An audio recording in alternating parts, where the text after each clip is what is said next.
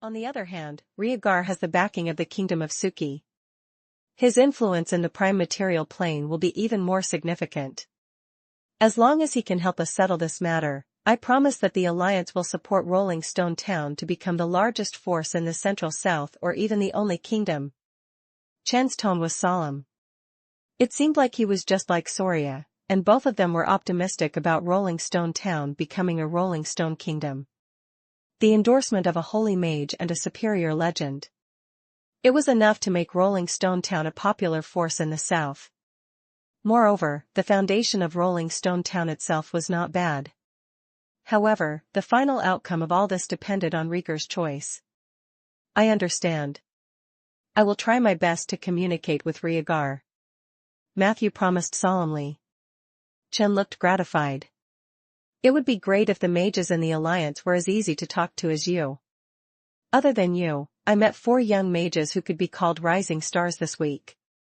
2 of them were autistic. No matter what I asked them, they would only answer yes or no. Their language was as bad as idiots. God knows how they cast spells. The third one was an egotistical person.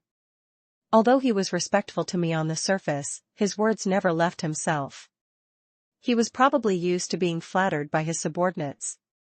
The last one looked like a normal person, but it also made people speechless. Even though he had an amazing talent for magic, his mind was filled with strange philosophical questions every day. It was said that he was always at a loss. It was so painful that he wanted to commit suicide at any time. I had to be careful when I spoke to him, afraid that I would provoke him into committing suicide. Sigh. Let's not talk about it.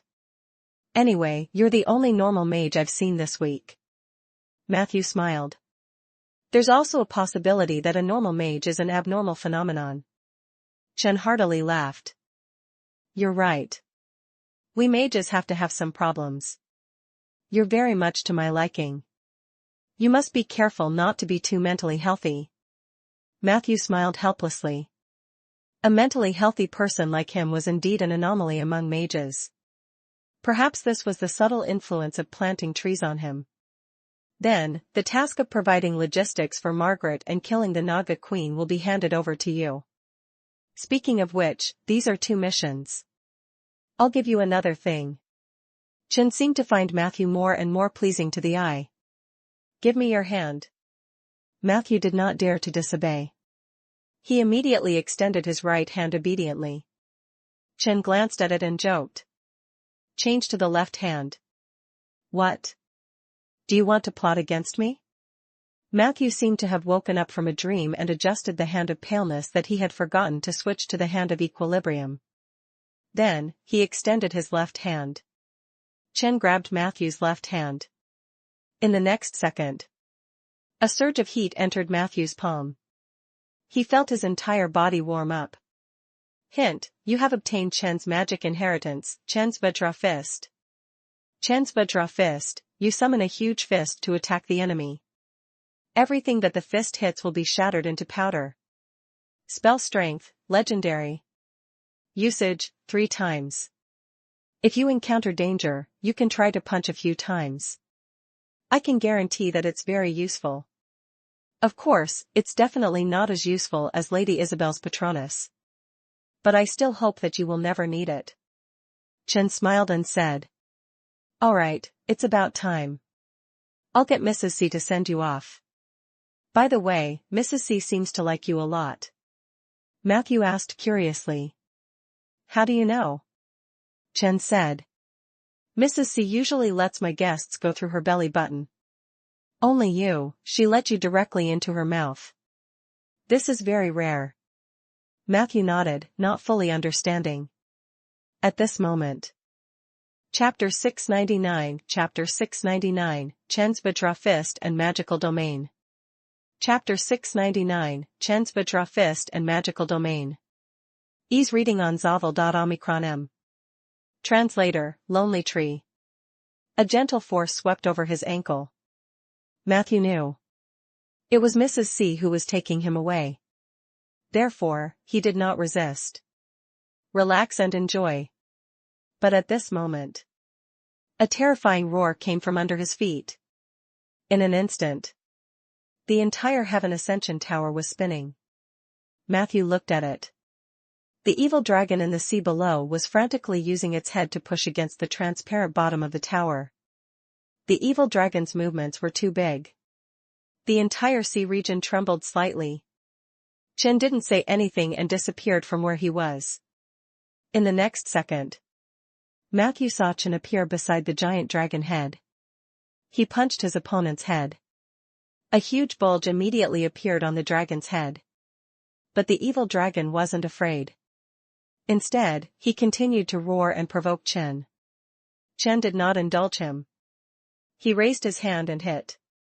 The man and the dragon head began to fight. Not long after, the tremors in this sea area became even more serious. Seeing this scene, Matthew was also very emotional. It seemed that even though the evil dragon in the sea was sealed, it was still restless. Chen had to endure his harassment at all times and had to fight with him. It would probably be difficult for him to sleep well. No wonder the fat cat Aji said that Chen had a good temper. In fact, be it Edmund or Chen, these top mages of the Alliance were bearing unimaginable pressure. Perhaps that little bit of madness was just a way for them to vent their stress. If there was no such abnormal behavior, they might have gone crazy long ago. In the midst of his thoughts, a warm and moist current wrapped around Matthew. It led him to the sky. He rose higher and higher. The feeling of weightlessness and acceleration mixed together. At a certain moment, Matthew felt as if he had arrived in the clouds. When he regained consciousness, it appeared in the sea area where it was originally located. Above the sea, Mrs. C gently disappeared.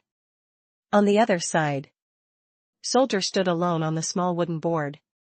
Naga corpses were all around. After leaving Chen's tower, Matthew left the Arune Sea immediately through teleportation and returned to Rolling Stone Town. He was not in a hurry to deal with the Naga. Helping Margaret and planting the pine trees were of higher priority than this mission. Moreover, Chen had also said that it would be fine as long as he could deal with the Darkness Source Holy Church within half a year. He found Riegar and explained the ins and outs of the matter. Riegar was also very straightforward. He immediately agreed. Matthew went to the Cauldron House and the Alliance Mall. After selling the Heart Hunter diamond, he exchanged all the gold coins for the magic tools that Margaret needed. After that, Riegar activated the Door of Idiots and sent Matthew to the hinterland of the Kingdom of Suki. When he arrived in Inferno, Matthew subconsciously tightened the collar of his trench coat, in order to ensure that he would not be noticed by the gods. Today, he was wearing the star-weaving robe and a thick windbreaker. In this way, no one could see what he was wearing underneath. However, he only took a few steps. An extremely beautiful figure appeared in front of Matthew. She seemed to have been waiting here for a long time. Matthew looked up and quickly looked away. He already knew the identity of the newcomer. That was the current Queen Regent of the Kingdom of Blood Flag, Lutigia. Lutigia seemed to have the bloodline of a lust demon. Her charm was shockingly high. Even Matthew did not dare to look her in the eye. How much did Riegar give you? I can give you 100 times that. If you can kidnap Riegar, I can give you half of the wealth of the Kingdom of Suki. Unexpectedly, Lutigia, who looked like an older sister, actually had a childish voice. It sounded like a cute lowly voice. Matthew was stunned for a moment before shaking his head. Please stop joking. I'm here to deliver the supplies that Lady Margaret needs. Lutigia snorted. Give me the thing. Go back and tell Chen that he owes me a favor. If there's a next time, it won't be free anymore. Matthew heaved a sigh of relief. He gave all the tools Margaret needed to Lutigia. The latter kept it without even looking at it. Then, she said to Matthew in a childish voice. Your underwear is very beautiful and very avant-garde. Where did you buy it? As soon as she finished speaking, the smile on Matthew's face suddenly became awkward. I'm leaving. He tried his best to act as natural as possible. Tell me where you bought it, or don't even think about leaving. Lutetia said domineeringly. Or I'll rip your clothes off. Matthew could only say. Roderick's prop factory might sell them. You can go over and take a look. Lutetia blinked. I'll remember that. Your clothes are not bad. Remember to share them with me next time you have similar clothes. As she spoke, her voice disappeared in front of Matthew. Matthew tightened his windbreaker with some lingering fear and hurriedly fled. The mission to assist Margaret was completed. Matthew resumed his daily planting of trees, repairing graves, and studying. Unknowingly, half a month had passed. The autumn party quest ended at the last moment.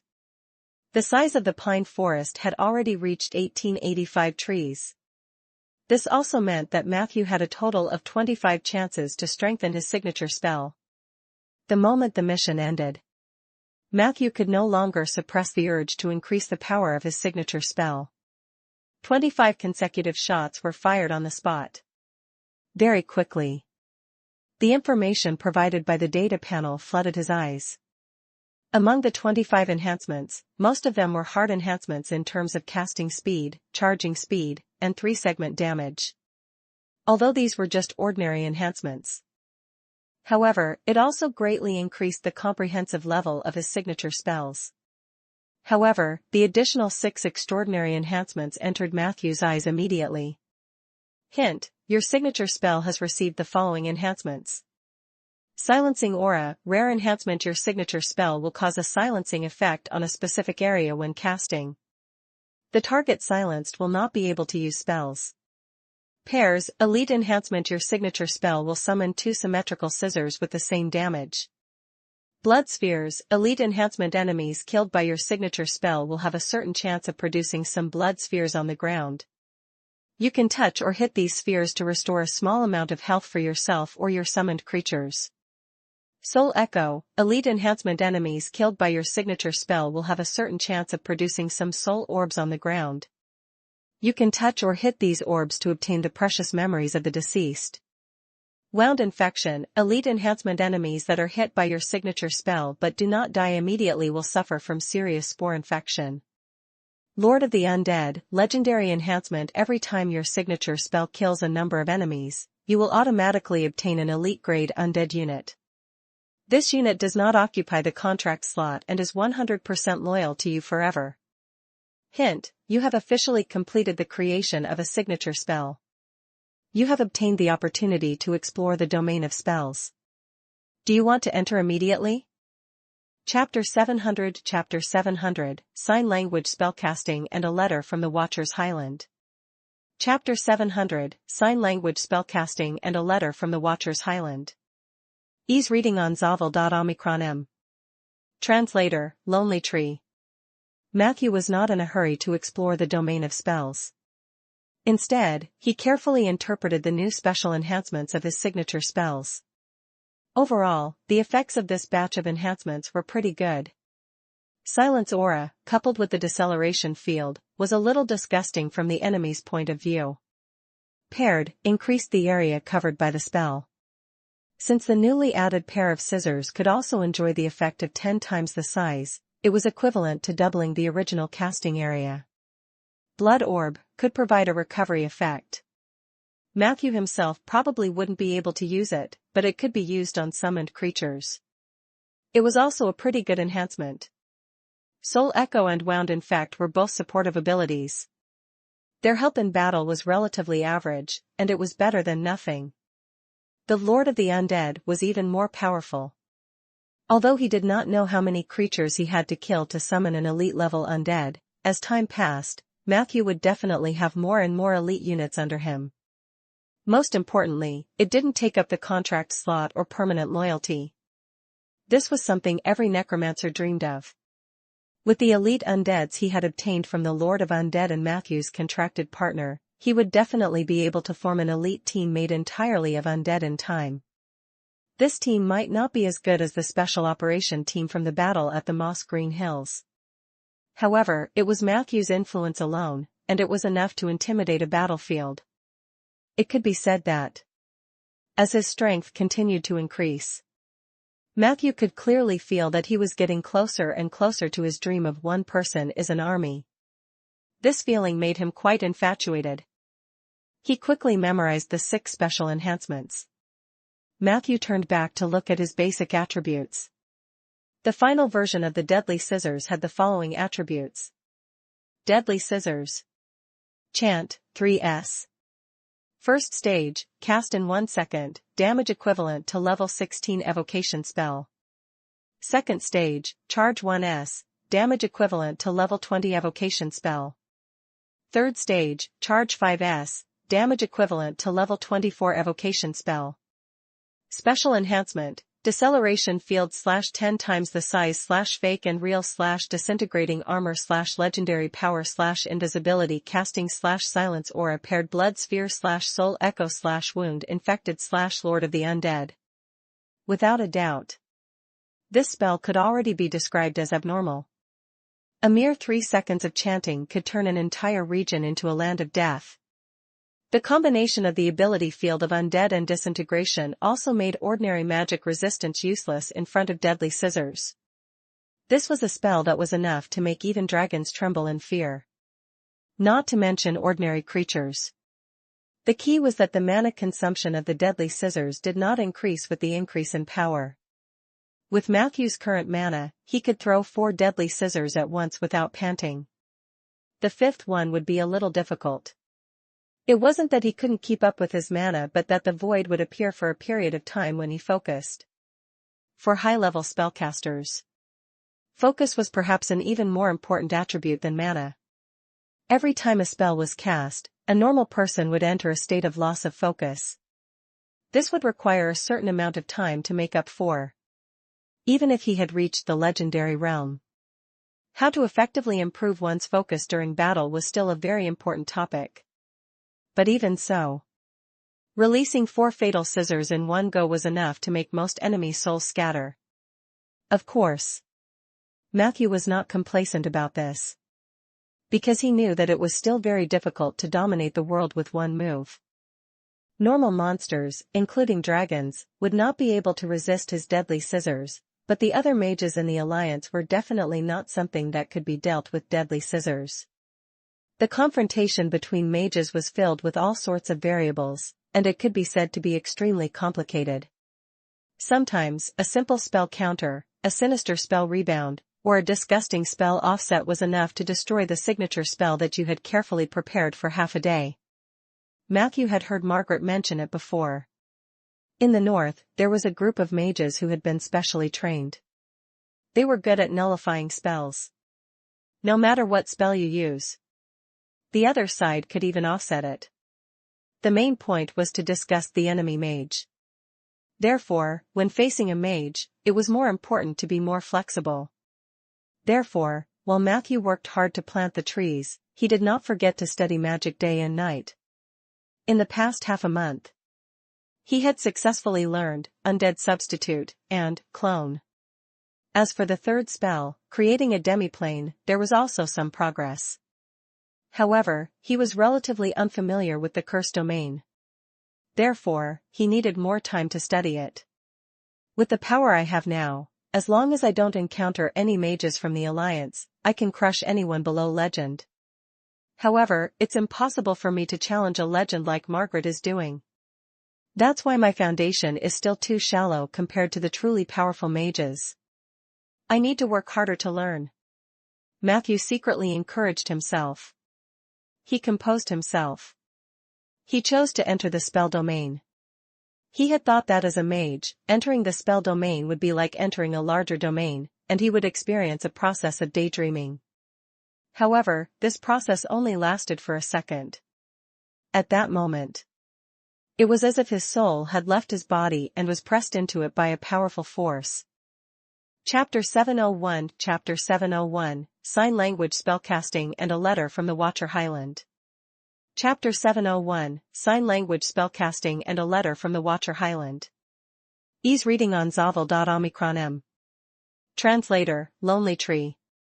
Just as his soul left his body, he vaguely saw an extremely complicated nebula. There was a huge head floating beside the nebula. The head was the size of a planet. It looked like a human but had 3 eyes, giving people a chilling feeling.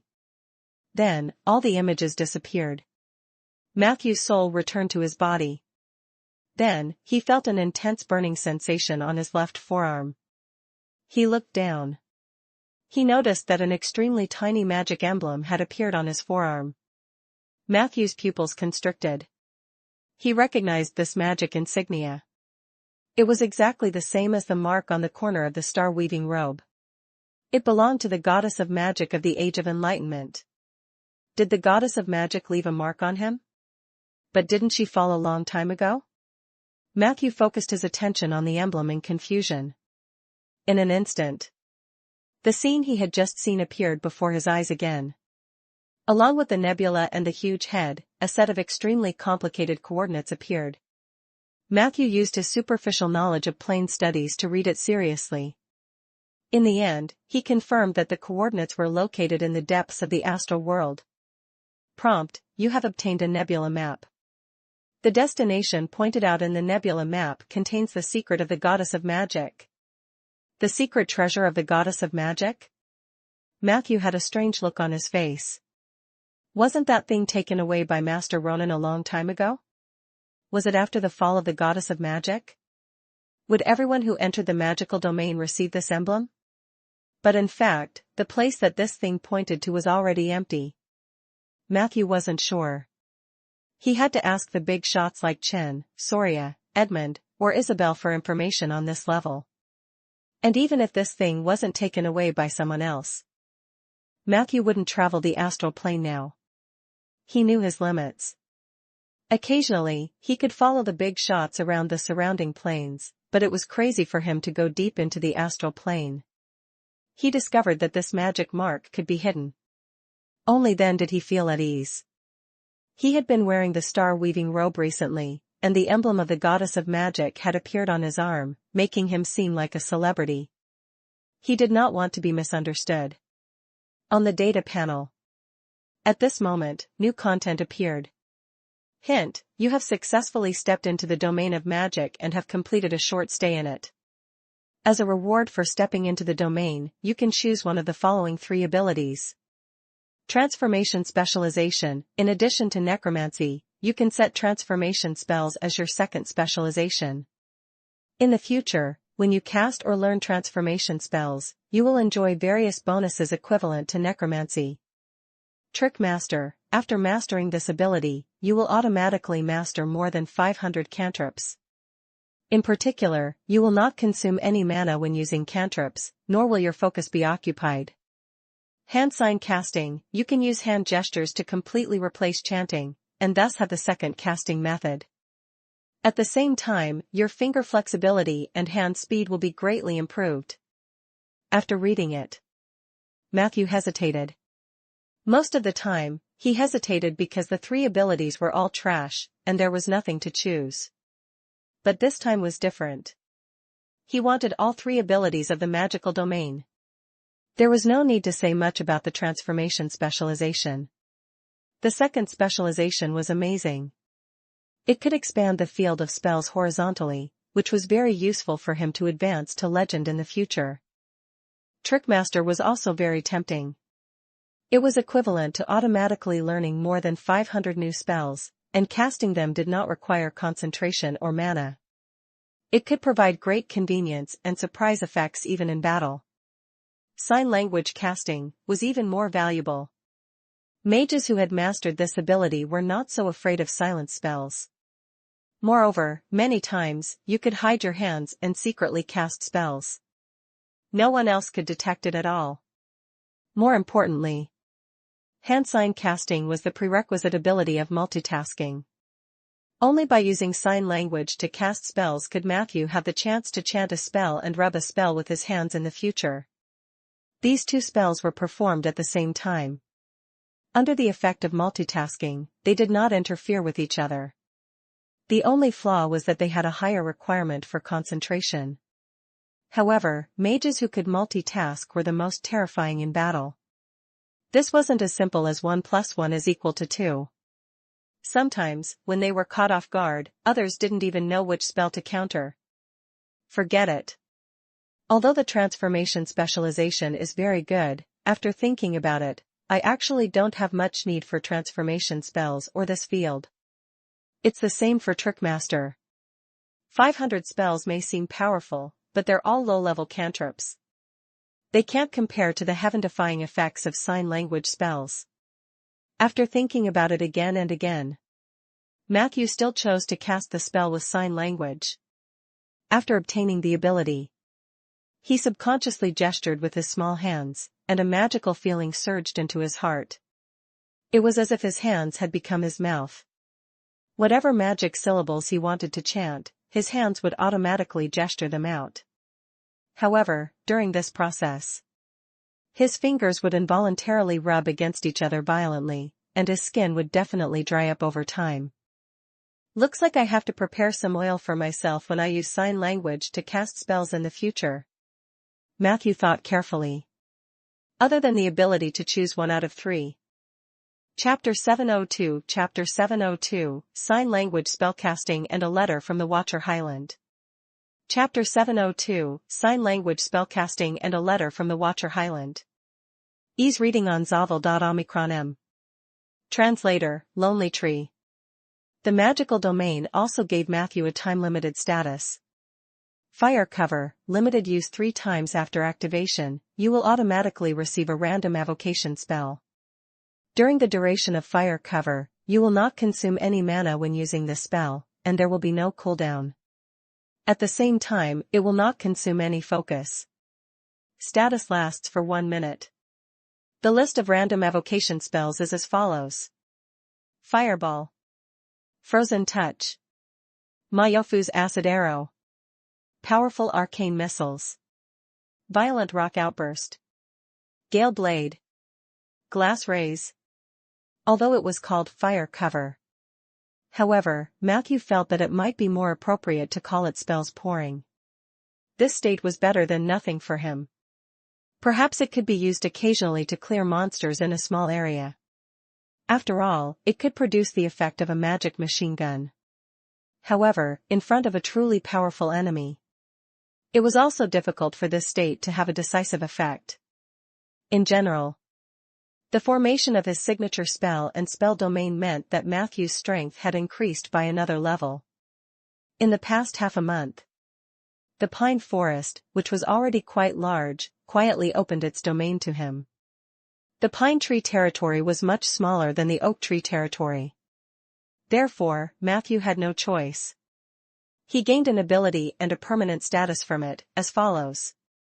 Guardian Emblem, territory ability. You have obtained the method to make the pine tree of the Guardian Emblem. With the raw materials picked up in the pine forest, you can make up to 9 Guardian Emblems. The person wearing the Guardian's emblem could activate a one-time use protective shield when in danger. This shield can block up to 3 Tier 4 spells. Moreover, after absorbing a large amount of damage, the protective shield would explode. After the explosion, the wearer would obtain the final protective halo. The final Guardian aura will last for 3 minutes and provide the wearer with a 50% damage reduction effect. Greedy Green, permanent status. The plants you plant will have a stronger reproductive ability. Even the plants that are stimulated by magic will recover their reproductive ability faster. The effect of the Guardian Emblem was quite outstanding. Whether it was the protective shield or the damage reduction effect, sometimes it could save a life. Most importantly, he could still make a few more. Therefore, the moment he obtained this ability, Matthew went to the pine forest to pick up the raw materials, pine bark and a small amount of sap. He made 9 Guardian Emblems. Matthew kept 1 for himself and gave 4 more to Rhaegar, Zeller, Sif, and Peggy. He kept the remaining 4 Guardian Emblems with him for now. In the future, he could give it to his companions who needed it. It was also a very practical item. Matthew's forest had been ripened and did not have the ability to reproduce at all. It would have taken a long time to repair. Now that he had this new status, perhaps in 10 or 20 years, these trees would reproduce like normal plants. No matter what, it was a good thing. After the celebration of early autumn, it was already October. Rolling Stone Town was already beginning to feel like autumn. Matthew tirelessly planted pine trees. A few things happened. The first was the reincarnation contract of the traveler god. After the former came to visit again, Matthew finally chose to refuse. The traveler god didn't dawdle. He never came to Matthew again. Matthew was actually very tempted by the secret treasure mentioned by the traveler god. But he knew his limits. Becoming a teacher of a god sounded very prestigious, but it could also become a source of trouble. He didn't want to be bound to the traveler god for no reason. Who knew how many enemies this guy had outside? More importantly, the 6 secret treasures were too far away for Matthew. It wasn't that he was short-sighted. Instead, it was the principle that his possession of a treasure would cause him to be punished. He wasn't sure what the traveler god was up to, but the more he looked at the reincarnation contract, the more nervous he became. Since that was the case, he might as well reject it. In a situation where his strength was insufficient, he would not be able to enjoy any wealth. Matthew had always been content. The only thing that surprised him was that his actions did not improve his domain of temperance. This confused him. Next was the war reparations that Rolling Stone Town had been wrangling with the surrounding territories for more than a month. The part of the High Leaf region had already been decided. Matthew received 600,000 gold coins. When Rhaegar handed the money to him, Matthew truly realized that war could really make one rich. This was based on the fact that Rhaegar and the others did not try their best to exploit them. Of course, these 600,000 gold coins did not belong to Matthew alone. At most, he would only keep around 200,000 gold. The rest would be distributed reasonably with the partners who had contributed. But no matter what, Matthew also had a lot more money than before. In addition to the payment from the Oak Chamber of Commerce, he had more than 500,000 gold coins in his hands. Matthew didn't let the money rust in his pocket. It was very easy for mages to spend money. He casually went to the Alliance store and bought some magic bottles, scrolls, and other items like Margaret.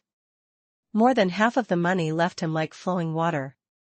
Moreover, the cost of learning high-level spells was very high. The spells that Matthew was currently learning cost about 10,000 gold coins each. It could only be said that a mage was indeed a class that earned money quickly and spent money quickly. Chapter 703, Sign Language Spellcasting and a Letter from the Watcher Highland.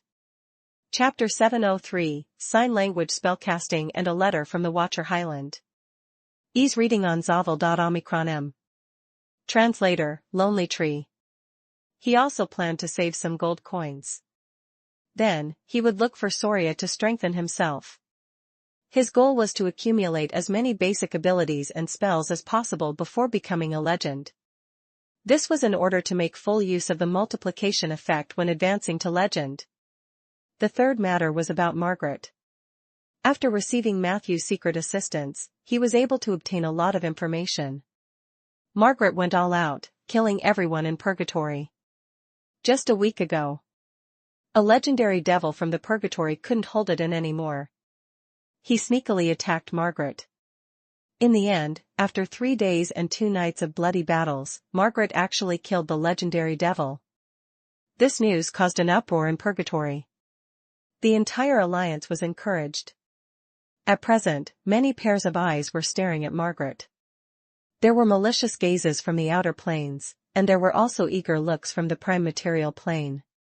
Actually, at this point, Margaret could have easily advanced to legend. She had already defeated the strong, and her actions were completely in line with the legendary path of a battle mage. But she did not. Matthew guessed that Margaret didn't just want to become a legend. She wanted to become an outstanding person on the path of legend. Chen believed that she could become a legendary mage like Ronan, who was extremely powerful in combat. But what Margaret wanted was probably to surpass Ronan. For this reason, after defeating the legendary devil, she did not make any moves to advance. She was still walking into Purgatory without any fear. She was waiting for an even stronger opponent. She wanted to continue challenging legends as a mortal. This action greatly increased Margaret's legend. Not to mention the Seven Saint Alliance and the Outer Planes, even the bards who had a little bit of intelligence, began to sing Margaret's story. Perhaps the Seven Saint Alliance had secretly instructed them to do so. After all, Margaret's purgatory journey was very meaningful. Where could she go? It might even affect the fate of the Heavenly Palace and the Alliance in the future. Matthew was very concerned about Margaret's progress. Not only did he list Margaret as a special concern in his ability called World Affairs, but he also often went to the Cauldron House to find 177 to get more in-depth information. If there was a chance. He even wanted to observe Margaret when she advanced to legend. After all, this was an extremely rare experience. It would be very helpful for him to advance to legend in the future. All in all, this autumn, regardless of whether it was mages or devils, many gazes in the multiverse were drawn to purgatory. The entire world of Ander knew about this girl named Margaret. She might not have become a legend yet, but her name was already a legend. Matthew continued to pay attention to this. However, he continued to carry out his daily life in a low-key manner. Although the partying mission in early autumn had ended, Matthew still maintained a certain frequency of planting oak trees and pine trees. Before winter arrived, he still could not slack off. It was October 7th. One morning, Matthew was reading the newspaper in the office. Tauren Spirit Singer suddenly appeared. A letter from Sister Black Panther. As he spoke, he handed over a letter. Matthew raised his eyebrows and opened the letter. The writer was Lara, who was heading to the Watcher Highland. Matthew had asked her to check on Eli. However, Matthew's expression became extremely serious as soon as he glanced at the contents of the letter. The headquarters of the Earth Society has been breached. The Warden Highland is currently in chaos, and the Cult of Withering and the Cult of Calamity are very active. The Druid Church has retreated to the underground Holy Church. Legend has it that troll warriors appeared near the Earth Society's underground temple. Lara was seriously injured. Eli's whereabouts are unknown. It's suspected that he was captured by a cult organization called Whale Hunter. At this point, Matthew stood up abruptly. At this moment, Rhaegar just happened to come in from outside. He looked a lot tanned recently. As he entered, he asked Matthew, "Is there any interesting news?" Matthew said seriously, "I'm going to the Watcher's Highlands." Chapter 704 Chapter 704, Who is Matthew? Chapter 704, Who is Matthew? Ease reading on Zavel.omicron. Translator, Lonely Tree. As the South was currently at war, according to the rules of the Secret War Order, registered mages like Matthew had to report to the Alliance when they moved across regions. This was because every move of the registered mage represented the attitude of the registered place to the outside world. The purpose of reporting was to avoid unnecessary disputes. Of course, this clause was actually quite loose for mages. It was fine if he didn't report it. However, out of respect for the Alliance, he still made a trip to the Alliance office in the Cauldron House. Through the mechanical dwarf David, Matthew reported his upcoming visit to the Watcher Highland to the Alliance. The procedure was very fast. It was done in a few minutes. A moment later, David handed Matthew a wartime magic pass. At the same time, he also brought another piece of news. After the Silver Council learned that you were going to the Watcher Highland, they were very interested in this trip. They asked me to ask you if you intend to intervene in the current chaos in the Watcher Highland. Frankly speaking, the Silver Council has been paying attention to the plight of the Watcher Highlands, but due to the lack of manpower, it's difficult for them to send mages of sufficient weight to assist the Druid Order in dealing with the increasingly rampant Order of Withering and the Order of Calamity. Currently, the Alliance has sent a Hall Mage to the Watcher Highland to solve the problem. However, the Hall Mage is from an academic school and lacks practical experience. The Silver Council is worried that he won't be able to solve the problem alone. Therefore, after learning that a practical person like you is going to the Watcher Highland, They hope that you can work with the Hall Mage to calm the current chaos there. If you are willing to accept this commission, the Silver Council will give you a generous reward.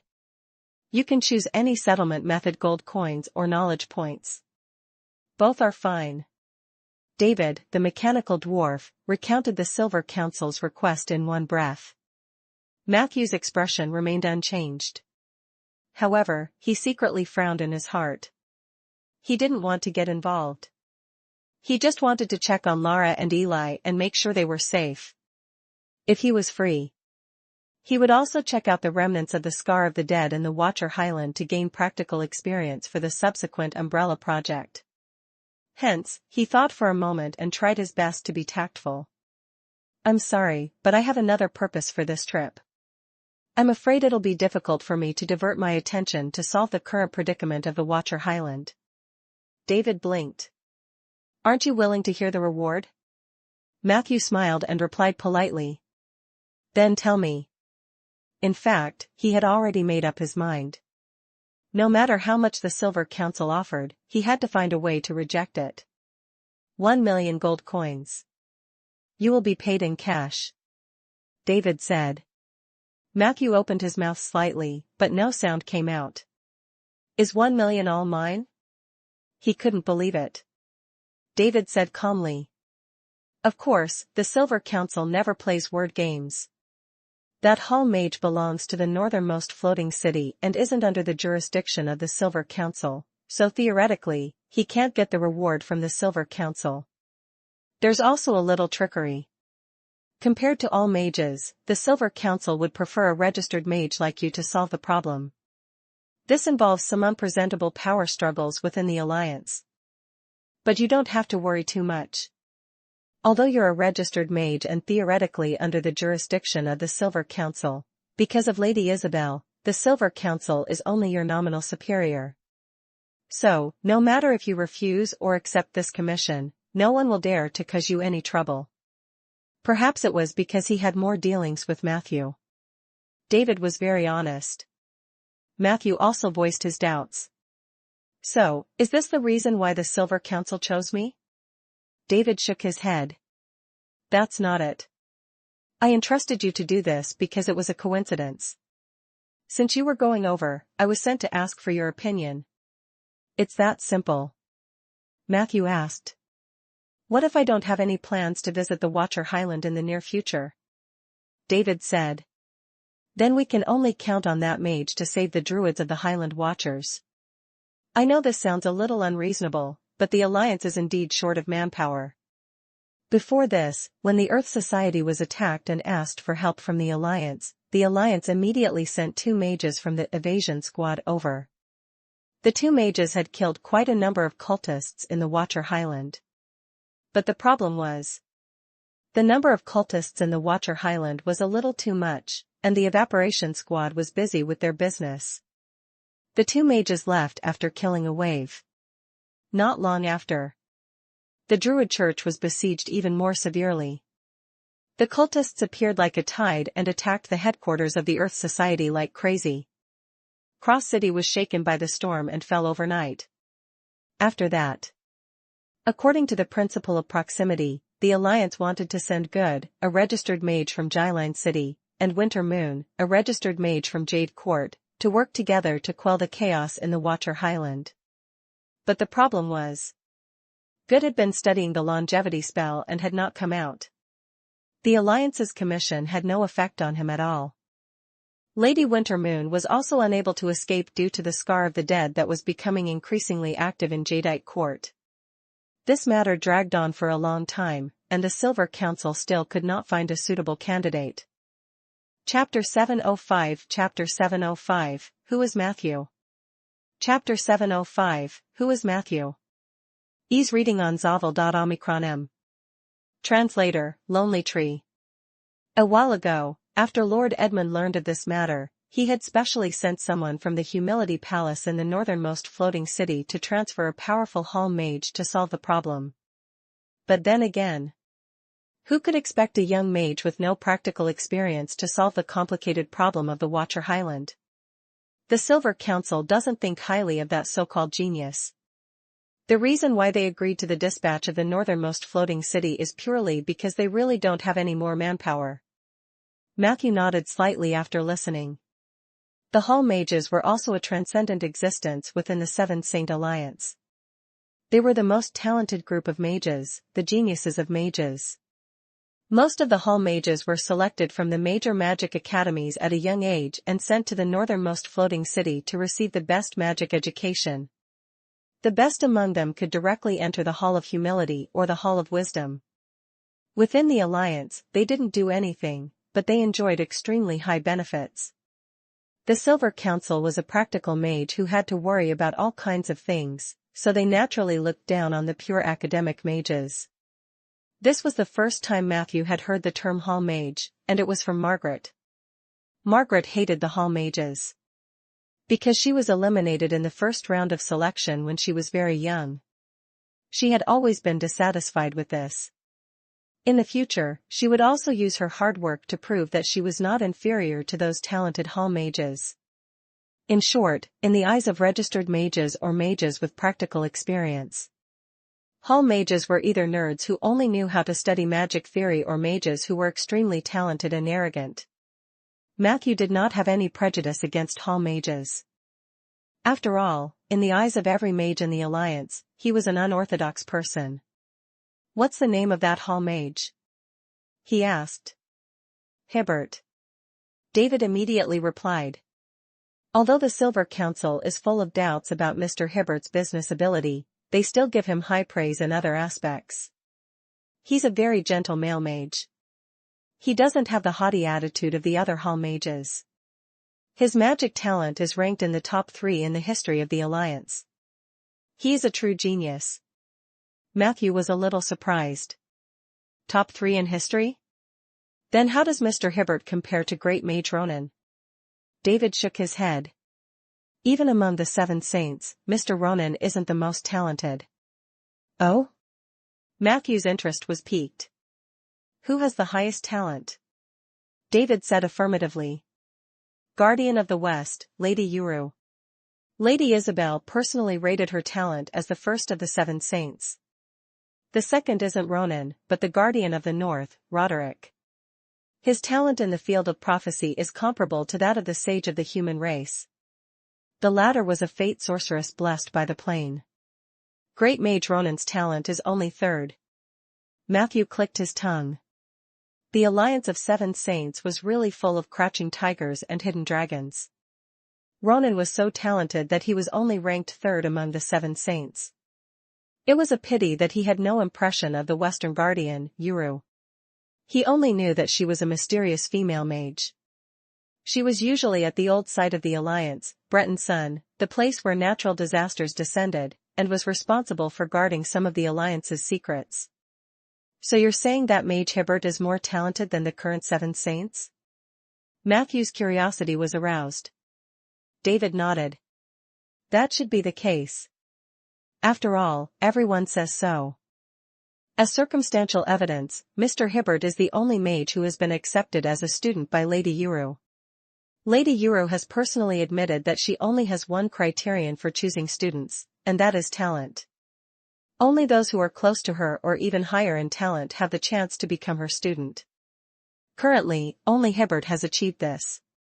Although Lady Uru has been in seclusion ever since Hibbert became her student, and I remember that Hibbert only met Lady Uru once, this doesn't affect the authority of the former's talent.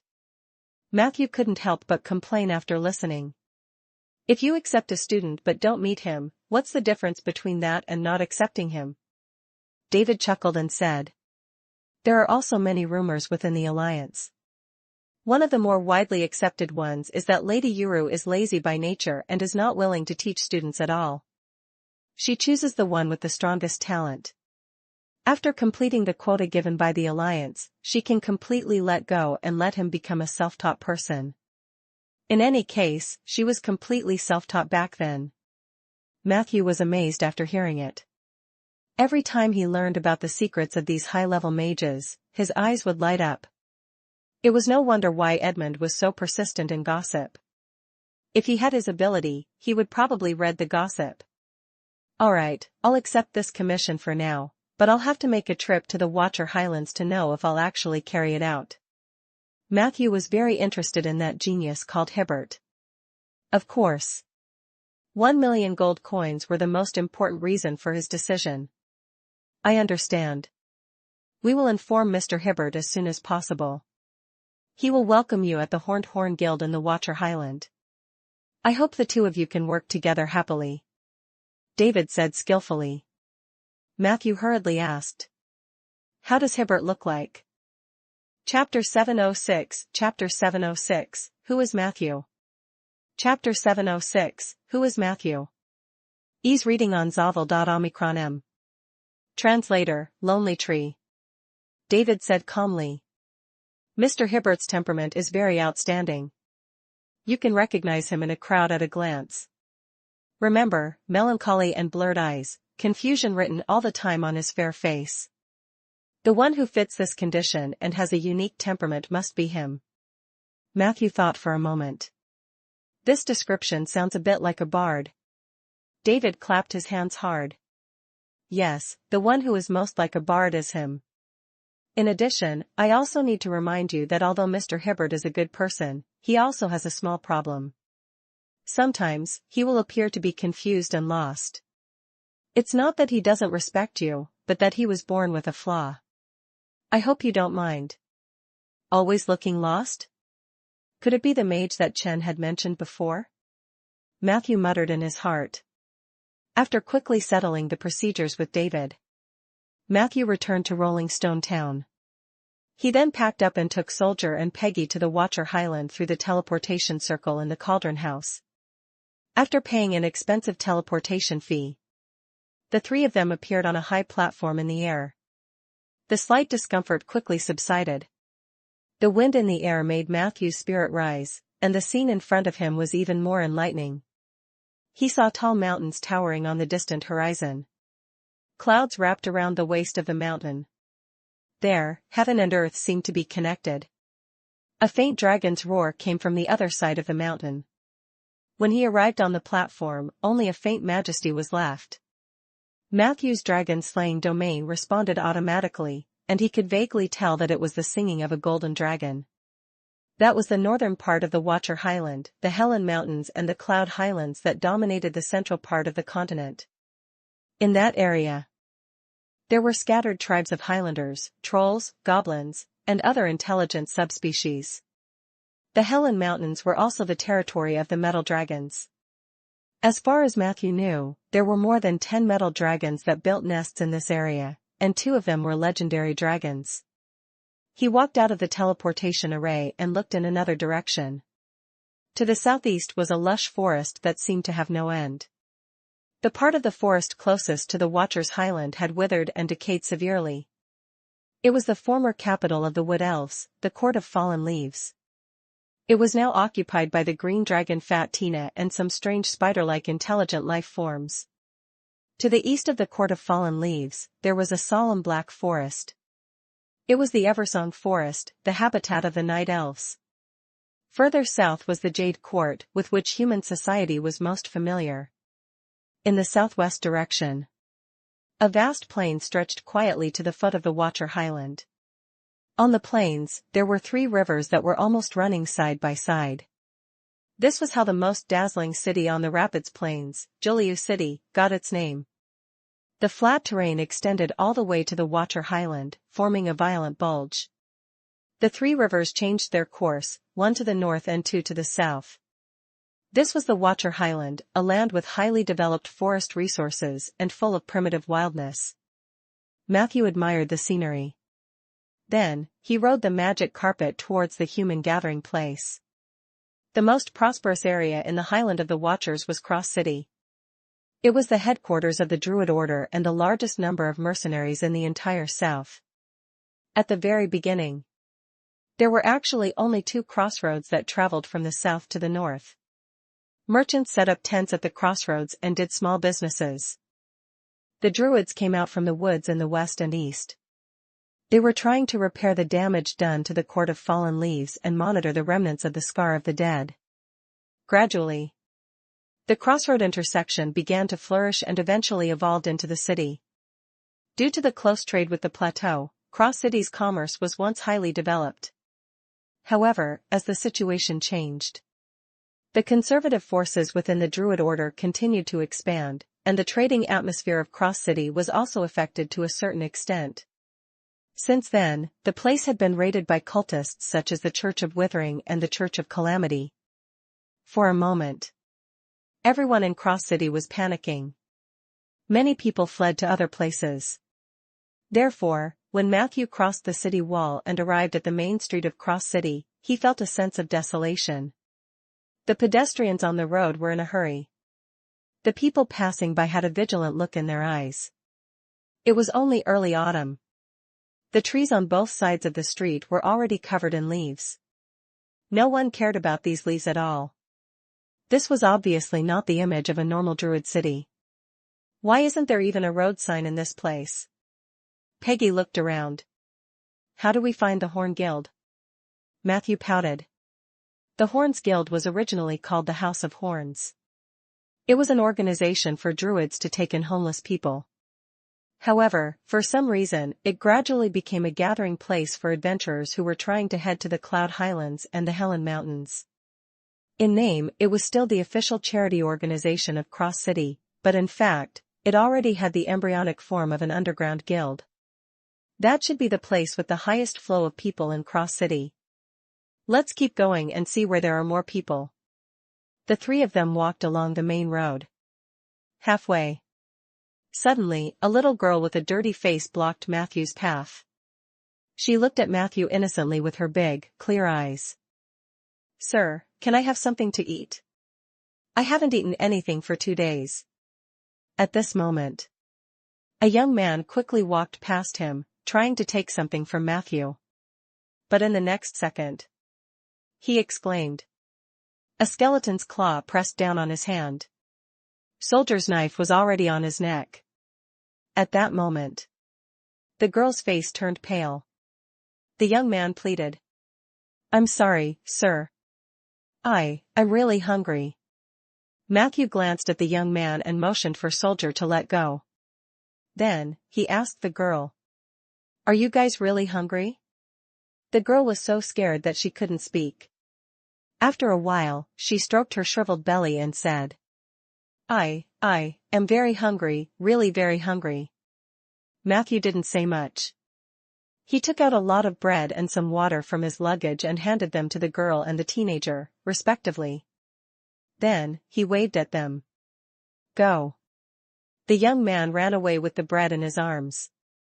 The girl was stunned. She said to Matthew. Thank you.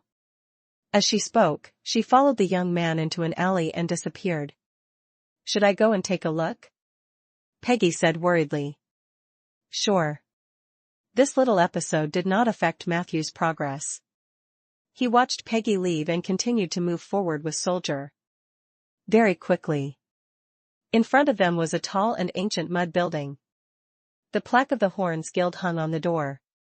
However, what puzzled Matthew was, there weren't many people in the hall of the Horn Guild. The crowd nearby seemed to have squeezed into a small square at the side. He followed Soldier over. Along the way, he could hear many people discussing. What are they watching? Matthew approached with curiosity. In the next second, there was a loud bang. A bunch of magic fireworks shot into the sky from where the crowd had surrounded them. Bright fireworks exploded rapidly, leaving a bright emblem in the sky. Immediately after, 3 lines of magic text that stunned Matthew hovered in the air above the square for a long time. Welcome, Archmage Matthew of Rolling Stone Town, to the Watcher Highland. I am Hibbert. I'll wait for you here. The 3 lines of text floated in the sky for a long time. Matthew blushed as he listened to the people around him discussing who Matthew was. There was a moment. He even wanted to leave. But in the end, he squeezed through the crowd and looked inside curiously. In the middle of the crowd stood a well-proportioned man with sunken eyes. His eyes were very clear, but there was always a sense of loss in them. Facing everyone's puzzled gazes, he did not seem to feel anything out of the ordinary. He just created a magic firework every 10 seconds. The words on it remained the same. Every time he set off fireworks. Matthew felt like he was being whipped. So he finally mustered his courage and walked forward. "Hello, Mr. Hibbert." "I'm here." Hibbert replied absent-mindedly. "Oh, sorry, but I'm not selling fireworks." Matthew was slightly stunned. He raised his voice slightly. "I'm not here to buy fireworks. I'm Matthew." Unexpectedly, Hibbert asked him with a blank expression. "Who is Matthew?" Chapter 707 Chapter 707, Won't Your Girlfriend Be Angry? Chapter 707, Won't Your Girlfriend Be Angry? Ease reading on Zavel.omicron. Translator, Lonely Tree. Matthew was speechless. Seeing that Hibbert was still at a loss, he could not help but point at the magic words in the sky. Hibbert was suddenly enlightened. "Oh, you're Matthew. I'm sorry. I didn't expect you to come so soon." As he spoke, he quickly cancelled the magic firework spell. Then, he clumsily reached out his hand to Matthew. "Should we shake hands first?" Matthew extended his gloved right hand in a friendly manner, but Hibbert extended his left hand. Matthew extended his left hand, but Hibbert awkwardly extended his right hand. The two of them looked at each other. Before Matthew could react, Hibbert gritted his teeth and stretched out his hands at lightning speed. He crossed his hands and held Matthew's hands, then shook them up and down. "That was really difficult, but I finally managed to shake hands," Hibbert said, relieved. Matthew's facial muscles twitched slightly. He didn't know what to say. Hibbert looked at him with clear eyes. "What should we do next?" Matthew could only say, "Maybe we should find a place to sit down and talk?" Realization dawned on Hibbert. "Oh, of course. This is how normal people treat their guests. Please follow me." He was very polite. Matthew heaved a sigh of relief and followed Hibbert to the side. However, the latter did not go far. He led Matthew to a bench in the square and sat down quietly. Hibbert sat obediently with his knees together, but he looked a little uneasy. Matthew stood beside him, feeling the strange gazes of countless busybodies around him, and his cheeks became slightly hot again. "What's wrong?" Hibbert said nervously. "I don't know how people outside should do things, but this chair does meet the conditions for sitting down and talking. Perhaps you should tell me more conditions?" If it were anyone else, Matthew would definitely think that they were playing him. However, Hibbert gave off an especially sincere feeling. Although Matthew felt uncomfortable, he did not feel much disgust. Therefore, he tried to express himself more clearly. "I think we need a quieter and more private environment. We shouldn't talk about what's going to happen in front of everyone." Hibbert replied with an "oh." He looked at the onlookers around him in embarrassment. "I originally wanted to chase them away, but I felt that doing so was a little bullying and unreasonable, so I let them stay. How about this? My demiplane is quite big. Why don't we sit inside?" As he spoke, Hibbert quickly opened a portal. A light purple magical radiance flashed. Matthew hesitated for a moment, but he still entered with Hibbert under everyone's gaze. He left the onlooker's sight. Matthew felt extremely relaxed. However, the situation of the demiplane in front of him surprised him. The area of this demiplane was far larger than what an ordinary mage could open up. Matthew couldn't even see the end of it. It was just that this place was too desolate. Other than the desert that filled the sky, there were only a few cactus balls swaying in Matthew's eyes. "Do you like the desert?" Matthew asked. Hibbert shook his head. "No, I'm just too lazy to take care of it. A new demiplane must have a terrain and a type of plant, so I chose the desert and cactus. So far, they're all doing well." Matthew took a few steps, and his expression changed slightly. This demiplane was indeed very desolate. However, it gave off a feeling of vitality bursting forth, as if there was a force suppressing this vitality.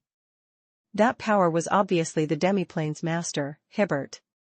in fact, as long as he wanted to. This place could become a subplane with a relatively complete ecosystem at any time. Is this what a genius is? Matthew was secretly shocked. He didn't look down on Hibbert just because he didn't know anything about the world. On the contrary, he began to realize that Hibbert's talent was stronger than he had imagined. As long as he injects the domain he controls into this demiplane, both will experience a qualitative leap. Hibbert's domain might even be directly sublimated, reaching a realm that even ordinary legendary mages would be envious of. Matthew pondered. Domain sublimation was usually a goal that only legendary mages would strive to achieve. After sublimation, the domain would have the opportunity to come into contact with the more core, primordial maxim, and above the primordial maxim was the peak of the domain that a mage could grasp. Fruit of Purity. Although Matthew had mastered many domains, none of them showed signs of sublimation. He knew very well that this was because his understanding and perception of domains were relatively weak. Even though he vaguely grasped the key to the entry level of the domain, he would need to work harder if he wanted to go deeper. But Hibbert was different. He seemed to be naturally favored by all the laws of magic. It was enough to prove that there were signs of domain sublimation before becoming a legend. No wonder he was regarded as one of the top 3 most talented mages in history. A thought flashed through his mind. Matthew looked at Hibbert beside him and was about to say something when he realized that Hibbert was staring at him blankly. Matthew waited for a while. However, Hibbert still had a dazed expression on his face. He could only cough. Are you thinking about something important? Chapter 708 Chapter 708, Won't your girlfriend be angry? Chapter 708, Won't your girlfriend be angry? Ease reading on Zavel.omicron. Translator, Lonely Tree. Hibbert's eyes suddenly focused. He looked at Matthew with a puzzled and relieved expression. Oh, I'm just thinking out of habit. There are always some questions that are difficult to answer in my mind, and I can't help but think about them. This causes me to be in a daze often. Sorry. Matthew asked curiously. A difficult question to answer? Which ones are you referring to? Hibbert pondered. It's hard to explain it in a few words. For example, there's a question that has been around since I took the entrance exam for the Academy of Magic when I was a child. Until today, I still haven't gotten an answer. Matthew looked encouraging. Tell me. Hibbert said slowly. I remember very clearly that there were 102 students in the square at that time. There were more girls than boys, but they were all very excited. Some were whispering, and some pretended to be calm but were actually trembling. We were told that the entrance exam for the Magic Academy was to learn cantrips. The specific rules were that everyone would surround a huge magic stone tablet. The stone tablet was engraved with all kinds of magic words, and all the cantrips that had been discovered in history were recorded on it. Within 2 hours. As long as one could learn 3 kinds of cantrips, they could become an apprentice of an ordinary magic academy. 5 types of cantrips will give you a chance to enter the elite magic academy. If you have more than 10 types, you will directly become a mage apprentice. Hearing this, Matthew felt that he had guessed the truth, but he still couldn't help but ask. How many have you learned? Hibbert thought for a moment. 516. Matthew's eyes twitched. So why are you confused? Hibbert sighed. The little girl beside me has only learned 3 after spending so much effort.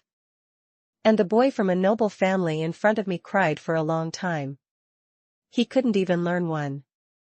From then on, I had this question in my heart, why can't they learn it? Why am I the only one special? Why should I receive such preferential treatment? What happened later intensified my thoughts. Everyone said that I was a genius, but no one told me why. I'm confused because of this, and you're confused and in pain. I really hope someone can help me. Can you tell me why this is the case, Matthew?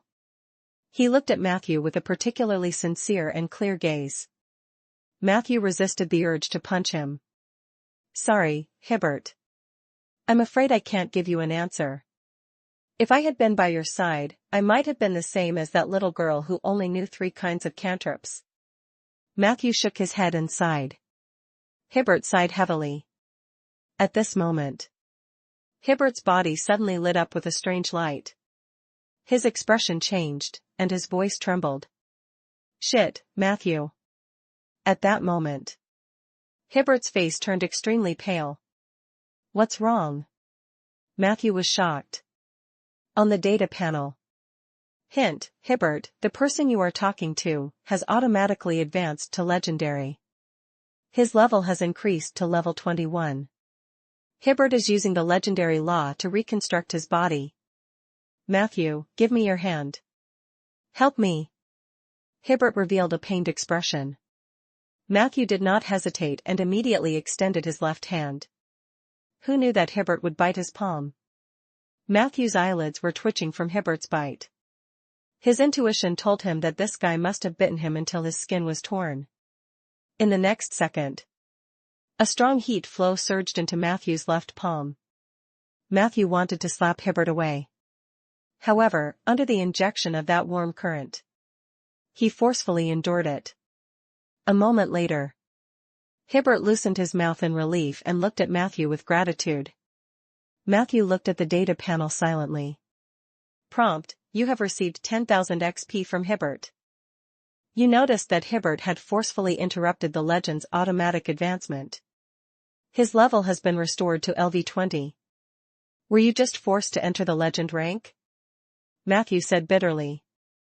Hibbert cast a healing spell on Matthew's palm and replied casually. It seems so.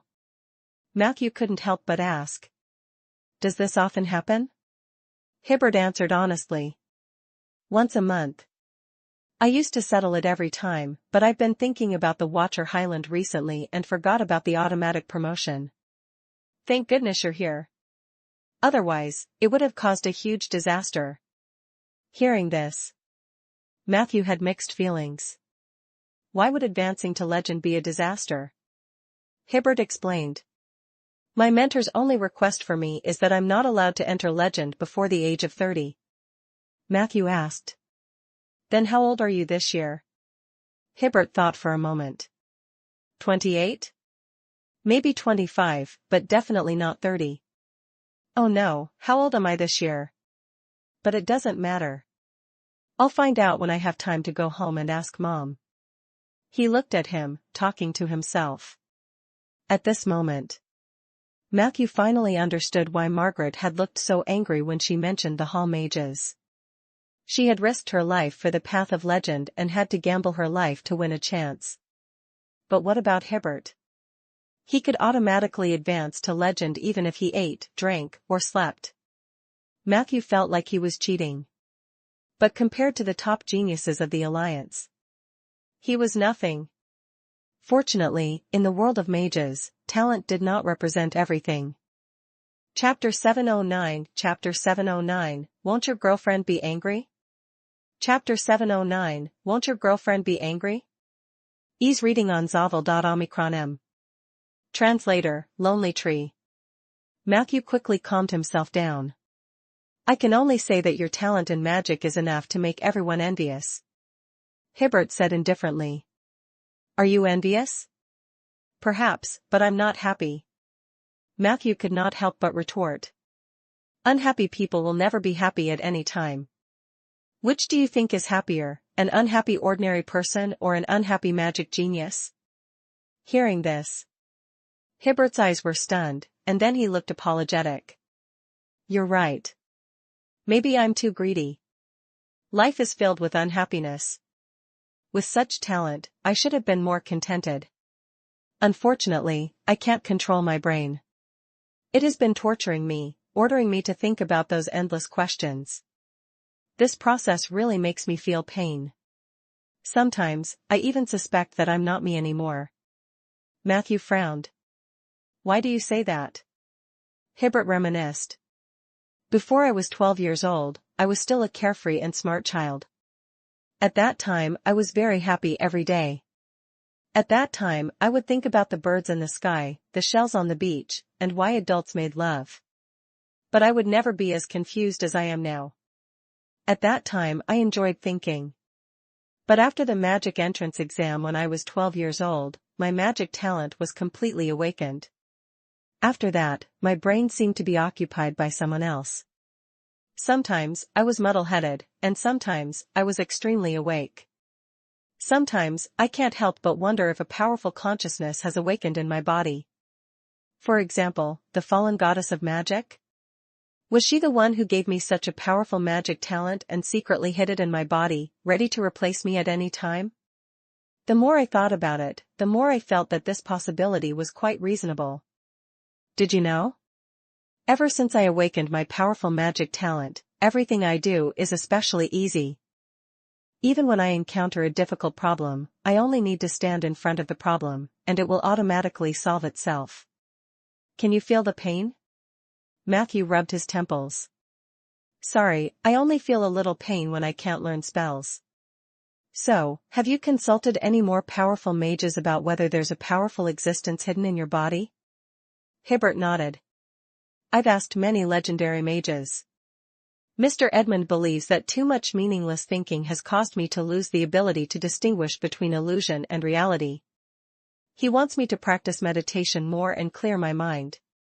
Lady Isabel told me that the goddess of magic's talent is far inferior to mine, so there's no need to worry about this. Mr. Roderick told me that he saw my trajectory in the river of fate. I will walk very far and leave my own mark in this time and space, so I definitely don't have the consciousness of a strong person on me. Recently, I went to visit Mr. Chen again to ask for his opinion. Matthew asked curiously. What did Chen say? Hibbert said seriously. He told me to eat shit. Matthew almost laughed out loud. However, Hibbert's next sentence made his scalp go numb. However, this doesn't solve the problem. I can only say that eating shit isn't as bad as I thought. Matthew held his breath. He couldn't help but cover his head with his hands. This was too explosive. He was feeling very complicated. He was envious of Hibbert's shocking magic talent, but he was also worried about Hibbert's mental state. Matthew quickly changed the conversation. So you've been in Watcher Highland for a week? Did you find anything? Hibbert shook his head decisively. No, I haven't. Matthew was puzzled. What have you been doing for the past week? Hibbert said calmly. I stayed in the square where you found me. Sometimes I sat on the ground, sometimes I sat on a chair, and most of the time I lay on a chair and looked at the sky. Matthew was speechless. As expected. The Silver Council's worries were not without reason. This guy might be a genius, but it was a fool's dream to expect him to solve the predicament of the Watcher Highland. Alright, then, continue to stay here. Don't wander around. I'll go nearby to gather some information. Matthew coughed and prepared to leave. Unexpectedly, Hibbert pulled him back. There's no need to go. Just wait for the problem to resolve itself. Matthew said in surprise. If we don't do anything, how can the problem solve itself? Hibbert explained. Didn't I tell you? Whenever I encounter a problem, it will automatically solve it. I just need to stay where I am and think. Don't look at this desert as desolate. Actually, the sand is soft and comfortable to lie on. Why don't you lie down with me for a while? Maybe the problem will be solved just by lying down. Matthew laughed dryly. I'm sorry, but I have my own way of solving things. Hibbert also released his hand. Alright then. Then I'll go with you. However, just as he finished speaking, a red light flashed, and a portal appeared in the sky above the desert. A female mage walked out of the portal in a hurry. She was wearing a short robe that accentuated her lines, and her pair of white legs were so dazzling that it hurt people's eyes. Chapter 710, Won't your girlfriend be angry? Chapter 710, Won't your girlfriend be angry? Ease reading on Zavel.omicron. Translator, Lonely Tree. She had a pretty face and a cold temperament. The magic aura on her body was quite dense. It was obvious that she was a high-level mage.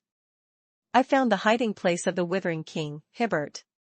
The female mage's voice was very clear. The Church of Wither's headquarters is indeed built deep in the Helen Mountains. It's hard to imagine how they managed to cross half of the Helen Mountains and the vast Cloud Highlands to send a large number of cultists to the Watcher Highlands.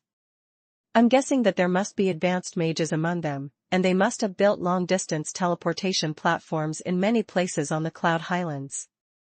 Otherwise, there would not be such a grand siege that night. After saying this, she turned to look at Matthew with a cold expression and raised her chin. Who is this man? Hibbert explained. Martin. A registered mage sent by the Silver Council. The female mage hesitated and said. Martin? But isn't the name Matthew written on the Silver Council's notice? Matthew secretly cried. Although this female mage didn't look easy to get along with, she should be a normal person. Therefore, he took the initiative to say. I'm Matthew, from Rolling Stone Town. The Silver Council entrusted me to investigate the situation here in Watcher Highland. The female mage nodded slightly and introduced herself with an arrogant expression. Vivian, Hall Mage, Wisdom Hall Tier 2 Scroll Mage. She sounded very proud. But Matthew could only pander to her on the surface. After all, he was born in the wild and did not really understand what these titles meant. Vivian said. I've completed my preliminary investigation. As I said, the source of the turmoil in Watcher Highland is that guy called the Withering King. As long as we kill him, the problem will be solved. Matthew asked cautiously. How are the druids? Vivian looked a little impatient, but she still answered reluctantly. Those barbarians took the initiative to withdraw their forces and sent most of the guardians to the surroundings of the underground Holy Church. That is where the ancient nature god died and also where the earth treasury is located. The druid church is crazy. I don't even care about them. They obviously have more manpower than us, but they only know to ask for help from us and don't know how to take the initiative to attack. I heard that the only young druid who volunteered to attack was captured. If you ask me, these barbarians don't have the ability to protect this land. The Alliance shouldn't have given them the Watcher Highland. Vivian's tone was very forceful. One look and one could tell that she was the kind of woman who held a high position all year round and bossed others around. From the moment she appeared, she had never looked Matthew in the eye. It was only when she was facing Hibbert that her attitude would change 180 degrees. Not only did her eyes become gentle, but even her tone was very soothing, as if she was afraid that Hibbert would misunderstand if she spoke too quickly. Her love for Hibbert was obvious.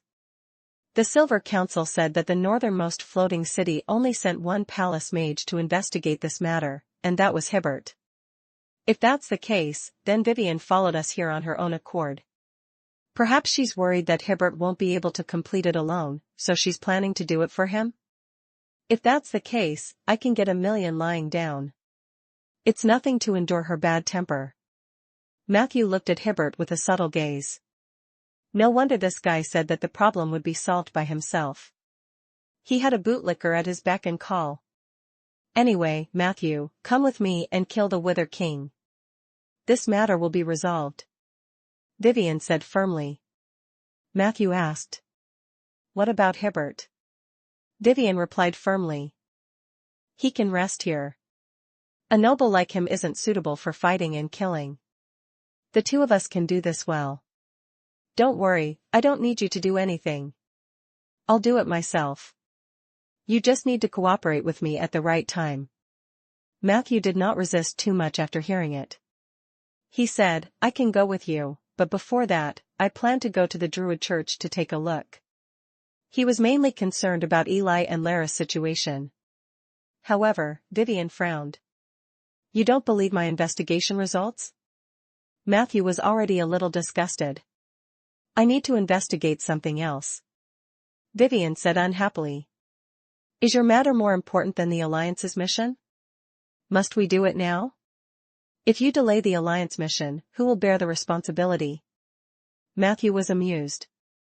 Is there something wrong with your logic?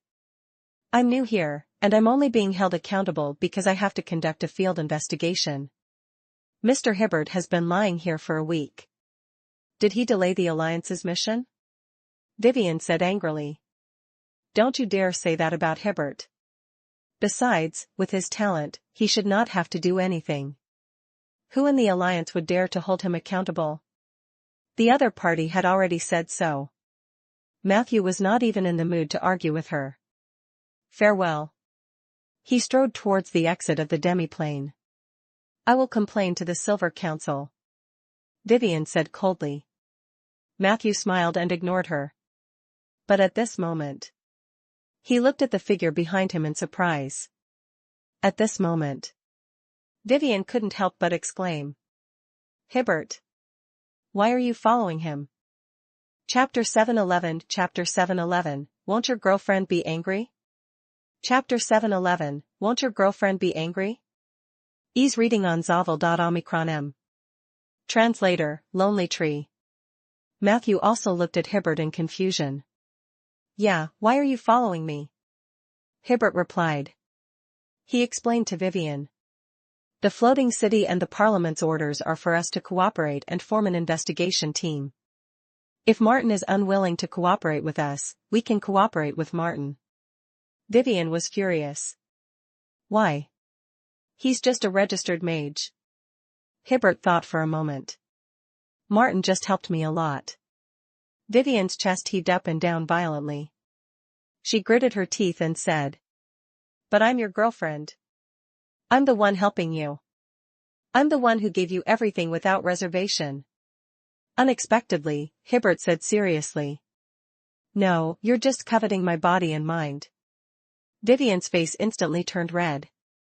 She covered her face with her hands and screamed hysterically. Matthew was engrossed in watching. However, Hibbert pulled his hand and left the demiplane.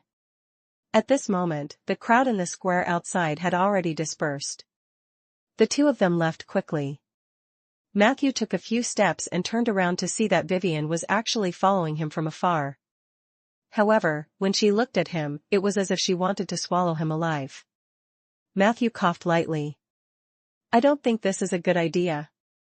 Won't your girlfriend be angry? Hibbert shook his head. She's not my girlfriend.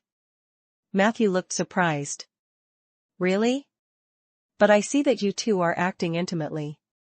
Hibbert paused. I have nothing to do with that woman. Although we have a child. This wasn't the first time Matthew's jaw dropped. He couldn't help but turn around to look at the resentful Vivian. What was the relationship between these two people? But Hibbert didn't say anything. He was too embarrassed to continue asking. The two of them headed west along the crossroad. Soon, they arrived at the place where the druids gathered. Holy Oak Forest. The buildings and trees here were very similar to those of a druid camp. Rows of treehouses rose from the ground. A sea of flowers blooming in the sun. On the boundless green lawn. There was also a ritual field that contained a large amount of growth power. As soon as they entered this area, Matthew could feel a sense of familiarity. It was the domain nature that welcomed him. Usually, this place must be a place with extremely beautiful scenery. But now, many treehouses had been burned down. A large amount of grass was trampled. The streets were littered with rubbish and the remains of Molotov cocktails. There were still some people in the center of Cross City. The streets here were almost empty. Most of the remaining houses had their doors and windows locked. Matthew could feel pairs of wary eyes peering over from behind the window. Ahead was the oak wall. The headquarters of the Earth Society would be reached after crossing the oak wall. This oak wall was extremely famous in the south. It was a guardian ritual formed by hundreds of oak trees that were more than 500 years old. This was the place of pilgrimage for most druids in the south. However, Matthew noticed something when he approached. Many minions of the Church of Withering were moving flammable materials in an attempt to burn the area to ashes. The members of the cultists swaggered through the streets. No one dared to stop them. There was not a single druid. The claws and teeth of these cultists are growing like wild grass. I've already killed hundreds of people a few days ago, but they seem to be able to resurrect. Hey, I've already killed that person 3 times, but he still popped out of nowhere today. Vivian's voice rang in Matthew's ears. So I advise you not to think about killing them all. These people have evil magic on them. There's no way to completely eliminate them through normal means. There was no need for Vivian to remind him. Matthew could also feel the strange power of these cultists. This power carried a strong sense of distortion. This made the cultists look like walking corpses that only knew how to destroy. At this moment, some of the cultists noticed Matthew and the others approaching. They quickly surrounded him. Let's go first. Vivian urged impatiently. Matthew nodded lightly. However, at this moment, suddenly, lines of eye-catching words appeared in front of his eyes. Hint, you have received a new mission, suicide. Suicide, the Witherers believe that all things will decay and the world will wither. Since that is the case, let them be the first to suffer the feeling of life withering through self-destruction. Mission requirement, kill 1,000 Wither disciples / kill the Wither King. Mission reward, large amount of XP / wilderness form, Silver Dragon. Chapter 712 Chapter 712, Vivian's Milk Tea Technique. Chapter 712, Vivian's Milk Tea Technique. Ease reading on Zavel.omicron. Translator, Lonely Tree. After reading the mission description, Matthew's eyes lit up. He looked at the dead cultists who were menacingly approaching, and there was an indescribable look in his eyes. Let me deal with them. Let me see what the hell they are. He made up a random excuse, and under Vivian's impatient gaze, he quickly walked towards the withered disciples who had gathered near the oak wall. Weeds, pests, get rid of them all. The withered disciples at the front shouted deliriously. Their eyes were emitting a turbid yellow light, giving people a feeling of withering and decay. Matthew's expression did not change as he strode forward. He took off the glove on his right hand and extended his left hand to the enemies. The throwing gloves that Margaret had given him emitted a dark green glow. Whoosh! A withered believer was sucked into Matthew's left palm. The former was still baring his fangs and brandishing his claws. But when Matthew's pale hand mercilessly grabbed his exposed arm, in an instant, his body quickly lost its vitality and scattered on the ground like a pile of meat paste. Matthew noticed something unusual. However, he did not stop to think. Instead, he launched fatal attacks at the enemies in the surroundings one after another. The pale hand swept over like a broom. Just as Matthew had predicted.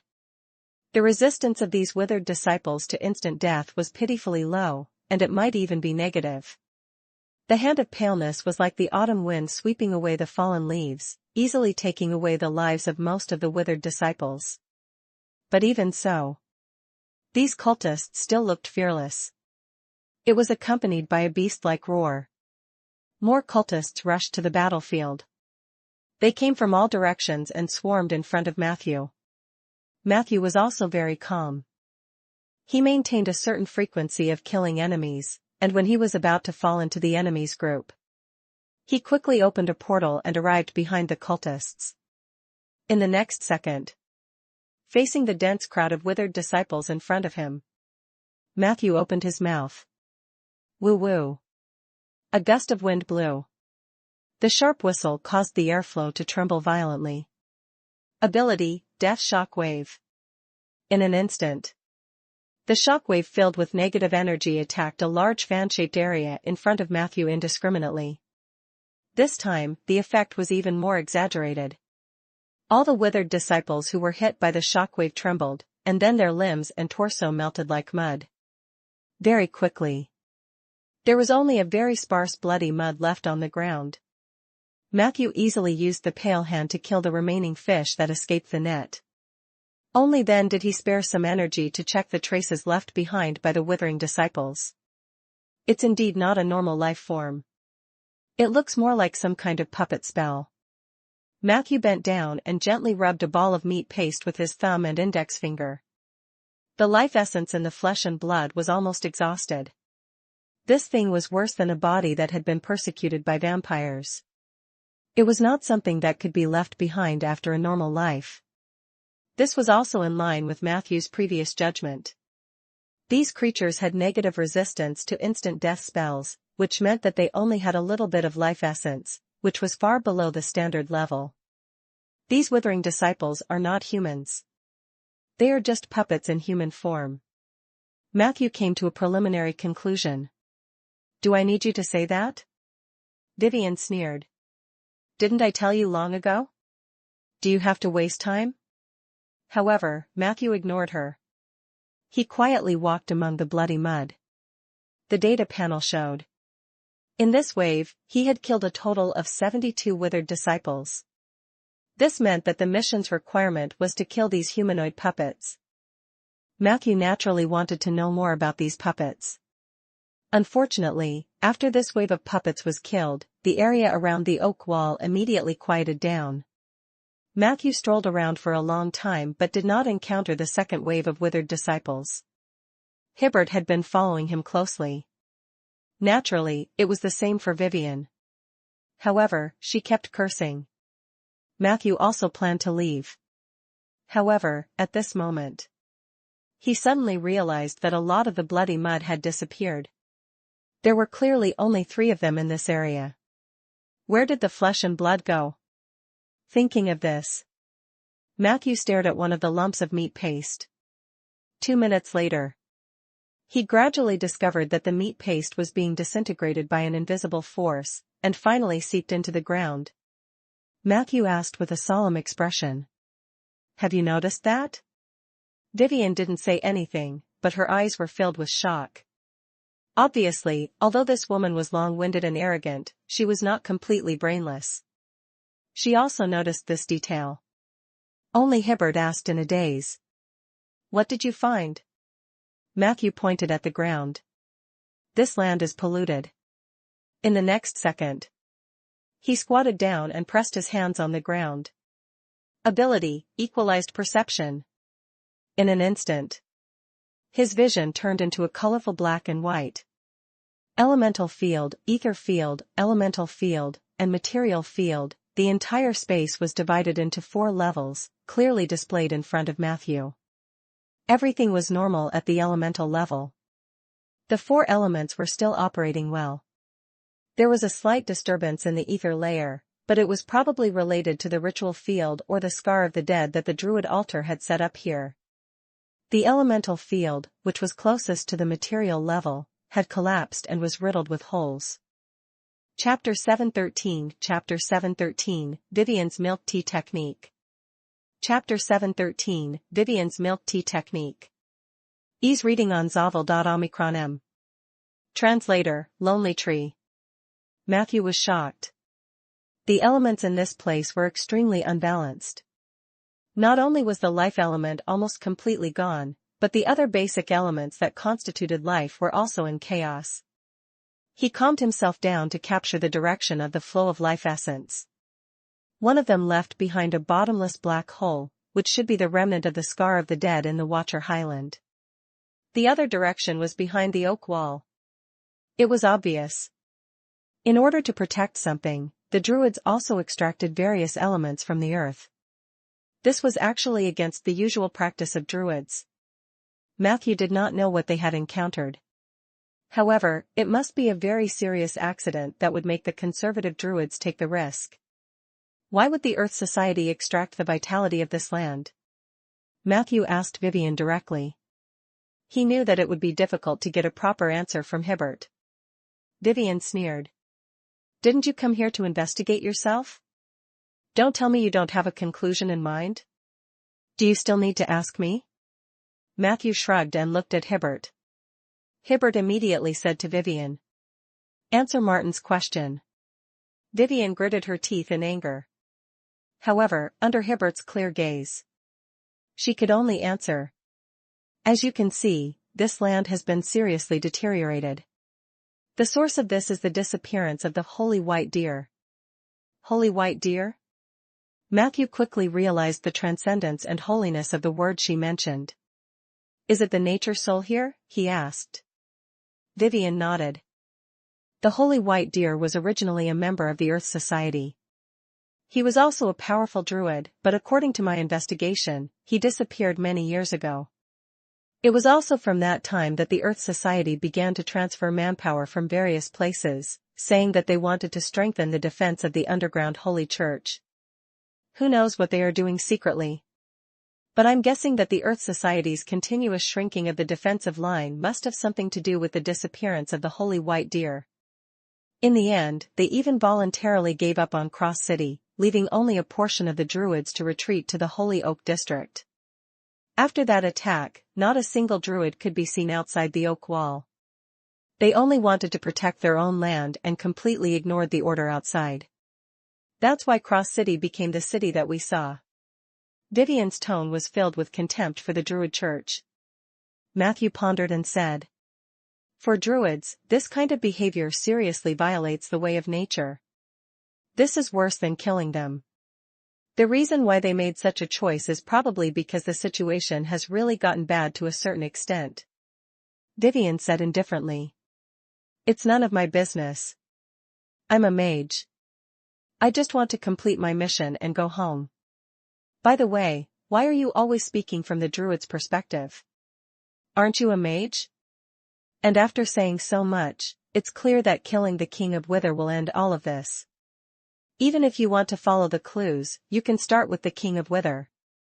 Do you have to do all this nonsense? She glared at Matthew and questioned him. Matthew smiled and didn't continue arguing with Vivian. He was purely using Vivian as a tool. If he couldn't use her as a tool, he could just look for Hibbert. As for her attitude, Matthew didn't care at all. "Let's go take a look," he said to Hibbert. Hibbert replied obediently. "All right."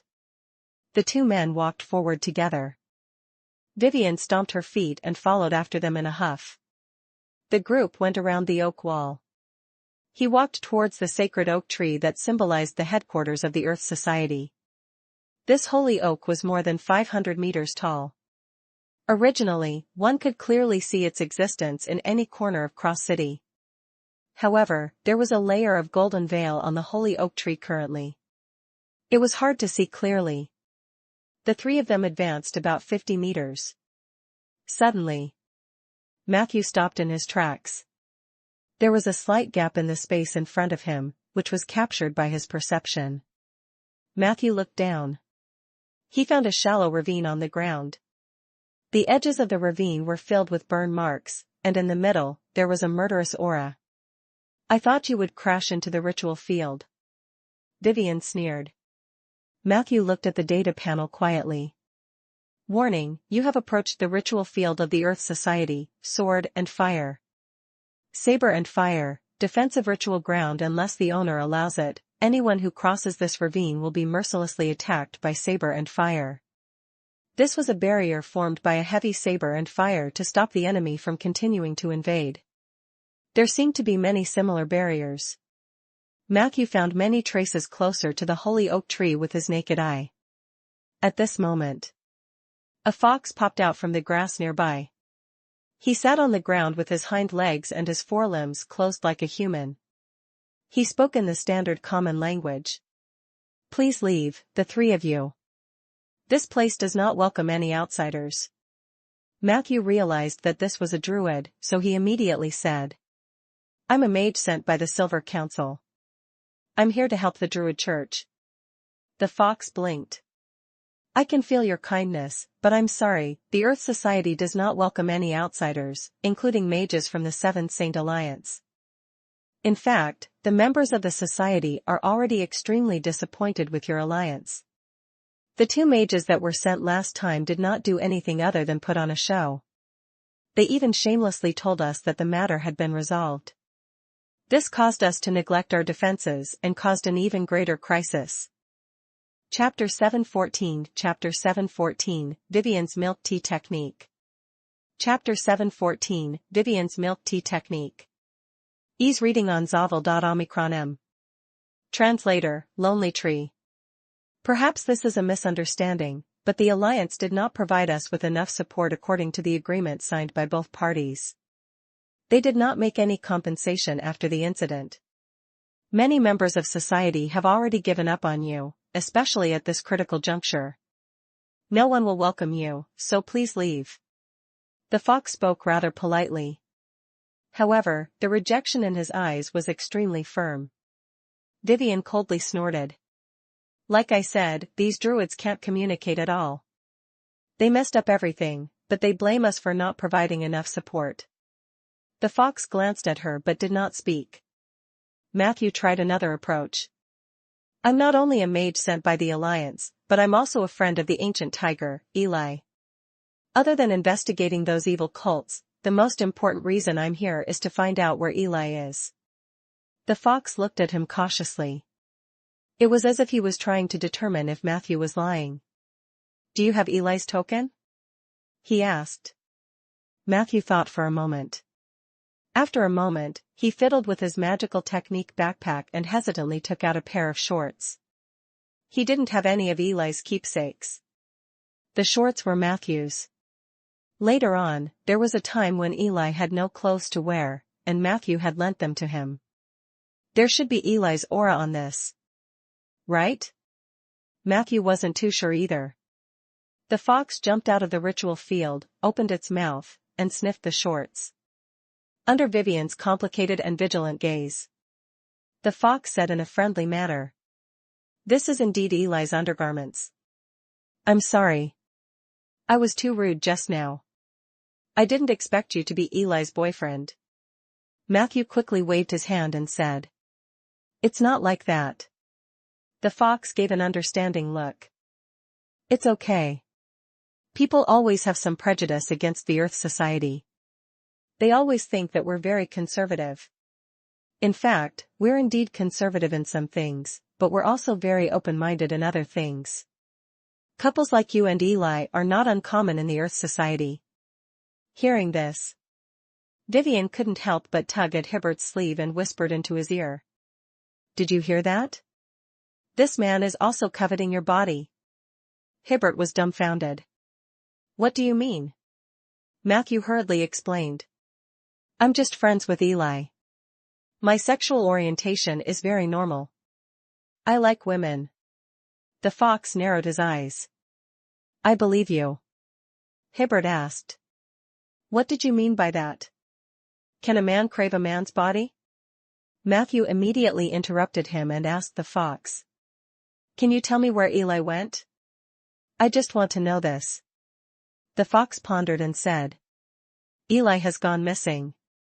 Before he disappeared, he said that he would cause trouble for the Whale Hunters organization, but he never came back. Later, there was a rumor that the ancient tiger fell into the hands of boss of the Whale Hunter. She was a very terrifying woman, and her methods of training men were among the best.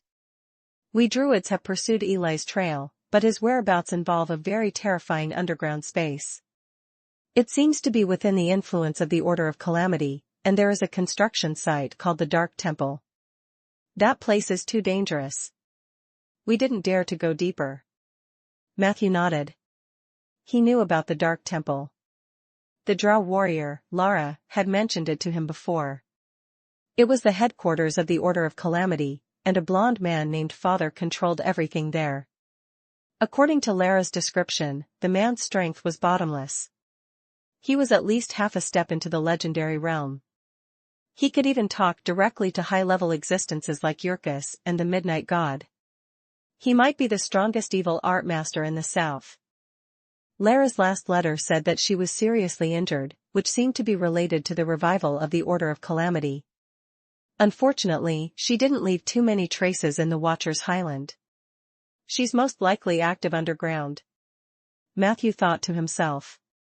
Like the Gold Digger Basin, the Watcher Highland also had an entrance to the Underdark. The underground space here was not as complicated as the one below Rolling Stone Town. However, in terms of depth, it was even better. Matthew estimated that if he wanted to find the information left behind by Lara, he would have to go to the underground world. "Can you tell me where to enter the underground world? It would be even better if you could tell me the route to the Dark Temple," Matthew asked. The fox shook his head, his expression a little hesitant.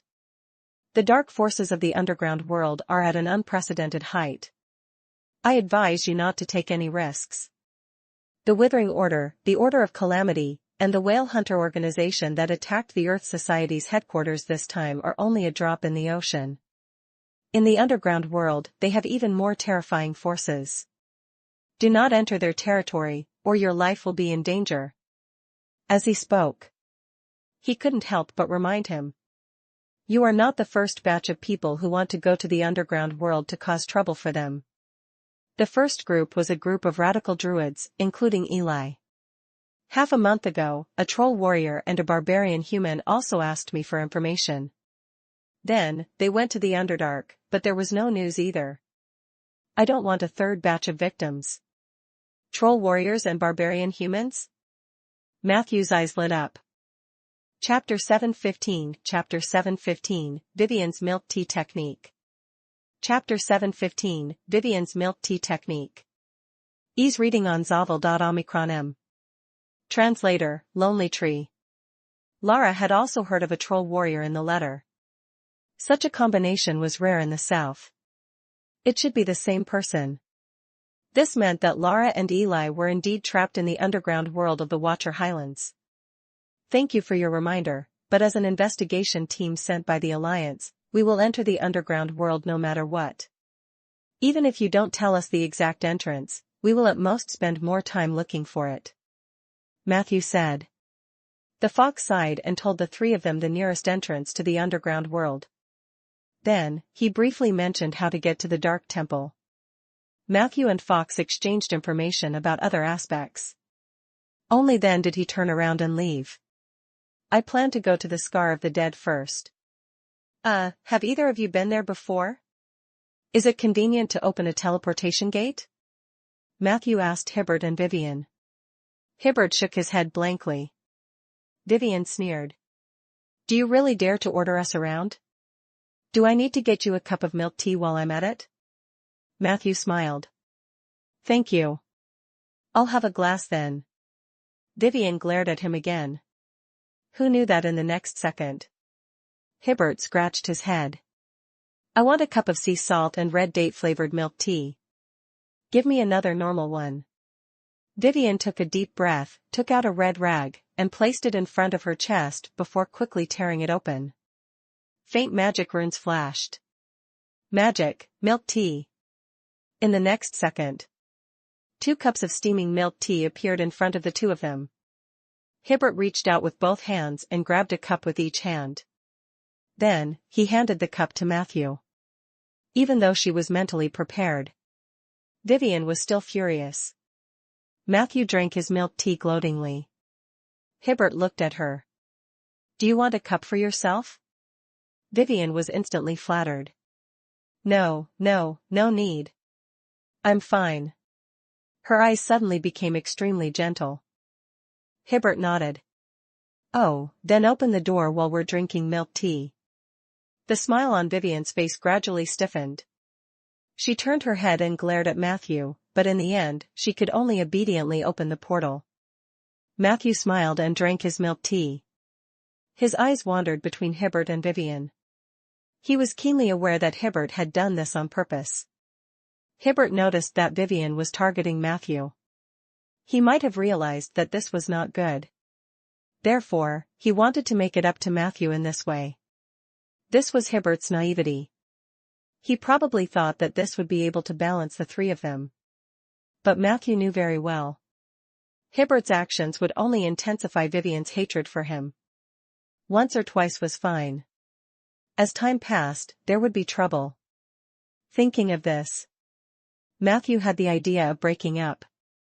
He originally wanted to work well with these two mages, but this small team had no tacit understanding.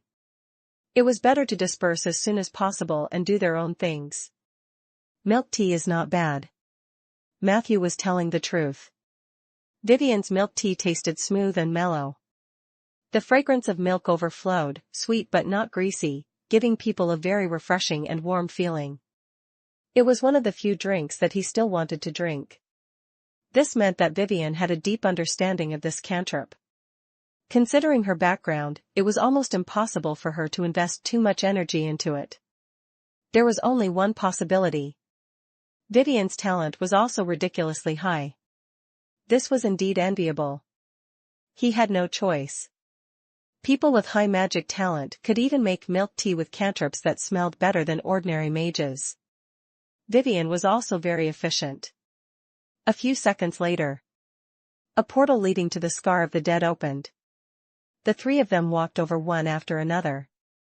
What entered his eyes was a raised hill. The hill formed a sharp contrast with the surrounding environment.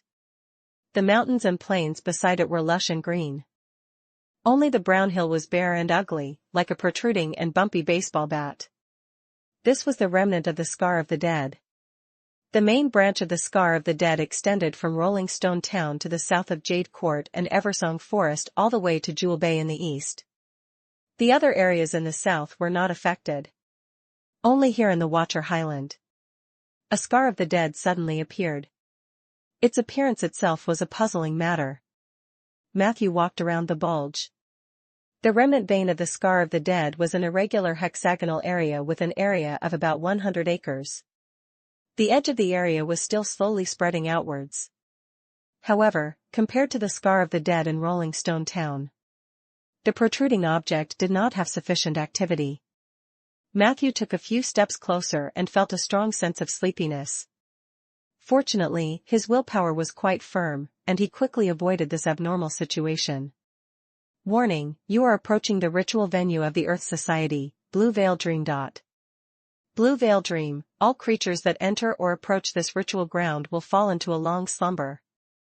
During this period, your soul may wander to another world and embark on a wonderful adventure. So that was the case. Is this how the Earth Society seals the Scar of the Dead?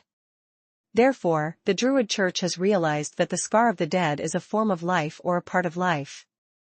By putting it to sleep, it can greatly slow down its expansion.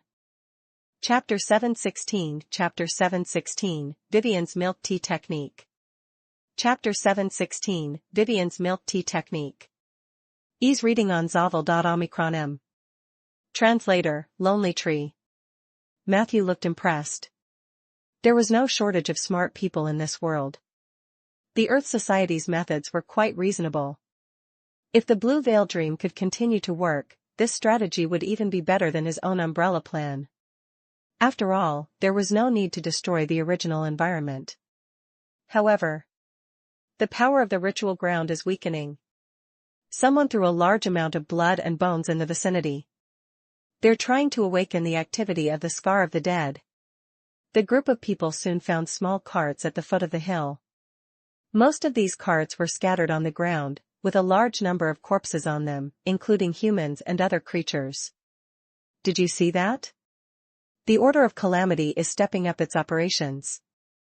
They want to completely activate the Scar of the Dead and cause even greater destruction. Vivian said coldly. I told you, kill the Withering King first, then follow the clues to find other clues. This is the fastest way. The Order of Calamity, the Order of Withering, and the other whale hunters are all jackals of the same feather. Isn't it simple logic that the others will appear after killing one? Matthew sighed softly. Perhaps what Vivian said was right. However, he really couldn't stand the tone of this woman's voice. Even if she was a tool, he still felt that it was prickly when he held her by his hand. Therefore, he sincerely said to Hibbert, I'm sorry. Due to some personal reasons, I might need to leave for a while. After this, I will conduct an independent investigation on the matter of the Watcher Highland. If there is a final result, I will inform you. Hibbert was stunned. Are you going to abandon us? Matthew choked. What kind of question was this? Just as he was trying to organize his words, Vivian finally exploded. So I've been walking around with you for a long time, but you still don't want to kill the Withering King with me? I'm so angry. Hibbert, go play with him yourself. I'll go to the Helen Mountains alone. As she spoke, she suddenly opened a portal and disappeared in front of the two of them. Matthew heaved a sigh of relief. The world fell silent. However, when he came back to his senses, he found Hibbert looking at him with a very clear gaze. Actually, Vivian has good intentions. It's just that she's the same as me. She doesn't really know how to get along with people. how should I put it? Did you notice that she actually wanted you to kill the Withering King with her? Matthew nodded. Hibbert explained. Vivian is a very proud girl. She doesn't submit to anyone other than me. So, if it's just to kill the Withered King, she definitely won't think that she needs anyone else's help. And the reason why she insisted that you go with her was because she was afraid that you wouldn't be able to receive the money from the Silver Council. Do you understand what I mean? She's afraid that she'll solve all the problems by herself. If that happens, you'll have made a wasted trip. After all, the Silver Council is stingy. If they find any flaws in the completion of the mission, your reward will definitely plummet. From her point of view, she just wants to help you complete this mission quickly. Believe me, other than looking down on you, she doesn't have any bad intentions towards you. Hibbert's tone was very sincere. Matthew revealed an understanding smile. I think I understand now. If Vivian is really like what you said, then I have indeed misunderstood her. But I also hope that you will understand that respecting others is not a luxury. If we change the way we communicate, our investigation team might be able to last longer. Hibbert laughed bitterly. Sorry, I'm learning. Matthew patted him on the shoulder. It doesn't matter. We can do our own things. Maybe we can get the same results using our own investigation methods. Hibbert nodded. Of course. You two will definitely find the same finish line. Matthew looked at him curiously. What about you? Hibbert sat on the ground. I'm waiting for the finish line to come find me. After separating from Hibbert, Matthew returned to Cross City. He met up with Peggy in a small alley. How's the situation on your side? Matthew asked. Peggy sighed. A group of homeless children. Becoming pickpockets might be their best fate. They were almost bewitched into becoming heretics. I heard that the druids here used to take care of them, but the situation has changed, and they have lost their homes. Matthew nodded solemnly. His intuition told him. The three evil organizations gathered in Watcher Highland were not that simple. Vivian was more or less carrying the arrogance of an academic mage. It was very likely that she would suffer because of this. Unlike her, who was in a hurry to challenge the leader. Matthew chose another path. In a while, the two of you try your best to act menacing. He reminded Peggy and Soldier. Peggy patted her chest confidently. No problem. We don't look like good people. Soldier also moved his hips confidently. In the next moment, Matthew changed into a cloak and led the two skeletons out of the alley.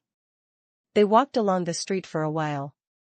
He came to a place surrounded by many people. He pushed away the crowd in front of him. Matthew said darkly to the member of the Order of Calamity, who was surrounded in the middle. I heard that you're recruiting. Do you need a necromancer? Chapter 717 Chapter 717, Boyd's Sermon and Loyalty Test.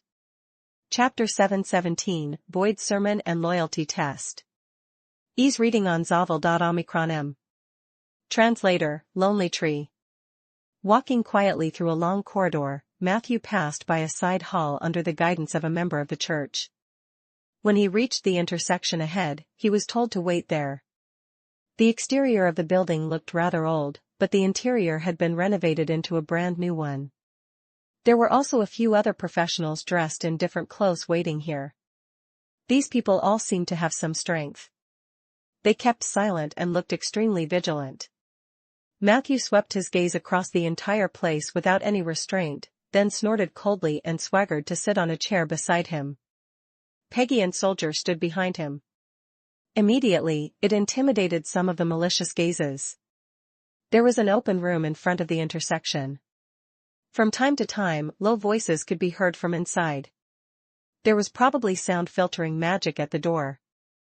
The people outside could only hear the conversation happening inside, but they did not know what they were talking about. It made one's heart itch. Matthew composed himself and looked back at the side hall he had just passed. The scene he had accidentally glimpsed was still in his mind. It was a senior member of the Order of Calamity preaching to a group of new ordinary believers. the senior said. The great ruler of the void, Yurkus, was about to enter this land, and all living beings on the continent would be deprived of their right to exist. Terrifying calamities would frequently occur with the appearance of giant beasts. Ordinary people without faith would become food for the giant beasts. Even if they managed to survive, there was no hope of survival. To avoid all of this, one had to believe in the mighty void ruler. From today onwards, they would serve Yurkus, always thinking about him, praying every day, repenting regularly, and worshipping piously. This was the only way. When Yurkus descended to the earth, the believers would have the opportunity to be promoted to the Void Kingdom and become immortal void lifeforms. Yurkus had arranged 99 beautiful women in the Void Kingdom who would listen to his every word.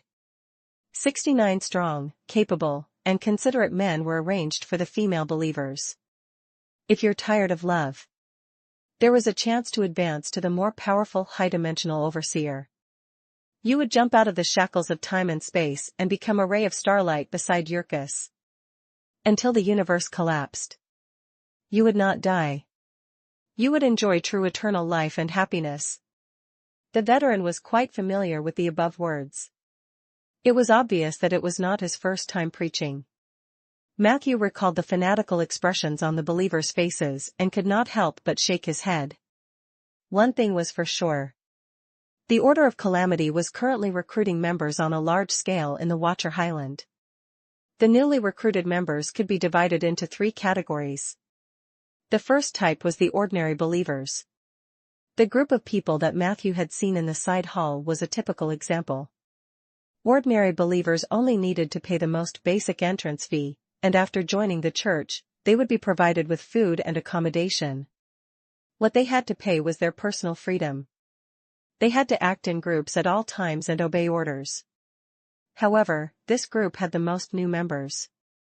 When Matthew walked into the building, he would often see a veteran leading dozens of new members to empty rooms or side halls and then sit down to preach. Most of the new members were homeless people from the Highland Watchers or people at the bottom who could not make a living. These people had relied on the Druid Church to survive. However, ever since the withered disciples attacked the Holy Oak district, they had lost the aid of the Druids. Naturally, they could only find another way out. This group of people was very large. If they all joined the Order of Calamity or other cults, the enemy's power would become unprecedentedly large. This made Matthew's heart sink. In fact, when he first arrived at Cross City, he realized that the population density here was much higher than in other cities in the south. This was obviously the work of the Earth Society. The Druids were still trying their best to help the homeless and the hungry. However, there was a side effect. As the reputation of Watcher Highland grew, it became a gathering place for the homeless in the south. Many of the vagrants did not even have the intention to reclaim their own land after tasting the benefits. They just waited for the Druid Church to distribute food. As time passed, not only did Cross City have a huge population, but it also had many hidden dangers. After all, once these people who could not be satisfied, they might cause trouble. For these people, it was naturally more comfortable to lie down and accept the help of the Druids, but if they really had no food to eat, then joining a cult was not a problem worth considering. The scene in front of Matthew confirmed this point. As for the second type of new members, they were known as devout believers by the veterans within the Order of Calamity. Unlike ordinary believers who only needed to pay a low entrance fee, every devout believer had to pay more than 1,000 gold coins as soon as they joined the church. This fee was known as the Divine Grace Donation. After paying the fee, disciples of Calamity would receive a God Grace token. The level of the God Grace token would vary according to the amount of payment. According to the level of the Divine Grace token, these devout believers would also receive certain positions and titles, although most of them were empty positions with no power. Chapter 7:18 Void Sermon and Loyalty Test. Chapter 7:18 Void Sermon and Loyalty Test. Ease reading on Zavel.omicron. Translator, Lonely Tree. However, their treatment was also much higher than that of ordinary believers. The most important thing was that they were free to come and go and would not be forced to carry out missions of the church. In addition, according to the news that Peggy had just heard, in theory, the donation of divine grace was not a waste. The Order of Calamity had made a public promise to the devout believers. No matter how much you donate, you will return all the principal after 1 year, with 20% interest.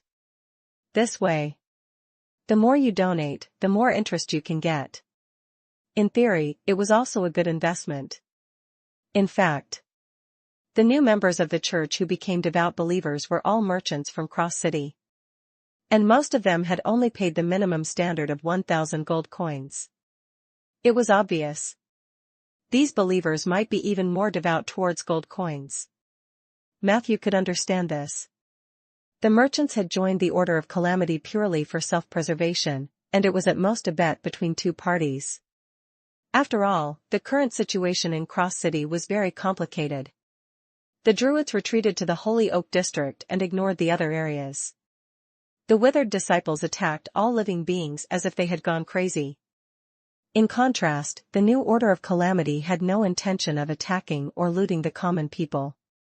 Therefore, the 1,000 gold coins were considered protection fees. These people probably didn't expect the Order of Calamity to return their capital plus interest after a year. According to Matthew and Peggy's observations, the number of devout believers was about 1/15 of that of ordinary believers. It wasn't a huge number. However, these people had a lot of influence in Cross City. As time passed, this group of people would only grow larger and larger. By then, the entire Cross City might be filled with the members of the Church of Calamity. In comparison, the third type of members had the least number, which was the newly joined professionals. This group was called Tentacles by the veterans. It means the tentacles of Yurkus. The Tentacles were treated the best. Not only did they not have to pay the entrance fee, but they also had food and accommodation, unlimited freedom, and a salary. But correspondingly, becoming a tentacle of the Order of Calamity required strict scrutiny. Matthew had successfully passed the first 2 tests with his identity as a necromancer. He was currently waiting for the final boss's review. About 10 minutes later, the people at the front of the line came and went one after another. Finally, it was Matthew's turn. When he passed by the door, a guard stopped him stiffly. "You are not allowed to bring anyone else with you when you meet the Patriarch." Matthew smiled at him maliciously. "Do you want to become a zombie or a skeleton?" The guard was furious. "Are you threatening me, Necromancer? I won't fall for your tricks." However, a faint voice came from the room. "Let him in." The guard snorted coldly and moved his body away resentfully. Matthew gave him the middle finger. Soldier and Peggy followed suit when they passed by. The guard was so angry that he trembled, but he did not dare to do anything. The room was empty. There were only 2 chairs in the middle, and a woman was sitting on one of them. She looked to be around 27 or 28 years old. She had a head of wavy golden hair, and under her shoulder-length waves were even more dazzling white waves. Her figure was a little too good. "Please sit." The blonde woman's tone was gentle. Matthew sat down and stared at her waist and chest. His gaze was rather naked, and he had no intention of hiding it. The blonde woman was not angry. Instead, she smiled faintly. "Does it look good?" Matthew gulped. "It looks good." The blonde woman smiled even more charmingly. "Is that so? It was worth it for me to endure the pain and get someone to remove 2 of my ribs. Do you have something to say to me, handsome?" Matthew licked his lips. "I can do the job better." The blonde woman was stunned. Matthew explained. "I'm a professional at rib extraction. If you want to remove 2 more next time, you must come to me. My work will definitely make you enjoy it to the extreme." The woman's gaze became a little subtle. She looked at the simple information beside her and let out a teasing snort. "Are you a necromancer?" Matthew nodded. "Why did you join the Church of Calamity?" she suddenly asked. Matthew answered without hesitation, I'm short of money.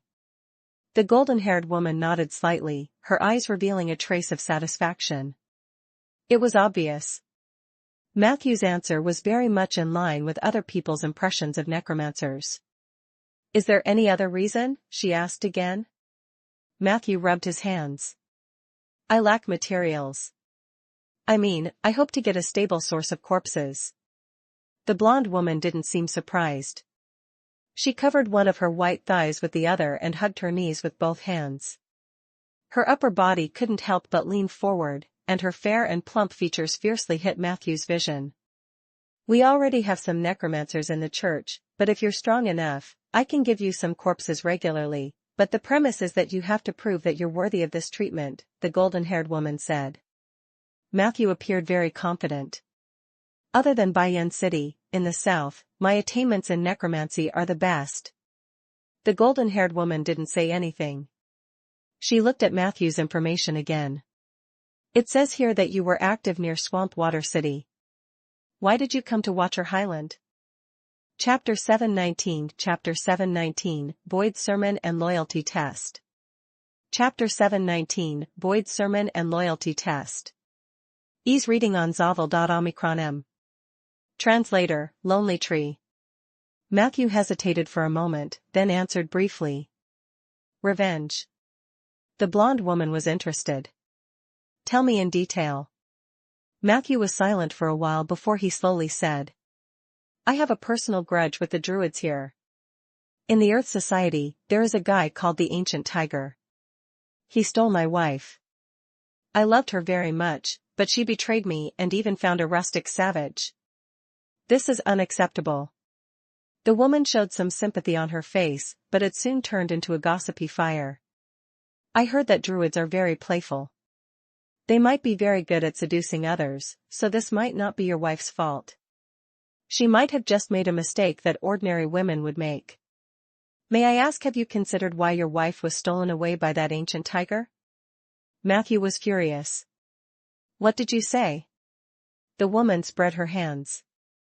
All right, just take it that I said something wrong. What happened after that? Did you get your revenge? Matthew nodded and then shook his head. I've succeeded halfway. My wife has returned to my side, he said. I made her pay a small price. But I couldn't catch that guy called the Ancient Tiger. I'm still looking for him everywhere. When he said this, Matthew even pulled Peggy to his side, his eyes looking particularly vicious. The woman was shocked. Her eyes darted back and forth between Matthew and Peggy, and her voice carried a trace of uncontrollable excitement. You turned your wife into a skeleton? Matthew did not deny it. That way, she will never betray me. The woman's body trembled slightly, and her voice became a little strange. Very good, very manly. Our church needs a ruthless character like you. If I help you find that ancient tiger, what will you do to him? Matthew immediately revealed a vicious expression. Oh, I'll make sure he never forgets it. The woman was very satisfied. She greeted the guard. I think I've heard of the name Ancient Tiger. Do you have any impression of it? The guard quickly replied. In the previous battle, our people had fought against the Ancient Tiger. It was a very difficult character to deal with. But I heard that he was taken away by Queen House of the Whale Hunter. Matthew immediately shouted. You have clues about him? Tell me where he is. The woman smiled and comforted him. Don't be agitated. The church will definitely achieve your long-cherished wish, but before that, you must prove your strength to me. You have to show me. As she spoke, she brought Matthew out from the other side door and came to a courtyard. There were many moving dummies and movable targets. I've seen your summoned creatures. These two look pretty good. Therefore, you only need to show me your magic ability. The woman said. However, Matthew looked at the targets and frowned. I never lay my hands on a pile of scrap metal. The woman asked with interest. Then what kind of spellcasting target do you hope to find? As they spoke, on the other side of the courtyard, a loud noise came from the street. Matthew opened a portal. In the next second, he appeared on top of the wall. A group of withered disciples suddenly surged out of the street. These disciples gathered together and attacked the buildings on the street like a flood. Seeing this, Matthew began to chant without a word. 3 seconds later, a strange force field with dark scars appeared on the street, imprisoning the withered disciples. Immediately after, 2 20-meter-long scissors cut the crowd in a symmetrical manner. A crack was heard. The hundreds of withered disciples were cut into two. Some of them were still shouting slogans such as "weeds and pests." However, as they shouted, their mouths came into contact with the mud. Very quickly, their bodies turned into bloody mud and merged into the ground. This scene shocked many people on both sides of the street. The guards at the door also rushed out. Their expression became dumbfounded. Matthew looked at him arrogantly. "How is it? Do you still need me to show you another move?" The guard gulped. "No need. Your spells left a deep impression. But those people just now, they are our allies." Matthew's face immediately turned awkward. "What? Why didn't you say so earlier?" But in the next second, a warm and soft touch came from his arm. The blonde woman also passed through the portal and stood beside him. She held Matthew's arm enthusiastically, and the soft balls stimulated his nerves. "It's all right. A dead ally is not qualified to be an ally. Welcome to the Church of Calamity." Matthew didn't reject her embrace. Instead, he pretended to be lecherous and grabbed her. "So, have I become a tentacle? Is there any mission you need me to do?" The blonde woman's eyes narrowed into a line, and she whispered in Matthew's ear. "The first mission is to come to my room tonight." Matthew looked ecstatic. However, his heart skipped a beat. This was bad. He had overacted. "My name is Mary Joshua, codename Camellia. I'm the temporary patriarch of the Central Church. We'll be partners from now on." Chapter 720 Void Sermon and Loyalty Test. Chapter 720 Void Sermon and Loyalty Test. Ease reading on Zavel.omicron. Translator, Lonely Tree. There can't be too many secrets between partners. I have to do a checkup on you tonight. Make sure to prepare carefully. Mary Joshua pinched Matthew's waist before leaving in satisfaction. Matthew was left standing alone on the wall. He silently thought of a countermeasure for the night. It was all right. Matthew had always been quick-witted. That night, he chose to face Mary's examination calmly. However, at the critical moment, he stammered and told her that his body had been seriously invaded by negative energy. Some of the tissues were already necrotic and could not be used. Naturally, Mary Joshua was unwilling. She checked it carefully. However, with Matthew's control of negative energy, it was not a problem to temporarily freeze the lower half of his body with negative energy. Mary Joshua went back and forth a few times before letting Matthew leave with a disappointed expression. On the way back to the room assigned to Matthew by the Church of Calamity, Peggy gloated. "Fortunately, she doesn't have any kinks. Otherwise, you might not be able to get away with it." Matthew was also a little scared when he heard that. It was all right. The members of the Order of Calamity were not as insane as the mages of the Alliance. At the very least, they had no intention of experimenting with the necrotic tissues and organs. He thought about it. Matthew couldn't help but quicken his pace. "Why are you walking so fast?" Peggy was puzzled. Matthew was silent. It was not until he returned to his room and used his life energy to expel all the negative energy occupying his lower body that he felt the rebirth of the necrotic tissue and breathed a sigh of relief. At the same time, a strange feeling surged out from his groin. Prompt: you have completed a critical conversion between negative energy and life energy in your body. Your conversion element +10, equalization domain. Your negative energy transformation has produced a new effect. You can perform negative energy transformation on a part of your body or organs. As long as you remove the negative energy within 3 hours and replace it with life energy, the transformed organs and tissues will be as good as new. You may even receive additional improvement. Key transformation? Does it mean the reward for taking risks? Matthew's eyes lit up. The improvement of the negative energy transformation meant that his body could directly switch back and forth between the living and the undead to a greater extent. This would not only provide him with convenience in battle. There were also many applications in daily life. Matthew began to think quickly. In the next few days, Matthew patiently circled around Mary Joshua. After the Order of Calamity moved into the city of Cross, they had been rather restrained. Other than going door to door to spread the teachings of Yurkus, they did not harass or pillage the ordinary people. This was a stark contrast to the irrational withering disciples. Therefore, in many people's hearts, the image of the Order of Calamity was relatively positive. The number of people joining the sect was also increasing day by day. However, in terms of professionals, Mary was very strict. In the past few days, other than Matthew, only a human ranger named White Helmet had successfully joined. White Helmet was obviously just a code name. However, the ranger was very cautious. He did not want to reveal his name, and Mary did not force him. What was worth mentioning was, the guy called White Helmet looked rather sloppy. His beard gave people the feeling that he was in his 40s or 50s. His eyes were extremely turbid, and he was a drunkard. As soon as he joined the church, he asked Mary for an advance for next month's salary and drank all night. As a result, he encountered an awkward situation similar to Matthew's in Mary Joshua's room. Matthew secretly observed. Not long after, White Helmet was chased out by Mary Joshua. He looked drunk and did not understand what had happened.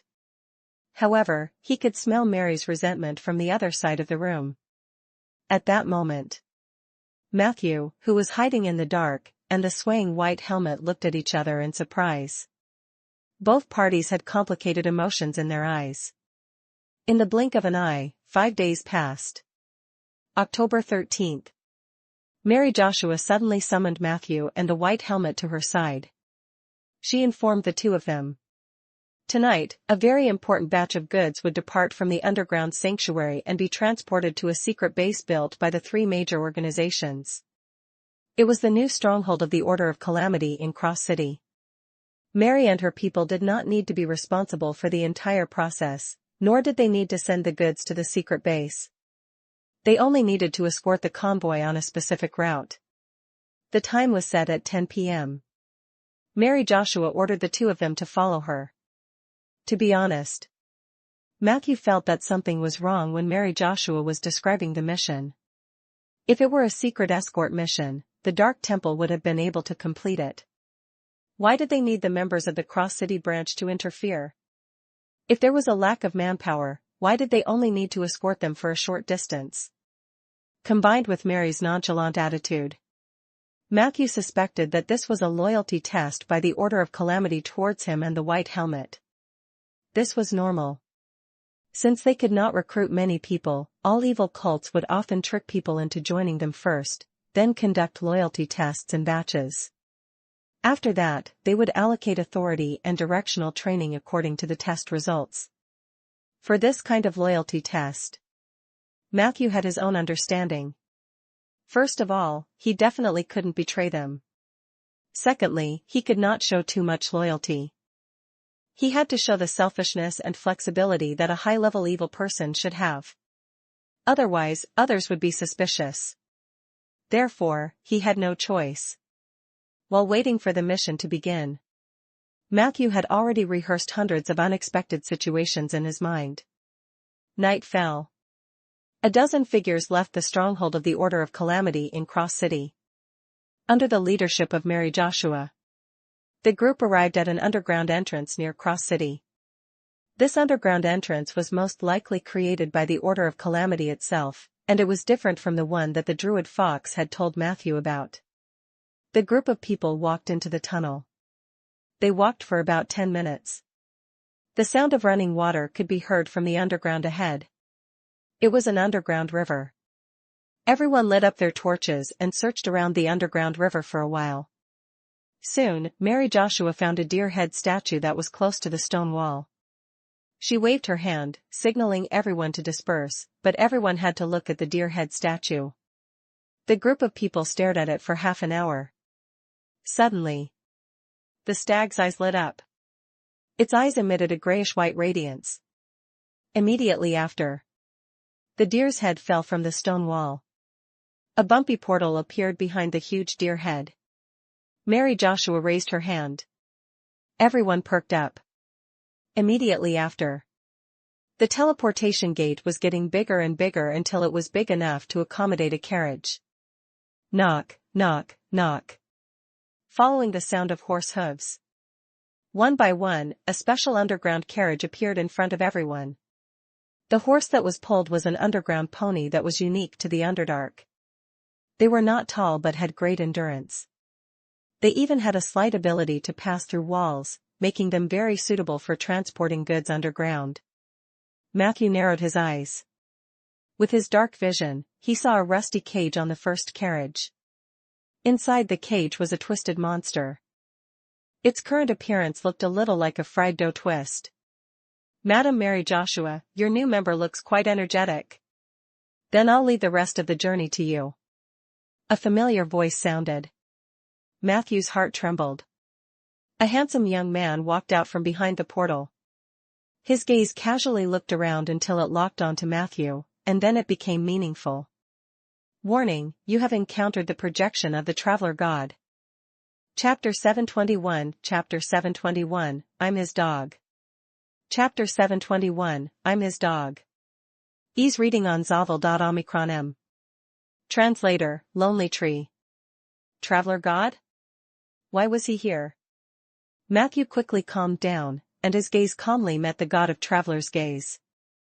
Matthew's current appearance was disguised, and he was also wearing a high-quality imitation of the star-weaving robe.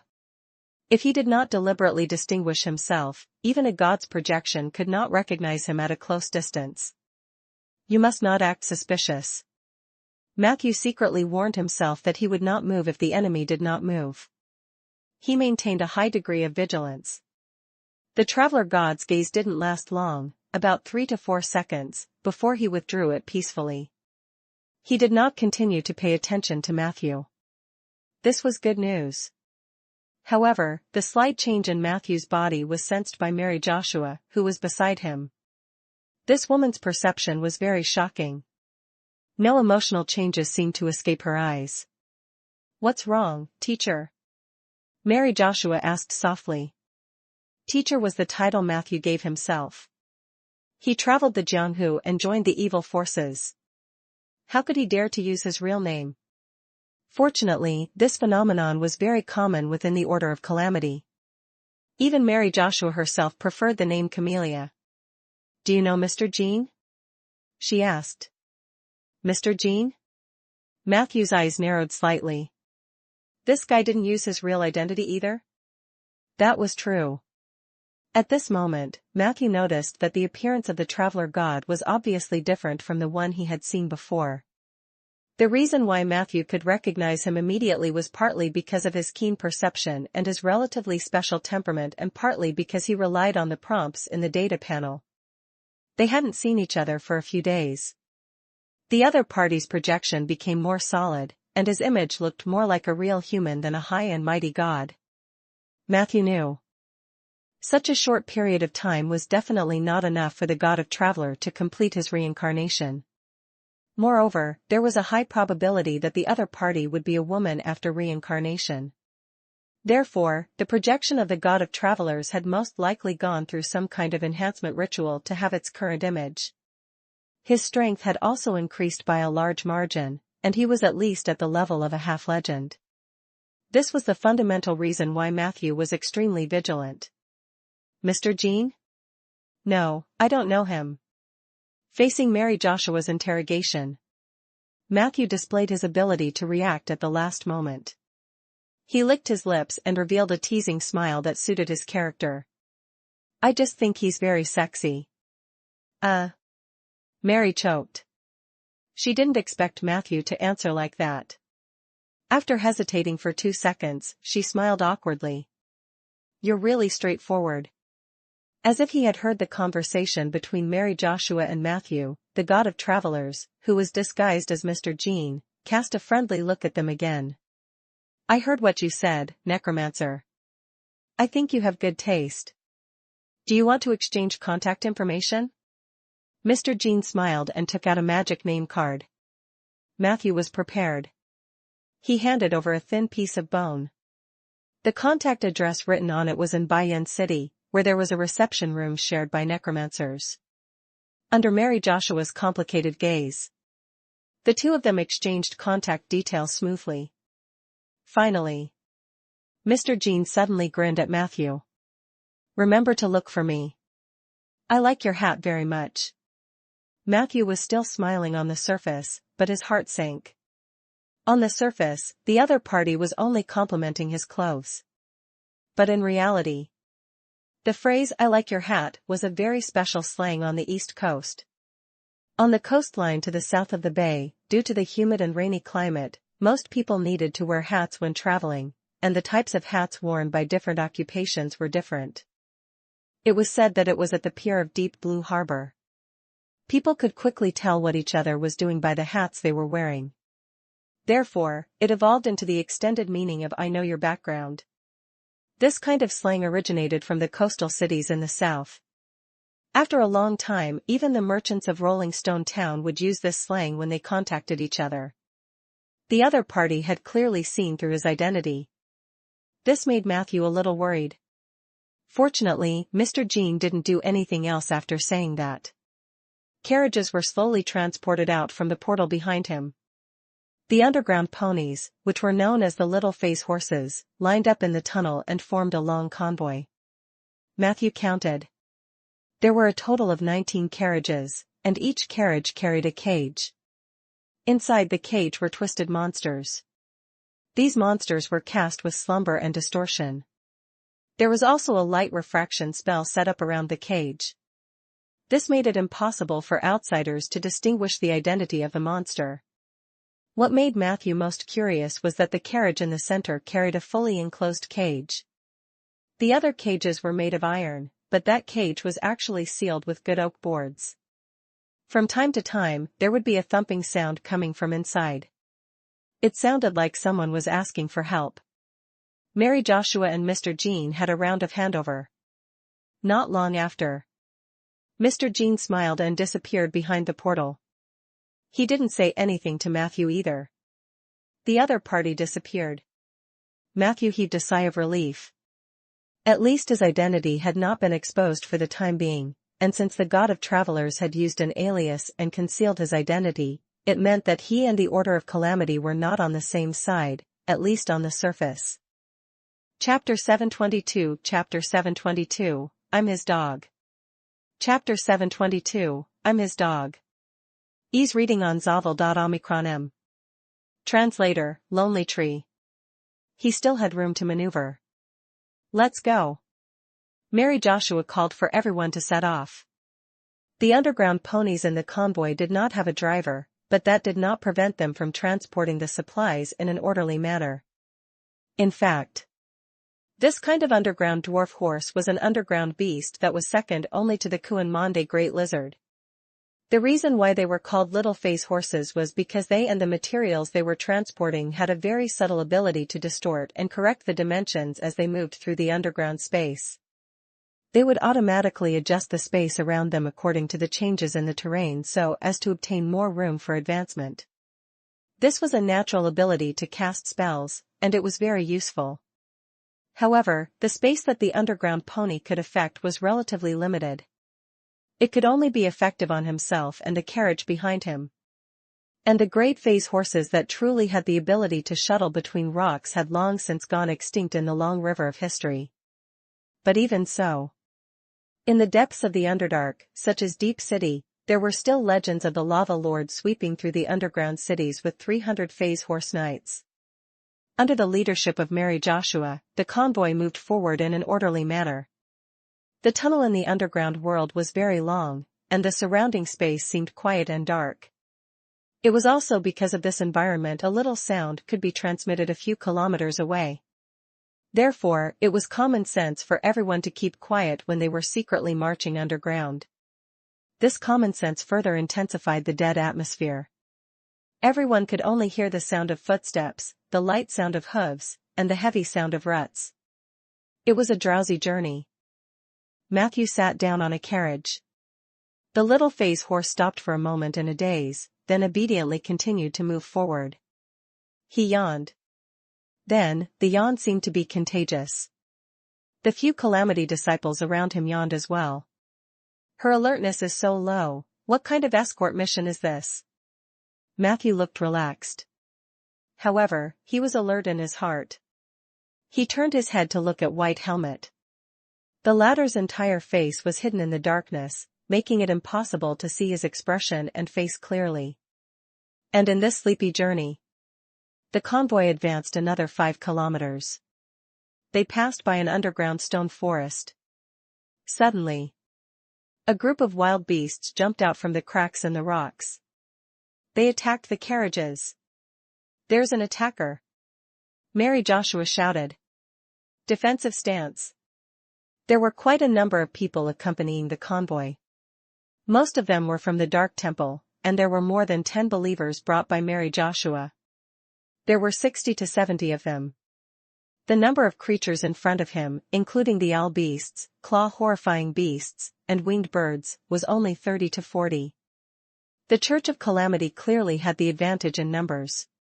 Therefore, other than the initial loss, the Order of Calamity had firmly secured their line of defense. Mary Joshua ordered everyone to guard the carriage and the good phase horse. There was nothing wrong with this decision. After all, the number of enemies had not been completely determined, and their mission this time was to escort them. The monsters on the vehicles were their most important assets.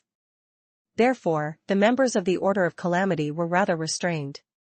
Their main focus was to repel the attacks of the beast groups. A few minutes later, although the fight beside the carriage was lively, it seemed that not many people were injured. Regardless of whether it was the guards or the beasts, both sides looked fierce, but in fact, few people were injured. Matthew saw this scene. He laughed even louder in his heart. "Do you need me to use a spell?" he deliberately asked Mary Joshua loudly.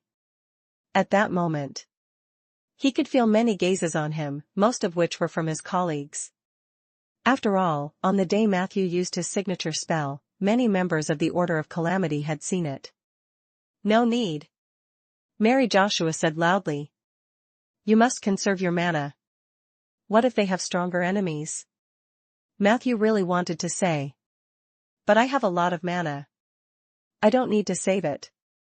However, this sentence was somewhat inappropriate. Hence, he held back and did not say anything. Just like that, he sat by the car and watched the two sides fight fiercely in the dark. These beasts seemed to be trying very hard to disguise themselves as druids from the Earth Society. They often spoke in the human language. "Get out of our territory, you monsters who believe in natural disasters. I will tear you into pieces. Mother Earth will not forgive you." If it was an ordinary person, they might even be fooled by their performance. After all, the Witherers had inherited a portion of the druid's power. They could also turn into beasts and have the ability to cast wild spells. But in Matthew's eyes, the difference between an orthodox druid and a witherer was obvious. He had an extremely high affinity with nature. As long as an orthodox druid turned into a beast, Matthew would find it pleasing to the eye at first glance. As for the wilterer, even if it were a perfect imitation, Matthew would still find it vulgar. This was the power of a domain. Ordinary techniques would not be able to fool him. Perhaps that's how the traveler god recognized me, Matthew thought to himself. The two sides fought for a while longer. Mary Joshua appeared to be very patient as she dealt with the enemy's weak attacks. Matthew was so bored that he even counted how many drops of sweat she had squeezed out from her forehead and chest. Chapter 723, Chapter 723, I'm his dog. Chapter 723, I'm his dog. Ease reading on Zavel.omicron M. Translator, Lonely Tree. But at this moment, something unexpected happened. A portion of the wild beasts suddenly turned into human figures in green robes. These humans screamed and rushed towards the carriage. However, they did not get too close. Instead, they threw large pieces of black powder with their bare hands from afar. The black powder looked like coal powder from afar. Only when they got close could they feel a strong stench. Pay attention to dodging, Mary Joshua reminded loudly. She was shouting at Matthew and White Helmet. White Helmet was not an ordinary person. He relied on his outstanding agility to dodge the powder. Matthew couldn't dodge it. However, he shook his clothes and threw an untainted dust on himself. All the powder was swept to the side. Seeing this scene, Mary could not help but heave a sigh of relief. In the next moment, a low chant sounded. A strange magic power erupted from the stone forest. Immediately after, Matthew watched as a man wearing a shaman-like mask walked out of the stone forest. His hair was disheveled, and his body was covered in tiny bones and green leaves. As he chanted, those who were covered in black powder disappeared from their spots. Matthew suddenly showed an interesting expression. This is mass exile? He finally reacted. On the data panel. Hint, you have used Untainted to remove the bone powder of a creature from another world. You are immune to the group banishment of unknown targets. So that was the case. First, by scattering the bone powder of the foreign creatures on the target will be identified as a foreign creature in a short period of time. Therefore, the group exile will take effect. This casting idea is a little novel. Matthew stared at the shaman. The latter's aura made Matthew feel familiar. He was about to make his move. However, Mary Joshua grabbed him. You leave first. You and White Helmet, escort the carriage in the center. Follow the directions on the map and walk to the location marked by the black cross. No matter what happens on the road, escort is the most important. Do you understand? As she spoke, without any explanation, she dragged Matthew and the man in the white helmet and forced the two of them into the carriage. The other little phase horses obediently moved aside. But we can stay and help you. Matthew was stunned. Although our people have all been exiled, we can completely delay them until they return. The white helmet also expressed a similar attitude. Mary Joshua said without a change in expression. We do have a chance to hold on until they come back, but I'm not sure what else will happen next. I'm familiar with the road conditions here. It's suitable for us to cover the rear. The two of you, remember to protect the things in this cage. You can't open it without permission. Move. As she spoke, she patted the little phase horse's butt.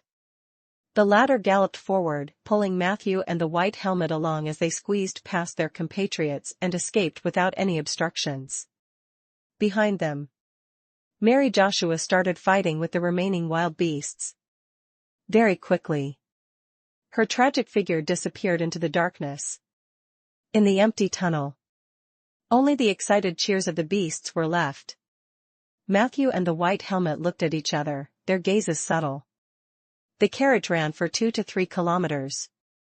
Neither of them said a word. However, at this moment, a strong knocking sound suddenly came from the wooden cage behind them. Let me out. Let me out. It was a voice that was weak and soft, making it hard to tell its gender. The two of them turned around at the same time. What's inside? The man in the white helmet spoke first. Matthew snorted. Who knows?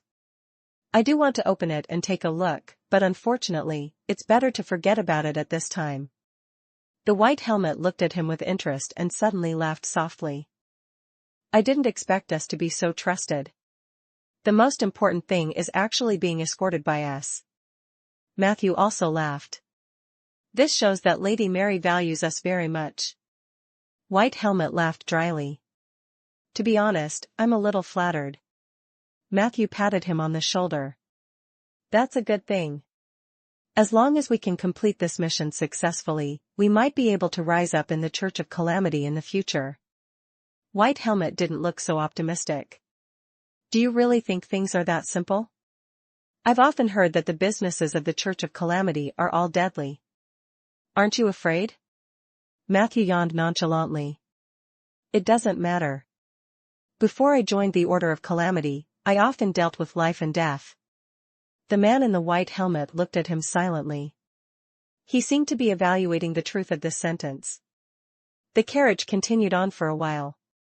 When they reached a fork in the road, Matthew glanced at the map given by Mary Joshua and chose to go left.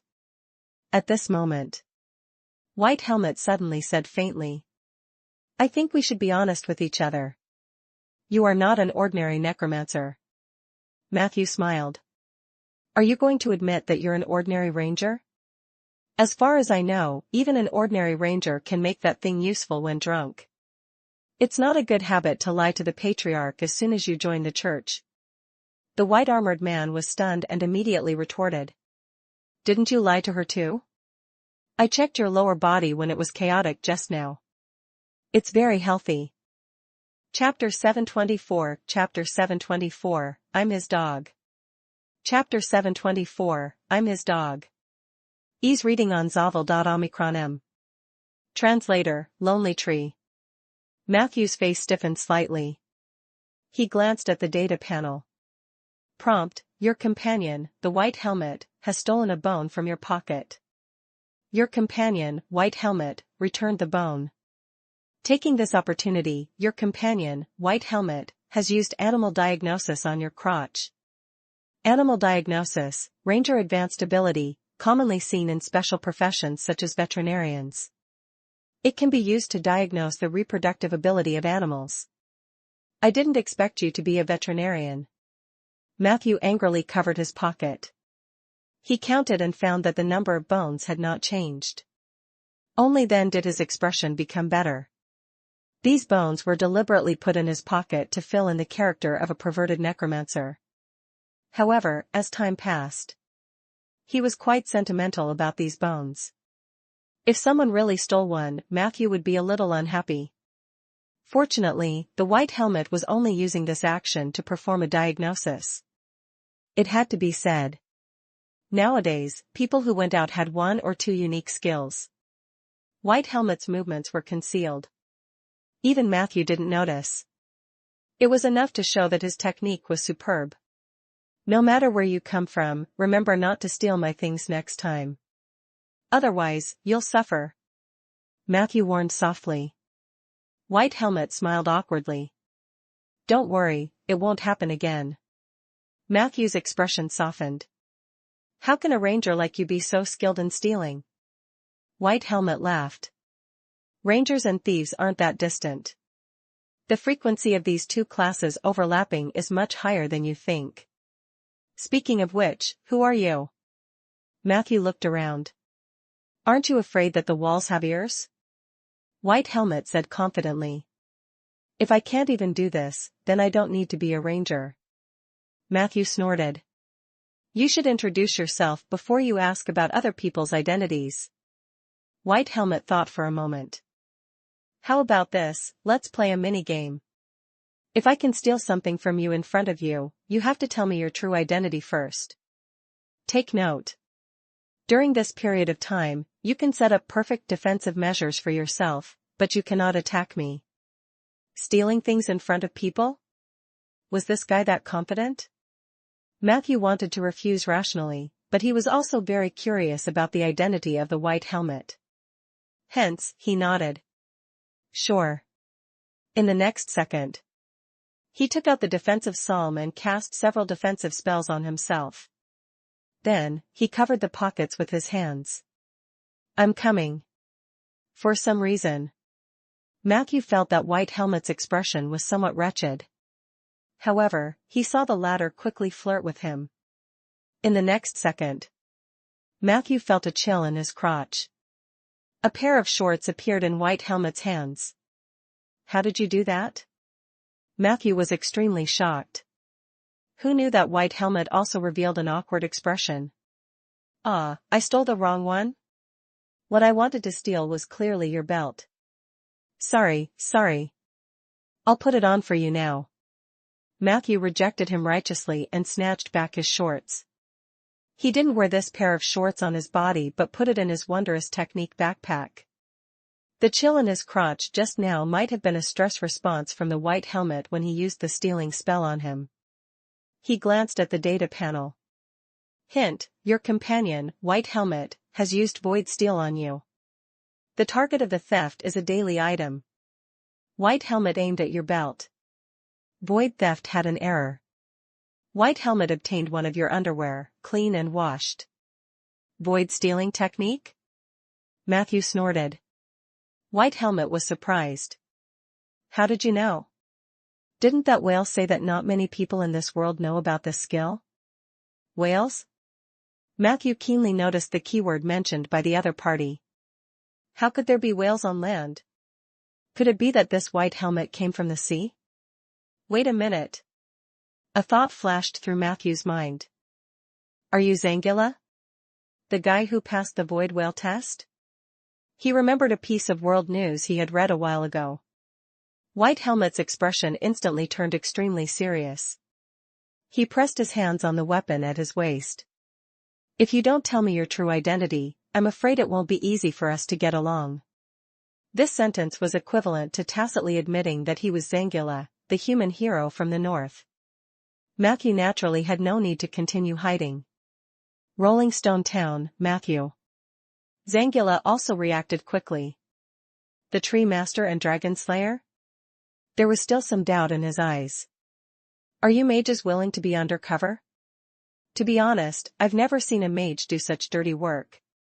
Matthew shrugged. Have you ever seen a mage who knows how to plant trees? Zangila thought for a moment. Not really. As they spoke, he pulled out the weapon from his waist and put it back. However, there are quite a number of spies in the Order of Calamity. There seems to be another person besides you and me. Zangila said casually. Matthew raised his eyebrows. Mr. Jean? Zangila was stunned. What? Is Mr. Jean a spy too? Well, the person I'm talking about is in the headquarters of the Order of Calamity, and I've only met him 3 times. His name is Bai Chi, and he's an elephant-nosed man. I can't be sure that he's a spy, but he really doesn't behave like a normal person. You'll definitely notice if you meet him. Matthew secretly noted down this information. It seems that the Order of Calamity has really been infiltrated. Zangila stretched. Matthew looked at him. Why are you here? Where is the troll warrior beside you? Zangila said in a low voice. You mean Onionhead? He's lurking outside the Dark Temple, ready to support my actions at any time. As for me, I've only joined the Order of Calamity for one purpose, of course, and that is to stop their evil actions. Although I haven't figured out what exactly they're up to, they must be up to something big since they've been stirring up so much trouble in the Watcher Highland for so long. Onionhead? Was that the code name of the troll warrior? Matthew asked with interest. What's your relationship with Mr. Onionhead? Zangila blurted out. I'm his dog. Matthew was stunned. Then, Zangila explained with a bitter smile. Well, he and I are very good friends, but before that, we made a bet. The bet was that after the loser announced their relationship to the public, they had to tell the public that one party was the other party's dog. Cough cough, it's obvious that I lost this time. Matthew listened to the other party's explanation. He felt that it was a little strange. However, Zangila asked in time. What about you? Why would a mage come to such a place? Matthew calmly replied. I have some personal grudges with the Order of Calamity, and I'm also looking for 2 friends. One was called the Ancient Tiger and was a druid. The other is a drow warrior called Lara. Zangila nodded. As the 2 of them spoke, a louder knocking sound came from the box behind him. Matthew frowned and said, Did the thing inside hear what we said just now? Zangila shook his head. A golden light flashed in his eyes. There's nothing inside. It's the white deer. It's the most powerful nature soul that this land has ever nurtured. I can only say that Mary Joshua's loyalty test was indeed sincere. Master Mage, do you have any way to swap the holy white deer without being discovered? Chapter 725 Chapter 725, Sacrificial Moment and the Magical Use of the Earth-Digging Worm. Chapter 725, Sacrificial Moment and the Magical Use of the Earth-Digging Worm. Ease reading on Zavel.omicron. Translator, Lonely Tree. Holy white deer? Matthew was slightly stunned. How did you know? Zangila smiled, his eyes sparkling. I have a pair of X-ray eyes. I can see through the outside and see the essence. As they spoke, his gaze remained on Matthew's chest, and his expression gradually became a little subtle. Matthew frowned. Zangila's eyes suddenly lit up. I didn't expect you to be so avant-garde in your choice of undergarment. We should be able to get along. In the next second, a gray magic ball directly smashed into him. Bang! The magical aura from the transformation domain instantly spread. Zangila shrank back. He instantly turned into a mountain goat with a blank look in his eyes. Hey! What are you doing? Zangila looked a little panicked. I'm just joking. I didn't see anything at all. Quickly turn me back. Matthew smiled coldly and then put on an evil smile unique to necromancers. Maybe I'm more avant-garde than you think. As he spoke, he walked over and patted the goat's butt. Zangila was scared out of his wits. At that moment, he remembered the terrifying legends about the mages in his hometown. Hence, his glutes tightened instantly. He ran away with his tail between his legs. Don't come over. Hurry up and turn me back. I'm sorry, I swear I won't look at it randomly again. There was a hint of pleading in his voice.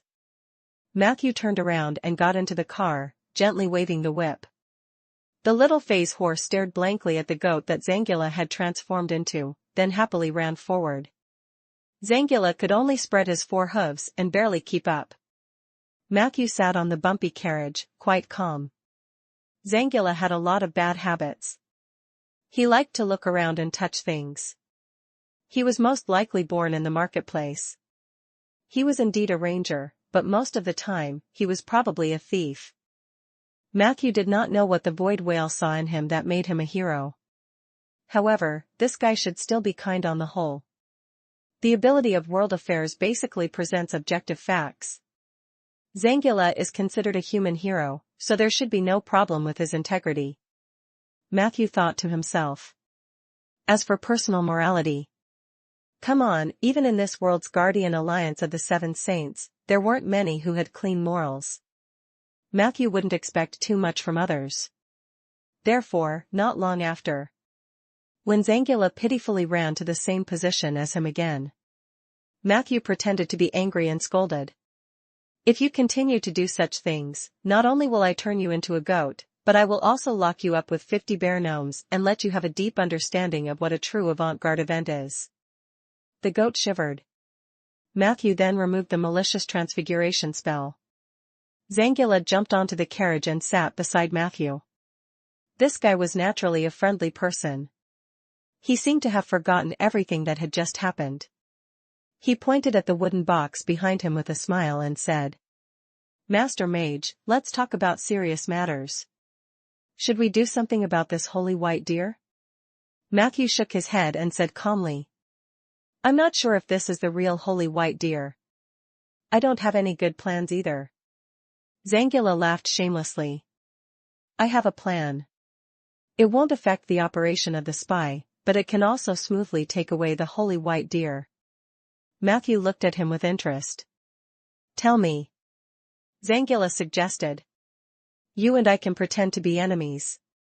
One of us will drive away the white deer, and the other will report to Mary, claiming that the other party is a spy. In this way, we can at least keep a spy who has left a good reputation in Mary Joshua. We can also successfully take away the white deer and stop the hidden conspiracy of the Order of Calamity. Look, am I a genius? Matthew blinked. So, who will report the person who took the holy white deer? Zangila coughed. Master Mage, you're suitable for escaping. It shouldn't be a problem for you to take away the holy white deer. I was born to deal with these grey organizations, so I'm more suitable for undercover work. I swear on my character that I'll complete your mission. As long as I have any clues about the person you're looking for, I'll inform you as well. In that case, you and I, together with Onion Head, will be able to destroy the Order of Calamity. Matthew asked. What if I insist on letting you escape with the holy white deer, and I report it to Mary? Zangila thought for a moment. It's not that I can't, but in that case, I still have a lot of things to tell you. I can't explain it in a short time. Should I hurry up and start talking now? Matthew looked at him deeply. The other party's eyes were sincere, and they did not seem to be faking it.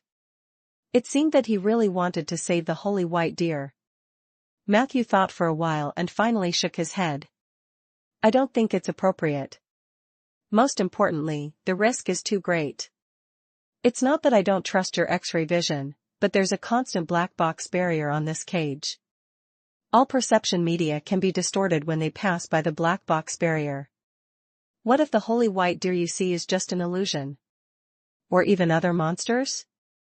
Zangila shook his head. The possibility of that is very low. I am quite confident in my judgment. Chapter 726, Chapter 726, Sacrificial Moment and the Magical Use of the Earth-Digging Worm. Chapter 726, Sacrificial Moment and the Magical Use of the Earth-Digging Worm. Ease reading on Zavel.omicron. Translator, Lonely Tree. You may not know, but part of my power now comes from the Void Whale. It's a very great life form, and it's sworn enemies with the legendary Void Lord of the Order of Calamity, Yurkus. All of Yurkus' tricks are exposed to the Void Whale, and I don't think the Order of Calamity can fool me. Matthew nodded.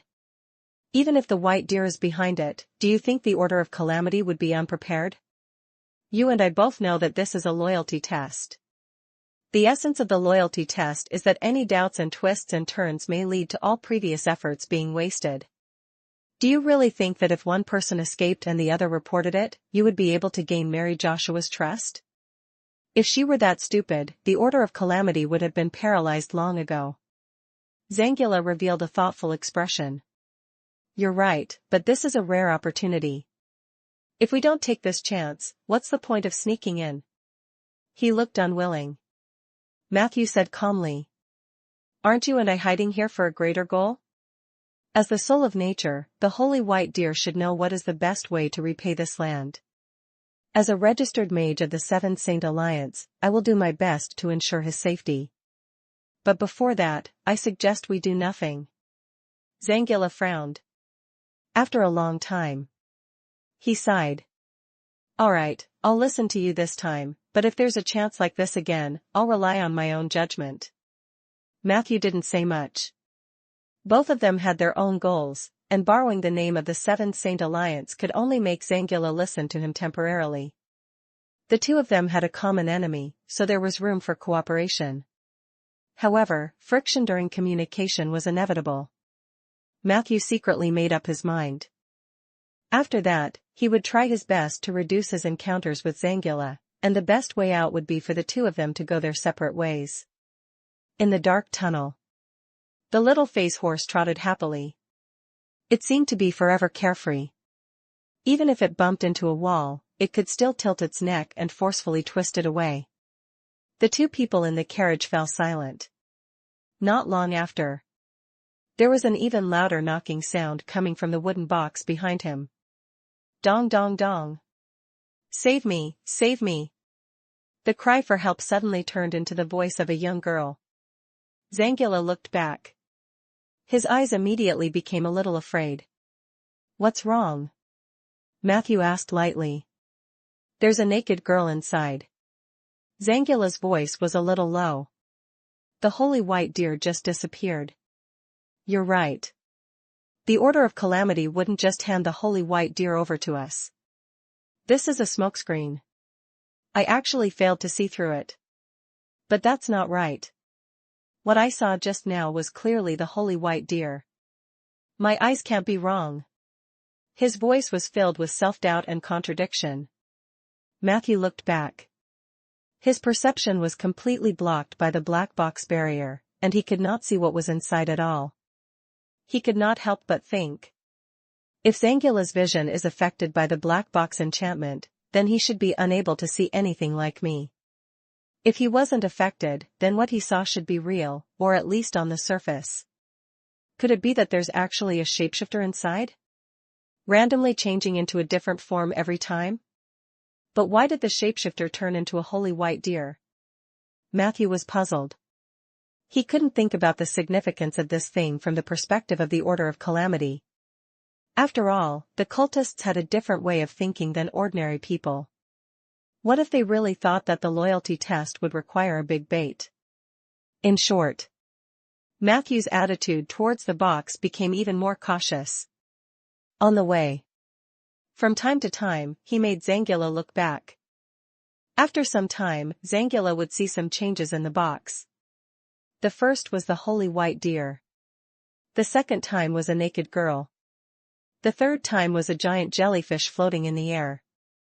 The fourth time was an upside-down vampire. However, he did not have the time to see the fifth change. The sound of dense footsteps suddenly came from the quiet path ahead. Puff. Magic flames lit up. Matthew looked at it. They saw a group of Witherer disciples bump into them. Most of the Witherer disciples were the same as the ones they saw on the surface. They were crazy and bloodthirsty, and they surged up as soon as they saw people. However, this time, there was a leader-like character among the Witherer disciples. He seemed to be able to command the other Witherer disciples. Under his suppression, some of the Witherer disciples retreated a distance. He walked to the front. "Give me the things in the car." "I can give you money, a lot of money," the leader said in a low voice. However, no one in the carriage answered him. He was welcomed by a long and strange magic syllable. "Wait, I can give you 100. Before the leader could finish his sentence, the space around him and the other disciples instantly distorted. The deceleration field and the silence halo overlapped, and their movements became extremely slow. The panic of the Witherer disciples did not last long. 3 short seconds later, 2 huge scissors emerged from the rocky walls on both sides. Chapter 727, Chapter 727, Sacrificial Moment and the Magical Use of the Earth-Digging Worm. Chapter 727, Sacrificial Moment and the Magical Use of the Earth-Digging Worm. Translator, Lonely Tree. Kacha. All the Witherer disciples were instantly cut clean. A large amount of blood fell like rain. There was only a corpse that had been cut into 2 on the ground in front of him. It was the leader's corpse. "Hey, don't you want to hear how much he's paying?" Zangula carefully wiped his sweat, his expression somewhat speechless. Matthew shrugged. "It doesn't matter. I know the Witherer disciples. They are one of the few groups in the world that are poorer than the Necromancers." Zangula said. "There's no problem killing them, but their forms are very special. I suspect that most of the Witherer disciples are not dead." Matthew nodded lightly. Everyone had noticed the abnormality of the Witherer disciples, but no one had an answer as to where the source was. Coincidentally, an unusual corpse appeared in front of him. He wanted to go over and take a look. Who knew that at this moment? The corpse that had been cut into 2 actually crawled up on the spot. A ball of mysterious black gas lingered around the waist of the corpse. The upper body of the corpse reached out and tried to put itself back. Immediately after, many details on the corpse began to change. His skin quickly turned greenish-gray. His eyeballs bulged violently, and his teeth became sharper and thicker. His body emitted a strong stench as if he had been soaked in a mountain of corpses and a sea of blood for more than 10 years. His hair quickly fell out, and the muscles on his upper body became especially strong, while his lower body seemed a little weak. He stumbled when he walked, but he could maintain a delicate balance. "There's something wrong with this guy." Zangula vigilantly drew the thin sword at his waist and was about to walk towards the monster when Matthew stopped him. "He's mine now," Matthew explained calmly. Zangula revealed a look of disbelief. I didn't even see you chanting the undead summoning spell? Matthew smiled and said nothing. He came in front of the monster and sized it up carefully. The latter lowered his head slightly and gave a sincere greeting with a ferocious expression. Master. His voice was hoarse and scary. But for some reason, Matthew felt a sense of joy. He glanced at the data panel. Hint, you used your signature spell, Fatal Scissors, to kill a large number of Witherer disciples. The effect of the spell, Lord of Undead, was in effect. You have obtained a loyal servant, Elite Ghoul. Elite Ghoul, LV-13 extremely strong, good at pouncing and gnawing, feeding on corpses. In an unconscious state, it will be driven by endless hunger to continuously attack creatures. But your orders are above all else. He is 100% loyal to you. Ability. Special, your Elite Ghoul has the sacrificial option. Sacrifice, you can sacrifice your Elite Ghouls to the negative energy plane. You will have the opportunity to receive gifts from the negative energy plane and increase the possibility of transforming into stronger creatures the next time the Lord of Undead's ability takes effect. The attributes of the ghouls were not bad. He was more or less a small leader in Matthew's cemetery. However, there was still a considerable gap between them and those true elite characters. Matthew thought for a moment. He still chose to sacrifice. In the next second, a gray-brown magic array appeared under the ghoul's feet. A strong wave of negative energy was transmitted from the other end of the magic array. Matthew felt the unique north wind of the negative energy plane, and he even vaguely saw the nether moon. A moment later, the ghoul let out a low sigh. I am free. Whoosh. His figure disappeared. Immediately after, a thick bone and a tiny golden bean appeared above the magic array. Matthew went over to pick it up. Hint, you have sacrificed an elite ghoul and received a gift from the negative energy plane.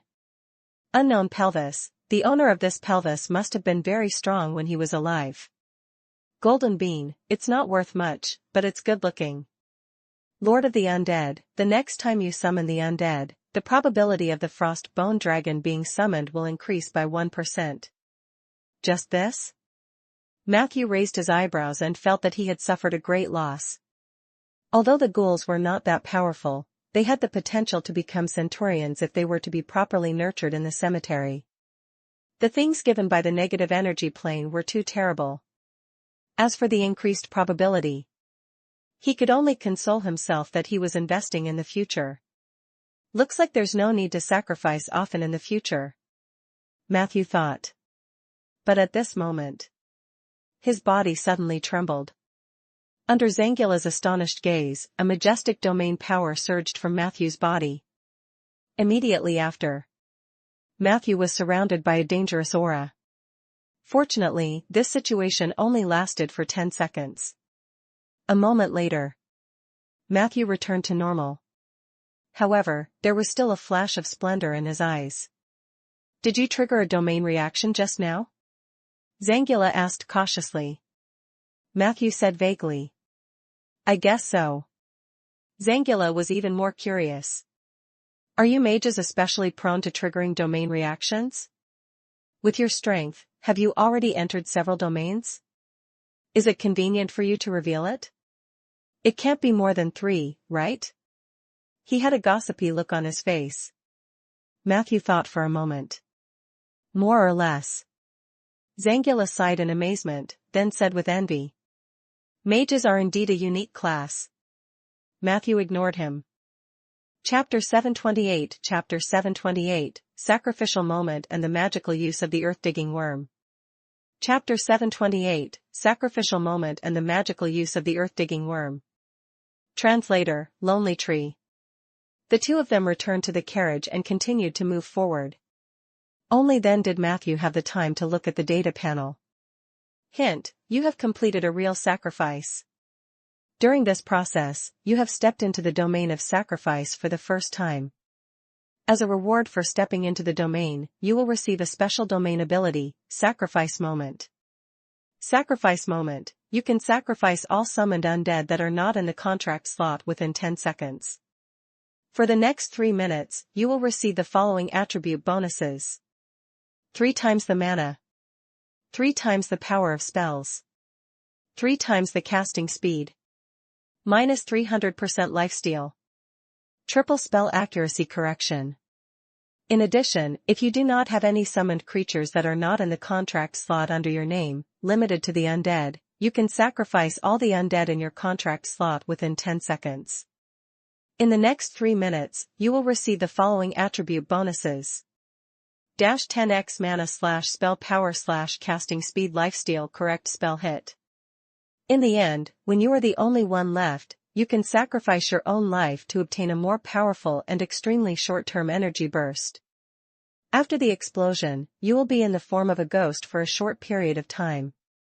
If your soul body is not properly protected, you will most likely die quickly. Moment of Sacrifice was a very special and powerful ability.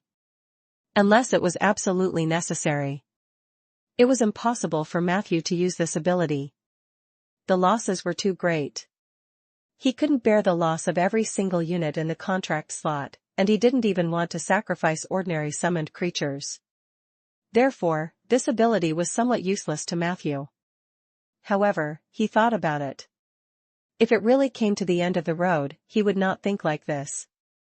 Fate was always unpredictable. Matthew couldn't guarantee that he wouldn't face a desperate situation. Therefore, this ability was very suitable as a trump card. I still have to work hard and try my best to avoid such a situation from happening. Matthew secretly encouraged himself. After the small interlude, the carriage continued to move forward happily. After another hour or so, they passed through the winding underground tunnel and arrived at the secret stronghold of the Order of Calamity in the Watcher Highland without any mishaps. Outside the gate, Mary Joshua crossed her arms in front of her chest, a satisfied expression appearing on her face. The dozen or so original members behind her were also unscathed. You guys did well. Mary Joshua walked over with a smile. She opened her arms and tried to pull the 2 men to her side. However, the 2 of them could not help but dodge. Matthew pointed at the people behind her and asked, "What's going on? Why did you arrive earlier than us? Don't tell me this is some boring test. I hate it when people test me." His expression looked very sinister. On the other side, Zangila, whose alias was White Helmet, was also displeased. He was now pretending to be an alcoholic and cold guy. This guy's acting wasn't bad either. As soon as he got out of the car, Matthew could feel a slight change in his aura. This should be some kind of ability related to the domain of acting. Bone Mage is right. You have to give us an explanation.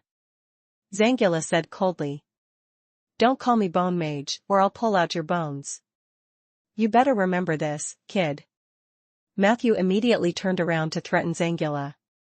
The latter sneered, seemingly somewhat baffled. Can you understand the situation first? This woman tricked us. Is it more serious than me talking nonsense? Matthew turned around. He's right. You have to give me an explanation. Mary Joshua spread her hands and smiled. We just happened to find a shortcut. Don't think too much. Everyone in the Order of Calamity is equal. There's no such thing as a test. Alright, if you want to lose your temper, I can accompany you tonight. Let's go in and talk. This is a secret stronghold of the Order of Calamity. It will be open to you from now on. That should be enough to dispel your doubts. As she spoke, the people behind her went to take over the carriage. The pitch-black stone door quickly opened to both sides under Mary's incantation. The 2 of them followed him in with indignant expressions. There was another world inside. This was a rather spacious underground space. The exact area could not be seen, but the left and right sides were at least 100 meters long, and the depth was several times that number. In terms of height, Matthew estimated that the shortest part of his head was about 10 meters from the ground. This was an excellent underground gathering point. The stronghold was brightly lit. Would he be able to see the believers of the calamity walking past him? Matthew also noticed that there were many ponds dug in the square at the front. However, the surroundings of the ponds were pitch black, and he could not tell what they were used for. Along the way, he asked Mary in a tough tone, "What is that thing in the car?" There were always people knocking on the door along the way. "It's so noisy that I'm about to have a nervous breakdown." Mary Joshua's attitude was very good. She smiled and said, "You'll know in 2 days. Don't be angry. I didn't mean to keep you in suspense. It's just that this is a serious matter. I'm the only one in the entire stronghold who knows. But I guarantee that the two of you will soon know the next plan.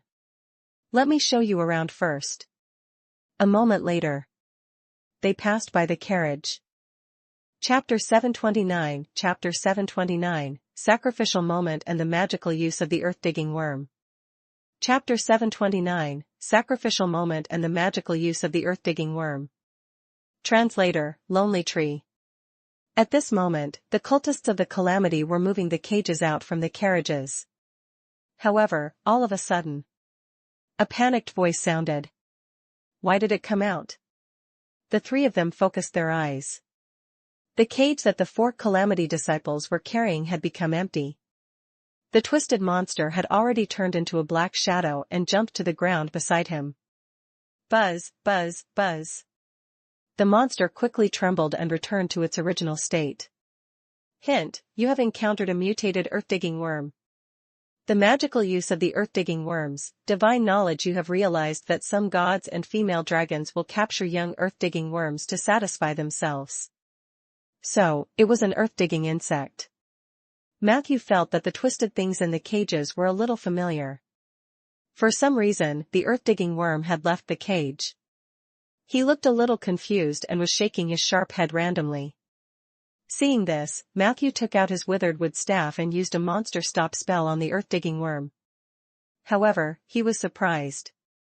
This spell was actually immune to the earth-digging worms. Hence, he immediately cast petrification. Something even more ridiculous happened. Petrification was ineffective as well. Not only that, Matthew's 2 consecutive spells instantly angered the earth-digging worm, and it suddenly charged at Matthew.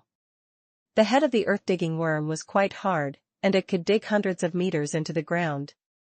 Being hit by this thing was equivalent to being hit by a dragon. Matthew didn't dare to be negligent. He quickly opened a teleportation door. However, the reaction of the earth-digging worm was relatively fast. When Matthew's figure appeared on the portal at a high point, he suddenly changed his direction and chased after him again.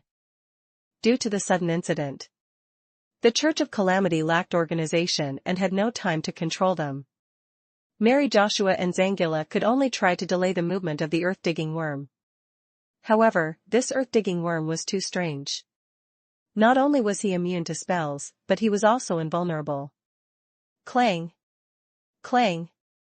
After 2 loud bangs, the earth-digging worm broke through the blockade and flew directly to the stone wall, heading in Matthew's direction.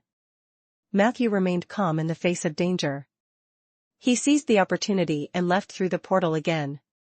When he turned around to look at the stone wall, the earth-digging worm actually went all the way up, instantly digging a narrow passage. Not good. He wants to escape. Mary Joshua reacted.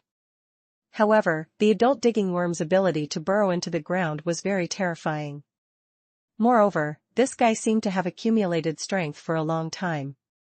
In an instant, he disappeared from everyone's sight. Above his head, a large amount of gravel would fall down in a shower of dust. He only left a huge hole in the ground. What's with this bug? Didn't you already cast the hypnosis spell on it already? Matthew couldn't help but ask. Mary Joshua raised her hand with a serious expression. Don't be in a hurry to have internal strife. We have to deal with what has already happened first before we come to pursue the matter. There are no problems with the rest of the earth-digging worms that were sent over. Only this one escaped. I'm afraid someone has done something to it in secret. We'll find out later. As for the one who escaped, leave it to me. I'll catch it as soon as possible. This place is not far from the surface, and the earth-digging worm hates sunlight. Even starlight and moonlight will make it feel like it is at a loss. Moreover, this instinctive digging won't last long. His physical strength is also a problem. She hadn't finished her sentence. A rumbling sound suddenly came from the hole, as if something was falling from inside. Mary's face lit up. See, I said he can't hold on. Move aside. Everyone hurriedly dodged. A few seconds later. As expected, the figure of the earth-digging worm appeared in this underground space again. Boom. He fell to the ground weakly. A ray of starlight shot in from the cave entrance. Immediately after, an elegant figure also fell down. Plop. He slammed his butt onto the body of the earth-digging worm, and his body bounced up slightly. Then, he laid down on the body of the earth-digging worm in a rather elegant posture. Who are you? Mary Joshua looked at him warily. The man lay on the ground for a while in a daze before he straightened his clothes and stood up. Matthew only took a glance and felt his breath stop. Hibbert? Chapter 730, Time Stop Series. Chapter 730, Time Stop Series. Translator, Lonely Tree. Who is it? The members of the Order of Calamity looked warily at Hibbert, who was sitting on the body of the earth-digging worm. However, the latter did not seem to care about these people at all. His expression was rather confused as he muttered. Because the surroundings were very quiet, every word Hibbert said clearly reached everyone's ears. What happened? Why did the ground suddenly collapse?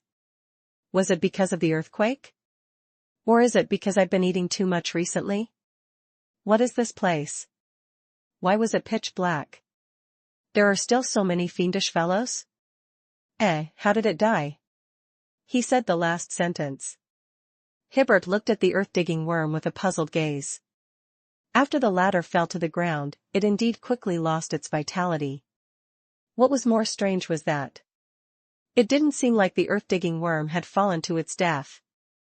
In fact, this thing had thick skin and tenacious vitality. It was impossible for it to die like this. Not to mention Hibbert. Mary Joshua's eyes were filled with doubt. Matthew, who was beside her, was also nervous. Matthew did not want to see Hibbert suddenly appear here. The other party had yet to notice him. But what if he recognized him and even greeted him? Where should Matthew go? He felt a headache when he thought of these questions. Even if Hibbert did not notice him, the abnormal events brought about by the earth-digging worm would definitely arouse Mary's suspicion. If the other party suspected him or Zangula because of this. All in all, Matthew sensed danger. However, his train of thought changed very quickly. At the very least, they had managed to sneak in and found the Order of Calamity's secret hideout near the Watcher Highlands. This undercover operation had a guaranteed harvest.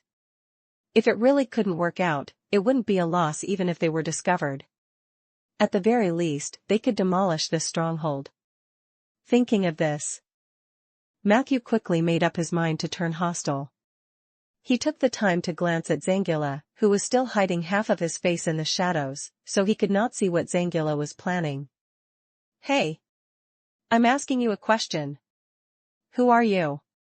A calamity tentacle stepped forward. He raised his crossbow and pointed it at Hibbert as he questioned him sternly. However, Hibbert still ignored him.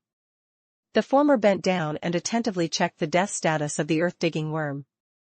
He gently pried a scale on the earth-digging worm's head and seemed to be talking to himself. This earth-digging worm is very strange. It smells like magic and ashes. What are you feeding it with? He seemed to be asking the members of the Order of Calamity.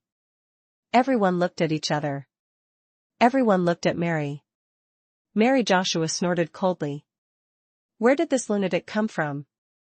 What nonsense. Arrest him. Hearing this, Hibbert looked a little anxious. He quickly stood up and said to Mary and the others, Don't arrest me. I was just passing by. I was sitting on the ground when the ground suddenly collapsed. Then, I came here. I'm also a victim. However, the Calamity disciples would not reason with him. This matter was too abnormal. Since the cause of the incident, the digging worm, had died, Hibbert, who could still speak, must have been the target of Mary Joshua's suspicion. Matthew composed himself and prepared to secretly help Hibbert. At this moment, one of the warriors passed through the crowd and daringly dashed towards Hibbert.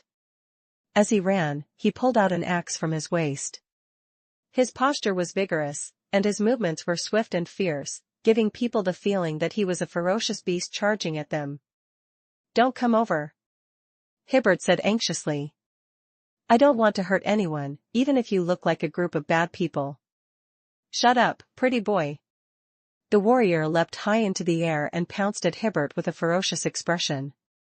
On the other two sides, there were also two Calamity disciples who came over. They quickly approached and attacked Hibbert from 3 different angles. In a flash, a soft sigh sounded. Just as Matthew was about to cast his spell, an extremely bright light lit up on Hibbert's body. In an instant, the entire dim underground space was illuminated as if it was daytime. Hibbert's robe swayed gently like a breeze. Immediately after, the swaying movement disappeared. A huge sphere appeared with him as the center. The space within the sphere seemed to have changed. Everyone was shocked to see. The warrior who had jumped up suddenly stopped in midair. His body stopped falling, and his expression froze for a moment. It was the same for the Calamity disciples, who came from the other 2 angles. The 3 of them were completely stuck. Not only that, time seemed to have stopped inside the ball of light. Only Hibbert himself was aloof. Hint: your partner Hibbert has used the Time Stop series spell. Time Stop series, one of the most difficult magic problems in the field of transformation. It can use different media or forms to make a specific area or target enter a state of time stop. In the state of time stop, you can steal, move, shove, humiliate, and other non-harmful or slightly harmful actions on the target. Once your actions on the target exceed the light damage threshold, the target will recover from this state and be immune to the Time Stop series of spells for the next half an hour. Chapter 731, Time Stop series. Chapter 731, Time Stop series. Translator, Lonely Tree. Knowledge, domain of transformation. The spell that Hibbert casts is called Hibbert's Sphere, self-created spell. Within the sphere, time is almost still in a sense. The closer you are to the center of the sphere, the more time stops, but it is not completely still. As expected of a true genius, Matthew secretly removed the spell he had prepared. No wonder the Silver Council was only worried about whether Hibbert could complete the mission, not whether Hibbert would encounter danger during the mission. Just this move. It was enough for Hibbert to roam freely across the continent. The Time Stop series of spells were very difficult to learn. This thing was just like the Prophecy series of spells, which required a lot of talent. There were probably not many people in the entire alliance who could stop time in a small area like Hibbert, including the 7 saints. Matthew was relieved. He was suddenly curious about how this matter would end. For the Order of Calamity, the sudden arrival of a mage who did whatever he wanted in their secret stronghold and the time freeze of a considerable portion of the region was nothing more than a direct invasion of territory. If they allowed this, the upper echelons of the Order of Calamity would probably lose all face in front of the lower-level believers. As expected, Mary Joshua roared angrily. "Get rid of this spell. This stronghold should be the most powerful one in the Order of Calamity." There were actually 2 mages among the dozen or so backbone tentacles. The 2 of them walked out.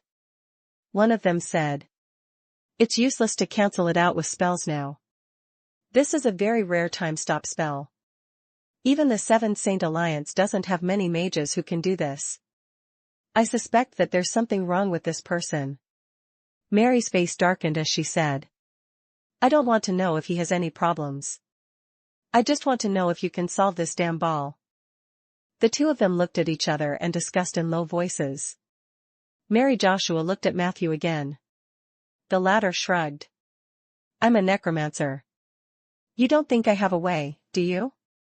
Mary Joshua turned her head away with a straight face. After a while, the two of them seemed to have come to a conclusion. The older mage said, "We can try to set up an anti-magic barrier to directly cancel out all the magic in this area, but this will affect the ash extraction in the square." Mary Joshua waved her hand in frustration. "Dismiss this ball of light at all costs. I want to capture this mage and interrogate him." The two of them immediately went to prepare. These two mages were considered first-rate talents. In just 5 minutes, they had set up an anti-magic barrier around the area. A moment later, one of the mages activated the barrier. In an instant, a power that made Matthew feel suppressed bloomed in this space. Immediately after, the ball of light dispersed with a bang. All the light scattered into fragments that fell to the ground, forming a rather dazzling starlight. "Did you succeed?" Joy appeared on Mary's face. At that moment, the two mages turned around with a smile. One of them said, "The anti-magic domain has been set up. That mage can't escape." The other person said seriously, "We can try to set up an anti-magic barrier." As they spoke, a bright yellow light lit up behind the two of them. Hibbert's orb returned to its original state. Everyone looked at Hibbert, who was busy working on the corpse of the earth-digging bug, and then looked at the warrior and the other two Calamity disciples floating in the air. Time seemed to have returned to a few minutes ago. After saying that, the older mage hurriedly set up the array on the ground. "What's wrong with you guys?" Someone tried to stop them. However, just as he approached the two mages, his body froze on the spot. The two mages seemed to have no idea what was happening outside. They were still focused on preparing the materials for the anti-magic barrier. 5 minutes later, everything was ready, and one of the mages activated the anti-magic barrier. Hibbert's ball disappeared. Then, it reappeared. The elderly mage smiled at Mary and said, "We can try." Looking at this scene, everyone could not help but feel their hair stand on end. "Retreat quickly," Mary Joshua reacted. "An abnormal time domain is spreading outwards. Damn it, stay away from that mage. The two of them have entered a time loop." The others were not fools. Although they lacked knowledge of the time-stop series of spells, the strange scene in front of them was enough to dissuade most people. Hence, everyone retreated one after another, leaving a buffer zone of at least 50 meters. Everyone silently watched Hibbert, who was jumping up and down on the corpse of the earth-digging worm, with fear in their eyes.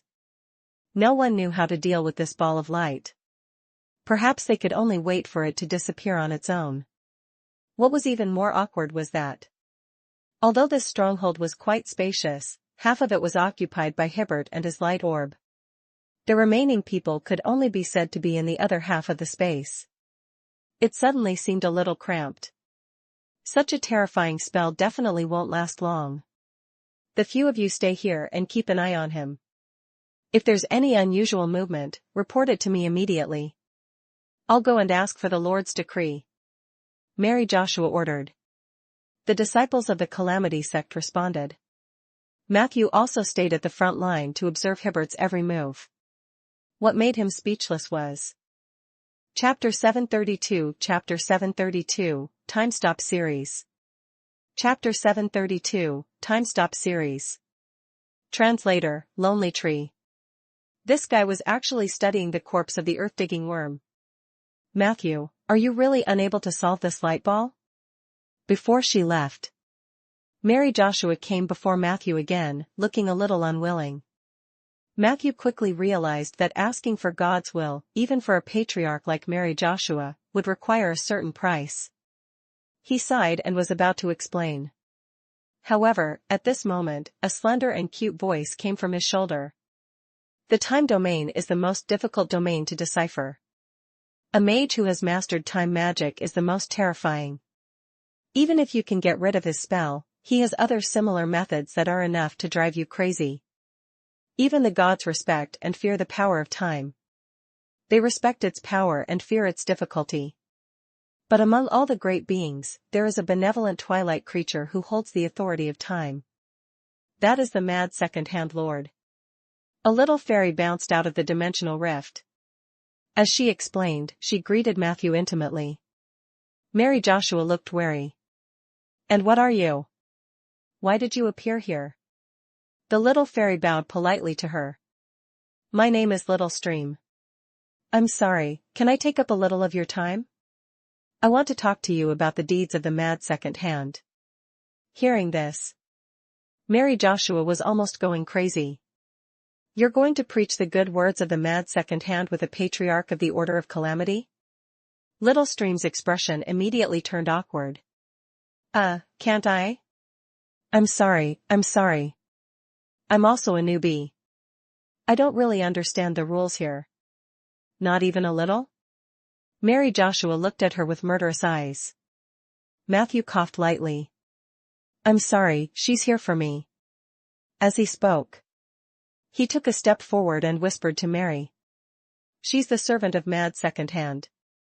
Mad Secondhand has been trying to rope me in recently, but I'm not interested in these crazy guys. Even so, there's no need for us to become enemies with the Mad Secondhand for the time being, right? Mary Joshua frowned. If it were in the past, she would definitely kill this little fairy. This fellow's actions were simply blasphemous. But now, too many accidents had happened in the stronghold. For Matthew's sake, she had to be clear about her priorities. Take care of your little elf, Mary Joshua said sternly, then said in a gentle tone. You did the right thing by not choosing the second hand of madness. The Order of Calamity is a better place for you. But let me ask you one more thing. Did you not join them because you thought they were too crazy? She looked at Matthew curiously. Matthew shrugged. Oh, no, I think they're not crazy enough. Despite the name of madness, the things he does are actually very ordinary. Mary was slightly stunned. Then, she shook her head and walked away with a bitter smile. Get your little elf out of here. Watching Mary Joshua's back disappear from the square, an evil art master named Dalos, who was responsible for guarding the place, scolded Matthew fiercely. He was Mary Joshua's adjutant, the second person in charge in name. Dalos was already very displeased with Matthew and Zangilla. Now that Little Stream had joined them, if it weren't for Hibbert's orb of light, he would have to settle the score with Matthew. Be Mary Joshua's dog, idiot. Do you need me to make it clearer? The one who failed the mission was not me but you. Weren't you in charge of keeping that earth-digging worm? You still have the nerve to bark after such a thing happened. If I were Lady Mary, I would skin you first and let everyone see the consequences of not doing things well. Matthew did not hold back at all. He spat at Dalos so angrily that his eyes were about to explode. The two sides were about to fight. However, under the dissuasion of the others, the two of them pretended to separate. Matthew took the opportunity to lead Little Stream elsewhere. On the other side of Hibbert's sphere of light, in the shadows of the square, there were few people. I'm sorry, Little Stream, but you've seen the current situation. Now is not the time to talk about Lord Mad Secondhand's deeds. Facing the small stream, Matthew rejected her again without any psychological barriers. I'm now in the stronghold of the Order of Calamity. Do you know what's behind the Order of Calamity? Matthew reasoned with her again. Little Stream nodded obediently. I know. The great evil Trier is behind the Order of Natural Disaster. He's a clone of the God of Midnight, who is the best supporter of the human world in the Heavenly Palace. Recently, the God of Light and Knowledge seems to have joined the organization, and there are also some gods with weak divine power around them, making them very lively. Matthew's expression changed slightly. Do you know the situation in the Heavenly Palace very well? Stream shook her head. I just often hear Lord Mad Secondhand talking to himself. Matthew hurriedly said. Then do you know what kind of divine power the Midnight God has? Little Stream pondered and said.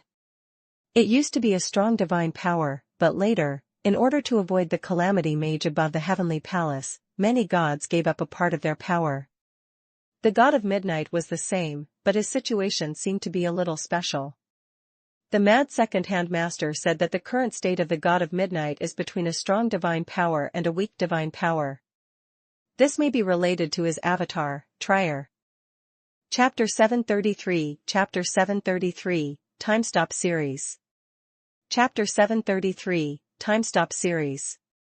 Translator, Lonely Tree. All in all, the gods of the heavenly palace respect him very much. He is at least on the same level as the god of light and knowledge, the lord of storm and ocean, and the god of war. Matthew asked again. Then did Lord Mad Secondhand say what the god of midnight wants to do recently? Little Stream said dazedly. No, the mad second-hand master doesn't like those gods of the heavenly palace. He always says that they are a bunch of pigs. Whatever the pigs want to do, let them do it. Why do you care so much? Her tone was extremely arrogant, and her imitation was vivid. At that moment, Matthew seemed to see Mad Secondhand himself standing in front of him and saying these words. His heart tightened. Realizing that this was a sign that he was about to be corrupted by the second hand of madness, he hurriedly said. Thank you for your information. I still have something to do now. Please go back. Send my regards to Lord Loa. Little Stream said unwillingly. Then you must listen to me next time. Matthew said confidently. Next time. Little Stream left reluctantly. Matthew heaved a sigh of relief as he watched the light on her body gradually dissipate. He didn't reject communicating with the mad second hand. This was because he had recently learned that the mad second hand was a special existence formed by the god of luck, Loa, who had devoured the creation of twilight. There was definitely a difference between him and an ordinary twilight creature. Otherwise, with the degree of infiltration of the mad second hand into the demon flower pavilion, the fairies would have gone crazy long ago. He could only say that they were sick, but it wasn't too serious. However, he had to be very careful when he came into contact with the second hand. Matthew had to find a way to prevent and stop the other party's invisible pollution. Otherwise, it would be forever next time. Sending Little Stream away. Matthew turned around and prepared to leave. But at this moment, a breeze brushed past his shoulder. Matthew looked back and saw that Little Stream had stopped on his shoulder again. Why are you back? Matthew asked. Ahem, it's me. Hibbert's voice came from the fairy's mouth. Matthew's expression changed instantly. What happened to you? He asked hurriedly. As you can see, this is the fairy transformation spell. I'm ashamed to say that I have mastered very few spells. I only have some attainments in the field of transformation, so I can transform into all kinds of forms. Hibbert explained. I saw that the fairy was quite good-looking, so I imitated it. What do you think? Matthew glanced at it. I really can't tell. Hibbert said proudly. My shape-shifting spell can indeed fool most people. But soon, his tone was filled with confusion. But for some reason, there are still some differences when I turn into a fairy. This time, the difference is even greater. Matthew stared at him, but he couldn't see any difference between him and the real Stream, so he couldn't help but ask. Where is the deviation? Hibbert sighed. Normal fairies don't have reproductive organs. Matthew narrowed his eyes and looked at a specific spot. Do you mean? You have. Hibbert said.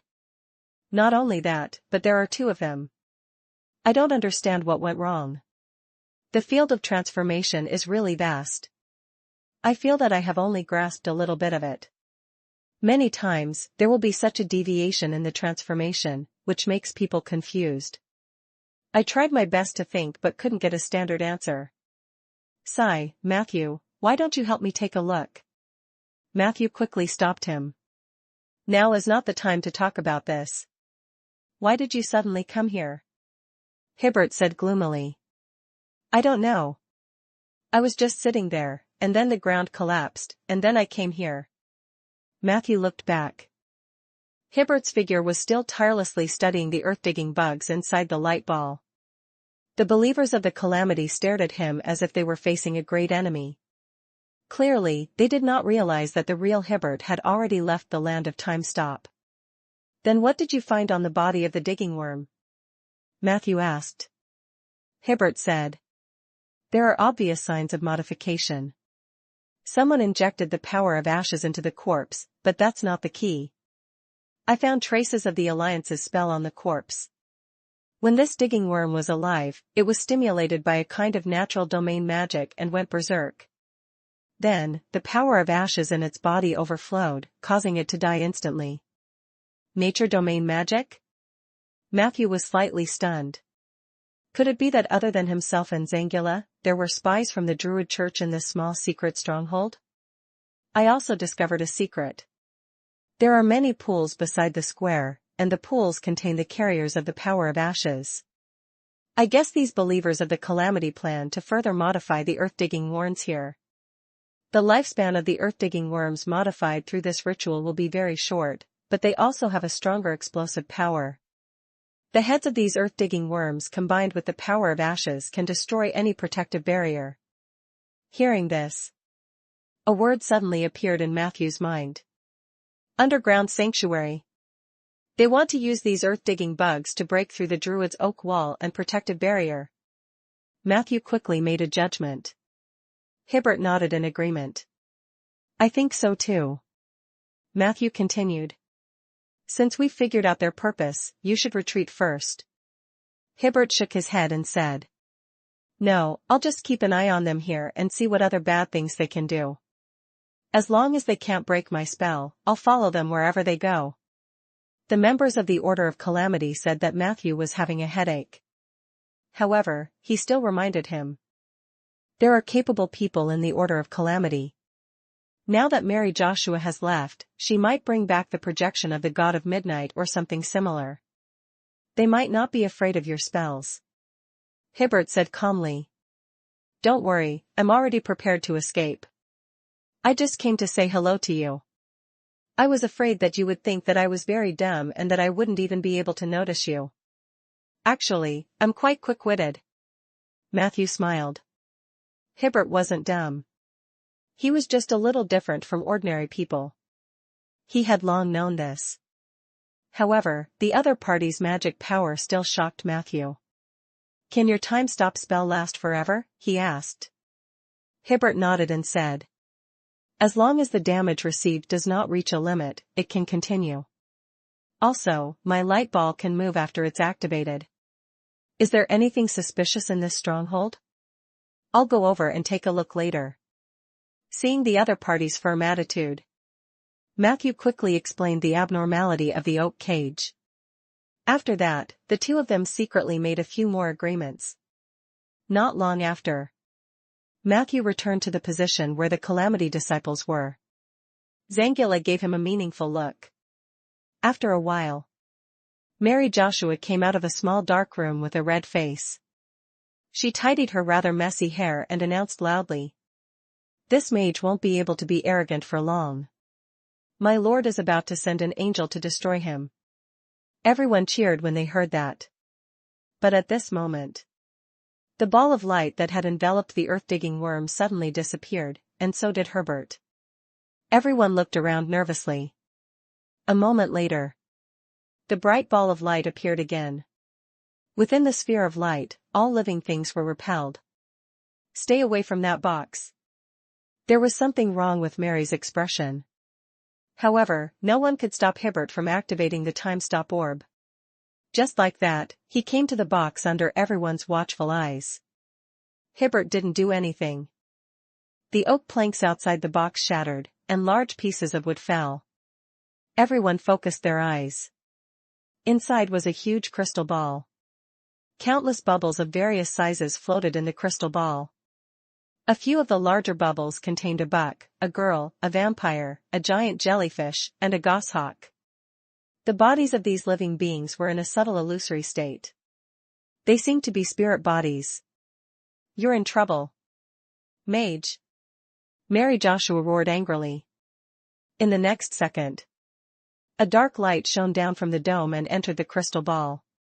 In an instant, the fallen vampire suddenly opened its scarlet eyes. He coldly looked at everyone present. His body exuded a majestic aura that ignored everything. Warning, you have detected that an angel has taken over the status of nature's soul vampire Mosen through a reincarnation ritual. You realize that these unconscious souls of nature in front of you have become the medium for the reincarnation of the gods of the heavenly palace.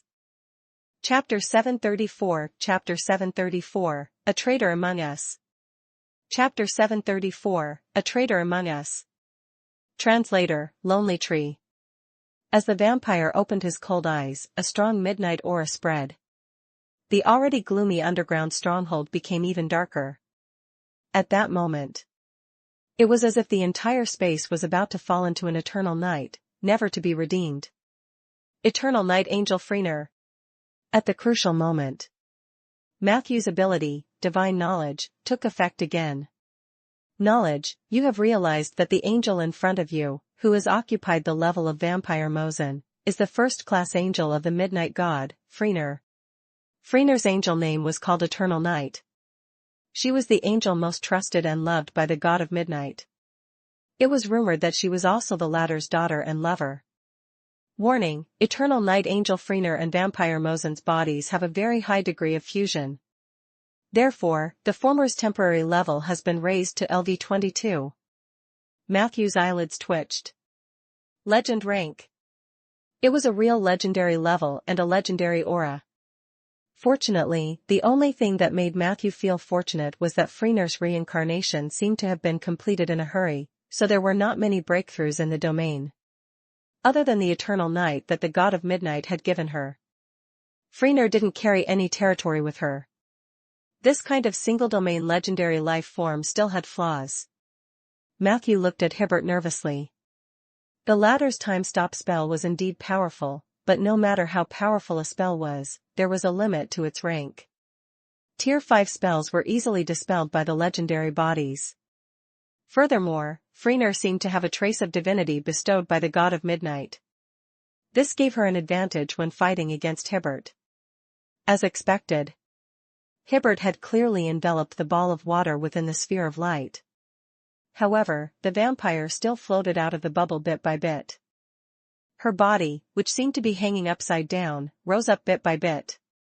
Along with this process, her cold eyes looked around as if every face was deeply imprinted in her mind. It made people shudder and was extremely majestic. Her ascension was not fast, which meant that Hibbert's spell was still effective.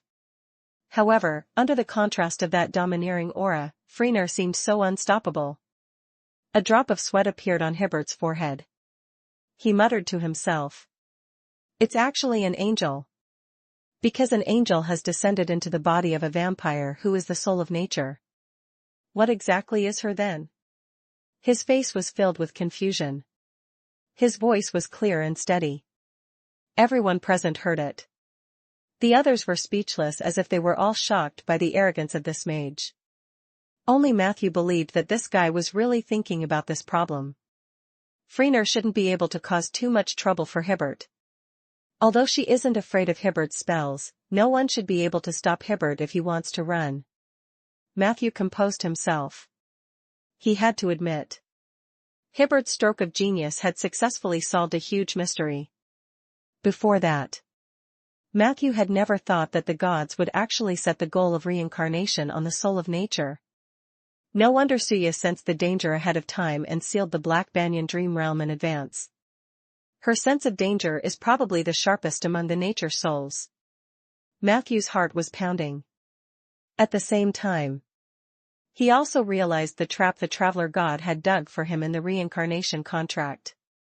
The other party did not mention the channel of reincarnation at all. The God of Travelers told Matthew that he wanted to reincarnate into a beautiful girl, but what kind of carrier was this beautiful girl? The Traveler God did not say anything.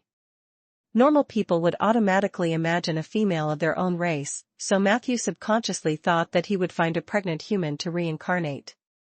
However, that was not the case. The Traveler God probably had extremely high requirements for his reincarnation target. What if Matthew signed the contract? He might just watch helplessly as the Traveler God took over the soul of nature in front of him. Limited by the effectiveness of the contract, He couldn't stop it. You're indeed old foxes. In a situation where there's a potential conflict of interest, not cooperating is the best solution. Matthew was secretly sweating. That's right. To the gods. Nature souls were the most perfect reincarnation targets. In terms of form and level, they were the closest to gods. In addition, there were two other benefits for the gods to reincarnate into the soul of nature. Firstly, if the laws set by the Calamity Mages were to lose their effectiveness with the collapse of the Heavenly Palace, they could easily use their identity as nature souls to directly advance to become natural gods. At the very least, they could become a demigod. This would be very helpful for them to regain their footing in the Ander continent and develop their forces. Secondly, reincarnating as a nature soul could preserve their previous strength to the greatest extent. Eternal Night Angel Freener possessed the strength of a legend even though she had taken over a vampire's natural soul. What about the god of midnight himself? What about the more powerful god of war, the lord of storm and ocean, the god of light and knowledge? There was no doubt that they existed at the level of a superior legend or even a strong divine power. Such a group of people had suddenly appeared on this continent. It would undoubtedly have a huge impact on Ander's current structure. After thinking through the details, he finally understood what was going on. The truth of the three evil organizations besieging the Watcher Highland was gradually revealed. All the clues pointed to Nature's soul. Chapter 735 Chapter 735, A Traitor Among Us. Chapter 735, A Traitor Among Us. Translator, Lonely Tree. There were many nature souls living in the underground church of the Druid Church. Some nature souls had lost their consciousness, but they still retained their natural level. There were also some souls of nature who were already old and could easily be deprived of their own selves. For the gods of the Heavenly Palace who were desperate at this stage, these nature souls were the most delicious fruits. It was also a cost-effective way for them to bypass the Eternal Barrier and successfully descend on Ander. To the south of the Watcher Highland is also the Green Jade Court and the Eversong Forest. Near the Gold Coast is Suya's Black Banyan Dream. There are also many lands where the souls of nature reside in the north.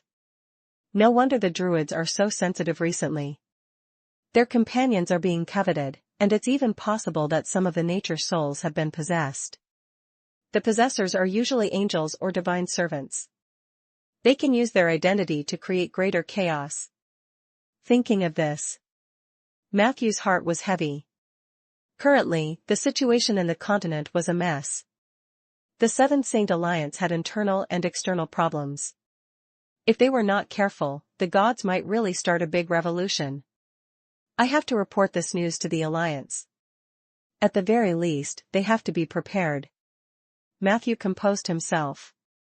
The only thing that puzzled him was that although the Traveler God had lied to him about the reincarnation contract, he did not expose him in front of Mary. Or the other party was setting up a bigger trap. Or perhaps the God of Travelers and the Order of Calamity were not on the same path. Perhaps the God of Travelers was also coveting the nature souls captured by the Order of Calamity?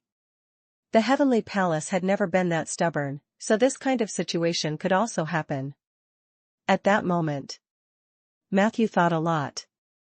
And in reality, the Angel of Eternal Night only took about half a minute to get out of the bubble. During this period of time, Hibbert tried a total of 3 spells in an attempt to imprison it, but it was all exempted. Blasphemers can only die. Freener's voice seemed to come from her stomach with a muffled echo.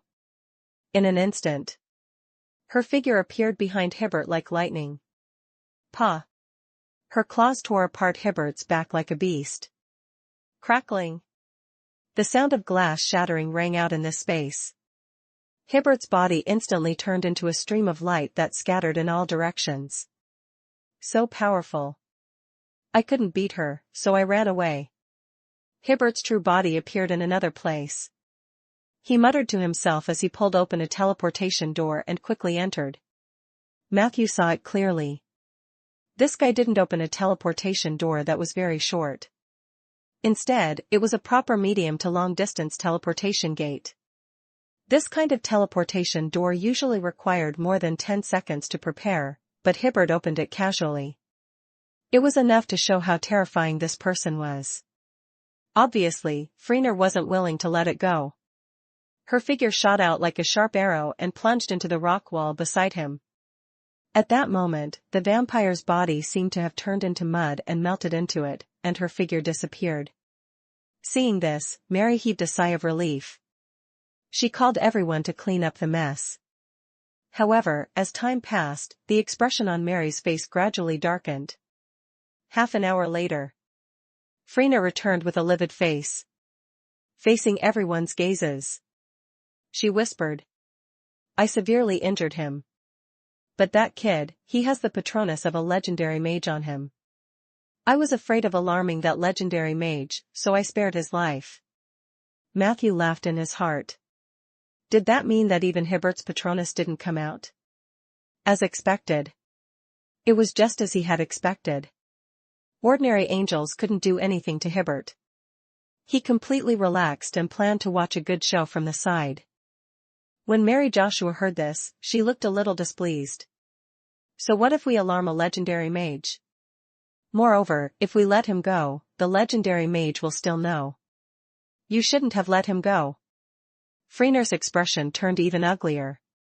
On the other side, Mary was still being stubborn when she suddenly reached out and grabbed Mary's neck. She said, "Noisy woman. Don't tell me what to do." I rushed back in time because I was worried that this stronghold would be exposed and attacked, understand? As she spoke, she lifted Mary's body. The latter's breathing stopped as tears and snot flowed out of her mouth. She could not make a sound. Pa. Freener was so upset that she threw Mary Joshua against the wall. There's one more thing. Her cold gaze swept across the entire arena once again. I sensed it when I was reincarnated. There's a traitor among us. As soon as she said that, everyone was shocked. Matthew, who was originally planning to watch the show, also felt his heart tighten. He and Zangula exchanged a glance. "Everyone, gather around me," the Eternal Night Angel ordered loudly. Mary Joshua covered her neck and said nothing. The others could only slowly surround her. Not long after, everyone in the stronghold surrounded her. Those who are not sincere in their beliefs, step forward, Freener shouted. In the next second, she raised her right hand high, and a bright light descended. Everyone was bathed in the light. At that moment, Matthew only felt a stinging pain on his skin and a burning pain in his nerves. It was unbearable. A huge force pushed him out of the light and to the outermost area. Chapter 736, Chapter 736, A Traitor Among Us. Chapter 736, A Traitor Among Us. Translator, Lonely Tree.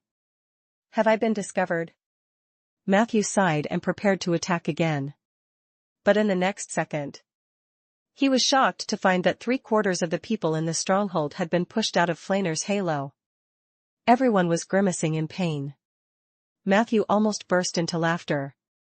It turned out that most of the people in the Order of Calamity were disloyal believers. Everyone looked at each other, embarrassed. The others didn't know what to say. Only Freener said angrily, "This is God's sanctuary, the Midnight House. Only the most devout believers can enter this stronghold. These people must die." Upon hearing this, Mary Joshua finally could not help but step forward to persuade her. Although these people's beliefs are not devout enough, they are useful enough and share the same interests and goals as us. Father once said that we must allow them to have doubts. As long as the great God can continue to display his great power, more people will naturally convert. Freener snorted heavily. It's a disgrace to work with these two-faced rats. I can't stand the filth of the human world anymore. I want to leave this body immediately. Mary's eyes lit up. She suddenly took out a bulging bag from her pocket and handed it to Freener. Lord Angel, before you leave, please help me to appraise the sacred object, she said rather gently. Freener slapped Mary across the face, sending her flying to the ground with blood all over her mouth. Your team has disappointed me. Don't think that you can be a good patriarch just because you know how to flatter. For your father's sake, this is the last time. This won't happen again. Freener said to Mary Joshua mercilessly. The latter lay on the ground, looking submissive and not resisting at all. A moment later, Freener left impatiently. However, before she left, she still took the big bag of things. Matthew watched from afar as she entered a small room. He mustered up his courage and leaned over. Not long after, a pungent smell of smoke rose from the partition of the room. Matthew's expression changed slightly. He took 3 steps back. However, he bumped into 2 soft hills behind him. It was Mary Joshua. I'm sorry. Matthew winked as he walked to the side. However, Mary was indifferent. She pulled Matthew, the palm print on her face still vivid in her mind. Her expression was very cold. It doesn't matter. She's probably high already on the smoke now. She can't hear the commotion outside at all. Matthew asked tentatively. Colin Leaf? A strange expression appeared on Mary Joshua's face. You know a lot. Matthew puffed out his chest proudly. No matter what, I'm still a mage. I've heard of forbidden items that can corrupt elves and natural souls. Moreover, not all the heartless in Jade Court have died yet. This thing isn't considered a secret. However, you gave her this? Isn't she an angel? He listened to the faint grunts in the room. Mary Joshua caressed the marks on her face and smiled coldly. So what if she's an angel? After reincarnation, she will have a mortal body. Without the protection of divinity, she will only fall. As she spoke, she looked deeply at Matthew. Come with me. I have something very important to tell you. Chapter 737, Chapter 737, The Original Believer and the Lotus of the Mother. Chapter 737, The Original Believer and the Lotus of the Mother. Translator, Lonely Tree. In the dimly lit small black room, one could not even see their own fingers. There were only 2 flickering candles on the chopping board in the corner. Mary's curvaceous shadow was reflected on the dim yellow wall, and the slightly undulating curves gave people a different kind of temptation. However, Matthew's heart was as still as water. The moment the other party closed the door, he could feel a domain called concealment slowly expanding. In the end, the power wrapped around the room tightly like a baby wrapped in water. Matthew took a deep breath. This was the House of Concealment. It was a secret ritual passed down from the Dark Ages. As long as one stayed in this room, everything they said would not be detected by the prophecy spell. This was a corner that even gods could not touch. Of course, the gods also had their own hidden houses. They would even hold extremely avant-garde parties in the hidden house. The mages criticized this tradition and then officially carried it forward. Therefore, for a long time, the House of Concealment was equivalent to the Silver Lair. Therefore, seeing Mary's serious expression, Matthew silently began to mobilize his negative energy again. Everything was ready. It could be modified at any time. Do you believe in Yurkus? Mary's faint voice came from the darkness. Matthew could only see half of her face. He had to admit that her appearance was extremely beautiful. In this claustrophobic and narrow environment, it was easy to make people's hearts beat faster. Unfortunately, Matthew was a necromancer. If needed, he could even fill his heart with negative energy, making him as heavy as lead and as heartless as a stone. Do you want to hear the truth? Matthew had already given his answer. Mary Joshua smiled. I want to hear lies. Matthew replied without hesitation. I'm willing to believe it. Mary Joshua laughed out loud, but she did not laugh for long. Then, she said to Matthew in a serious manner. I'm willing to believe it too, and it's the truth. Because I've seen him before. His body is incomparably majestic and unprecedentedly huge. He's not a monster imagined by mortals but a black sun floating in the void world. He can devour everything and create worlds. He is the true master of the void. It's just that his form of existence and logic of thought are not understood by ordinary people. You don't want to believe in him because you don't have the opportunity like me, so I don't blame you. For ordinary people, the Void Ruler is indeed too ethereal. For those who have seen part of his power, he is too powerful and even a little terrifying. Matthew was silent. He couldn't answer. Mary Joshua continued. The Void World is a very terrifying world. In there, nothingness is the meaning of everything. Only colossal creatures can survive. Have you heard of the prophecy of the behemoths? They were once exiled, but now, they are about to return to this land. Matthew probed. But the version I heard is that the behemoths are a new species that is about to be born. They will come out of the womb of the universe. Mary Joshua shook her head. Yes, they are new, but at the same time, they are old. Since you've heard of the cosmic womb, you should also know that the cosmic womb is the corridor between the void world and the real world. Only by going through the test of that corridor can the behemoths obtain a physical body and truly descend into the real world. In the past many years, the oldest behemoths have been roaming the void world, waiting for an opportunity to return to the real world, and this opportunity is the heavenly change. Matthew pretended to understand and nodded. However, he was secretly vigilant.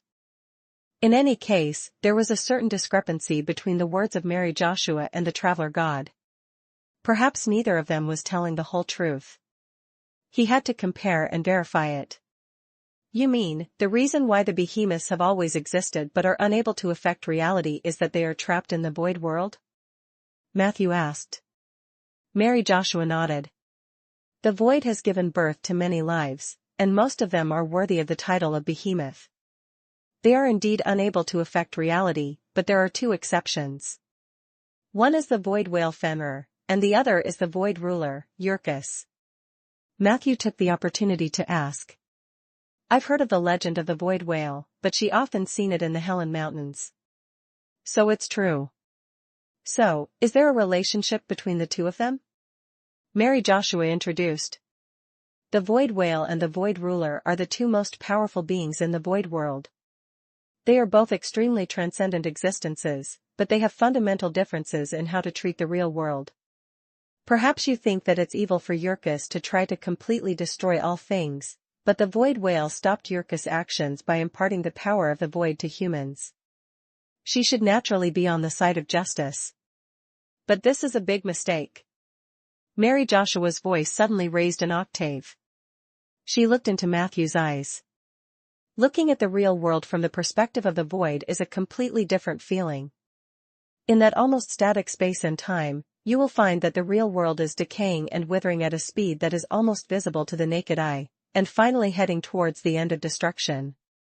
Chapter 738 Chapter 738, The Original Believer and the Lotus of the Mother.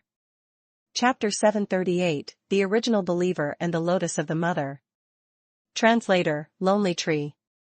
All living things suffer in the calamity and sink into oblivion. The pain of living beings in the real world has spread to the void world. Yurkus and Fenrir both felt it, and they made different decisions. Void whale Fenrir pursued non-interference. She believed that the real world had its own home and that suffering from destruction and decay was a curse that all living beings were born with. She felt that as a void being, she should watch the destruction of the physical universe. This process would instead provide a large amount of energy to the void world. And for the development of the void world. She was happy to see the living beings in the real world suffer day after day. Lord Yurkus had a completely different idea. He believed that living beings in the real world should also have the right to enjoy the beauty of the void world. Therefore, he planned to swallow all the creatures in the real world into his stomach, and then sublimate them into noble void life, and then live forever in the void world. Doing so would actually weaken the overall energy of the void world. Thus, the void whale Fenrir strongly opposed this. After a few conflicts, both sides became mortal enemies. The Order of Calamity was born to believe in Lord Yurkus, the representative of the void ruler on this land. And the void whale Fenrir is also constantly supporting some mortals to resist our power. The conflict between the two sides was misunderstood by the secular world. Gradually, The Order of Calamity had become the evil party. And the people that Fenrir supported became the heroes of mankind. This is actually a very laughable thing. Mary Joshua's narration was sincere, and if one ignored the inner logic, it sounded like it really was the case. But Matthew couldn't help but grit his teeth. Who would believe that swallowing all living creatures into their stomachs would be equivalent to saving them? What if the Void Ruler burped after eating and said that there was no place for them in the Void world? He had thought that he would have a deep understanding of the situation after Mary had a heart-to-heart talk with him. He did not expect this. Matthew felt a hint of disdain for the propaganda ability of these cults. Before he could think further, Mary looked at Matthew with sparkling eyes. Actually, I know what you're thinking. Mortals are all afraid of death. You can't understand the greatness of the Void Ruler, just like a mouse can't understand a mage's dimensional door. With this in mind, we often wonder if there's a gentler way to make the world accept the fate of entering the void? Or, can we use the power from Yurkus to create a new way to enter the void?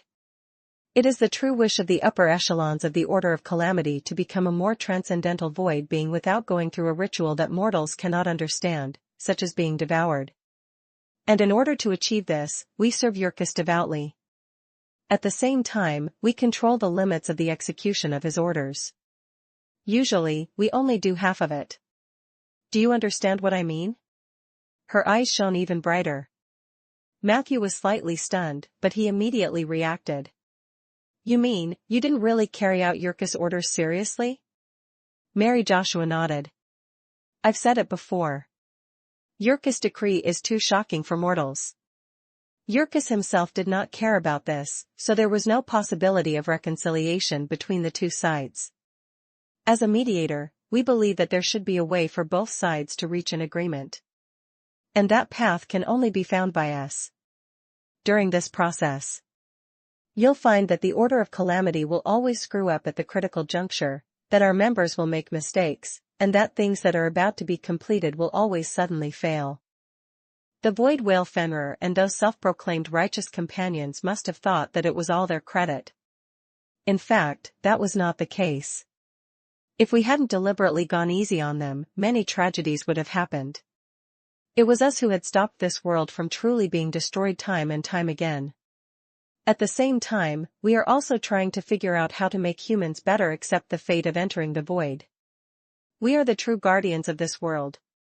Matthew was dumbfounded by these words. But thinking about it carefully, there seemed to be traces. The sorceress who made the Wood Elf Queen pregnant was also a member of the Order of Calamity. If he had not warned them in advance, the child of Yurkus would have completely overturned the land and not just left behind the scar of the dead. That evil art master used a ritual to extract the void power from the scar of the dead, leaving behind only endless ashes. It's also because of this that the range of influence of the scar of the dead is limited. We obtained a lot of research results through that portion of void energy, but that's not the key. The key is that in this incident, we grasped the appropriate control. The Void Ruler was barely satisfied, and the living beings in the material world did not suffer too much. We also obtained what we wanted and slowed down the Void Ruler's invasion of the real world. This is a very typical win-win case.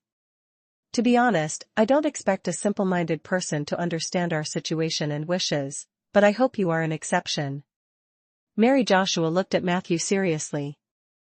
Chapter 739, Chapter 739, The Original Believer and the Lotus of the Mother. Chapter 739, The Original Believer and the Lotus of the Mother. Translator, Lonely Tree. Matthew realized that the other party was not joking. The Calamity disciples seemed to be taking a risk. On the one hand, they were carrying out Yurkus' orders, and on the other hand, they were indeed holding Yurkus back. However, Matthew wasn't sure if this result was due to their micromanipulation or because they were really noobs. This thing was too difficult to distinguish. Therefore, he could only say vaguely, "Let me think about it. This is a little too sudden for me. But what is your reason for doing this? I mean, if you just want to obtain the power of the void, you don't have to become a believer of the Void Ruler, right?" Matthew threw out a tricky question. Mary Joshua smiled. There are many reasons. For practical reasons, if it weren't for us, there would be others who would become supporters of the Void Dominator. We are not sure that these people would be as gentle as us. They might completely obey the orders of Yurkus and become cultists that everyone hates. Instead of doing this, why not let our people firmly control this ecological niche? At least we can ensure that the higher-ups of the cultists are relatively normal. We personally controlled the Order of Calamity precisely because we were afraid that it would go out of control. We've done a good job, and we have a tacit understanding with the Seven Saint Alliance in handling certain matters. It wasn't an exaggeration to say that we were getting benefits from both sides. In fact, the Order of Calamity had not been on the list of evil organizations of the Alliance of Seven Saints before the intervention of the Heavenly Palace, which was proof of the tacit understanding between the two parties. It was a pity. This situation changed after the Midnight God contacted the Void Ruler. Our position has been replaced by the Heavenly Palace. At this point, Mary Joshua's expression became very serious. Matthew nodded slightly, showing an attentive expression. He knew that she was about to delve into the core secrets of the Order of Calamity. Why would a church group that clearly believed in the Void Ruler, Yurkus, become the spokesperson of the God of Midnight and the gods of the Heavenly Palace? It was not hard to tell from Mary Joshua's words that it was the gods who were trapped in the Heavenly Palace who took the initiative to approach Yurkus. The gods were tied up in the Heavenly Palace. With the arrival of the Heavenly Change, the Heavenly Palace was actually the first to be impacted and affected. If they don't abandon that space as soon as possible, they will most likely be consigned to eternal damnation. In order to find a way out, these despicable creatures are willing to become Yurkus's lackeys, regardless of their status and honor. Especially that bastard, the God of Midnight. I don't know what kind of bewitching potion he fed Yurkus, but he actually became the Void Ruler's foster son. He told Yurkus that as long as the gods returned to Aender, he would be able to offer all life to the Lord of the Void. It was obviously a lie, but Yurkus believed it. Thus, a portion of our power and authority was transferred to the God of Midnight. In the beginning, he had only used the identity of the great evil demon Trier to plant sorcerers in the Order of Calamity. Soon, he requested to change the doctrine and include the names of the God of Midnight and the other members of the Heavenly Family Palace. Later, he even requested the establishment of a god system to share the faith of the Void Dominator. He and the gods of the Heavenly Palace served the Void Ruler hypocritically in exchange for influence in the material world. What other word could be used to describe this behavior other than despicable? We had no choice. We can only temporarily work for the Heavenly Palace. However, this was not willing. I can assure you that there is one batch of people in the world who wish for the gods of the Heavenly Palace to die suddenly on their way to reincarnation. That group of people is us. The last two sentences. Mary gritted her teeth and roared. He could tell. The high-level Calamity disciples of the Prime Material Plane had indeed lost a lot of power and authority bestowed by the Void Ruler because of the intervention of the God of Midnight. So it's like this. Matthew was enlightened. It was no wonder that he had always felt that the Order of Calamity had a strange structure and that they were not doing anything good or doing anything sloppy. The truth was similar to his previous analysis. However, apart from the tacit agreement between the God of Midnight and Yurkus, there was also a group of original believers in the Order of Calamity who considered themselves the guardians of the world. As for whether the true purpose of these original believers was as grand as what Mary had said, Matthew was skeptical. In this day and age, he had already learned to give a grain of salt to the words that came out of anyone's mouth in terms of credibility. Whether or not the salt would be heavier would depend on the other party's reputation. Even if they were relatively decent characters, what they said might not be completely correct or true. The human heart was complicated. He had to think about it. I roughly understand. Matthew muttered. So the Colin tobacco leaves are just a way for you to control the gods? Mary Joshua nodded. Colin tobacco leaves are only effective against angels. Even a true god with weak divine power will have the most basic immunity after completing his reincarnation. Don't look at how happy that drug addict is now. In fact, she knows very well that as long as her lover, the god of midnight, successfully reincarnates, she will obtain the ability to be immune to all addictions. It is precisely because of this that she, as the first batch of people to come down, is willing to fall to the addiction for now. Matthew nodded. But he quickly asked in confusion. Chapter 740, The Original Believer and the Lotus of the Mother. Chapter 740, The Original Believer and the Lotus of the Mother. Translator, Lonely Tree. So, why are you telling me this? Mary Joshua smiled at him. I hope you can help us control the gods after reincarnation. Matthew looked troubled. But I'm just a mage who became a necromancer halfway through. I've indeed mastered the cloning spell, but my spells are probably not worth mentioning in front of the gods. Mary Joshua suddenly leaned over. She sized Matthew up with an ambiguous look, and the tip of her nose almost touched Matthew's lips. Don't be so humble, mentor. She emphasized the word mentor. In the next second, Mary Joshua whispered in his ear in a soft voice. Send my regards to Mr. Edmund. Matthew's heart skipped a beat. His Snake Mountain Order and the Order of Calamity had a few tacit operations before, and we had a very pleasant cooperation. As for you, there's no need to be so surprised. The Tree Mage is also a famous character in the South. We can't possibly not be wary. Your concealment is perfect, but the Sun God Battle Angel of the past couldn't conceal her temperament. Mary smiled and said. The only thing I'm not satisfied with is that your control of negative energy is too superb. I really didn't feel anything that night. Matthew took half a step back and shook his head with a smile. He looked embarrassed on the surface, but in fact, he was already on guard. He didn't let his guard down because of Mary's friendly attitude. He was in a den of thieves, and no matter how wonderful Mary described the vision of the original believers, Matthew wouldn't let his mind go. I've already disguised the Tauran skeleton as a barbarian skeleton. I didn't expect to be discovered. He pretended to shrug his shoulders indifferently. Next time I join your organization, I'll remember to let her stay at home. Mary Joshua smiled gently. Our organization has always been open to you and your Excellency Battle Angel. As long as this cooperation can be achieved, we are willing to pay unimaginable chips for you and the Battle Angel. More importantly, if we work together, we can personally bury those vermin of the Heavenly Palace. Isn't that a great thing?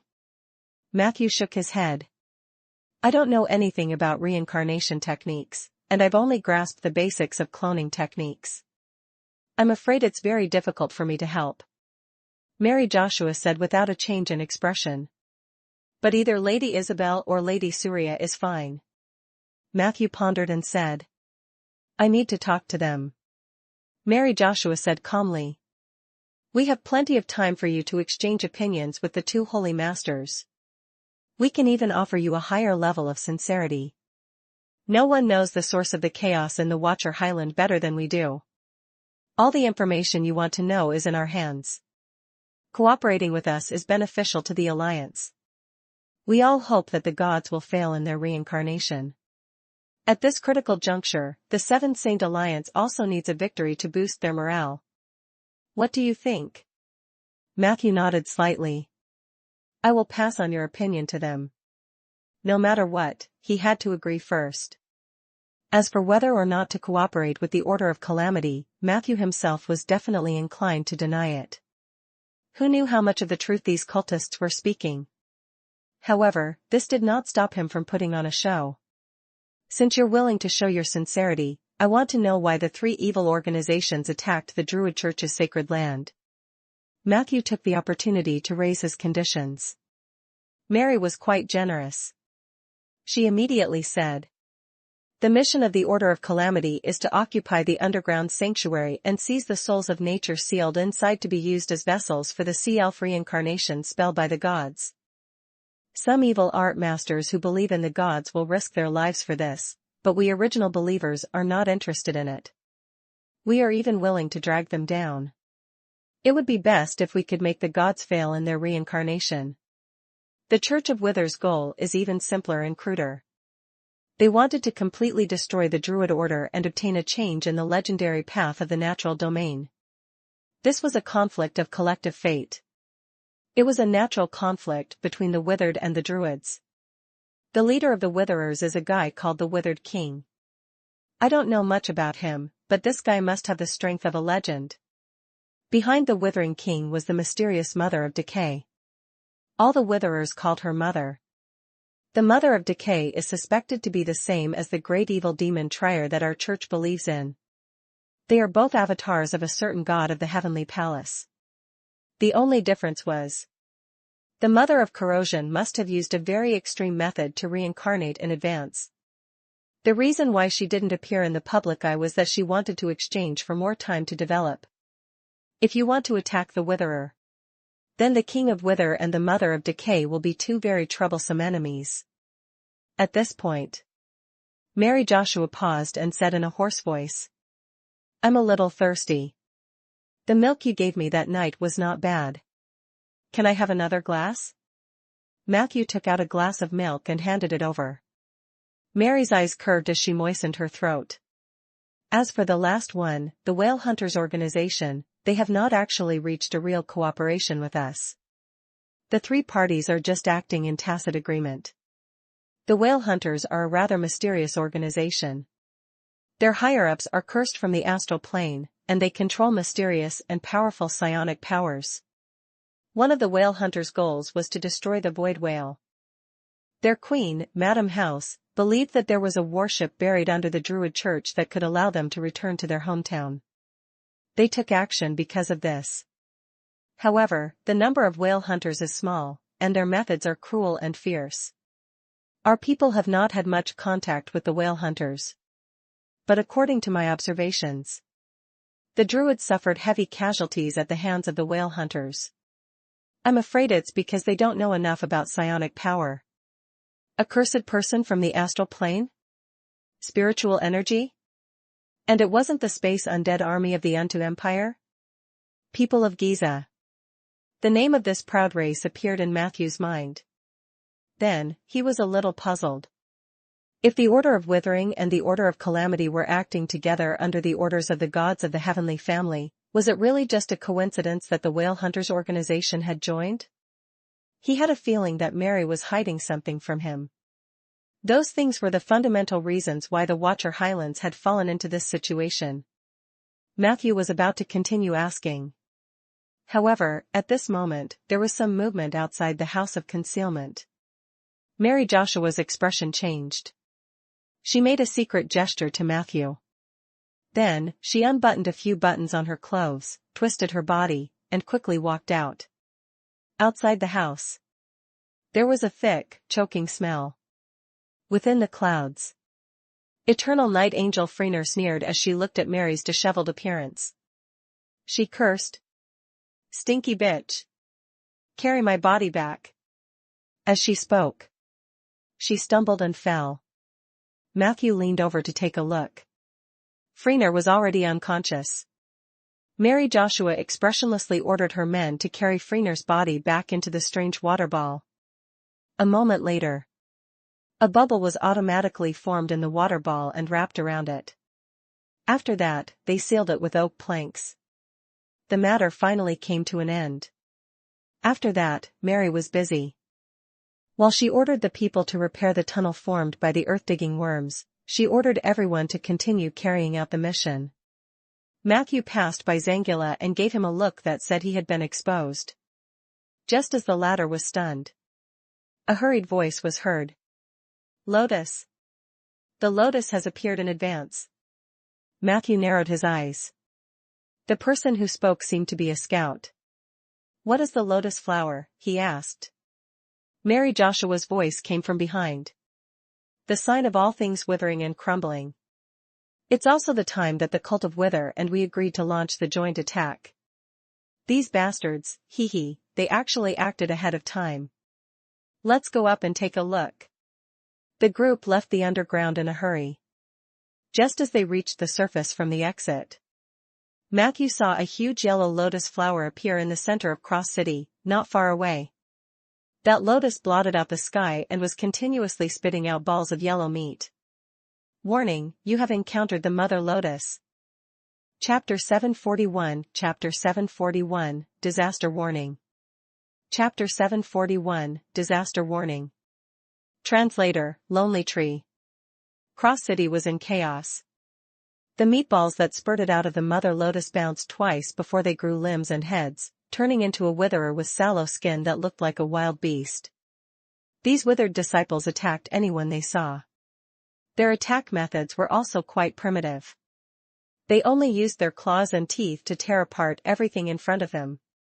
Some of the withered disciples couldn't even tell the difference between living and dead. After landing, they grabbed a huge door and gnawed on it crazily. The people witnessed this scene and caused extreme panic. No one knew if they would be hurt by the withered disciples. Every household closed their doors in panic and used all kinds of simple props to strengthen their doors and windows. Those who didn't have time to go home or were simply homeless were miserable. They ran helplessly on the streets or open spaces, miserably avoiding the attacks of the withered disciples. The withered believer didn't run fast. But there were too many of them. At first, the homeless could easily shake off these beast-like cultists with their agility and speed. However, as time passed, more and more withered disciples gathered on the road. If the homeless who were running away were careless, they might die. These man-eating beasts would not let go of any delicious living body. Cross City had turned into a living hell. A tragic scene was quickly unfolding. I don't know what triggered their impromptu action, but these lunatics aren't as crazy as they seem. Every step they take has a deeper meaning. Outside Cross City, Mary Joshua quickly said to Matthew, "You should be able to tell that the Mother Lotus was actually an illusion, right? Its true body is hidden deep underground, providing support for the actions of the cult of withering. If we don't get rid of the real Lotus of the Mother, the cult of withering won't stop. You have to contact those two legendary mages as soon as possible. Our time is being compressed very quickly. By the way, be careful of those withered disciples. They might be poisonous." After saying this, she ordered most of the believers of the Calamity to retreat to the underground stronghold. She then led a group of elites to the buildings of the Order of Calamity in the city. Matthew quietly parted ways with her. This was the tacit understanding between him and Mary Joshua. Things had come to this. He couldn't continue to stay in the church as a spy, as that might expose Zangila's existence. Although there was a high chance that Mary Joshua knew about the infiltration of this human hero. Previously, when she was talking to Matthew, she crazily mentioned the void whale, which was potential evidence. However, he couldn't think too much about it now. Matthew realized that he had to take action immediately.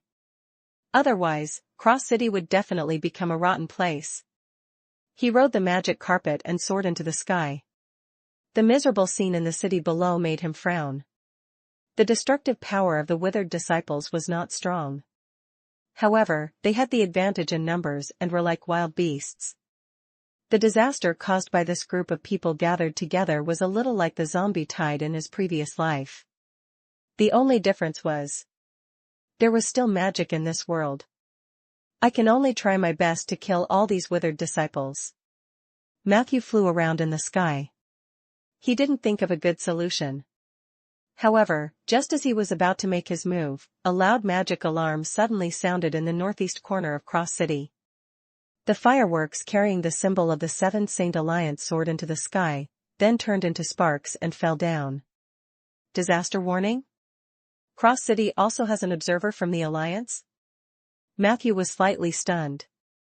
He could barely recall this warning measure from the Alliance handbook. This was a system established by the Seven Saint Alliance to prevent major disasters from happening in various places and not being dealt with in time.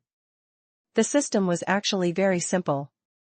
It was to place a relatively small and transparent observer in each high-risk area. The observers usually lived a low-key life as ordinary people. As long as there was no disaster in the area, that observer might not even be known to be a member of the Alliance of Seven Saints for the rest of his life. Once a disaster occurred, After the observer's assessment, they could ask the Alliance for emergency help. According to the level of the disaster, they would issue different levels of disaster warnings. What Matthew had just seen was an A-level warning. Generally speaking, an A-level warning would be handled by a legendary mage. But the Alliance was too busy. Matthew wasn't optimistic about whether the legendary mage would be able to leave. All Alliance mages who see the disaster warning must rush to the scene immediately and gather. This was a rule written in the Alliance manual. Matthew had no choice but to comply. Therefore, he lowered the height of the magic carpet and quickly killed a few of the withered disciples who were chasing after the innocent.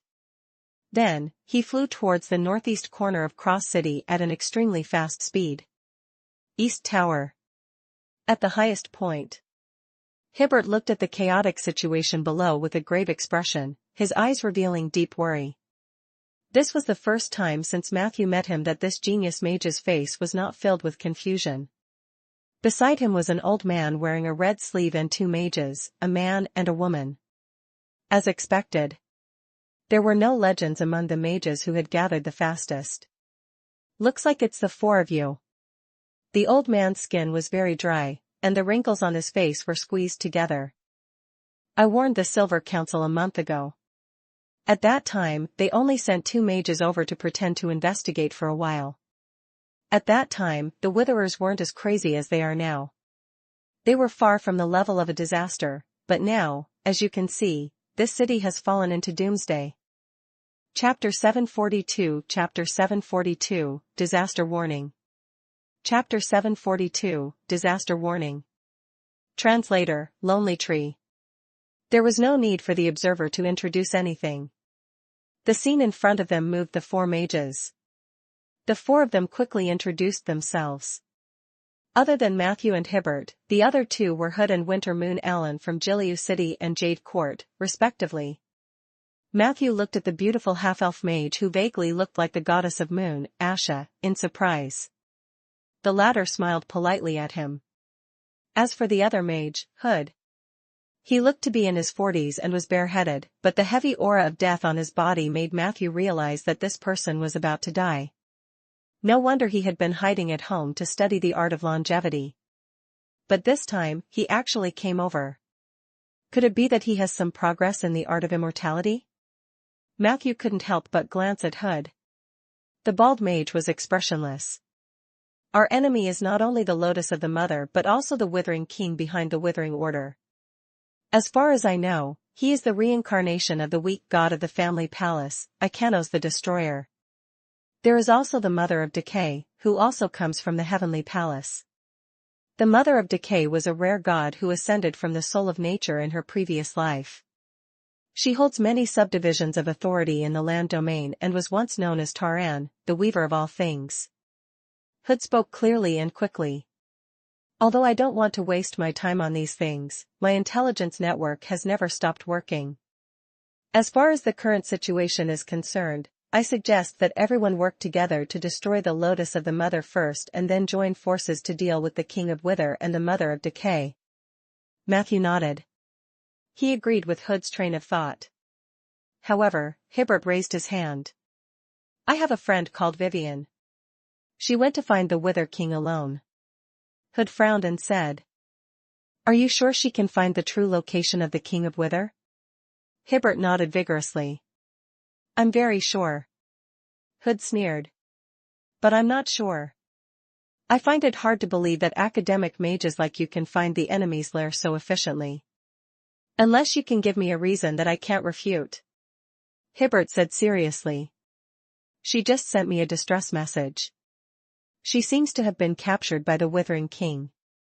The others fell silent. Hood's facial muscles twitched slightly.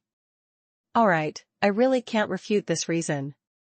So, our mission now is to save people? Hee hee, you proud sons of heaven from the academy really know how to order people around. Hibbert scratched his head. Why don't you guys stay here and solve the problem? I'll go save Vivian myself. Hood immediately extended a hand to stop him. No, I'll go with you. The old man said blankly. So you don't care about what's happening in the city? Wintermoon muttered. Let me handle what's happening in the city, but I still need an assistant to control this disaster within an acceptable range. Hood asked straightforwardly. Have you mastered the space sealing technique? Alan nodded. Hood said decisively. Then there's no problem. I'll go find his girlfriend with the silly boy. You and the handsome boy stay here to deal with the lotus of mother nurturing. However, everyone must be careful during our mission. Behind the Withering Order, there are two who were once the instigators of the Orthodox gods. Ikanos the Destroyer has the power of destruction and withering, and his combat ability is very strong, not inferior to a legendary mage. If you meet him, it's best to avoid him and win by trickery. Taran, the Weaver of all things, is the daughter of the earth. She has an army that can move quickly underground, and she can appear anywhere on this continent at will. I'm guessing that the Mother Lotus in the center of Cross City was also planted by Taran, the Mother of Decay. When you're looking for its true location, pay attention to the tombs in Cross City. I remember that Taran has a tomb domain. It's very likely that she instantly appeared in a tomb and planted the Mother Lotus. Moreover, the Mother Lotus must have needed more than one domain to produce such a huge influence. I'm guessing that its true body must be next to a tomb. Hood's train of thought was very clear. One could tell. He had experienced the world, so his reaction and decision-making were quite stable. Matthew nodded secretly after listening. After listening, Alan added. I can use the space sealing spell to isolate the approximate range of the Mother Lotus's influence, but the residents in this range will probably be hunted down by the withered disciples even more intensely. Hibbert immediately said. Then the two of us will stay behind and help move the residents out first. Hood looked at him in surprise. Aren't you worried about your girlfriend? Hibbert said. Vivian was only captured. She has enough ability to protect herself. The Wither King should also know what it means to be an academic mage. She'll be fine in the short term. Hood nodded slowly. That's fine too. I've mastered group shifting, so I can bring a portion of people with me. What about you? Hibbert lowered his head and searched for a while before taking out a spellbook. The cover of the spellbook had the words group shifting on it. Wait a moment, I'm learning, he said seriously. Hood could not help but open his mouth. After a while, he couldn't help but turn his head and ask Matthew. Chapter 743, Chapter 743, Disaster Warning. Chapter 743, Disaster Warning. Translator, Lonely Tree. Do you have anything to add? Matthew shook his head and said. You guys decide. I'm a necromancer, so I don't have much experience in disaster relief. Hood took a look and said, okay. Everyone immediately took action. Wintermoon was the first to leave the tower and arrive at the highest point of the illusion of the Mother Lotus. Her dark green eyes swept down and immediately determined a rough location. Immediately after, she chanted a spell high in the sky. An illusion of lush greenery exploded around her. Matthew recognized this illusion. It was an alliance between the descendants of demigods and the natural domain. This meant that every spell Alan cast would be buffed by the nature domain. Along with Alan's loud chanting, high walls rose from all directions. These high walls were translucent, giving off a jelly-like feeling when gently touched. However, if one wanted to forcefully break through this high wall, one would be subjected to an extremely violent rebound force field. This was a Tier 5 evocation spell. Space sealing technique. Whoosh! Whoosh! The wind howled in the air. Alan's robe fluttered in the wind. A terrifying magic aura fell like a torrential rain. Her face was slightly pale. Just as the spell was about to be completed, a low laugh came from somewhere. This place is not allowed to be closed. In an instant, one of the 4 transparent city walls suddenly disappeared without a trace. The remaining 3 force field walls quickly bent and closed in the sky. However, the door was wide open. Someone cancelled out my spell. Fortunately, it only cancelled out a portion of it. Alan's eyes glowed with a faint green light. Matthew could feel that she was not in a good state at the moment. Maintaining the space sealing spell had consumed too much of her concentration. The fact that she could still speak proved that she was powerful enough. Hood frowned. It's a spell to cancel it out. I didn't expect there to be a mage in the church. We can't determine his location for a while, damn it. If it can't be completely sealed, then the space sealing technique is meaningless. Hibbert put down his book. I've learned it. Are we going to transport them now? Hood was about to say something when Matthew said in time. Let me block the last side. Hood was slightly stunned. How are you going to block it? In the next second, Matthew quickly arrived at the street where the fourth wall was originally located. This was originally the intersection of Eagle District and Wolverine District. At this moment, the streets were packed with people. Matthew quickly walked forward, chanting an incantation loudly as he walked. Many people ran towards Matthew in a panic. Some of the withered disciples rushed over from the crowd. However, these people did not affect Matthew. A white light flashed. The number of people on the street quickly decreased. Group shifting. Hood sent a large group of people around Matthew away. Hibbert followed suit. The two of them quickly cast spells and immediately cleared out the street. A moment later, a huge crack of negative energy appeared in the sky above the street. The Undying King, Filey, appeared out of nowhere with a huge tombstone in his mouth. Boom! The spirit bone dragon and the gravestone fell to the ground, accidentally crashing into a pile of wooden buildings. Fortunately, no one was implicated. The tombstone landed successfully. Immediately after, 6 small portals appeared beside the tombstone. After the portal stabilized, numerous figures walked out from behind the door. Zombies, skeletons, ghosts. With the help of the teleportation gravestone, Matthew had successfully summoned the undead from a distance. This was also a new upgrade to his gravestone crafting ability after reaching Tier 4. He could now make a teleportation gravestone that could be used to summon cemetery units from a long distance. Of course, compared to ordinary tombstones, the cost of the teleportation gravestone was 100 times. For a moment, more than 2,000 undead swarmed into the streets. The zombies and skeletons were lined up in a straight line, together with Filey and his 3 bone dragons. A city wall made of the undead was formed, under Matthew's control.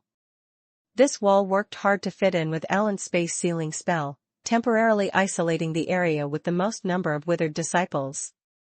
Within the region, large amounts of meat fell to the ground.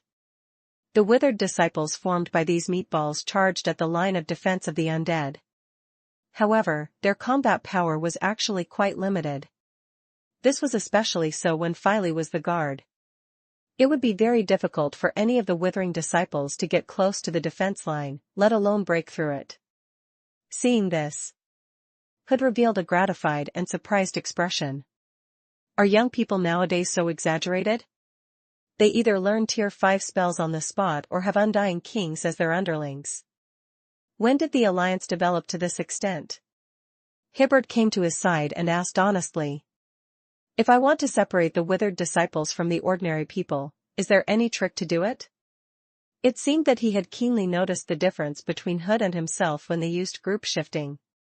When Hood sent a group of people away, he could often throw the withered disciples back to the blockade and send the ordinary people to the safety zone. However, Hibbert could only roughly teleport everyone away. He couldn't teleport them in detail. Hood wanted to refute loudly. Chapter 744, Chapter 744, Disaster Warning. Chapter 744, Disaster Warning. Translator, Lonely Tree. However, Hibbert's expression was too sincere. Hence, he whispered the technique again. Hibbert nodded after listening. I see. I'll try. In the next moment, the city began to light up with a white light that symbolized the teleportation. Hood took a look and touched his bald head. In the end, he could not help but mutter to himself. Is there a need for me to continue living? Coincidentally, at this moment, a huge yellow dragon appeared on the street. The monster was even taller than Filey. It looked like a giant hedgehog with terrifying spikes all over its body. Boom! Boom! Boom! As the giant hedgehog walked, leaves fell from its body. Wherever it went, all the plants withered rapidly. Be careful. That's a withered dragon. Hood could not help but remind Matthew loudly. At this moment, a strong figure rushed out of the crowd. The Tauren raised her bone blade high and slashed through the withered dragon beast's body. In the next second, the latter's body was split in half like butter being cut by a knife. Boom! A large number of fallen leaves rolled up like a tornado. The seemingly insufferably arrogant withered dragon also quickly turned into a pile of mud. Bang! A large amount of yellow gas spread out. Gradually, the entire street was filled with a yellow fog, making it difficult for people to open their eyes. This yellow mist was obviously extremely corrosive. Fortunately, the Undying were not afraid of corrosion.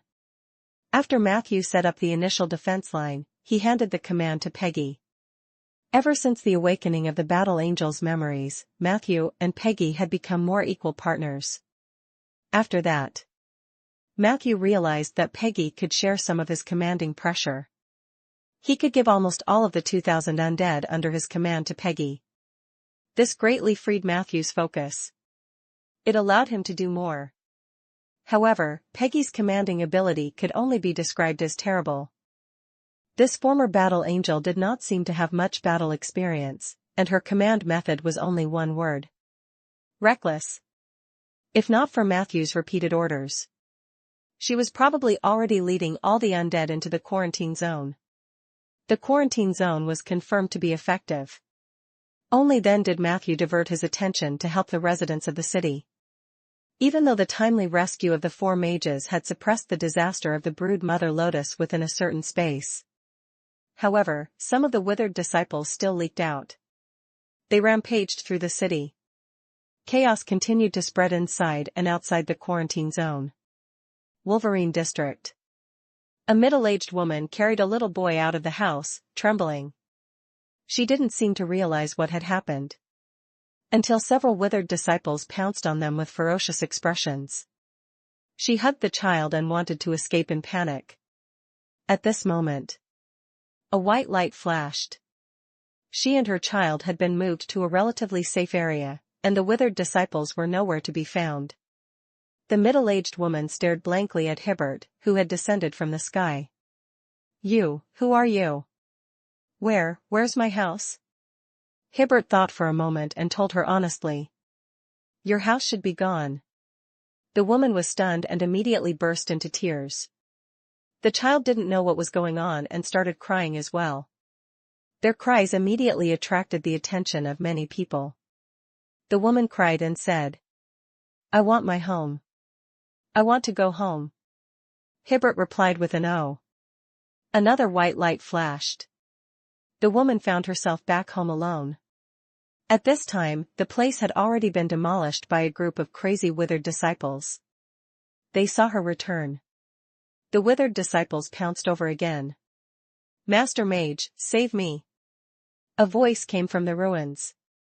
However, Hibbert did not hear it. He was busy saving the others. Death shock wave. Large amounts of negative energy washed away the withered disciples on the ruins like a windshield. The latter fell to the ground like a wheat ear that had been cut. The corpse turned into minced meat, and the minced meat turned into bloodstains that quickly disappeared. Soldier quickly walked over and picked up the woman who had been bitten beyond recognition from the ruins. Matthew cast a healing light injury spell on her from afar, then took out a handful of leaves from his inventory and performed a blooming leaf.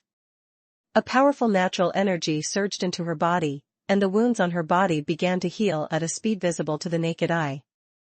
But she was seriously injured. Whether or not she could survive still depended on luck. "Send her to the safe zone outside. Send her to the little boy.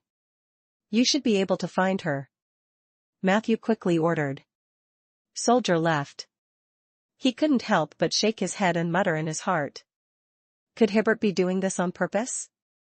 However, he did not think too much about it. He hurriedly went to check on Hibbert. Under the efforts of the three mages, a large number of civilians were temporarily out of danger. The rest could only depend on themselves. Not long after, Hood came over to greet him and told him that he and Hibbert would be heading to Mount Helen to save Vivian after a short rest. The situation in Cross City is under control. You have to be careful of the mage hiding in the dark, he warned. The Silver Council should have received the warning of the disaster. They will send someone over, but it will take some time. Remember, don't force yourself. Your lives are more important. You are the future of the Alliance. As he spoke, he patted Matthew's shoulder and went to find Hibbert. The two of them left Cross City together. Matthew watched them leave. He had a good impression of Hood. It seemed that this registered mage of Giley City was not really a useless person. With his help, the disaster in Cross City was indeed contained within a certain range. Although it's a little chaotic outside, as long as the quarantine area is controlled well, the overall casualties will definitely be greatly reduced. He thought about it. Matthew quickly returned to the Avenue of the Undead. At this moment, the intensity of the battle on the street was already several times stronger than before. He saw a large number of withered disciples gathered here. They tried to form all kinds of phalanxes to attack the undead wall. There were simply too many enemies. Filey and Peggy were a little too busy. Seeing this, Matthew hurriedly made his move. He rode on the Crimson Flame Nightmare and ran along the street, his pale hand sweeping across like a broom. In an instant, the kill count on the data bar started to jump crazily. He ran down. Matthew had killed more than 200 withered disciples. According to the current speed, he believed that he would be able to complete the requirements of the new wilderness form today. That was to kill 1,000 withering disciples. Now, as long as I kill the Withering King, I can have a new wilderness form. Thinking of this, Matthew couldn't help but feel excited. That form was a silver dragon. However, before he could think further, a low whimper came from the depths of the quarantine zone. It was as if a group of people were sobbing softly. Immediately after, the yellow fog that had been pervading the streets suddenly turned green. Matthew's exposed skin immediately felt a burning pain. Poison? Plague? Matthew felt an evil domain that far surpassed that of Marsh City. Warning, the brood Mother Lotus has activated its domain power. The area around Cross City will be reduced to an area where poison and plague coexist. He could feel the poisonous gas and plague clouds on the street getting thicker and thicker. Matthew opened the plague domain with a serious expression. He hesitated. In the end, he made a choice. Hint, do you wish to activate the time-limited state from the realm of plague, plagued with all diseases? Chapter 745 Chapter 745, Try My Big Hammer? Chapter 745, Try My Big Hammer? Translator, Lonely Tree. After activating the plague domain, Matthew's resistance to plagues and toxins reached a new level. The limited time state of being plagued by all kinds of diseases could also provide him with a certain degree of resistance. Therefore, the green fog that spread rapidly on the street did not cause much trouble for Matthew. At the same time, the summoned creatures under him were all undead. Whether it was zombies or skeletons, they were natural carriers of negative energy, and negative energy itself was immune to negative effects such as toxins and plagues.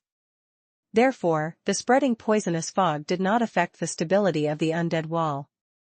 However, to the other people in Cross City, the new poisonous fog was a serious threat to their lives. Most people's skin would quickly fester the moment they encountered the green mist. Moreover, if one stayed in a place with a thicker fog for a longer period of time, they would carry a withering curse on their bodies. This curse and the poisonous fog itself would not cause death. However, it would turn a person into a half-dead state. These people would not only experience the rapid withering of their bodies, but they would also become a new source of infection when they fled everywhere. According to Matthew's observation, it was quite difficult for these new sources of infection to cause a second infection of the curse. After all, the spread of the withering curse was not that strong. However, the plague or poison they carried could spread quickly. By then, more and more people would be affected. The power feedback received by the brood mother lotus was also increasing. Under such circumstances, the withering curse would also be further strengthened. This was the true poison from the plague and poison domain.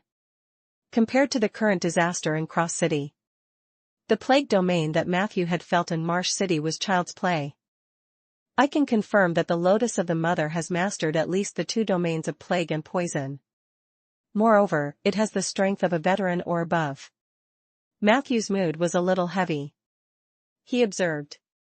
With the support of the domain and the stimulation of the green fog, the withered disciples in the quarantine area became even more excited. Under the organization of some seemingly rational leaders, a large number of withered disciples gathered together and began to attack the line of defense of the undead in an organized and purposeful manner. This time, they attacked in a rather orderly manner. After 3 consecutive contact, Filey and Peggy were a little too busy. Several holes were almost pierced through the undead line on the street. Peggy still doesn't know how to dispatch her underlings. Matthew took a glance and realized the key. The line of the undead was too long. Previously, the other party was also brainless, so it was more than enough to defend. But now, the other party was starting to grow brains. They would target a few weak points and launch a focused assault. It was only because Peggy and Filey were truly powerful that they were able to fight their way back against a large number of withered disciples. Otherwise, the streets would have long been occupied by this group of people. Seeing that more and more withered disciples were gathering on the street on the other side of the quarantine zone, Matthew decided to take action personally. Filey, think of a way to pull them all together, he quickly ordered. Upon hearing this, Filey lowered his huge head and thought for 2 seconds. Then, he suddenly raised his head and started chanting loudly. "This fellow, what spell did you secretly learn behind my back?" When he heard the chant of Filey, Matthew realized that the bone dragon had mastered a new spellcasting ability. He relied on his relatively weak ability to recognize spells. He guessed that Filey was chanting a spell related to the gravitational field. A few seconds later, the answer was revealed. As expected. Hint, your partner, Filey, Ghost Bone Dragon / Undead King, has cast the Tier 5 spell, Gravitational Tide. In an instant, a huge gravitational vortex appeared in the middle of the opposite side of the street. A huge attractive force pulled everyone's bodies. Not to mention the withered disciples in the quarantine zone. Even some of the light skeletons and spirits were almost sucked in. In the blink of an eye, hundreds of withered disciples squeezed together. Matthew did not hesitate. He raised his hand and used his signature spell. Fatal Scissors. When the halos that symbolized speed reduction and silence lit up, the fate of this group of withered disciples was already decided. Kacha! Kacha! 2 symmetrical 20-meter-long scissors cut through the air. He only needed the first cut. All the withered disciples who were controlled by the gravitational vortex were cut in half. Walala! Filey cancelled the gravitational vortex. Their bodies instantly fell to the ground like dumplings, making crackling sounds. Not long after, they turned back into lumps of meat and mud. Good teamwork. Matthew gave Filey a thumbs up. The latter lowered his head in a reserved manner and tidied Matthew's pants as if they were meeting for the first time. This scene fell into Peggy's eyes. She couldn't help but curse softly. Despicable dragon. Matthew's admiration for Filey was beyond words. He had no choice. Who didn't like loyal employees who were conscientious and diligent in their work, always working hard in private and occasionally coming up with new results? However, Matthew had been a little worried recently. Ever since Filey had become the undying sovereign king, he had never asked for soul crystals from him again. According to the current trend, Matthew seemed to become more dispensable to Filey. It would not be difficult for Filey to establish his own sect.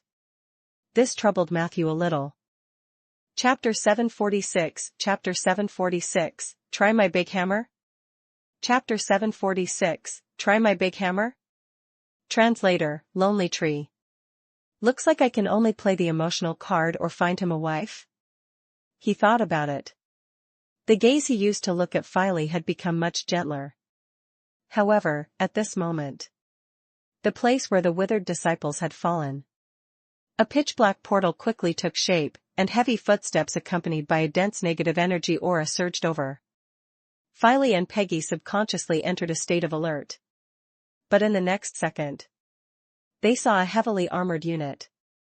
Judging from the style of his heavy armor and the weapon he carried, he should be a knight, but for some reason, his mount was nowhere to be seen. Matthew silently watched the tall guy. He glanced at the data panel. Hint, you have killed 374 withered disciples with fatal scissors. The special effect of the signature spell, Lord of Undead, was in effect. You have obtained a loyal Death Knight, LV 18/Elite. My name is 47. I used to be a knight. The Death Knight walked steadily towards Matthew, and a deep voice came from under his cold helmet. I don't know when I lost my horse. If you can give me a horse, then I will be willing to serve you for the rest of my life. A Death Knight who lost his horse? Matthew wondered why none of his summons were normal. He nodded and said, I'll try. Then, he looked around the street. Very quickly, he found 2 horse corpses in a house that had been killed by the withered disciples. Matthew hadn't studied the undead summoning of bone horses, zombie horses, or ghost horses.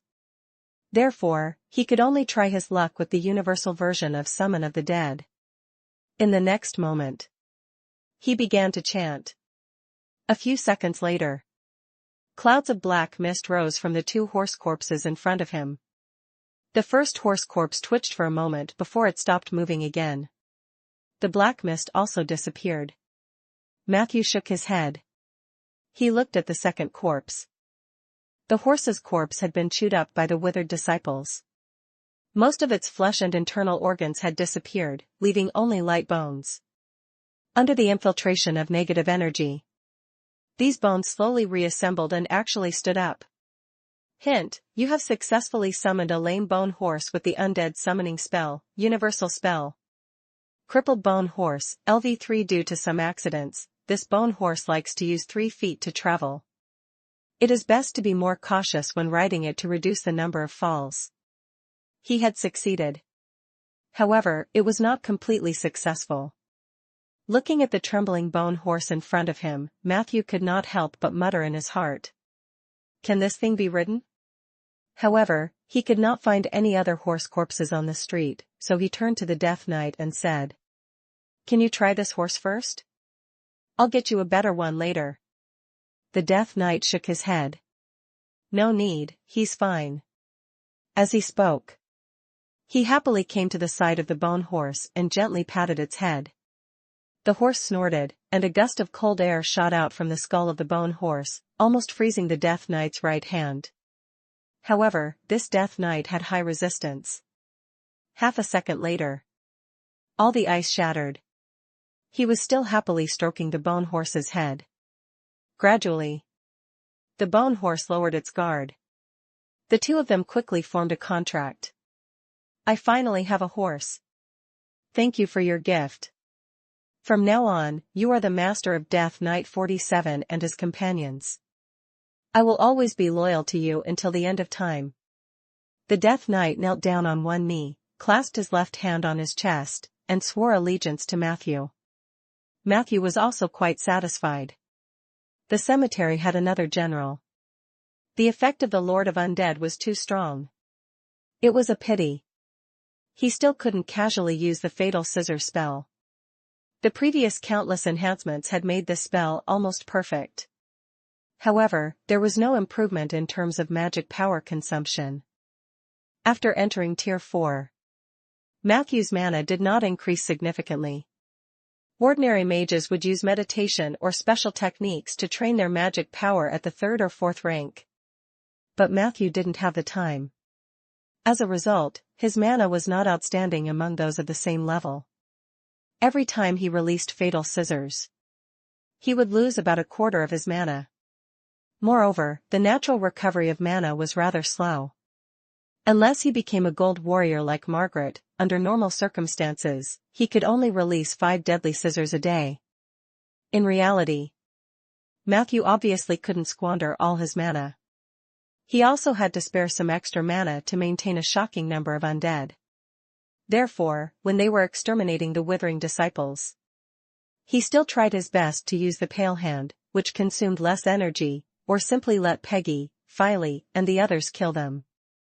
Anyway, the withered disciples who died at the hands of his summoned creatures were also counted in the mission statistics. 47 requests a mission from you. As soon as he became a part of the cemetery, the Death Knight eagerly requested for a mission. Matthew also wanted to see the strength of this Death Knight. So he pointed to the withered cult member across the street and said, "Destroy as many cultists as possible, but don't hurt the civilians." 47 said decisively, "Understood. I'll start the operation now." In the next second. Chapter 747, Chapter 747, Try My Big Hammer? Chapter 747, Try My Big Hammer? Translator, Lonely Tree. He quickly rushed to the side of the bone horse. Under Matthew's surprised gaze, Death Knight 47 carried the bone horse on his shoulder and then brazenly charged towards the withered cult members on the other side of the street. The bone horse looked at the Death Knight beneath it in confusion. 47 took out a one-handed greatsword and waved it around. Wherever the giant sword went, several of the withered disciples were cut into 2. Just like that. He carried the bone horse in his left hand and waved the giant sword in his right hand. In an instant, he wiped out the new batch of withered disciples who had gathered together. Seeing this, Matthew quickly went over. Aren't you a Death Knight?" 47 happily wiped the blood off his helmet. "Yes, I am." Matthew was surprised. "Shouldn't a knight be riding a horse?" 47 replied. "Under normal circumstances, yes, but I have a different understanding of knights. I like to carry the horse on my shoulders. This will give me a greater sense of security and help me display my extraordinary combat strength. Do you want to give it a try?" Matthew waved his hand. He was about to say something when he saw another group of withered disciples emerging from the quarantine zone. 47 carried his bone horse and charged over. This guy was really brave in battle, as if he was invincible with a horse in hand. He charged into the hundreds of withered disciples alone and killed all the withered disciples. What made Matthew confused was, he himself did not suffer any losses. On the contrary, only half of the bones of his bone horse were left. Matthew subconsciously glanced at the data panel. Hint, your graveyard summon, Death Knight 47, has updated its ability information. Invincible when carrying a horse. When Death Knight 47 has a bone horse, zombie horse, or ghost horse, he can unleash 150% of his combat power. When there was no horse beside him, he would fall into a weakened state and could only display 70% of his combat power. In particular, 80% of the damage taken by Death Knight 47 in battle will be taken by the horse he is carrying. So that's how it is. If that's the case, this guy will be quite troublesome in the future. Matthew pondered. Regardless, the addition of 47 had added a valiant general to Matthew's elite undead squad. Under the circumstances where Dark Warrior Argus could not go out, 47 was a good replacement for this point.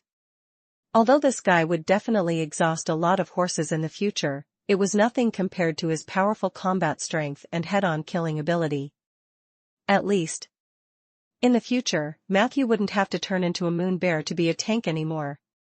As the Death Knight continued to charge on the battlefield, almost all of the withered disciples near the Undying Wall were dead. Matthew's quest, suicide, had also completed the first condition. The next step was to kill the Withering King. Then, he could officially transform into a silver dragon. The situation in the quarantine zone was gradually stabilizing. Matthew went to check on the situation in other directions. He flew into the air on a magic carpet. Chaos continued in Cross City. On the one hand, it came from the overflowing withered disciples. Alan's space sealing spell and Matthew's immortal wall had already blocked 80% of the withered disciples. However, there were still some withered disciples who were rampaging in other urban areas. Fortunately, some of the forces in the city had already begun to organize themselves to fight against these wild beasts. Some died under the claws of the withered disciples. More people got a chance to catch their breath. But the pressure of death was still there. Therefore, the chaos was not completely stopped. On the other hand, it came from the poisonous fog that was constantly spreading. In Cross City, the poisonous fog appeared without any pattern and was extremely fast. Matthew saw a few people stumbling out of the poisonous fog. Their skin was no longer human. There was a middle-aged man who was vomiting beside the ditch. Unknowingly, he had vomited his stomach and guts. There was also an old woman rolling on the ground in pain. She couldn't help but scratch her itchy skin with both hands and soon she was covered in blood. Similar scenes kept playing out where the poisonous fog appeared. No one knew where the next poisonous fog would come from. Everyone was waiting in fear for the judgment of fate. Outside the Holy Oak area, a large number of residents gathered. Many people tried to force their way through the protective barrier. However, during this process, the continuous damage and burning power of the weapons drove most of the people back.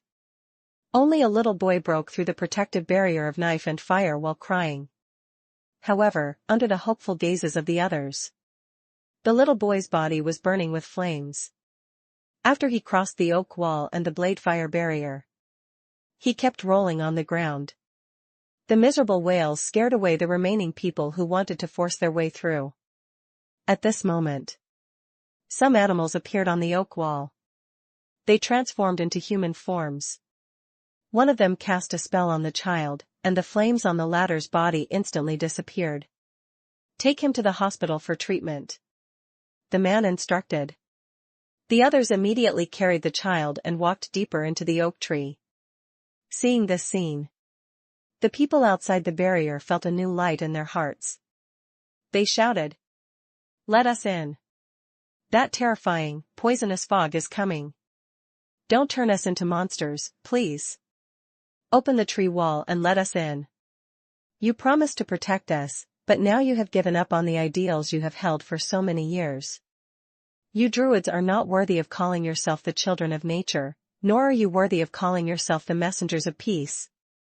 Chapter 748 Chapter 748, Try My Big Hammer? Chapter 748, Try My Big Hammer? Translator, Lonely Tree. However, that person only glanced coldly at the residents who were clamoring outside. Then, he quickly turned into a crow and flew into the depths of the forest. Very quickly, the residents there attracted a group of withered disciples. Chaos. It spread again. 5 minutes later, when Matthew used the pale hand to wipe out all the withered disciples in the area, the residents who had gathered there were nowhere to be found. He glanced at the depths of the blade fire array. Cross City was already in such a mess. However, no one from the Druid Church stepped forward. They might have their own difficulties. But Matthew was also deeply disappointed. The Earth Society shouldn't be like this.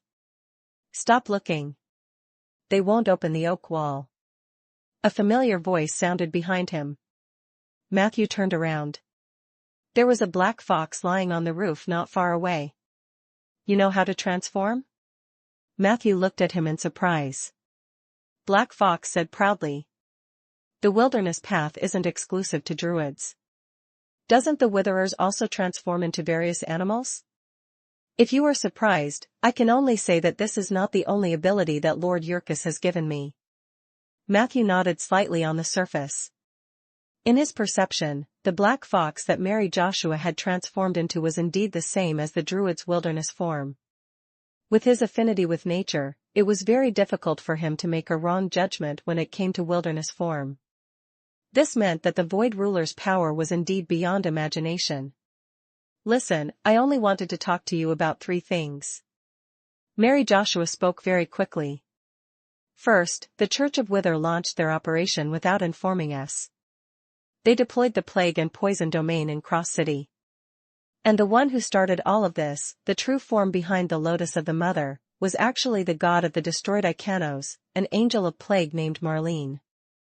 This angel had strength close to legend, and most importantly, she had unfathomable authority in related domains. If you want to deal with her, I'm afraid it will take some effort. Secondly, the Angel of Plague and the Withering Society were forcing the Earth Society to open their doors. As long as the Druid Church opened up a door, the 3 major organizations would immediately launch a general attack, and the Church of Calamity would be involved. I'll try my best to delay the progress, but I won't make it too obvious. You should be able to understand my situation. Therefore, the cooperation between you and me must be done as soon as possible. Third, the Queen of Whale Hunters had entered the city and was hiding in the dark. We still haven't completely determined her purpose, so you have to be careful. After saying this, Black Fox turned around and left. I'm going to withdraw everyone back to the underground stronghold now. Good luck. Matthew nodded and thanked Mary. The latter didn't stop and quickly disappeared. If Mary Joshua isn't lying, then the crux of the disaster in Cross City is still the Lotus of the Mother, or rather, the Angel of Plague. We have to find her location. Matthew frowned. Finding people wasn't his forte. Ask Nature wasn't suitable for the chaotic city environment. Cross City was too noisy now. It was difficult for the nature spirits with weak spirituality to make enough noise for Matthew to hear their voices. So he decided to look for Lady Allen, the Winter Moon. After the latter cast the spatial sealing spell, she had been searching for the true location of the Mother Lotus. Matthew flew into the sky and searched for a while, but he could not find Allen. At this moment, more than half of Cross City was shrouded in yellow and green fog. The visibility in all directions was very low. Considering that there were all kinds of enemies lurking in the city, Matthew didn't dare to be reckless. He searched for Allen for a while before returning to the Avenue of the Undead. After a while, Allen appeared at the end of the street. At this moment, the half-elf mage looked a little disheveled. She had several magic halos on her body, which should be used to resist the invasion of poison and plague. But even so, her condition was still a little worrisome. Her originally fair skin had a lot of pimples. What was worse was that there was a slight festering on her wrist. Matthew cast protection from evil on her. However, this could not directly eliminate the infection she had. Matthew wanted to treat her minor injuries again, but he was stopped by Allen. The reaction in my body is insignificant. I'll be fine after I go back and purify myself. However, the disaster in Cross City is the most heartbreaking. I think I've just found the true location of the Mother Lotus. Why don't you come with me to take a look? Matthew did not refuse. The two of them left the street and crossed half a block before arriving near a wooden house in the Wolverine district. That's the place. Amidst the thick green mist, Allen pointed at a pitch-black hole in front of a wooden house and said, I found many similar holes in the nearby streets. These holes should be connected to the underground space. The meat paste that we saw earlier actually came from here. It's just that the Lotus of the Mother used an illusion to make the withered disciples look like they came from the Lotus. I wanted to go down alone to see the situation, but I have a slight claustrophobia. As a half-elf, I naturally hate the underground, so. She looked at Matthew apologetically. Matthew clapped his hands. It's okay. I'm here. In the next moment, he came to the entrance of the cave and pointed to the depths of the cave. Soldier, go and scout the way. The sword dancer immediately stepped forward and jumped in without a word. After a full 5 minutes, the undead contract sent a signal that everything was safe. Matthew pinched the coin in his pocket and jumped down boldly. Allen followed closely behind, This was a tunnel that led underground. In most cases, it was a 75-degree or steeper descent. If it wasn't for the feather drop effect, even if he didn't die from the fall, he would be severely crippled. Pa! Matthew's feet touched the hard ground. It was dark in all directions, and a cold wind blew from an unknown place, giving people a creepy feeling. Soldier stood at the side, maintaining a vigilant posture. Puff! Matthew lit up a mage fire and took in the surroundings. It was a small room. There was a small tunnel next to it that seemed to lead to a larger square. Not long after, Alan had also successfully arrived. She looked around nervously, then slowly walked to Soldier's side. She looked the knife dancer up and down, then smiled. Your skeleton soldier is quite special. Soldier twisted his hips proudly. Matthew smiled meaningfully. He is my personal guard. Without him, my self-defense ability will be greatly reduced. As soon as he finished speaking, Alan suddenly pulled out a white magic document from behind him. Pa! She stuck the magic document on Soldier's back. The latter instantly turned into nothingness. Warning, your partner Soldier has been hit by the spell Exile from Otherworld. The moment Soldier disappeared, Alan tore open another scroll. In an instant, a nauseating feeling surged in Matthew's heart. Warning, you have encountered a spell ineffective barrier. You seem to have underestimated your enemy, handsome mage. Alan smiled proudly. In the next second, the disguise on her body had completely disappeared, and she had turned into a strange woman wearing a grey lady's dress and adorned with lipstick. Her skin was extremely white as a zombie, giving people an extremely sick feeling. Nice to meet you. Let me introduce myself. My name is Marlene, but people prefer to call me the Angel of Plague. The woman smiled at Matthew. If you are willing to become my slave now, perhaps I can spare your life. She had thought that Matthew would be very flustered. However, the latter only looked at her calmly. Is that all? If that's all you have, then you seem to have underestimated your enemy, Your Excellency Angel. Because I don't rely entirely on spells for a living. In the next second, under the other party's surprised gaze, Matthew took out Einderson's hammer from his luggage and looked at her unkindly. Why don't you try talking to my hammer? Chapter 749 Chapter 749, I have a friend. Chapter 749, I have a friend. Translator, Lonely Tree. A mace? Seeing Matthew take out such a big thing, the Angel of Plague, Marlene, suddenly looked hesitant.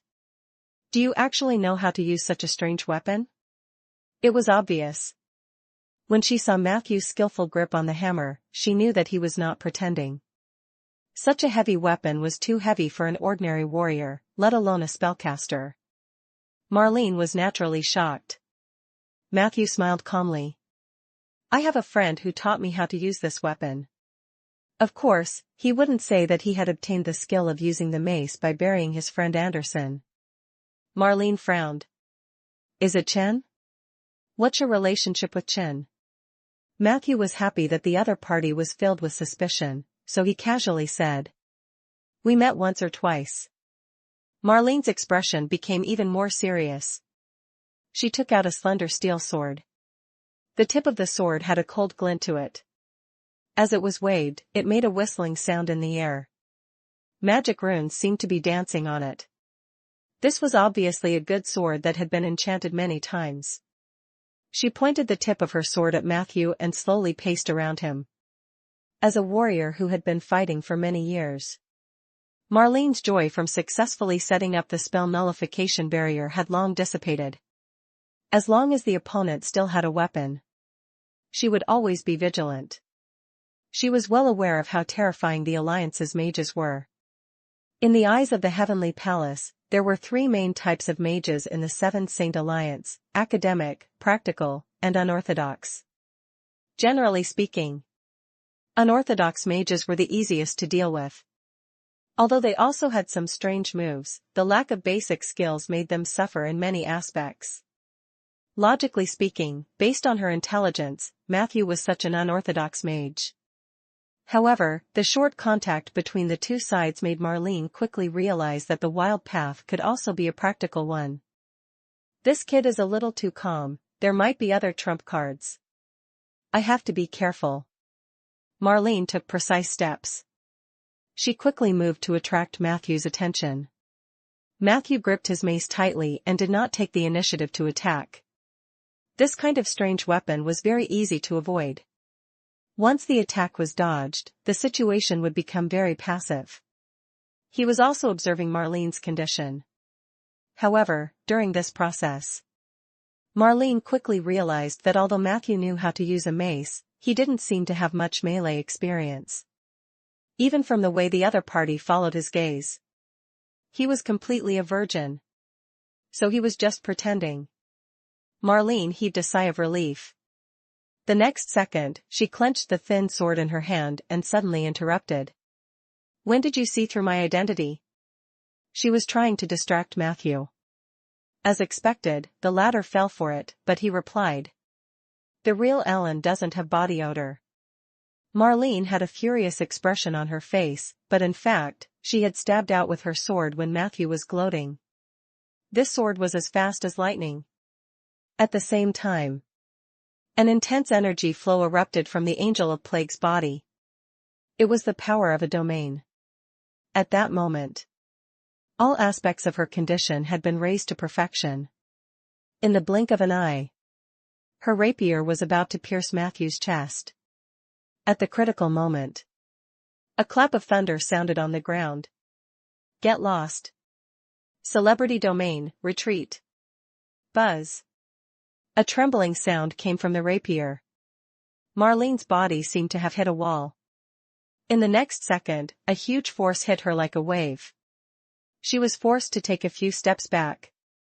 Now, ever since the battle at the Moss Green Hills, Matthew's legend level had risen to another level, so even his ability to repel people had been further strengthened. Before the intimidation effect on Marlene disappeared, Matthew smashed his hammer forward. The speed of this hammer strike could not be said to be slow. However, Marlene was an angel reincarnation, so her resistance to repulse and intimidation far exceeded that of ordinary people. Whoosh! When the fierce wind brought by the mace attacked, she nimbly bent over and rolled on the ground, successfully dodging this fatal attack. At the same time, her rich combat experience allowed her to catch a flaw in Matthew's attack. The rapier shook again. She turned her wrist downward, and the cold light pierced Matthew's waist like a poisonous snake. Let's see how you dodge this attack. Just as the silver light was about to pierce through Matthew's flesh, another wave of air exploded with Matthew at the center. Bang! Marlene lowered her head dejectedly.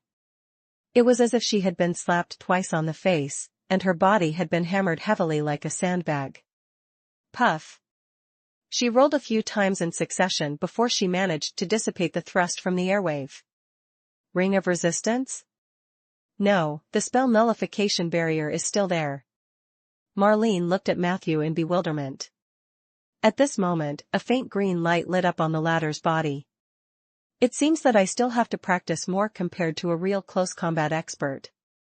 Matthew looked at Marlene and laughed at himself. On the data panel. Hint, you have used the time-limited status Ancestor Soul. You will randomly summon one of your Tauren ancestors to possess you and obtain powerful combat abilities. Summoning successful. You have encountered the legendary Tauren of the Battle Maniac clan, Blood Sickle. Chapter 750, I have a friend. Chapter 750, I have a friend. Translator, Lonely Tree. Whoosh! Whoosh! With Matthew as the center, a large amount of wind blew in all directions. Green magic light lit up the dark space. A narrow portal lit up. Immediately after, a Tauren soul walked out of the portal. At that moment, Marlene looked as if she had seen a ghost. Ancestor soul? This kid is actually a Tauren? How is that possible? He clearly looks so delicate. On the other side, The Tauren spirit was also sizing Matthew up. After a while, he said in a muffled voice, "Have the Taurens evolved to be similar to humans?" Matthew was also embarrassed. This was the first time he had tried to summon the spirits of his ancestors. To be honest, it was a little illogical for a human to be able to summon the Tauren ancestors. At that moment, he could only forcefully smooth things over and say, "Times are changing." Bloodsickle revealed a puzzled expression. "But this change is too exaggerated. It's more reasonable to say that it's abnormal." Matthew wanted to explain more. However, the muscular Tauren soul waved his hand impatiently. "No matter what, since you summoned me, you must be my descendant. You are qualified to accept my power. Then, please turn around." "I'm coming in," Matthew said nervously. Why don't we wait?" Unexpectedly, the other party angrily rebuked. "Don't be so wishy-washy. Taurens have to be straightforward." "I'm coming in." Whoosh! A cold breeze blew past. Matthew could clearly feel an extremely large amount of life force flowing from his back into his limbs and bones. "Enjoy it, kid. This is the power and glory of our ancestors." Bloodsickle's roar echoed in the cave for a long time. Matthew's entire body was trembling violently. It was a natural reaction of his body when he received the mighty power of the Tauren ancestor. At the same time, he felt a burning power in his chest. Subconsciously, he took off his star-weaving robe and looked down. A blood-red lotus flower appeared on his chest. "Carry the will of the Tauren and continue forward." Bloodsickle's voice rang out for the last time. The lotus flower on Matthew's chest turned red as if it was dripping with blood. At that moment, the muscles all over his body bulged, and his body became 3 times bigger. Hint: you have obtained the power of your ancestors. Ancestral power: your physical body will be strengthened to the level of a level 16 ancient war maniac Tauren. You have obtained special statuses Blood Lotus and Battle Maniac's Path. Blood Lotus, the symbol of the Battle Maniac clan. When the Blood Lotus is activated, you will be regarded as an ancient Tauren. Battle Maniac Path: in battle, you will have almost endless energy and stamina. You will have a physique that will become stronger as you fight. In continuous battle, your strength will slowly increase. In particular, after fighting for more than 60 minutes, your strength will reach a legendary level. At that time, you might be able to attract the blessing of more Tauren ancestor souls. What a powerful force. Matthew quietly felt the strands of irritable factors flowing in his body. After entering the battle maniac state, he felt as if he could feel every drop of blood pumping out of his heart. It was the power of life. That was the power of battle. That was the power of the Tauren. "I didn't expect you to have the Tauren bloodline, damn it, why is the intelligence of the Heavenly Palace always so outdated?" Marlene gritted her teeth and cursed. Besides, didn't the Battle Fanatics clan go extinct during the Dark Age? Why would their spirits appear in this era? Matthew turned to face her and slowly said, "Perhaps it's because..." However, before he could finish his words, his sturdy body was suddenly pushed forward by 2 bodies. Then, he punched forward in the air. That punch was clearly still very far away from Marlene. But in the next second, it actually hit Marlene's face. Boom! Tauren martial technique, Fist of the Realm. Just as this unexpected punch hit, Matthew's body instinctively connected with the follow-up combo. He quickly released the mace. With his other hand, he grabbed Marlene, who had been sent flying by the Fist of the Realm. In the next second, he wrapped his arms around Marlene's waist. With a sudden flip. Then, he raised her up high and smashed her headfirst onto the ground. Tauren martial skill, heaven and earth shattering. At that moment, Matthew grabbed the Angel of Plague's waist with both hands and smashed her up and down 3 times, smashing her head and upper body into pieces. A large amount of blood and brain matter splattered out. Matthew's hands were covered in it. The ground was also covered in guts. "Pa!" Matthew threw off her remaining lower body. The latter twitched on the ground for a while and then lost her life. I didn't expect the torrents to be so powerful. He looked at the mess on the ground. Matthew was also secretly speechless. Although the angel of pestilence did not descend to the mortal world in its true form, her body just now had the strength of at least a tier 5 warrior. However, she had been killed instantly by a single mistake. It could only be said that Torrent's unexplained combo was a little terrifying. Of course. Matthew also knew that Marlene wouldn't die like this. The angel was the god of the destroyed Ikanos, and theoretically, she could be resurrected in the latter's divine kingdom. It was highly likely that she would only dare to cause trouble after advancing to a demigod. Chapter 751 Chapter 751, I Have a Friend. Chapter 751, I Have a Friend. Translator, Lonely Tree. Although a demigod's divine persona was weak, it was still possible to revive a devout believer. Considering the strangeness of the withered disciples he had encountered earlier, Matthew even suspected that the body was just a vessel for the angel of plague. There should be more underground. Just as this thought rose in his mind, he suddenly saw a golden light fly out from the half of the corpse. The golden light was a woman with a panicked expression. Matthew's eyes lit up. Petitioner.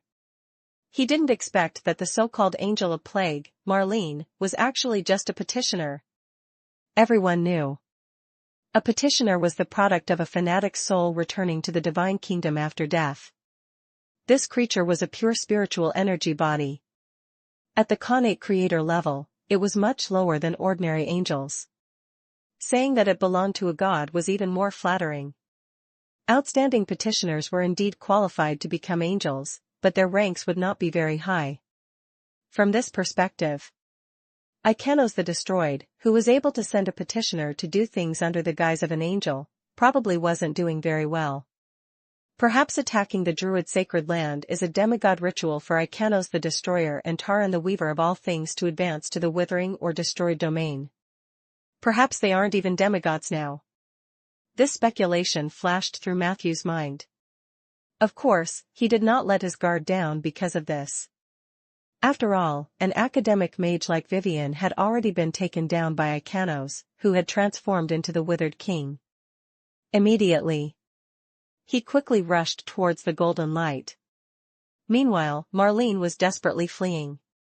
She did not dare to look at Matthew at all. Without the protection of her body, she was a ball of spiritual energy that could be manipulated by anyone. If it were an ordinary enemy, she would still have the confidence to fight. However, she didn't want to get entangled with this Tauren who was hiding very well. The petitioners flew very fast. However, the Tauren's short-distance attack speed was even faster. In just an instant, Matthew rushed to her side and grabbed the corner of the petitioner's skirt with his left hand. This scared Marlene out of her wits. Golden flames burned all over her body. Her spiritual energy was consumed rapidly, and her speed suddenly increased by 30%. Whoosh! With this explosive force, she quickly passed through the tunnel and rushed up the slope. When she passed through the pass, she also calmly opened a mechanism that she had set up here before. Boom! A huge rock fell from above and rolled down the slope. The tunnel was narrow, and Matthew was not small. In order to avoid the rolling stones, he would definitely delay the pursuit. Marlene heaved a sigh of relief. Without hesitation, she took out a golden talisman and tore it open. The plan has changed. That tree-planting mage is a Tauren. As she spoke quickly, she looked into the depths of the tunnel uneasily. But in the next second, her golden pupils suddenly contracted violently.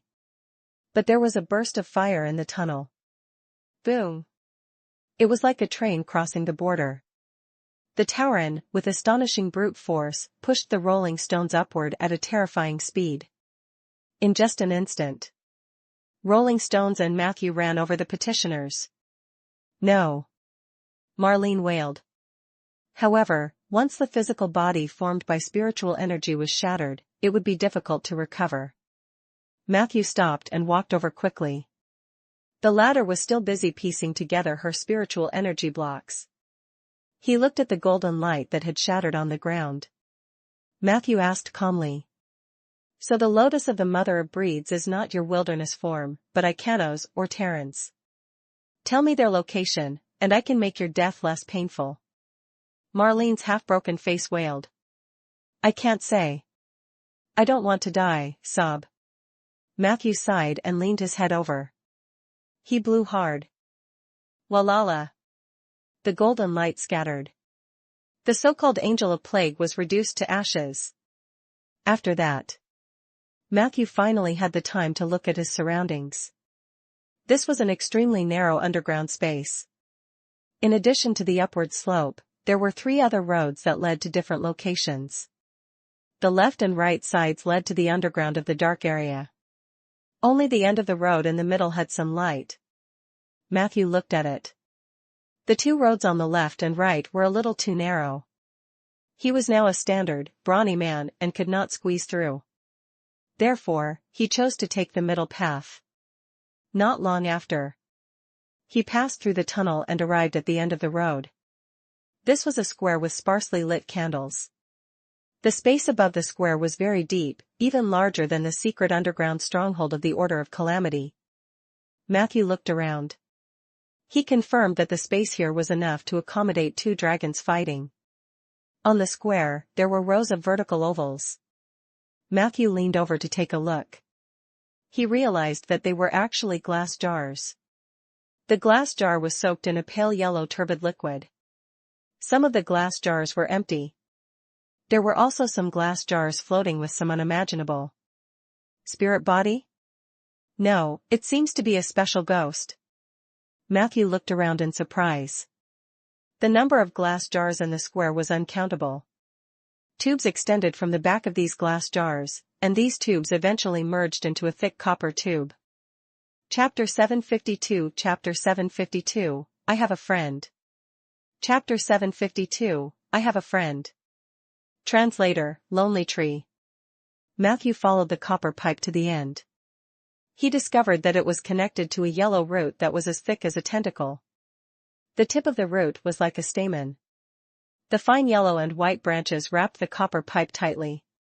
Matthew could sense it without even getting close. That root must have come from the mother lotus hidden underground. He observed calmly. From time to time, the ghosts in the jars would be taken away, but not long after, some ghosts would be sent back. These ghosts seemed to be conscious when they were sent back. They even bared their fangs and brandished their claws at Matthew. However, under the soaking of the liquid, they soon fell into a deep sleep, waiting for the next summoning. Hint, you have discovered the group soul projection device. Knowledge, spell identification / divine knowledge. You have realized that all soul projection devices are the divine version of the spell Blue Veil Dream. The lotus of the mother of breeds projected these ghosts onto the clones, thereby mass-producing the most basic life forms. Then, by issuing simple orders, it ordered these withered disciples to cause destruction in Cross City. So that was the case. Matthew had previously felt that these withered disciples were very strange. After they died, they rotted completely, and their spirit bodies were nowhere to be found. It turned out that their spirit bodies had been anchored by the lotus of the mother. As for Blue Veil Dream, which was originally used to travel to another world, it was also used by the brood mother lotus as a part of controlling the ghost to log into the clone body. Through this method, the brood mother lotus could produce an endless stream of cheap withered disciples. However, the quality of life of these believers would be very poor. Matthew even observed. Some of the ghosts in the glass jars were actually animals. Even if Blue Veil Dream can protect the soul, it shouldn't be able to withstand a few soul projections. Where did the mother lotus get so many ghosts? And it even treats them as consumables. He thought about it. Matthew wanted to follow the direction of the root to find the true location of the mother lotus. But at this moment, all the candles in the square were instantly extinguished. Immediately after, a faint blue light lit up in the glass jar. All the ghosts opened their eyes at that moment. They stared at Matthew. Whoosh! Whoosh! A cold wind blew from the edge of the square. It was only because Matthew's vitality was exuberant and his aura was high, or else he would have been shocked by this scene. Your boldness is beyond my expectations. But if the Tauren bloodline is your last trump card, then you are destined to die here today, Tree Master. An extremely feminine voice sounded in the darkness. Matthew composed himself. He did not find the source of the voice, but his perception reminded him that the person who spoke was the Mother Lotus hidden in the dark. Are you Ikanos or Tauren? He asked calmly. Looks like you have done some homework before coming. After the soft and weak voice finished speaking, it suddenly became sharp and high-pitched. But you despicable Tauren, how dare you call God by his name? I am the weaver of all things, the daughter of the earth, the master of graves, poison, and plague. Kneel down. An unquestionable power of law smashed into Matthew's body. However, Matthew only took half a step back before regaining his balance. He had high resistance to begin with. In addition, the Tauren's ancestral soul gave him an extremely tenacious fighting will. The divine might of Tauren, the weaver of all things, did not make him kneel. Of course. This was also related to Tauren's current lack of strength. As expected, you haven't even reached the demigod level. Matthew looked calmly at the root that was slowly leaving the copper pipe. The latter split in the middle, revealing countless tongues and broken teeth. A woman's head slowly emerged from it. She stared at Matthew coldly and angrily. Even if I'm not a demigod yet, a former god is not someone a brat like you can profane. I told you, you are really bold. You didn't think of retreating when you found so many ghosts here. Didn't your teacher tell you that ghosts are the natural nemesis of mages? Following Tauren's clamor, the lids of all the glass jars opened automatically. Countless ghosts flew out from it. They surrounded Matthew and let out sharp roars as if they could tear him apart at any time. Specters were indeed one of the potential mage killers. There were many high-level ghosts that could not only absorb energy but also focus. When a mage was surrounded by a sea of ghosts, all of his spells and techniques might lose their effectiveness in an instant. Therefore, every mage would be extra careful when they set foot in the underworld. Even a strong character like the Tauren. When faced with the spirit sea, it was very easy to be drained of energy and become extremely weak. Therefore, in Tauren's opinion, Matthew was indeed a little arrogant. The number of ghosts here seems to have exceeded 1,000. Matthew muttered to himself.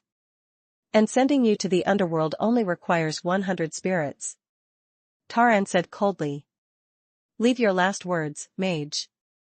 You will be the first alliance mage I kill after I return. It's your honor. Matthew shrugged. I have a friend. He once entrusted me to investigate a soul theft mission. I am so ashamed. I didn't even investigate seriously. Who knew that this mission would come by itself? Chapter 753, Chapter 753, I have a friend. Chapter 753, I have a friend. Translator, Lonely Tree. At this point, he took out the lantern that was emitting a dark green light from his inventory. Wherever the light went, all the ghosts suddenly quieted down. My friend also said that as long as I collect 1,000 ghosts, he will automatically appear in front of me. Don't you think so, Viscount Fan? Matthew had not finished his sentence. The lost lantern suddenly shone brightly. With Tauren's furious roar, thousands of spirits were sucked into the lantern. Whoosh! The ghosts that were still surrounding Matthew had disappeared completely. At the same time, a man wearing a black cloak and carrying a sickle appeared beside Matthew. Crow Pavilion Demon Domain? Viscount Fan? Tauren's voice suddenly raised an octave. I remember that the Hall of Spirit Touch and the Heavenly Palace signed a non-interference agreement. Viscount Fan came to Matthew's side and glanced at the ghost in the lantern. He then replied politely. There is such an agreement. But you are no longer a member of the Heavenly Palace. Moreover, you have stolen the soul that originally belonged to the underworld. This is a serious violation of the regulations. I didn't settle the score with you because I don't want to interfere with the matters of the material world. You'd better not use the tactics of the Heavenly Palace to threaten me. Taran instantly fell silent. Viscount Fan turned to face Matthew with a faint smile on his face. I didn't expect you to complete part of the mission so quickly. I thought the god of the underworld had sent someone to do it, but I didn't expect the Church of Wither to be involved. The prime material plane is in such a mess that it's annoying. Fortunately, I'm not human. Then I'll accept these 1,000 specters. I'll send you the contents of the stone tablet soon. I also owe you a favor. As long as it's within the influence of the Crow Pavilion demon domain, I'll try my best to do anything that doesn't violate my principles. As for this lantern, you can keep it. If there are more ghosts, I will offer a better price. As he spoke, he bowed slightly to Matthew and took the souls away. The square suddenly became cold and quiet. After Viscount Fan left, Taran seemed to heave a sigh of relief. She said sarcastically in a low voice. I thought you were really friends with Viscount Fan, who is so resourceful. It turns out that you were just using each other. You don't think that I can't kill you after leaving Spectre, do you? In the next second, the sound of rocks shattering could be heard from all over the square. Matthew saw green and yellow roots growing out of the ground and rock walls. There were colorful spheres on the roots. The moment these spheres appeared, they rapidly expanded. Bang bang bang. The sphere exploded automatically. It turned into colorful powder and blended into the air. Very quickly, the entire square was covered in colorful poisonous gas. Warning, you have entered the realm of plague and poison of Taran, the weaver of all things. You have been attacked by 1247 poisons and 668 plagues at the same time. Your body is unable to resist this level of poison and plague damage. An unprecedented sense of weakness welled up in Matthew's heart. His heart was pounding. As expected of a god, she still has a unique advantage in terms of domain. He could not help but sigh. Taran said proudly. Of course, in the field of plague and poison, I am the queen. Who knew that in the next second? Matthew denied it seriously. No. You're not. I have a friend. He is the real king of this domain. As he spoke, Matthew calmly opened up another related field besides the plague. At the same time, he also uttered a short, sharp incantation. It was a secret message from a certain druid society. After the incantation, 3 illusory figures quickly appeared beside Matthew. They were Lord of Corrupted, Husman, Twilight Elf, Dudley, and a yawning yellow jade dragon. Hello, Matthew. Dudley's shadow said excitedly. You finally remembered that you are a member of the Spore Society. Husman, the rotten sack lord, gently and shyly waved his tentacles at Matthew and then wrapped everything with an even more vast spore domain. Chapter 754, Chapter 754, Have you thought of the child's name? Chapter 754, Have you thought of the child's name? Translator, Lonely Tree. Hint, you have received the blessing of Spore's care from Husman, the Lord of Rotten Sack. Spore's care. These little guys from the microscopic world are very worried about your health. They will continue to be active on the surface of your body and inside your body, neutralizing any poison and dissolving all plagues. Duration, 7 days. Although the 2 big shots of the Spore Society did not come to the scene in person, the shadows they projected through their domains were enough to solve Matthew's biggest problem. This was the only blessing. Taran the Weaver of all things domain suppression on Matthew instantly lost its effect. No matter how many poisons or plagues there were. Under the effect of the spores controlled by Husman, they had no way of taking effect at all. Matthew felt his entire body relax, and his body became extremely light. On the square, the spore domain was still expanding. The influence of Husman and Dudley was beyond Matthew's imagination. But on second thought, it was normal. Both of them were above legend, and it was quite easy for the inner plane to project shadows to the outer plane. Correspondingly, It would also be easier to transmit influence than from the outside. Thus, the Spore Societies helped turn this situation around almost immediately. Matthew became extremely relaxed. On the contrary, Taran was on guard against a great enemy. Although this Spore Association is small, there are some benefits to being small. Matthew thought to himself. At the very least, the Spore Society's unity was something he found rare. He thought that after he recited the secret code of the association, it would take at least a few minutes for either Dudley or Husman to come over to help. However, he did not expect them to respond so promptly. Almost immediately after Matthew asked for help, they cast their shadows in this area. This meant that they had never thought about whether they should lend a helping hand. Matthew remembered this sincerity. He had always understood the principle of returning a favor. If Husman or Dudley needed help next time, he would not hesitate to help. Immediately. Matthew was about to exchange a few words with Dudley when the yellow jade dragon projection beside him suddenly said in surprise, "I'm not a member of the Spore Society." "Why did you drag me in?" Dudley said respectfully. "Husman said that you would be more imposing. The two of us don't look like powerful characters, but you are the only one who is imposing.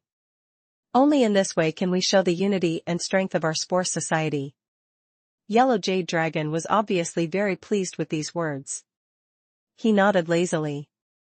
"All right then, let me see what kind of trash dares to claim to be the king of plagues and poisons." As they spoke, Husman's Spore Domain and Taran's Plague and Poison Domain clashed a few more times. However, no matter how much Taran struggled, the Spore Domain seemed to be showing greater compatibility and volume. Gradually, as the Spore Domain spread, Taran's domain was either cut into pieces or completely absorbed. This scene shocked and angered Taran. Very quickly, a huge shadow slowly walked out of the Plague and Poison Domain. Matthew could clearly see that the shadow was a miniature version of the Brood Mother's lotus, which was Taran's wilderness form. Very quickly, the body of the Mother Lotus began to change. Countless lotus petals fell to the ground and disappeared. In its place, it was a huge spider that had crawled out of the lotus platform. The spider had golden compound eyes. She had appendages that emitted yellow gas and a tail that looked like a scorpion. Her main body was covered in a layer of extremely fine scales. The texture looked a little like dragon scales. In short, the composition of the elements was very complicated. It didn't seem like a natural creature. "This is the first time I've seen an Earthmother spider who has changed her body into such a mess. You must be Taran, the famous beggar of the Heavenly Family Palace." Yellow Jade Dragon casually mentioned Taran's dark history. The latter stared at him. "I can easily crush a few legendary dragons like you at my peak," Yellow Jade Dragon said in surprise. "But you're not at your peak anymore. Don't you feel ashamed to brag like this?" Taran sneered. "At least I can crush your projection." Yellow Jade Dragon wagged his tail lazily as if he couldn't be bothered to argue with her. Dudley, the Twilight Elf, could not help but sigh. "Matthew, your prime material plane is too scary. People want to kill people at the drop of a hat. Can't people be more peaceful?" Beside him, Husman also shook his tentacles twice as if he was nodding. Matthew shrugged. "This thing isn't from our prime material plane. Didn't you hear Mr. Clade's introduction? She's from the Heavenly Palace, and she might have participated in the operation to persecute you Sun Elves." "Is that so?" Dudley's expression turned solemn. "I've almost forgotten what happened back then, but as long as the other party is from the Heavenly Palace, she must have a part in this debt, don't you think?"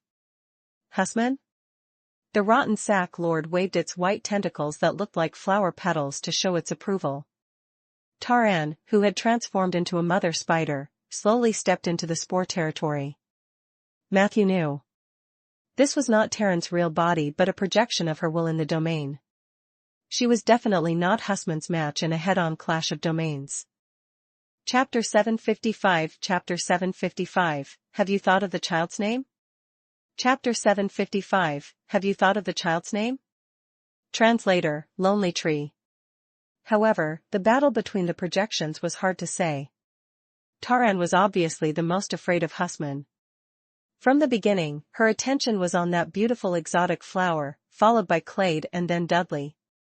As for Matthew, ever since the spore domain was spread out, she had not looked at him again. What kind of freak are you? Taran questioned Husman. Why is your domain so vast? What right do you have to define such a domain? What the hell was a spore? Do you actually want to use this thing to disintegrate the domain that I've been managing for hundreds of years? This is simply a fool's dream. Taran's question was more or less filled with rage. The definition of a domain. Ever since the Age of Enlightenment, when the gods had taken control of the right to speak, there had basically been no major changes. Even though the Calamity Mage had single-handedly organized the ascension of the Heavenly Palace and carried out a major cleansing of the main material plane. However, in terms of the interpretation of the domain, she did not make any changes. Therefore, the hatred that the gods had for the Calamity Mage was quite pure. It was the pain of being inferior to others. But Husman was different. His spore domain had been blank for the past thousands of years. To the old-fashioned Taran, any new domain was bound to be wrong. What was even more terrifying was, in the previous encounter, she was shocked to find that Husman's spore domain had the ability to cover her own plague and poison domain. However, this did not mean that the domain that Taran had worked so hard to develop would be completely wasted. However, as long as Husman continued to develop and strengthen his spore domain, sooner or later, there would be a day Taran had to accept the fate of either becoming Husman's subordinate or being kicked out. Thus, she was extremely shocked and furious at Husman's appearance. She kept scolding Husman, trying to suppress him with her aura. Husman had never experienced such a scene before. He seemed stunned. After a long time. Only then did he shrink back weakly. His white tentacles shook helplessly as he whispered to Dudley. She's so fierce. This time, perhaps it was because he had entered the spore domain. Matthew heard Husman's voice. It was a childish voice. It had a childish voice. It made people involuntarily feel that it was cute. Pretentious bastard. I'm going to devour your domain completely. Go to hell. Taran roared angrily. Accompanied by this roar, the domains of both sides began to change again. If it was said that the spore domain was driving away the plague and poison domain before. But now, the two sides began to stack together at a speed visible to the naked eye. Matthew's spirits were lifted. This was the symbol of Taran starting a domain battle. He hurriedly said to Husman, "Don't force yourself. There's no need to fight head-on with the other party. If you can help stabilize the current situation of the domain, it'll be a great help to me." He didn't want Husman to get hurt because of him. Husman shyly distanced himself from Matthew and then pounced on Dudley. Dudley appeared to be carefree as he offered advice. "Just punch her." Husman replied in a tender voice. "Only one punch?" Dudley said seriously. "That's right. You can only punch her once. Remember, because we represent the Spore Society's image to the outside world, no matter if it's an enemy or a friend, you must be polite and apologize after the fight, understand? And you have to speak louder." Husman turned his tentacles slightly as if he was nodding. On the other side, Taran, who had transformed into the Earthmother spider, had already charged over aggressively. At the crucial moment, Husman, who was originally a pure white sack of decay, had also undergone a huge change. A pure white glowing object quickly jumped out from the center of the rotten sack. Matthew saw it clearly. It was a very pure spiritual energy body. It was not fundamentally different from the petitioners he had killed before. It was Husman's soul. The appearance of the spirit was no different from that of a 3- or 4-year-old boy. Matthew wanted to go over and help, but he was stopped by the yellow jade dragon with his tail. "Children are fighting. Why are adults joining in the fun?" Yellow Jade Dragon said lazily. Matthew was powerless to retort. On the other side, the little boy ran to Taran. He looked terrified, his eyebrows furrowed and his body shaking. "Look straight at me, you evil creature that blasphemed the Maiden of the Earth." The Earthmother spider let out a loud roar. At that moment, all of her compound eyes opened, and a large amount of golden light shot out. After she died, she wanted to pierce through Husman's heart with 10,000 arrows. However, Husman wasn't afraid of the light. He only bowed to the other party shakily and then said very loudly, "I'm sorry." In the next second, he clenched his small fist and threw a seemingly soft punch forward. Whoosh! A strong wind blew. Wherever the fist wind passed, the Earthmother spider's body started to show signs of blurring. No. It wasn't blurry. Instead, it collapsed, distorted, and shattered. And then completely turned into ashes. Prompt: your president, Husman, Spore Society, has successfully defeated Taran, the Weaver of all things, in the Battle of Domains. Hasman had obtained a portion of Terran's Plague Domain and Poison Domain. As a member of the Spore Society, you have obtained a small amount of Terran's Plague Domain and Poison Domain. Terran's domain body, Earthmother Spider, was permanently erased. Taran, the Weaver of all things, has been severely injured. In an instant, all the strange phenomena related to poison and plague in the square disappeared. Even the root that was only wrapped around the copper pipe quickly retracted into the rock. On the stone wall, only a pitch-black hole was left. The former god, Taran, who was known as the Mother of Decay, the Weaver of all things, and the wilderness form with the Mother Lotus. She ran away. However, what made people feel ridiculous was that the little boy's eyes were still tightly shut. His fists were trembling, and he looked helpless and afraid. Dudley walked over and patted him on the shoulder. "Not bad." The little boy opened his eyes weakly and asked carefully, "Is there any blood?" Dudley shook his head. "There's no blood. It's very clean. If there were blood, I would have covered it with an illusion long ago." The little boy heaved a sigh of relief. That's good, that's good. That punch of mine wasn't bad, right?" His voice revealed the innocence unique to a child. "Not bad." Dudley encouraged loudly. "You are very, very outstanding." The little boy jumped up happily, but perhaps because Matthew and other outsiders were present, he hid in Dudley's arms shyly. "But you did something wrong," Dudley said seriously. "You should say sorry after the fight." The little boy said blankly. "But she won't be able to hear us after we're done." Dudley nodded. "That's the effect we want. We apologize not because we've wronged people but because we're polite. And if you apologize before hitting her, it would seem like you're provoking him. It would be impolite. Do you understand?" The little boy nodded in understanding. In the next moment, Dudley held him in his arms. Their foreheads were pressed together as if they were whispering something. During this process, Matthew could see that there was a ball of light from the soul that was entangled between them.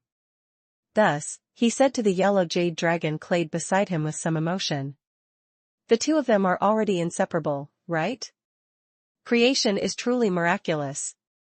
Yellow jade dragon said casually, "What's so magical about this?" Two gentle personalities that were abandoned by the world because of their like-mindedness, they gave their souls to each other without worry. Although it's a very new life form, it's not a particularly magical relationship, is it? I remember that there are similar relationships in human society, right?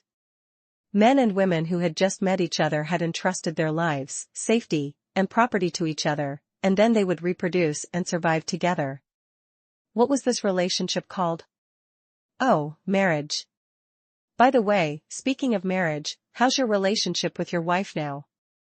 Have you given birth? Have you thought of a name for the child? Have you considered asking me to be the child's godfather? He brought up this topic. Yellow Jade Dragon suddenly became more energetic. Chapter 756, Chapter 756, Spore Identification Technique and Physique Domain. Chapter 756, Spore Identification Technique and Physique Domain. Translator, Lonely Tree. Facing Yellow Jade Dragon's incessant questions, Matthew was somewhat embarrassed. Back then, for safety reasons, he and Margaret had once pretended to be newlyweds in front of Jade Dragon Clade. But now, he had become a member of the Spore Society. If he continued to hide it, it would be a little unethical. So Matthew explained, somewhat ashamed. "I'm sorry, Mr. Clade. But I have to tell you that we lied to you before. Lady Margaret and I are not newlyweds. It was only because we were afraid of your power when we first met and listened to a few rumors that we lied to you. I'm really sorry." Unexpectedly, Yellow Jade Dragon didn't fly into a rage. Instead, he showed a gratified expression. "Since you say so, then, Mr. Matthew, I must also tell you that your honesty has won my most basic respect." At this point, his eyes shone with wisdom. "You didn't think that I wouldn't have noticed it, did you?" Matthew was shocked. "You noticed?" Yellow Jade Dragon laughed. "Please, I've lived for thousands of years. What haven't I seen? You young humans are transparent in my eyes. The moment I came into contact with you, I realized that you were a virgin. I can easily confirm this. I wasn't in my previous life." Matthew resisted in his heart, but he still smiled bitterly. At this moment, Dudley also came over. "To be honest, I can confirm that. It couldn't be more obvious." Matthew tightened his thighs and asked with a confused expression. "How did you confirm it?" Dudley smiled gently.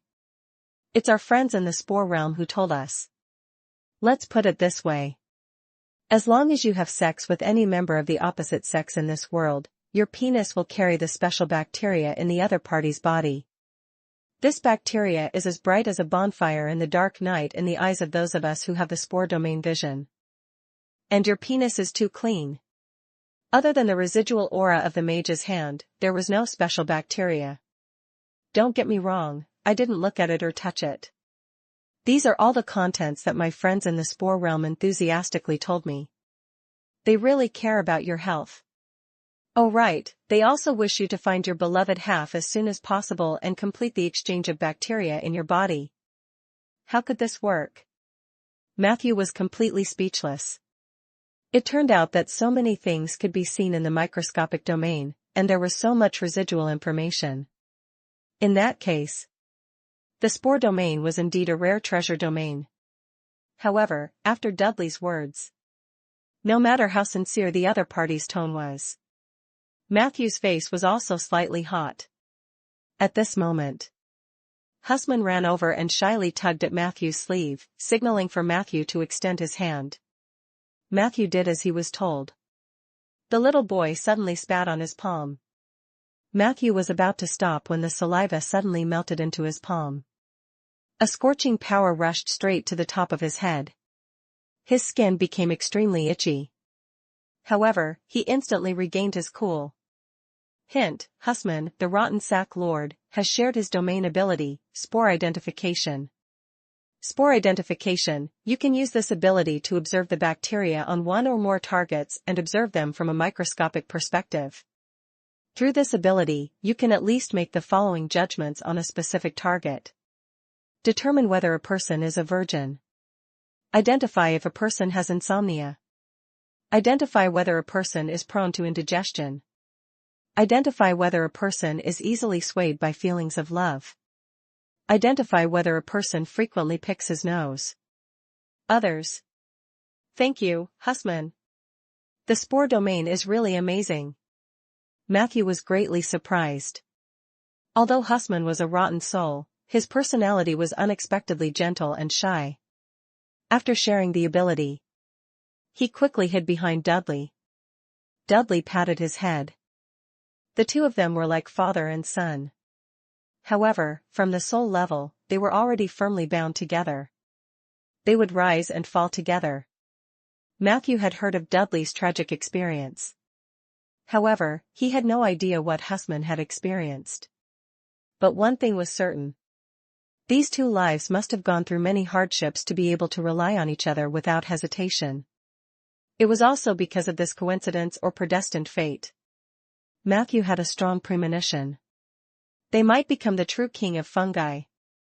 After understanding the spore identification technique a little, Matthew turned his attention back to the yellow jade dragon Clade. He apologized to Clade again. The latter waved his hand. I know that legend. It's widely spread in human society. If a man and a woman encounter a yellow jade dragon in the wild, it's best for them to disguise themselves as a couple to increase the probability of survival. I can understand your fear and helplessness. Matthew smiled awkwardly. It seems like this rumor is false? No. Yellow Jade Dragon denied. This rumor is correct. At least for most of the yellow jade dragons, they usually don't attack newlyweds.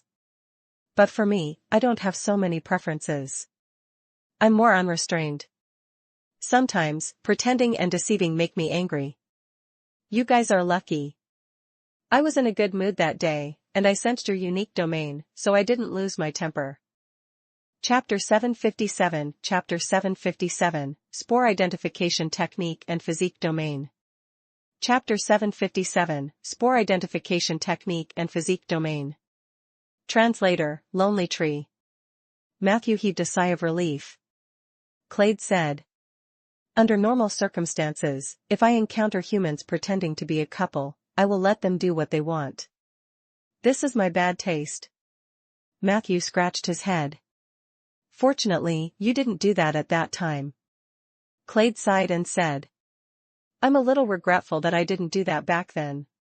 Matthew's face was full of question marks. Margaret is a good girl. Yellow Jade Dragon said seriously. I've seen her battle in Inferno Hell and heard rumors about her.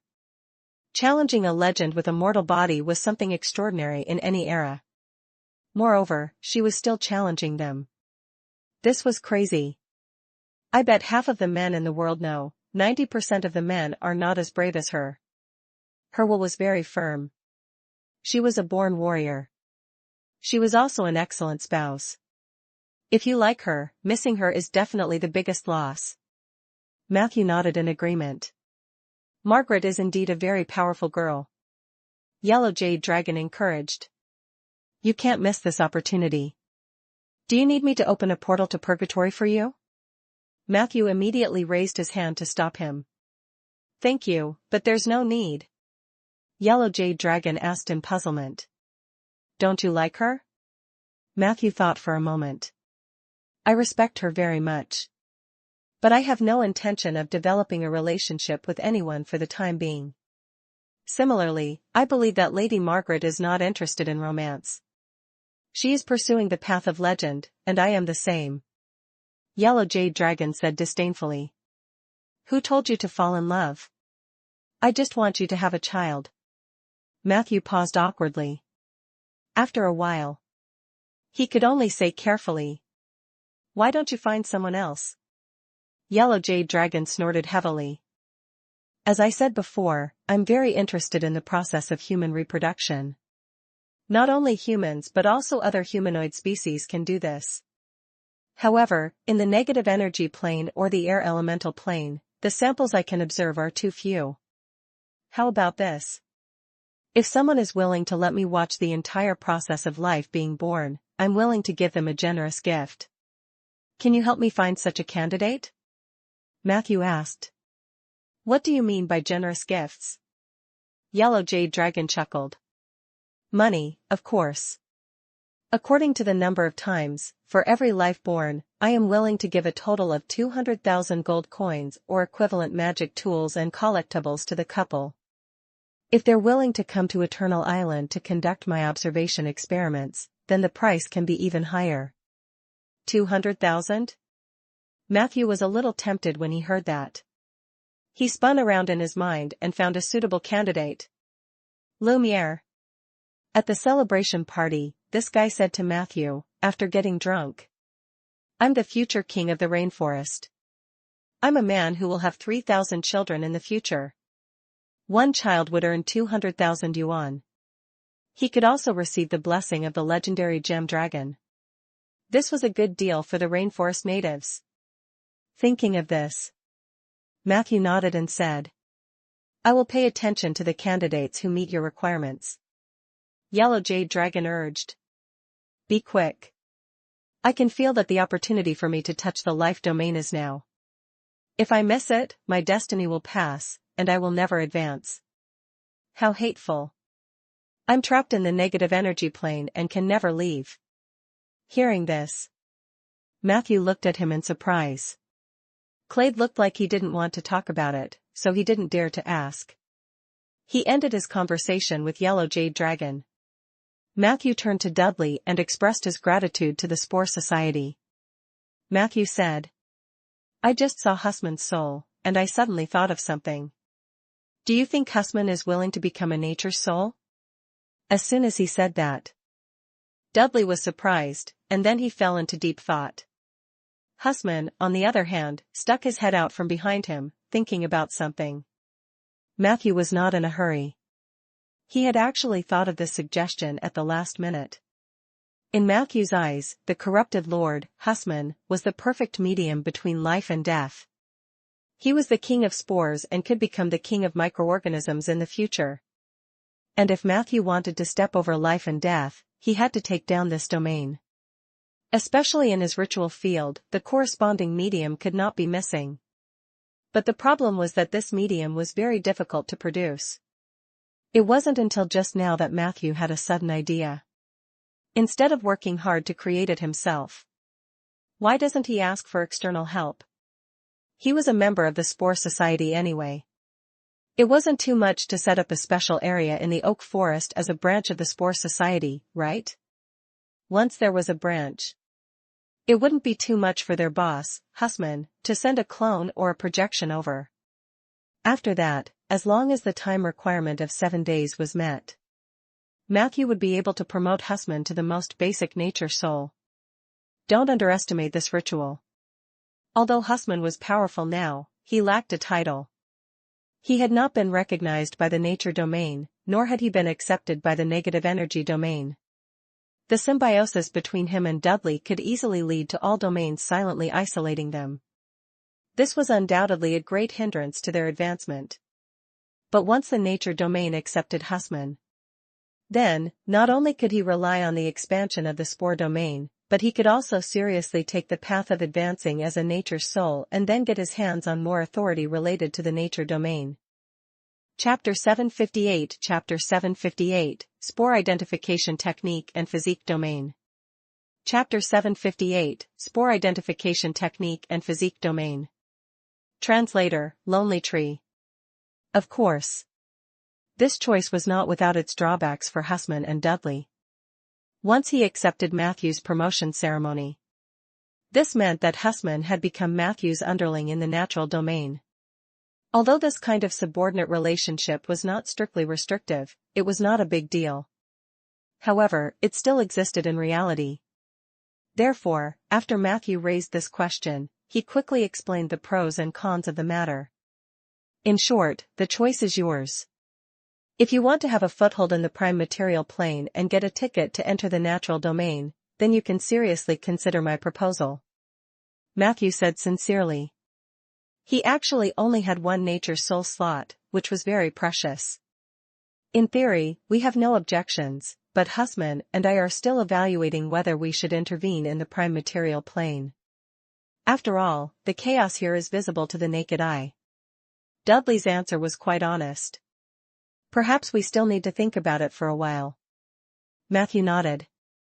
When you've thought it through, just come and find me anytime. After all, I am also a member of the Spore Society. Hearing this, Dudley and Husman smiled happily. Then, the two of them waved their hands. As the power of the domain faded, the projections of the three people also quickly disappeared in front of Matthew. The square was pitch black after the candles were extinguished. Matthew ignited a hand of magic. He discovered that the root of the broodmother lotus had already disappeared. It was left on the stone wall. There was only a bottomless cave. This cave clearly led to the location of the mother lotus's true body, but Matthew did not pursue it. That was the opponent's home ground, and it would be too risky for him to barge in alone. His train of thought was very clear. All he had to do was destroy all the actions of the Withering Order, and the latter would naturally be unable to sit still and take the initiative to attack. Compared to advancing alone, Matthew was more than willing to wait. Therefore, he only placed a few warning spells near the cave and then searched the square. At this moment, in the square, other than the bottles and jars used to contain souls, Matthew also found a huge crucible. The bottom of the crucible was filled with dark red meat paste, and there were many mud jars beside it. There was a large amount of magic clay in the jars. Matthew knew. This kind of clay was usually used to make low-level puppets and was also the basic material for beginner constructs. Other than that, he also found some animal or human corpses, a large number of eggshells of unknown animals, an entire warehouse of wheat and rice stalks, and some other materials. He picked up some valuables and took them away. The rest would be marked down and dealt with later. There should be someone in charge of daily maintenance here. When I came in, I didn't encounter anyone other than the Angel of Pestilence, Marlene.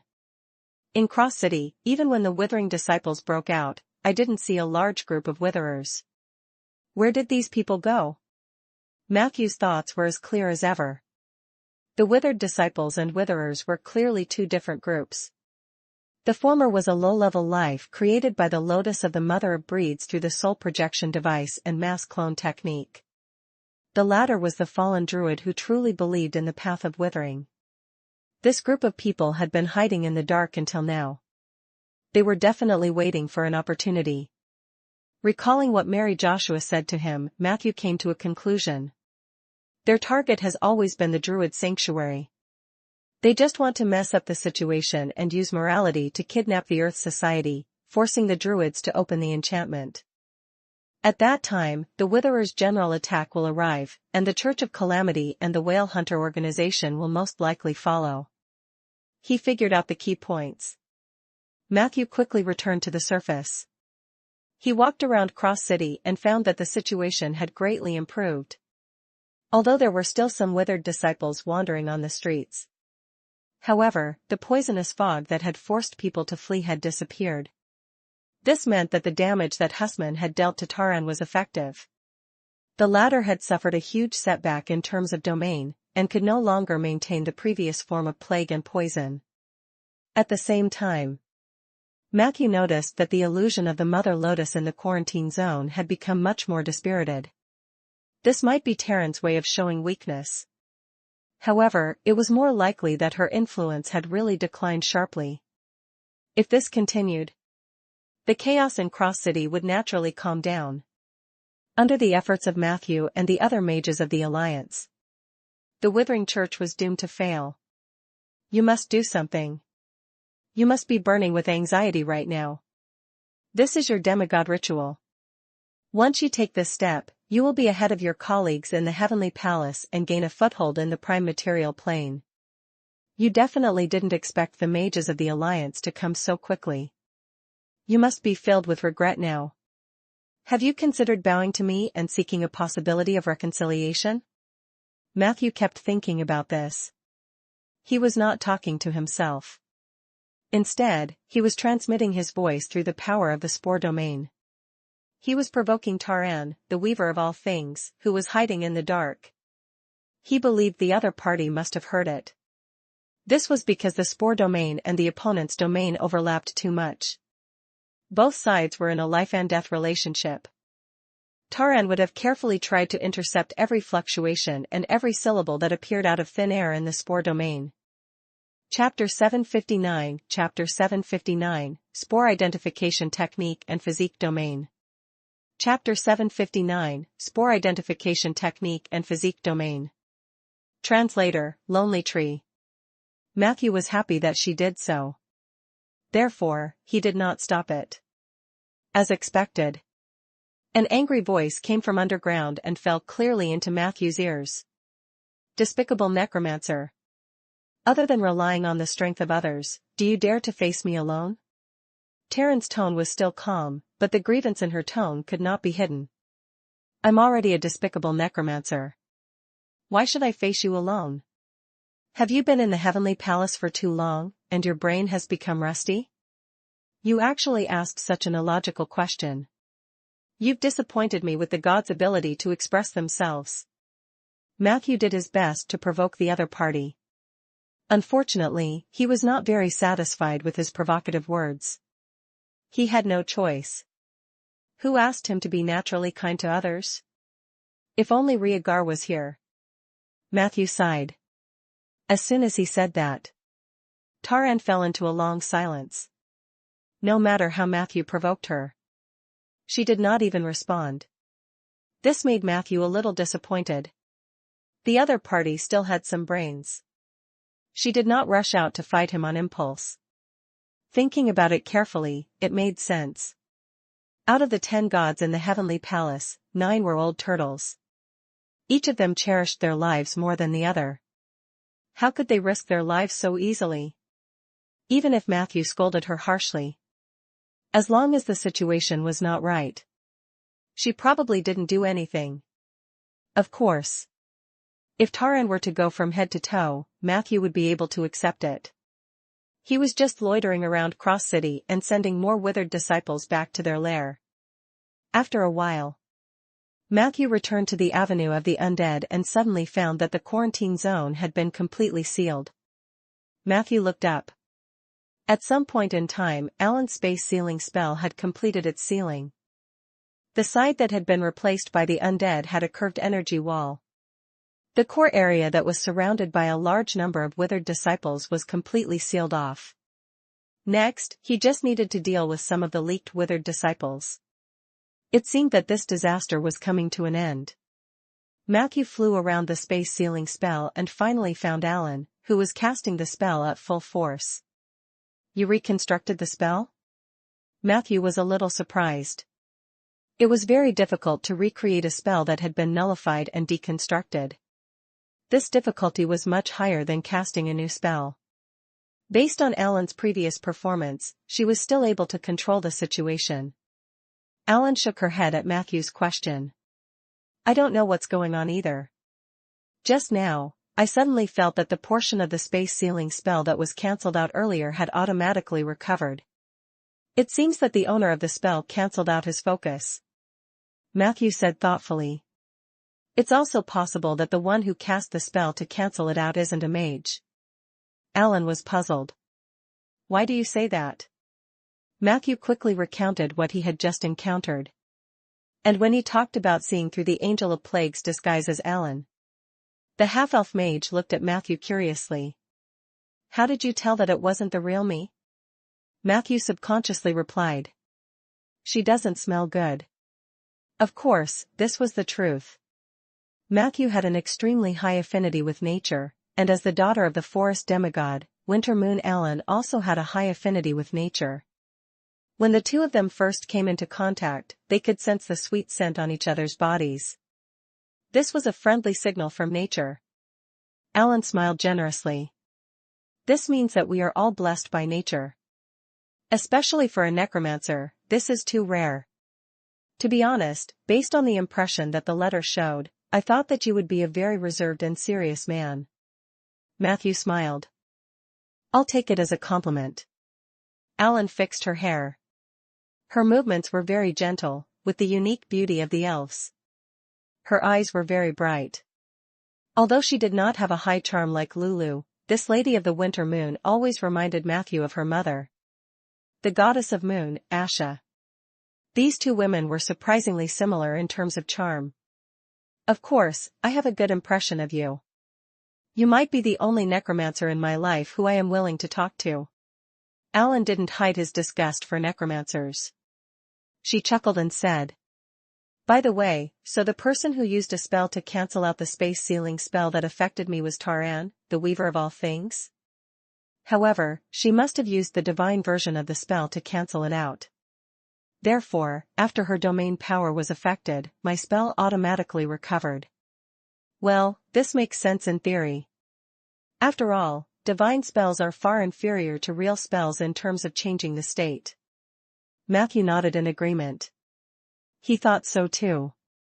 However, he didn't have a solid foundation like Alan, so most of the time, he could only judge based on his intuition. In short, Taran has suffered a heavy setback. As long as Mr. Hood and Hibbert can achieve victory against the Withering King, the disaster in Cross City should be contained within a certain range. Matthew said. However, after this is over, I think the Alliance should re-evaluate the significance of the Earth Society to this city. He said it very tactfully.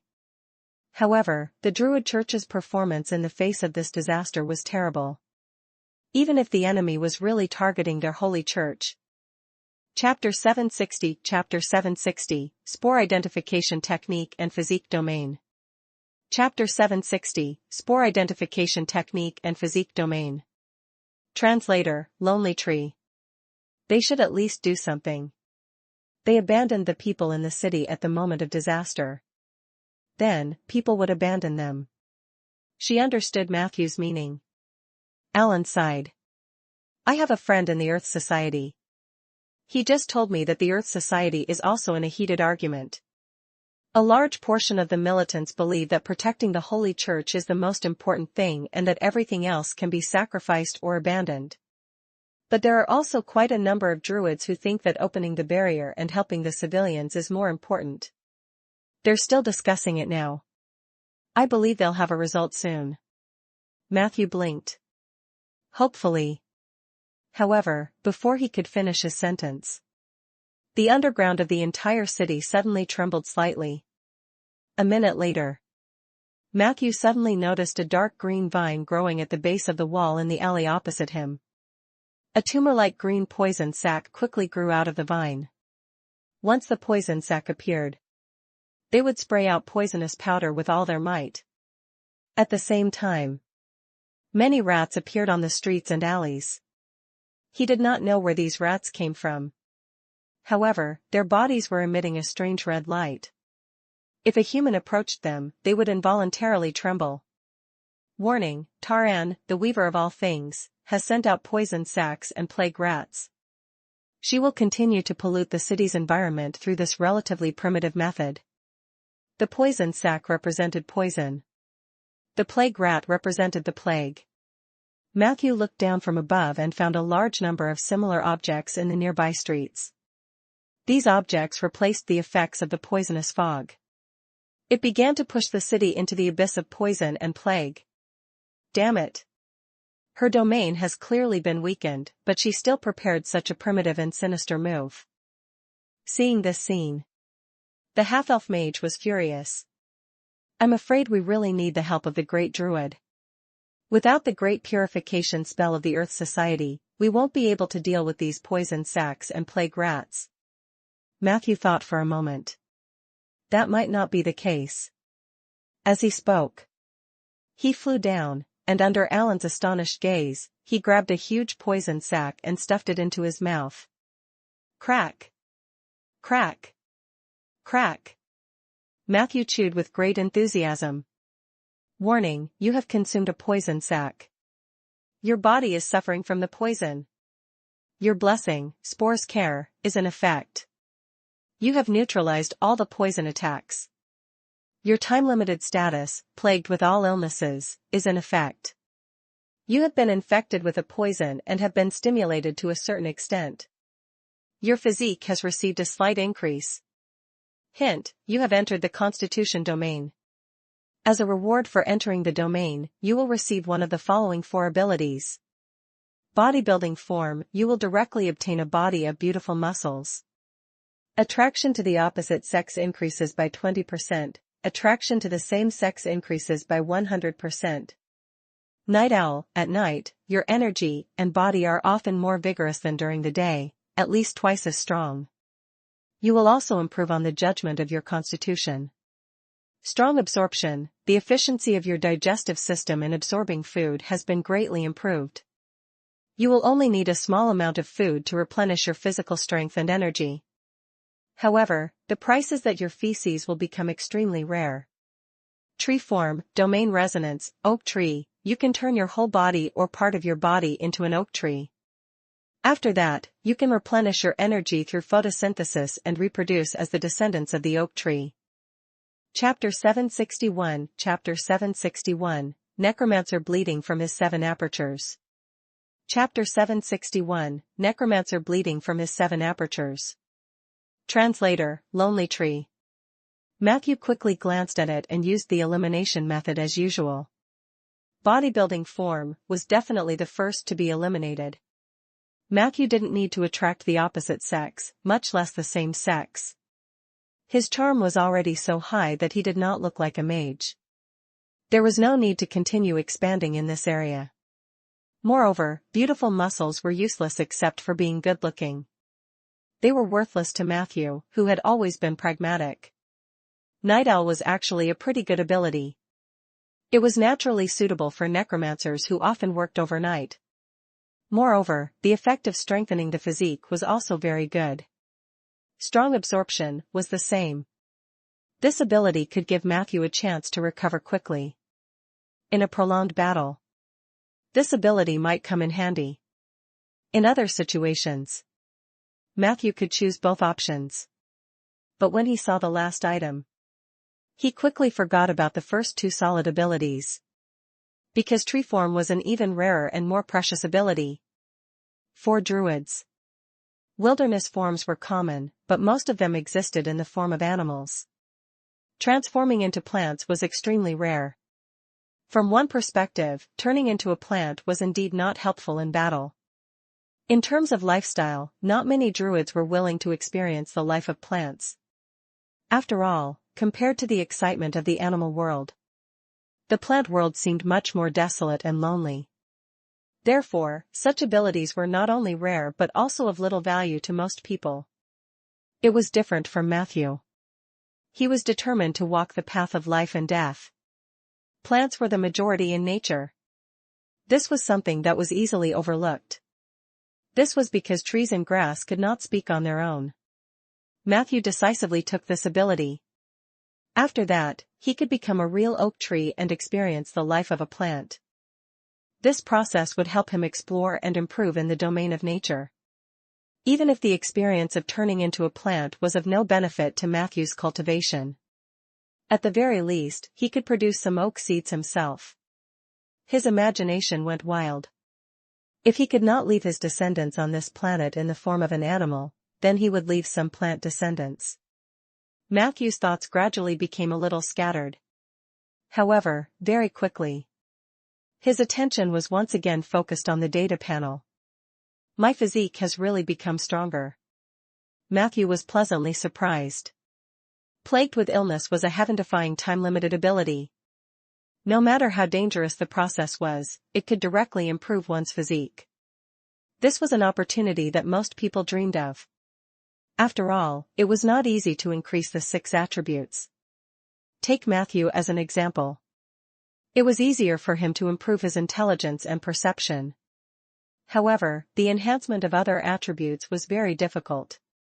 Under normal channels, he could either spend a lot of money like Margaret, using various enchantments to increase their attributes.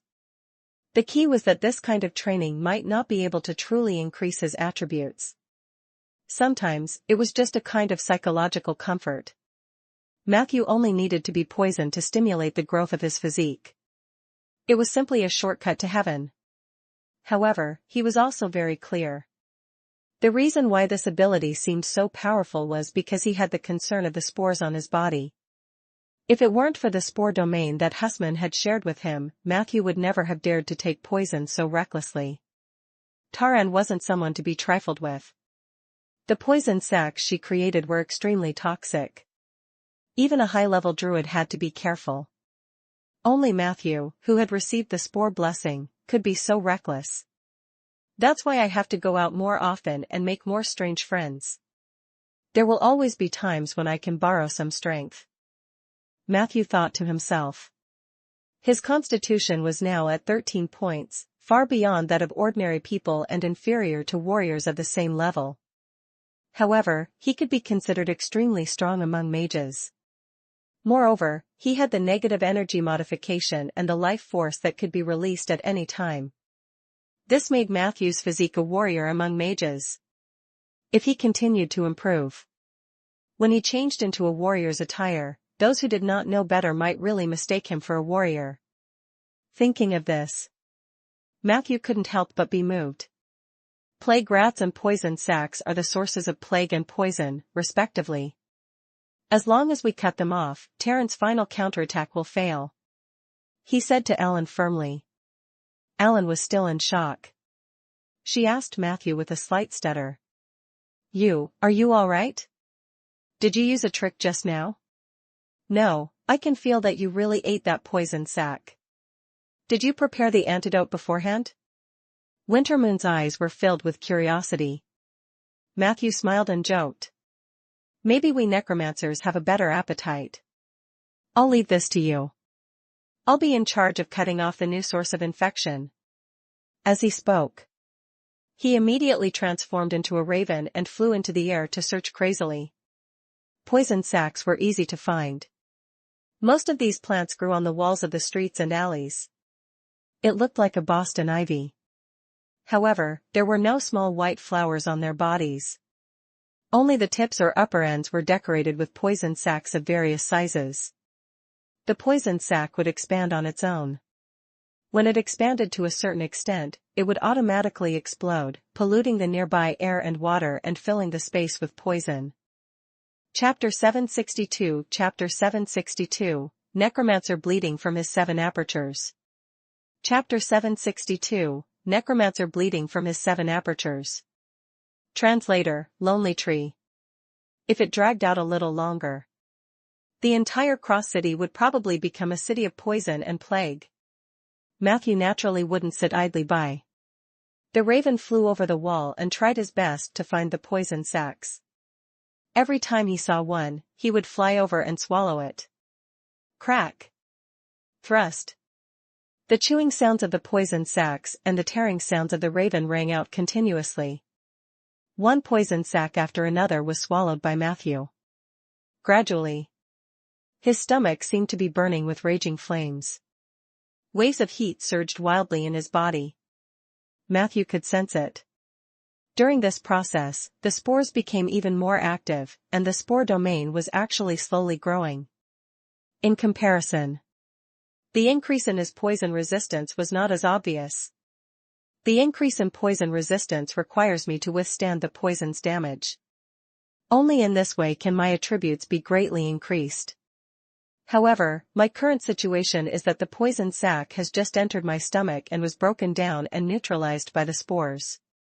My body has not suffered any damage from the poison, so the corresponding resistance naturally did not increase. Matthew deduced. This was somewhat of a pity. However, compared to the double improvement of his physique and spore domain, the slow improvement of his poison resistance did not affect Matthew's enthusiasm for work. Like a greedy little raccoon, he searched every corner of the city crazily. After a while, the poison sacs in the Wolverine district were all eaten clean by Matthew. When he passed by a street corner, he suddenly noticed a row of plague rats swaggering through the city. They charged at the shops by the roadside and tried to bite the pedestrians. Their actions were extremely arrogant. Many people who were close to the plague rats or bitten by them showed different degrees of plague symptoms. Matthew hesitated. In the next second, the raven flapped its wings and flew over at high speed. Puff! His powerful claws easily grabbed a plague rat and threw it into the air. Then, he tilted his head. Paw! The raven swallowed the plague rat into its stomach. Hint, you have swallowed a plague rat. Your body is about to be infected with the plague. Your blessing, Spore's care, is in effect. You dissolved the plague on the plague rats. At the same time, the spores given to you by Hussman have become more active. Your temporary status, plagued by diseases, has been improved. In the next hour, every poison sac or plague rat you consume will bring you double benefits, including poison resistance, plague resistance, and physique improvement. During this period, you may experience different degrees of negative reactions. However, these negative reactions will not affect your life. It's just a stress response produced by a living organism when it encounters a trauma signal. Double the benefits? Matthew's eyes lit up. The feeling of discomfort from swallowing the plague rat disappeared instantly. He looked around the city with red eyes. Not only the motionless poison sacs, but he also did not intend to let go of even one of the rampant plague rats. Everyone, go catch the rats. Matthew gave a ruthless order through the Undead contract. As soon as he said that, all the units on the Avenue of the Undying moved. The skeletons and zombies were still leisurely looking for the cunning plague rats on the corners of the streets. Meanwhile, the spirits swarmed out like a swarm of bees and began to capture mice everywhere like well-trained farm cats. For a moment, the scene became chaotic and comical. The people were surprised to see the rats that were emitting red light break into their homes. They were even more surprised to see ghosts coming through the wall and forcefully taking away the rats. In the sky, there was always a raven circling. Every time a new poison sac appeared, the raven would fly down and take it away. Gradually, the previous panic had become less serious. The influence of the plague and poison domain on the entire city had also begun to decrease significantly. In the sky, Alan, the winter moon, watched all of this silently, her eyes revealing a thoughtful light. Then, she focused. She had completely completed the space sealing technique. It should get better now, right? She looked in the direction of the Holy Oak tree with uncertainty. Holy Oak District. Inside the Blade Fire Barrier. Outside the underground sanctuary. A group of druids surrounded a pool of sewage that was emitting light green gas. Everyone had a very serious expression, and some of them had anger written on their faces. Ever since the two great druids entered the underground sanctuary and suppressed the demons left behind from the Dark Age, druids from the conservative and radical factions had gathered around the pond more than once to engage in fierce battles. This pond was called the Mirror Moon Pond. Apart from its basic ornamental function, it could also reflect the situation of Cross City in the natural domain. In the Mirror Moon Pond, dirty water was flowing, and poisonous gas was rising. It was obvious. The druids were not completely unaware of the terrible situation in Cross City. In fact, they were even more aware of this than the residents, who did not know what had happened. It was just for one reason or another. They were trapped here. Because no one could convince the other, the daily debate seemed to have become the same old tune. That child is still vomiting and having diarrhea. Meerson, Xylot, you should really go and see the child's vomit. What a terrifying poison. We can use the healing power to heal the wounds on his body, but if we want to get rid of the poison and plague on his body, we have to use a large-scale purification array. Chapter 763, Chapter 763, Necromancer bleeding from his 7 apertures. Chapter 763, Necromancer bleeding from his 7 apertures. Translator, Lonely Tree. A burly man dressed in animal skin was shouting at another group of people.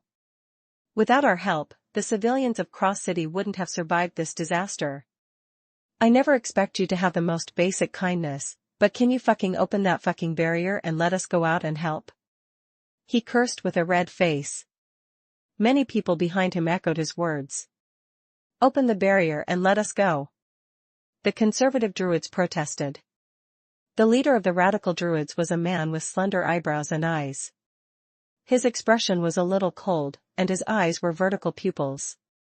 He looked like a cold-blooded, poisonous snake. He calmly said to the fur-clad man.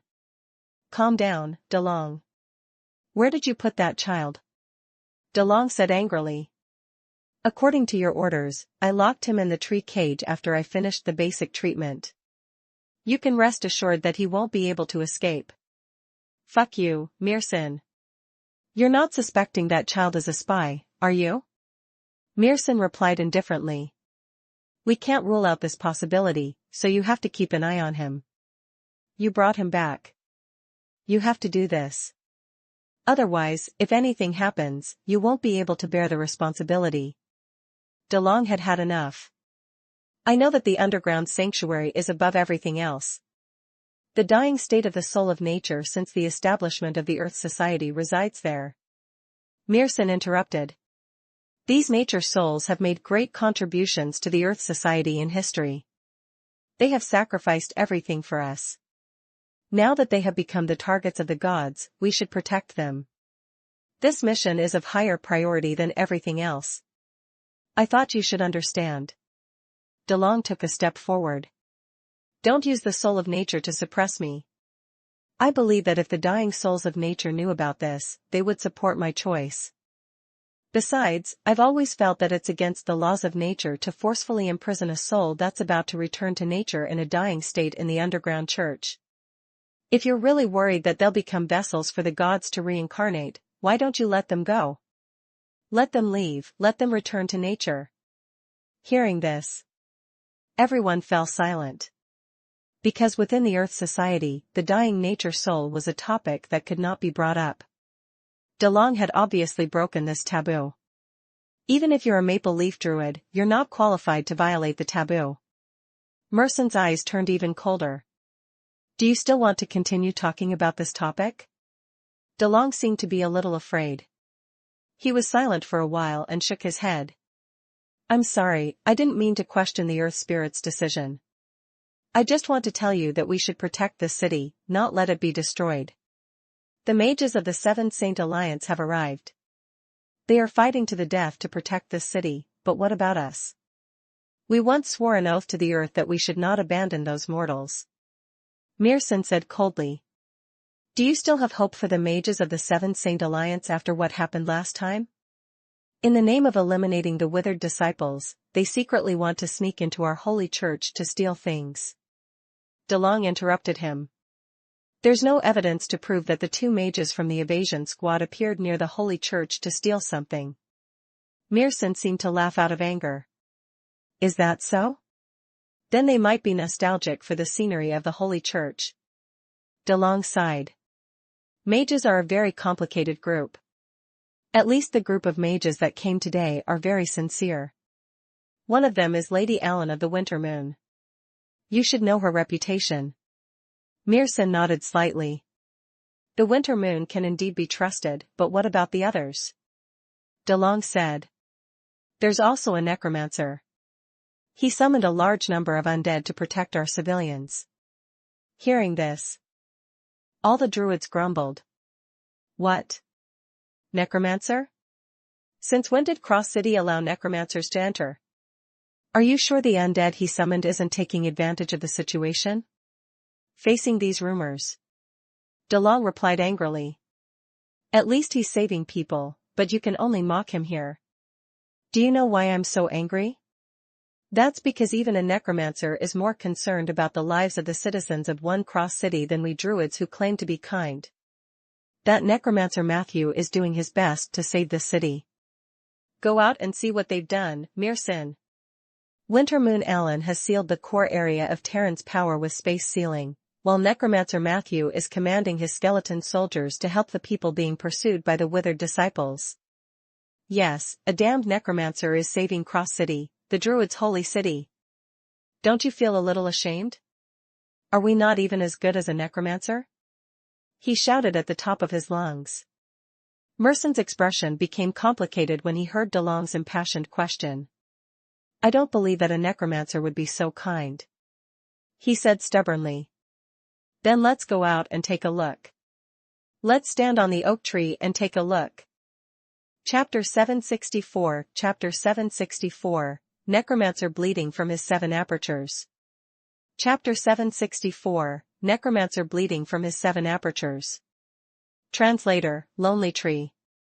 Use your eyes to see the outside world. DeLong said loudly. I beg you, go and see what that necromancer is doing, then think about what we should do. Mearson narrowed his eyes. All right. Let's go to the watchtower. In the next second, he turned into a canary and spread his wings to fly higher. The rest of the druids also turned into all kinds of flying animals and flew towards the top of the holy oak tree. Only DeLong muttered to himself indignantly. Damn it, you're bullying me again because I don't have a flying animal transformation. As he spoke, He turned into a black bear. Bang! He jumped onto the tree, his thick limbs clutching the surface of the holy oak tree tightly, and then climbed up with great effort. A group of druids came to the lookout tower on the high point of the holy oak tree. From this angle, they could overlook the entire city. With just one glance, they could see the miserable scene in Cross City. Many druids showed expressions of sympathy. Some people couldn't help but clench their fists. Bang! Bang! Bang! Not long after, DeLong, who had transformed into a black bear, climbed up with great effort. He turned back into his human form and asked while panting, "Did you see that?" "No, I'm still looking." Meerson narrowed his eyes and looked down. "It's a poison sac and a rat that can infect the plague." "Strange, if it's Taran, she wouldn't need such an outdated medium to spread her domain, right?" DeLong said coldly. "Outdated, but effective. If these things are not disposed of quickly, most of the residents of Cross City will be poisoned or caught in the plague. This city will be reduced to nothing and become a dead city." Meerson did not speak. He looked at the situation seriously. Suddenly, someone shouted. "There seems to be someone there. He should be a mage, but how did he become a raven?" Meerson shifted his gaze over. "Mages always like to copy the abilities of the nature domain. Maybe they copied the substitute spells of the wilderness form from us." As they spoke, all the druids' eyes were fixed on the raven. The raven passed by a wall. When he encountered a poison sac, the latter actually opened his mouth and swallowed the poison sac in one gulp. "Ah!" everyone on the watchtower exclaimed. "Why is he eating poison sacs? Is he not afraid of death?" A druid exclaimed. A moment later, they saw a few skeleton soldiers holding some plague rats and coming over. Without hesitation, the raven opened its mouth and swallowed all the infected rats into its stomach. Seeing this scene, the watchtower was silent. All the druids' brains seemed to have crashed. Some of them rubbed their eyes hard, unable to believe what was happening in front of them. After a while, the raven returned to its human form. His complexion looked very bad, and there was a faint green color under his fair skin. It was clearly a sign of excessive poisoning. What is he doing? He'll poison himself to death by doing this. This was the same question in the hearts of all the druids. He needs treatment, Meerson said coldly. But at this moment, everyone was surprised to see a towering skeleton holding a bunch of vines that looked like Boston ivy. The vines were covered with poison sacs of various sizes. These poison sacs were rapidly expanding. If they were not controlled, they would probably explode very quickly and pollute the nearby air. Matthew saw this. Without hesitation, he stuffed all the poison sacs into his mouth. At that moment, a stream of hot air shot out from his nose. His eyes turned red. He could feel something warm in his ears. This scene fell into the eyes of the people on the watchtower. They could clearly see that the mage was bleeding from his 7 orifices. The poison he has ingested has far exceeded the standard that a normal human can withstand. Even if he had taken the antidote in advance or his poison resistance is amazing, he will die if he is not treated. Meerson's voice could not help but carry a hint of fluctuation. At this moment, they suddenly noticed that the mage, who was bleeding from his 7 orifices, was saying something to the towering skeleton beside him. What is he talking about? Quickly translate it. Meerson ordered a druid beside him who could read lips. The man stared at Matthew and said, hurry up, hurry up. I'm fine. Bring them all over. I have to hurry up and eat them all. After these 2 sentences were said, the eyes of the druid in charge of translating instantly turned red. DeLong roared with tears in his eyes. Did you see that? A necromancer, in order to save the civilians of Cross City, is racing against time to devour poison sacs and plague rats. He was even afraid that he would cause more people to be hurt because he ate too slowly, and the poison spread too quickly. Why did he do that? Is he stupid? No, it's because the mages don't have a better purification method. If a necromancer can do this, what about us? Are we just going to watch him bleed from his 7 orifices and continue using this stupid method to save the city? He glared at the druids of the radical party. Many people turned their heads away in shame. Meerson took a deep look at Matthew, who was still destroying the poison sacs and plague rats everywhere. He finally said, "Then I'll leave it to you to lead the team and activate the purification ritual that has been prepared in advance in the city. But be careful. When you enter and exit the array, don't bring anyone in, understand?" DeLong was ecstatic after getting Merson's permission. He turned around to prepare. However, he was pulled back by Meerson. He quietly handed a bulging bag to DeLong. "Give it to that mage. Consider it a small token of my respect for him. Don't let him die." DeLong looked at Meerson in surprise. "Creation potion? Only a great druid can." Meerson made a hush gesture. "Go ahead." He narrowed his eyes coldly. "I still have to go back and see the child you locked in the tree cage. To be honest, I'm not at all at ease with what you're doing." DeLong pointed his middle finger at him angrily. "Fortunately, I've already broken up with you. Otherwise, I would have been driven crazy by your nervous style sooner or later." As he spoke, he led a portion of the druids and began to plan their preparations for going out. Meerson looked at DeLong helplessly. Then, he silently walked toward the tree cage.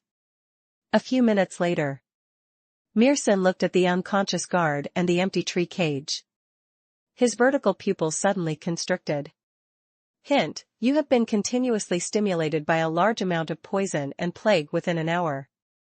Your physique has grown by leaps and bounds. Illness, your constitution permanently +3. You have obtained the ability Strong Physique. Strong Physique, when you are injured, you will gain additional temporary strength and concentration. Faster, faster. The time limit for the double rewards is about to expire. In the city, Matthew was doing his best to find the increasingly rare poison sacs and plague rats. However, at this moment, he suddenly noticed a huge change in the aura. The druids opened the blade fire barrier? What do they want? Matthew looked vigilant. At the same time, there was also a piece of unexpected good news on his data panel. Hint, your partner Hibbert has accidentally killed the Withered King. You have completed your quest, Suicide. You have received a large amount of XP, Wilderness Form, Silver Dragon Transformation. Chapter 765 Chapter 765, Meteor Shower from the Astral World. Chapter 765, Meteor Shower from the Astral World. Translator, Lonely Tree. What was that? Hibbert killed the Withering King? Matthew looked at the contents of the data panel in disbelief, and then a huge joy surged from the depths of his heart. He had not even made a move, and the mission had already been completed automatically. This was a bloody win. He quickly looked at the Silver Dragon Transformation skill. He found that the wilderness form he had just obtained was quite strong. Matthew could transform into an adult silver dragon, which had good melee combat ability and a certain amount of magic ability. Just as he was reading the detailed description, there was a new movement on the data panel. Hint, due to your high affinity with nature, you are free to choose your gender in the new wilderness form. Please make your choice. Male silver dragon, bigger in size, stronger in combat. Female silver dragon, beautiful appearance, has the ability to reproduce dragons. Genderless silver dragon, in pursuit of magic, you can completely abandon your gender in exchange for stronger spellcasting abilities. Dual gender silver dragon, you will lose the ability to cast spells and gain additional charm. You will have a fatal sexual attraction to any wild beast with dragon bloodline. This series of instructions simply stunned Matthew. As expected of the nature domain, the main goal was to be open. Matthew hesitated. Theoretically, he should choose the male. After all, he was both a man in body and mind. In order to prevent cognitive disorders in the future, he should choose this one. However, choosing a female silver dragon would allow one to experience the life of another sex, thereby enhancing one's understanding of the life domain. The genderless silver dragon was also something to look forward to. After all, this meant a stronger spellcasting ability. However, after some careful consideration, Matthew finally rejected these fancy options. First of all, the genderless silver dragon could be eliminated because Matthew was a mage himself. The extra casting ability might not be able to cover Matthew's own casting ability in the future, so this speciality could easily be wasted. The female silver dragon was indeed alluring. However, Matthew felt that at this stage, there was no need for him to explore the world of another gender in this way. He was still quite far away from that level. Let's take it one step at a time. Hint: your new wilderness form has been determined to be an adult silver dragon, male. You have obtained the following additional characteristics. Loyalty: in silver dragon form, you will only fall in love with one silver dragon in your life. Repelling evil: in the silver dragon form, you must abide by the principle of repelling evil, or you may lose this wilderness form. Red dragon's enemy: you hate all red dragons and are willing to fight for this hatred. Human transformation: young girl, locked / you can become a young and beautiful human girl and live in human society for a period of time. You can even have children and reproduce. History lover, locked / you can always find some historical relics and extract priceless treasures or collections from them. Matthew looked at it. The new wilderness form had strong growth potential. Other than the unlocked traits, there were still some to be unlocked abilities or traits. These abilities or traits could be obtained by acting as a creature like the silver dragon. For example, Matthew could transform into a silver dragon and build a nest in the depths of the Helen Mountains. After completing this mission, he might be able to master the ability to transform into a human girl. Although it was a little like a nesting doll when he turned into a dragon and then into a human, it was naturally a pleasure to have an additional identity. Matthew could sense that there was still a huge potential hidden. After all, silver dragons had always had more room for improvement than other wilderness forms. I finally have the true dragon transformation spell. Even among druids, there are only a few tier 5 druids or even legendary druids who can do this. Matthew was secretly pleased. Other than that, the sudden death of the Withering King greatly eased the chaotic situation in Cross City. Matthew could feel that the power of the domain from Taran, the weaver of all things, had become even weaker. Perhaps it was also because the poison sacks and plague rats had been almost eliminated by Matthew. The current level of poison in Cross City was infinitely close to that of Marsh City, which Matthew had passed by. This meant that the situation was under control. Of course, Matthew knew that the actor of the Withered King, the destroyed Ikanos from the Heavenly Palace, was definitely not dead. The gods of the Heavenly Family Palace cherished their lives very much. It was impossible for the real Withering King to fight. The King of Withering that was killed was most likely just an avatar. But even so, this was also a heavy blow to Ikanos the Destroyed. The gods of the Heavenly Palace didn't have corporeal bodies. Their essence was actually not much different from the petitioners. They were both spiritual bodies after extreme sublimation. The descent of the gods was actually to infuse a portion of their spiritual energy into a vessel in the mortal world through a wisp of divinity. Whether this container would be effective, how strong it was, how long it could last, these were all particularly complicated questions. Not only did a vessel require a large amount of time, energy, and money to nurture, but it also required a large amount of resources. The loss of the vessel itself would also lead to the loss of the god's divinity. And no matter how powerful the gods were, divinity was limited. Chapter 766, Chapter 766, Meteor Shower from the Astral World. Chapter 766, Meteor Shower from the Astral World. Translator, Lonely Tree. At present, in order to break free from the seal of the Calamity Mage, the gods of the Heavenly Palace had already taken the initiative to abandon their divinity. This action would greatly reduce their divinity. Based on Matthew's shallow knowledge of divinity, a weak god like Ikanos would not have more than 3 points of divinity. And the loss of each vessel would consume at least 1 point of divinity. Once he used up all his divinity, he could not maintain his mental energy form. At that time, even if he wanted to reincarnate, he probably wouldn't be able to. Therefore, there weren't many opportunities left for Ikanos.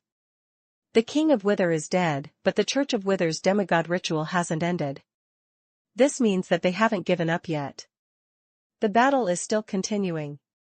Matthew was still on high alert. The voice from nature told him that the enemies were still taking action. The current silence might just be brewing a bigger storm.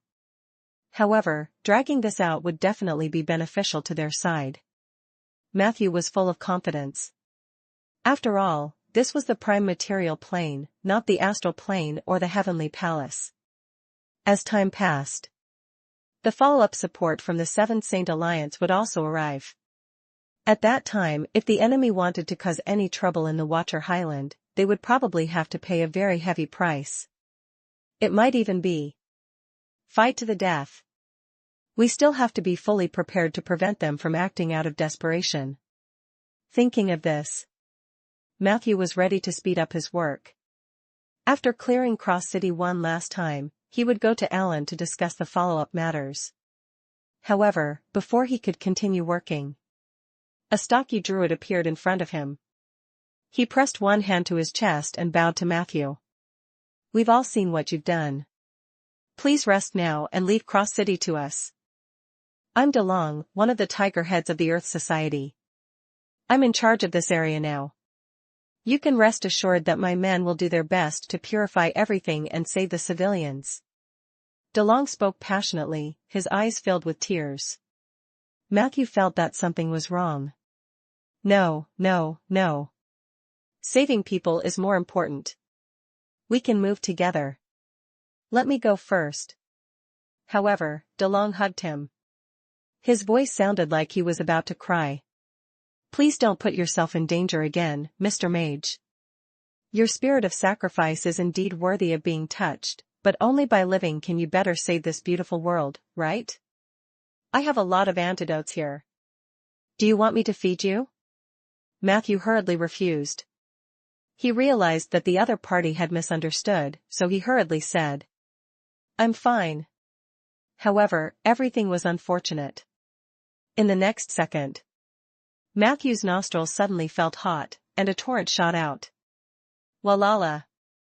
Blood sprayed on DeLong's face. "You still say you're fine?" DeLong said excitedly. "You need treatment. Leave the rest to us." As he spoke, he even slapped a large pile of green powder on Matthew's body.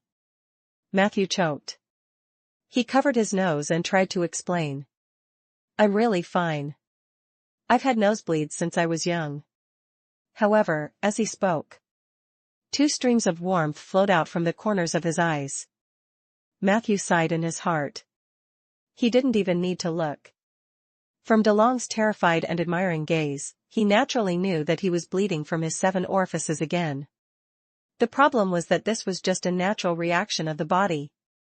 "I have spores on my body." Before Matthew could finish his sentence, DeLong carried him and ran towards the west of the Wolverine district. He wanted to struggle. After thinking about it, he let it go. In any case, he had already eaten most of the poison sacks and plague rats in this city. There was no need for him to be too greedy and pursue the limit. Thus, he relaxed his body. He let DeLong do whatever he wanted. DeLong carried Matthew and ran for a few blocks. Not long after, the 2 of them arrived at a small oak forest. Deep in the oak forest was a hidden sanctuary. There was a pond in the center of the sanctuary. The pond was filled with dirty water. DeLong carried Matthew with one hand and activated the sanctuary with the other. It was accompanied by the fluctuation of nature's magic. The sanctuary was gradually filled with life energy.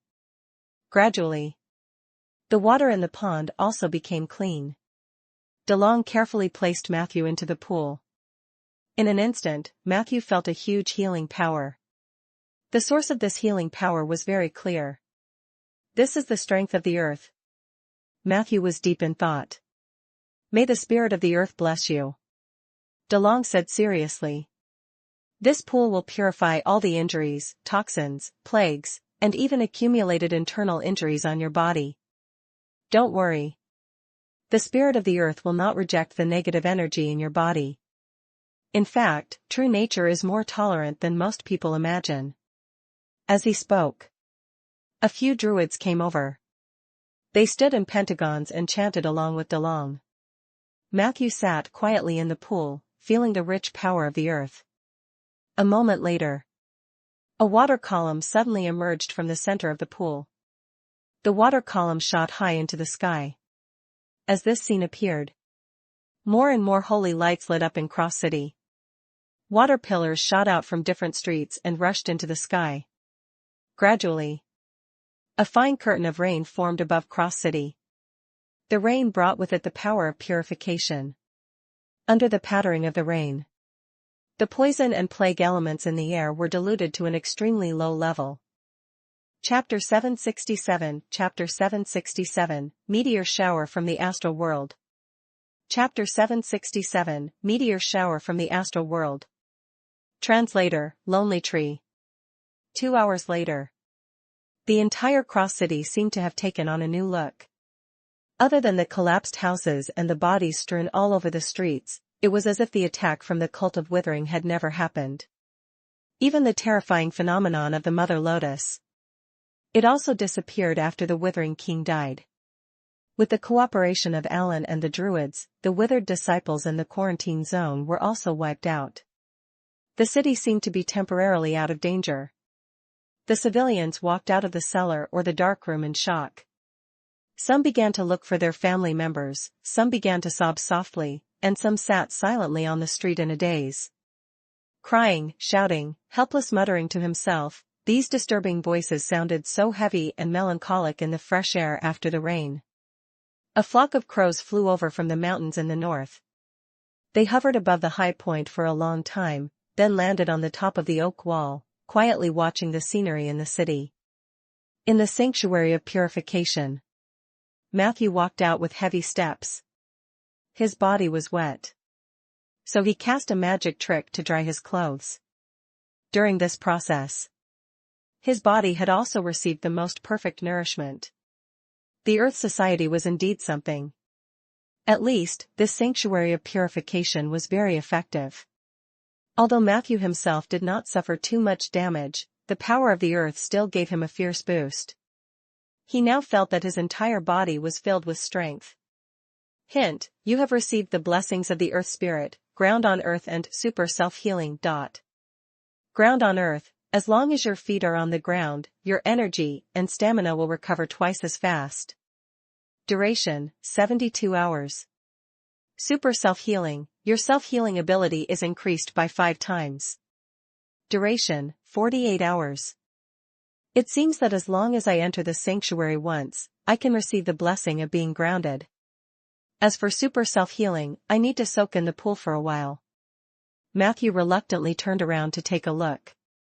The sacred place hidden in the oak forest was faintly discernible, like a goddess coming out of the bath, giving people a sense of elegance. It would be great if I could get one in my oak forest. I'll ask Eli and Obus later. As Matthew thought about this, he walked out and bumped into the crows. One of the crows said to Matthew, "We are the harbingers from the north. The shadow of death has appeared here. Please leave as soon as possible, practitioners of the path of life and death."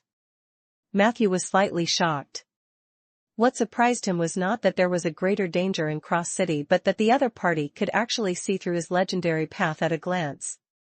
"Do you know what kind of disaster it is?" he asked.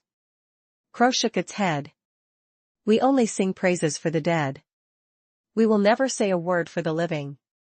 If you weren't unique enough, I wouldn't have told you this. Please leave, practitioner of the path of life and death. I don't want to cry for you later."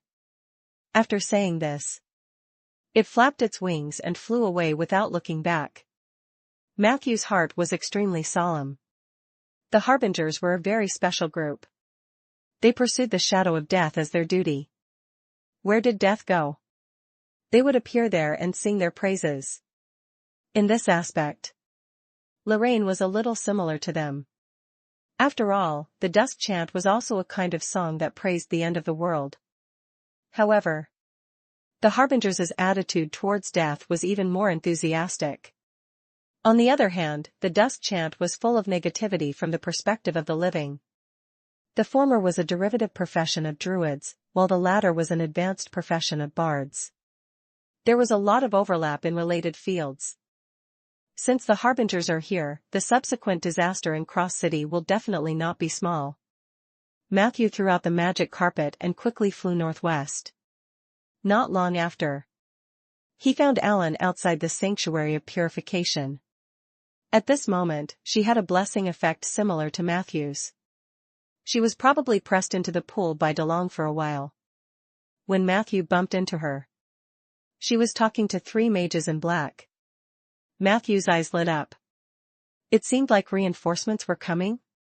However, when he walked over, he realized that the other party's conversation was not that friendly. Alan looked very unhappy and could turn hostile at any moment.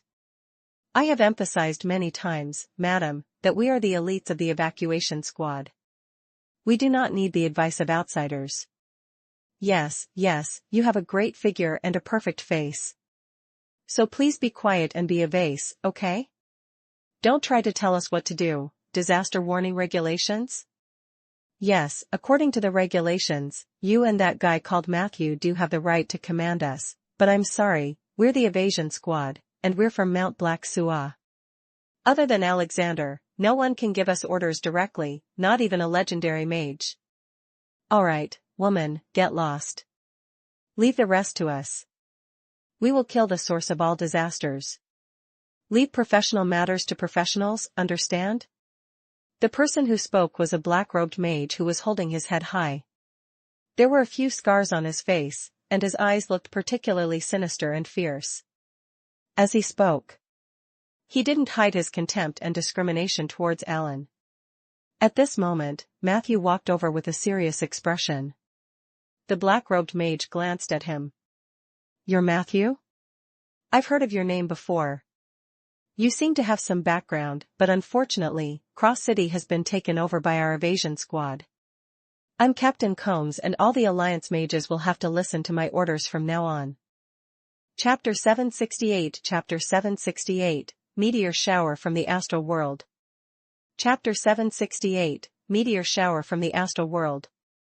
Translator, Lonely Tree. He hadn't finished his sentence. The air was suddenly filled with a murderous aura. Combe looked surprised.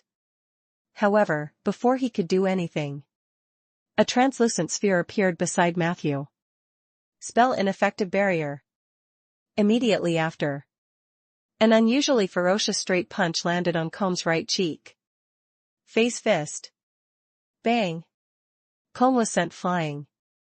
In an instant, Matthew grabbed his neck and pressed him against the wall beside him. Boom.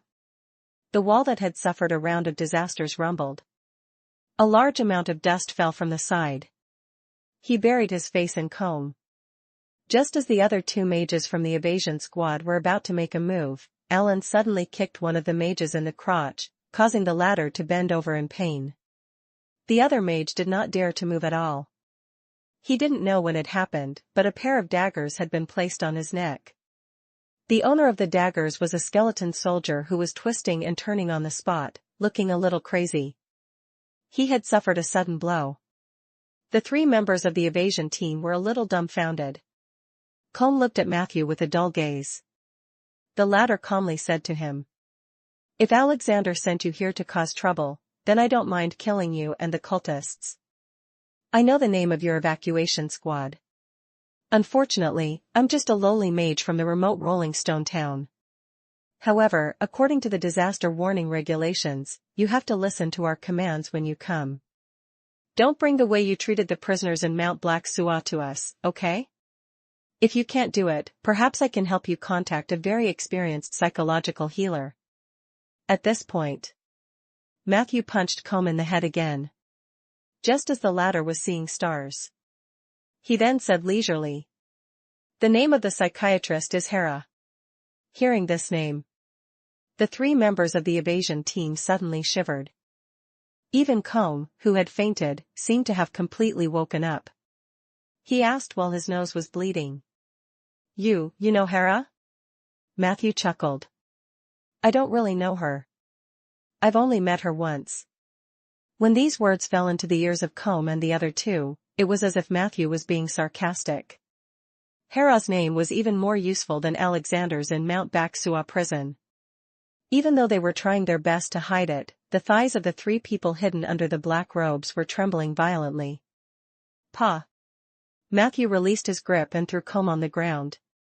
He also cancelled the spell nullification barrier. The latter groaned on the ground for a while before he managed to get up. At first, he looked at Matthew with hatred. But soon, this resentment turned into fear and admiration. Under Matthew's calm gaze, the three people who were arrogant and domineering just now seemed to have suddenly become three honest quails. They came to Matthew together. Combe lowered his head and said, Since you know Lady Hera, then everything is a misunderstanding. The evasion team is willing to listen to your orders. Seeing this scene, Matthew sneered in his heart. This group of mages from the evasion party was indeed useless. They were the ones who came to solve the predicament of the Watcher Highland previously. In the end, they did not do anything properly and instead secretly reaped a lot of benefits, causing the Druids to complain about the alliance. At this moment, he had initially calmed down the situation. They wanted to come over and snatch up the credit. This was really too much. Matthew guessed that this might not be Alexander's intention. After all, no matter how long the warden had been the local emperor, he should know what was behind him and Hibbert. It could only be that the members of the evasion team were used to doing this. It was so bad that they didn't even have time to react when they provoked the tough guy. Matthew knew how to deal with such people. It was enough to use violence to deal with violence. He couldn't be bothered to waste his breath on people like Combe. If this group of people really did not know what was good for them, Matthew really didn't mind helping Alexander get rid of a few corrupt people. The three of them became obedient. Matthew then pointed at Combe and greeted DeLong, who was passing by. Mr. DeLong? Can you provide some treatment for my friend? He's also a mage who came to support us. He just got into an accident and got injured. Hearing that, DeLong immediately hugged Combe passionately. Let's go, let's go. I'll bring you to the pool for treatment. Io, why is there so much blood? Sir, you must be seriously injured. Sigh, I'm really sorry. You've sacrificed so much for Cross City. Combe looked embarrassed. I'm fine. As they spoke, his face, which had just been hit by Matthew, was in pain, and a line of blood flowed from his nose. DeLong was touched. You still say it's not serious? The blood is already flowing like this. Combe subconsciously explained. No, I've had nosebleeds since I was young. DeLong didn't say anything. He picked up Combe and ran towards the Evolution Sanctuary while muttering to himself. Why have all of you mages had nosebleeds since you were young? I thought you would at least argue with the other party for a while before making a move. Such rudeness doesn't match my impression of you. Although that was what she said, Alan looked at Matthew with admiration. Matthew smiled. We necromancers are like this. Alan smiled meaningfully. Necromancers don't use their fists to beat people up. I can see the shadow of an ancient existence in you. However, she quickly changed the topic. The people of the evasion team are used to doing things their own way. I'm worried that they will be a hidden danger if they stay here. The situation in Cross City is under control. Why don't we drive them away? Matthew shook his head. He told Alan what the Harbinger had told him. After hearing this, the latter's expression also became very ugly. Those crows just now? I thought I saw it wrongly. It's actually the Harbingers from the numinous Sky Peak. Her eyes were filled with worry as she said. The last time they left numinous Sky Peak was when the Scar of the Dead broke out decades ago. Is that so? Matthew was surprised. Could the upcoming disaster be related to the scar of the dead? He did not have time to think too much. A few shadows flew over from the horizon. The two of them focused their eyes and saw that it was Hibbert and Hood. They had just landed. A woman dressed in casual clothes appeared in front of them. Her tone and movements were gentle. "Lord Soria!" Hood exclaimed. "Inform the druids in Cross City, especially the two great druids, Voice of the Earth and Silver Wolf. Tell them to activate the Doomsday Shield immediately. In 10 minutes, Cross City will welcome a meteor shower from the astral plane. Currently, the Alliance's forces in the south are rushing over to reinforce us. You must be careful, especially around the Scar of the Dead." She hurriedly finished these few words. Soria's figure disappeared from where he was. The group of people digested Soria's warning with shock. At that moment, Matthew's perception was finally triggered. "Warning, your ability world event is in effect. World news, the gods of the Heavenly Palace have decided to go all out. At least 3,000 angels have gathered in the ruins of the Twin Heavens, preparing to descend into the human world with the help of a meteor shower from the astral world. Warning, the Cross City you are in is one of the active targets of this meteorite attack." Chapter 769, Chapter 769, Living Towards Death. Chapter 769, Living Towards Death. Translator, Lonely Tree. In the astral plane. Twin Paradise ruins. The radiation storm from the depths of the universe appeared and disappeared like a ghost. Wherever the storm swept, there would always be a few faint wails. A golden-armored statue stood in the middle of the ruins like a statue. His eyes were determined, and the lines on his face were tough as if he had been carved with the best stone-carving knife. The wails enveloped him. However, he was not disturbed at all. Vasnov knew very well that the wails did not happen at this moment but came from different periods of history. In the countless years before this moment, many of the creatures who died tragically in the radiation storm tried their best to scream. It would often reverberate in the storm for countless generations to come. It was the desire to live. It was also the fear of death. Twin Heavens. Vasnov's gaze swept across the ruins. He could still vaguely see the scene of the past in the ruins of the storm. This was once the original paradise. In the Dark Ages, the gods from foreign lands had built mountain paradise here. They ate humans, were cruel, and their enslaved countries spanned across several prime material planes. Vasnov had seen the terror and brutality of the foreign gods. However, in the end, they were still destroyed in the dust of history like this twin paradise. At that time, it could be said that the vigorous local gods rose up with all their might and worked together to completely expel the foreign gods. This process was not very smooth. It lasted for about 1,000 years. And in those 1,000 years, the Twin Heavens had been reduced to ruins due to the continuous flames of war. Therefore, when the local gods completely took control of the situation, they decided to find another place to live. In the end, there was the current Heaven Realm and the Heavenly Palace. Vasnov vaguely remembered the brilliance of the Heavenly Palace when it was first built.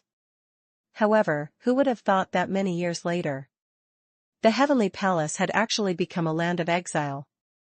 What if the gods who wanted to enter it back then became hamsters trying to escape from the cage? Even someone as powerful as the second-generation war god Vasnov. In front of that terrifying woman, he did not have any strength to fight back. In fact, he didn't even have the courage. Whoosh! Whoosh! The sound of the wind became louder. The war god's face did not reveal a trace of emotion, but a trace of pain flashed in the depths of his eyes. He expelled that woman from his mind. But for some reason, today, there were all kinds of strange thoughts in his mind. So, what else happened in the ruins of heaven? Vasnov couldn't control his thoughts. He didn't want to use his divine power to restrain this abnormal behavior. Perhaps this was a sign. Perhaps it was also a revelation. He tried his best to follow this thought, and many scenes that had been sealed in the depths of his memories kept appearing. He remembered This was the place where the first god of war and the sun god Gerard joined forces to challenge the star-devouring giant beast. That battle was the biggest life-and-death crisis the Heavenly Palace had faced since its establishment. A giant beast that could swallow the whole of Aender swam past the edge of the world. He actually didn't care much about this world. But the gods were extremely nervous. In the end, the first god of war, who was famous for his bravery, and the sun god, who was famous for his wit, joined forces to set up a trap in the ruins of the Twin Heavens. They used a heavy weapon of the Heavenly Palace to turn the giant beast into a two-dimensional form, kill it, and seal it inside. Unfortunately, since the fall of the sun god Gerard, no one knew where that heavy weapon had gone. However, what had a greater impact on Vasnov was his elder brother, the first-generation war god, had died mysteriously after defeating the star-devouring behemoth. The sun god, who had fought alongside him, had strangely obtained a higher standard. Because he had lost his competitor, the latter had also become the master of the Heavenly Palace. Not long after that incident, Vasnov inherited his brother's divinity and was promoted to the second generation of god of war, becoming the servant of the sun god Gerard. The sun god during that period of time was really glorious. Even the Tauren, who was favored by him, became one of the fastest breeding races on the continent of Aender. But was this the end of the matter? There seemed to be a voice in the depths of the second-generation war god's heart that was luring him into a pitch-black mystery. It's right here in the ruins. What else happened after that? The golden-armored statue suddenly opened its eyes. A low roar came from the depths of his heart. Later, I killed Gerard here. I tore him into pieces, and his divine kingdom collapsed in an instant, forming the ruins on the clouds floating in the sky of the material world. After the roar disappeared, a familiar face appeared in front of him. That person was wearing very ordinary blue home clothes and holding a bottle of wine. He smiled at him and said, "What are you looking at? Little Vas?" Vasnov blinked calmly. He knew very well that the familiar face in front of him was not the sun god Gerard himself but the obsession he left in the radiation storm after his death. The quality of the gods was naturally stronger than that of ordinary living beings. Some remnant thoughts could even talk to people. After the sun god was killed by his sneak attack, Vasnov walked through the ruins countless times in order to meet the remnant of the sun god Gerard. However, he had never encountered one. Until today. Chapter 770, Living Towards Death. Chapter 770, Living Towards Death. Translator, Lonely Tree. What are you looking at? What a pretentious fellow. The second-generation god of war, Vasnov, coldly responded to the other party's teasing. Gerard's remnant thought chuckled and said, "I'm looking at your death date. I saw this day in 1,000 years. The god of war's mask of cowardice was torn off, and he finally fell on the summit of the stars. This is the prophecy in the Eternal Diary." Oh, I forgot. Back then, you weren't qualified to read the Eternal Diary, so you definitely didn't know about this.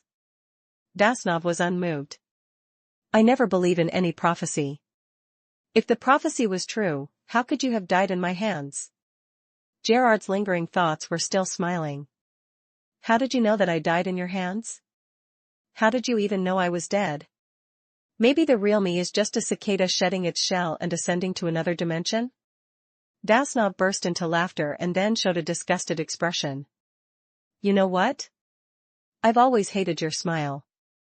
This smile is really too fake. I've hated you from the beginning.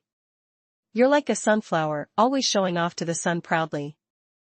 I hate people like you who are hypocritical and unreserved the most. Gerard sighed and said, If you hate me, you don't have to add so many strange adjectives. Your divinity does not have literature, art, literature, or related fields, so it's understandable that you're illiterate. To put it bluntly, you're just jealous that I'm more handsome than you. Vasnov tilted his head and stared at Gerard's lingering thoughts with a strange look. I really hate you. I can't even imagine that someone can be so annoying after death. But you can't affect my mind. I can roughly guess why you appeared at this time. You want to stop me. Only at this time do you have a chance, right? Unfortunately, I am destined to disappoint you. You cannot shake my ambition. I will bring my brothers will back to our homeland. I will rebuild the heavenly palace and become the true master of the heavenly palace. I will let the light of the age of enlightenment return to the earth. I will let all living beings remember our glory. Everything starts today. As he spoke, behind the golden-armored statue, the boundless darkness suddenly lit up with specks of light. It was a meteorite that came from a very, very far place. How far was it? Vasnov knew very well that these meteors were summoned by the star-devouring behemoth before it died. However, the home of the giant beast was too far away from here. Even the meteorites he had summoned had taken thousands of years to reach the starry sky. If no one stopped him, this rain of meteors was enough to destroy most of the creatures in the heavenly palace and the prime material plane. Unfortunately, time had passed. The eternal barrier left behind by the Calamity Mage was destined to block most meteors. The giant beast probably wouldn't have thought of this before it died. This land would probably welcome such an extraterrestrial traveler. This world was just so magical. Life and death, changes, gods, the mortal world, the vast starry sky and tiny individuals, the noisy wind and the calm heart.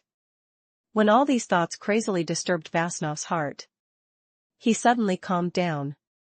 A long blade burning with flames appeared in his hand, and he slashed forward fiercely, directly cutting the remnant of the sun god Gerard into two. It's time for you to return to the dust, Vasnov said coldly. However, a few seconds later, Gerard's face that was asking for a beating appeared in front of him on the right side again. However, this time, the other party was laughing out loud. Sorry, what did you say just now? Brothers will, no, don't make me laugh, you're actually very grateful to me, right? In your heart, in the place where you don't dare to face it, you know very well that if I didn't kill your brother, you wouldn't have become the war god. You will always be the follower of the real war god, a small character. To be honest, you are not as good as him. He is pure in thought, brave and unparalleled. He is the real war god. And you, haven't you seen yourself clearly? You're just a coward wearing the war god's armor. Even at this moment, are you still going to lie to yourself? Vasnov said nothing. He went forward and continued to swing his knife, but Gerard's lingering thoughts seemed to linger. No matter how many times Vasnov killed him, Gerard would quickly appear in front of him. You don't seem to be a lingering thought. A hint of surprise flashed in Vasnov's eyes. Gerard suddenly burst into laughter. Did you really trick yourself into it? I'm not Gerard. The Twin Paradise is a desolate and damned place, and there are no lingering thoughts of the gods. Everything is just your imagination. I am you, coward. Admit it. Is it difficult to admit your own meanness and cowardice? You should remember very clearly that day. Your elder brother fought side by side with the sun god and killed the star-devouring beast. Although he was seriously injured, he still came to you to celebrate the news. What did you do? You used your favorite sneak attack to kill your elder brother and stole his divine power and divinity, becoming the second-generation war god. After that, you framed the Infinite One of the Unto Empire. Gerard suspected you, but he was still too naive. He was even willing to believe that a despicable coward would not kill his brother. Chapter 771, Chapter 771, An Act Towards Death. Chapter 771, An Act Towards Death. Translator, Lonely Tree. And how did you do it? After that, you secretly spread the rumor that the first god of war was killed by the sun god Gerard, and hundreds of years later, you killed Gerard in almost the same way. Aren't you such a dog? Stop pretending in front of me. Gerard cursed to his heart's content, and his face suddenly turned into Vasnov himself. The golden-armored statue's pupils constricted violently. 3 minutes later, his eyes became extremely passionate. Yeah, you're right. Aren't I such a dog? The remnant thought mocked as much as it could. you finally admitted it? Unfortunately, I still doubt that someone as despicable and cowardly as you would have the courage to carry out the heroic act of dying. The golden armor on Vasnov's body suddenly dimmed. He took a deep breath. Yes, I am the most despicable god. I killed my most beloved brother, sneakily attacked the most generous master of the heavenly palace, and even killed my wife, who loved me the most. Of course, I'm not doing this because I have no other choice. I'm doing this because I desire greater power. I, Vasnov, the second-generation god of war. I have great ambitions, but I can't stretch them. Only by transferring all their power to me can I change the world better. Is there something wrong with that? The remnant thought only looked at him coldly and did not speak. I was right. Vasnov roared at the sky. At that moment, more than a dozen similar remnant thoughts appeared beside him. They agreed at the same time. You're right. I was right. You're right. In an instant, the second-generation war god's body was burning with endless flames. That was the divine fire from the war god domain. In the midst of the cosmic storm that filled the sky, Vasnov ignited his divinity. Thus, a ray of light suddenly lit up in the endless darkness. That ray of light was like the horn of war. Ever since it appeared, dense light spots appeared in the sky behind Vasnov. Each light spot was burning with a similar flame. That was a total of 3,000 angels. They followed the god of war and launched this death attack. From now on, there will be no second-generation war god in this world. When I return to the earth, I will become the master of all things and make the world sing praises for my courage. I will transcend life and death and become an eternal existence. I will become the only one above the natural disaster. Vasnov's voice echoed in every corner of the outer plane. In the next second, his figure shot up into the sky like a rocket. The 3,000 angels moved upon hearing this. At this moment, the meteor shower from the depths of the astral plane streaked across the night sky of the twin heavens. They had merged with the meteor shower. He charged towards the prime material world and the eternal barrier without hesitation. In the astral plane, outside eternal barrier, 3 figures in mage robes appeared in 3 established spell formations. Soria looked into the distance with a solemn gaze. Ronan's voice was heard. He can't get through, right? Him? You mean Vasnov? Soria muttered.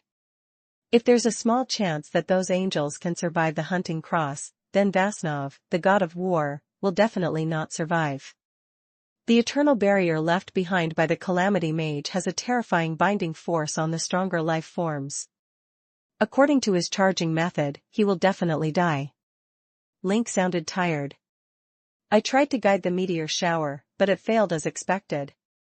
It must be the Unto Empire's people behind this. Although the Prince of Undead has been exiled for 3 years, there are at least 2 more powerful existences behind the Storluck industry. I hope they won't come out and cause trouble this time. At the mention of Storluck Industries, the 3 of them looked serious. If it weren't for this terrifying existence, with Soria and Link's strength, they could have joined forces to stop the meteor shower. However, they had to consider the potential threats. They had no choice but to use the formation spells in the Eternal Barrier to resist the meteor shower and the invasion of the angels.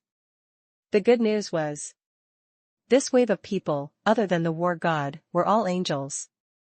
Moreover, most of them would be killed by the spell-hunting cross, which the 3 of them were in charge of. The bad news was, there would definitely be a group of weaker angels who would slip through the net of the hunter's cross. These people carried the might of meteorites. It was very likely to pose a great threat to the prime material plane. Forget it. Let the people inside manage the things inside. We'll just stop as many people as possible. Ronan sighed to himself. Link glanced at him and couldn't help but complain. Can't you remove this spell of yours? Or add an illusion to yourself? What's the big deal about not wearing clothes all day? Ronan chuckled and said. I'm simulating the experience of the goddess of magic walking naked on the streets.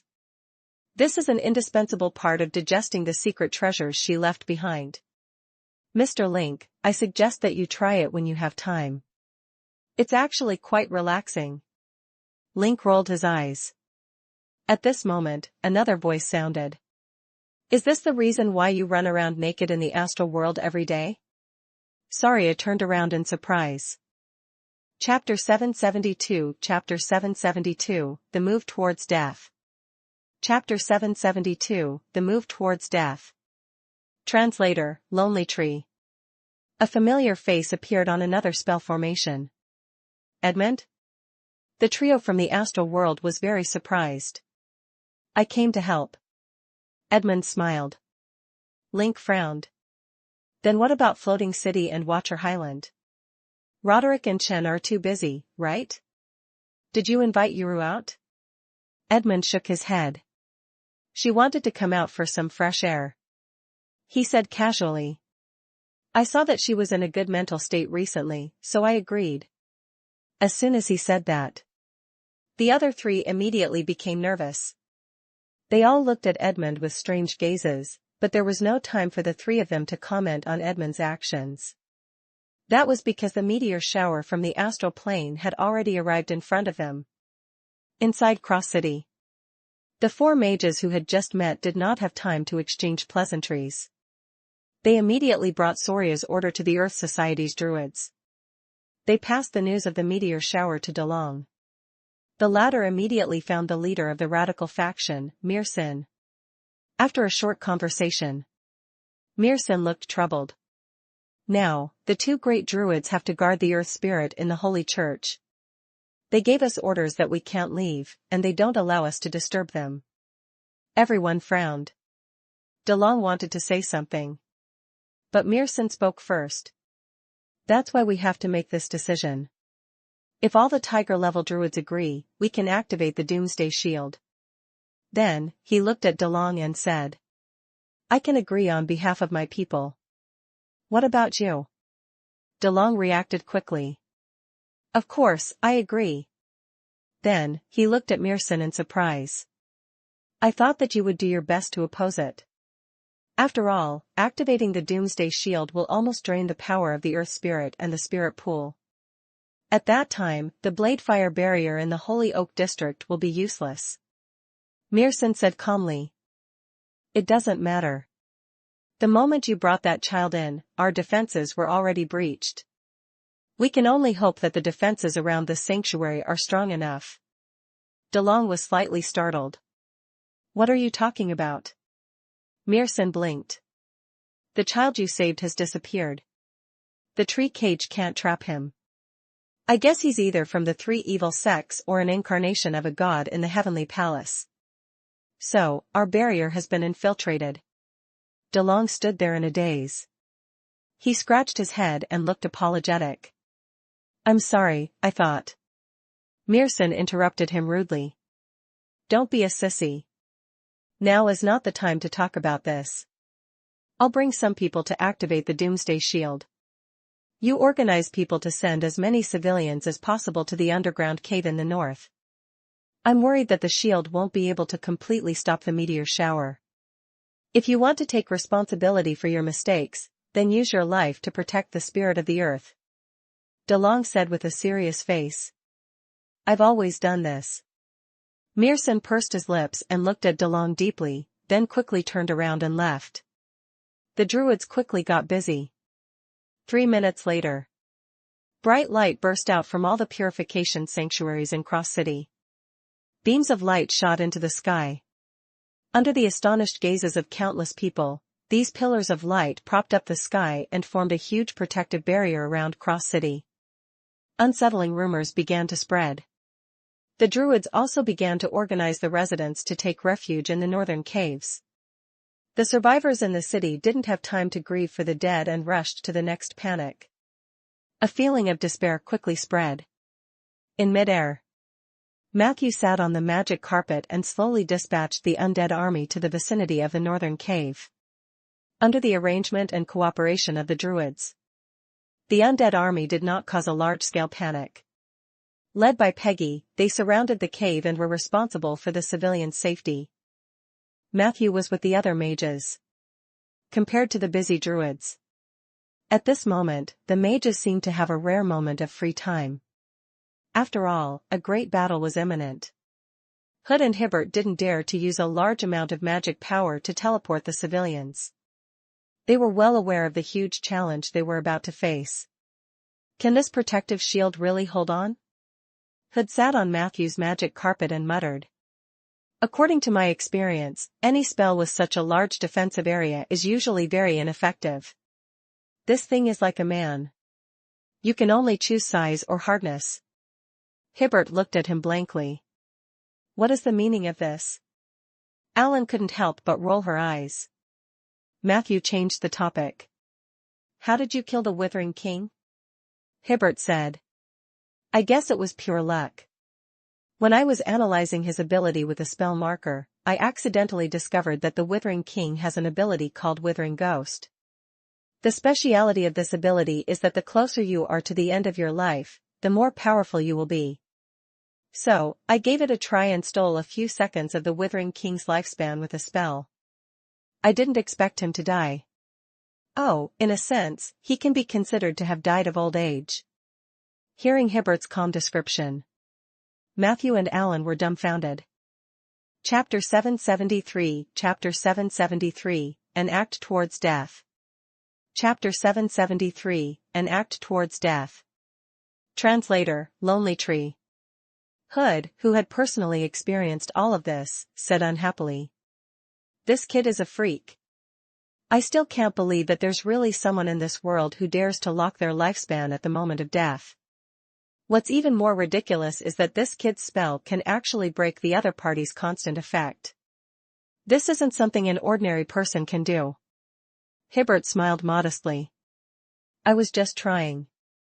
Maybe he was too greedy. Hood said with concern.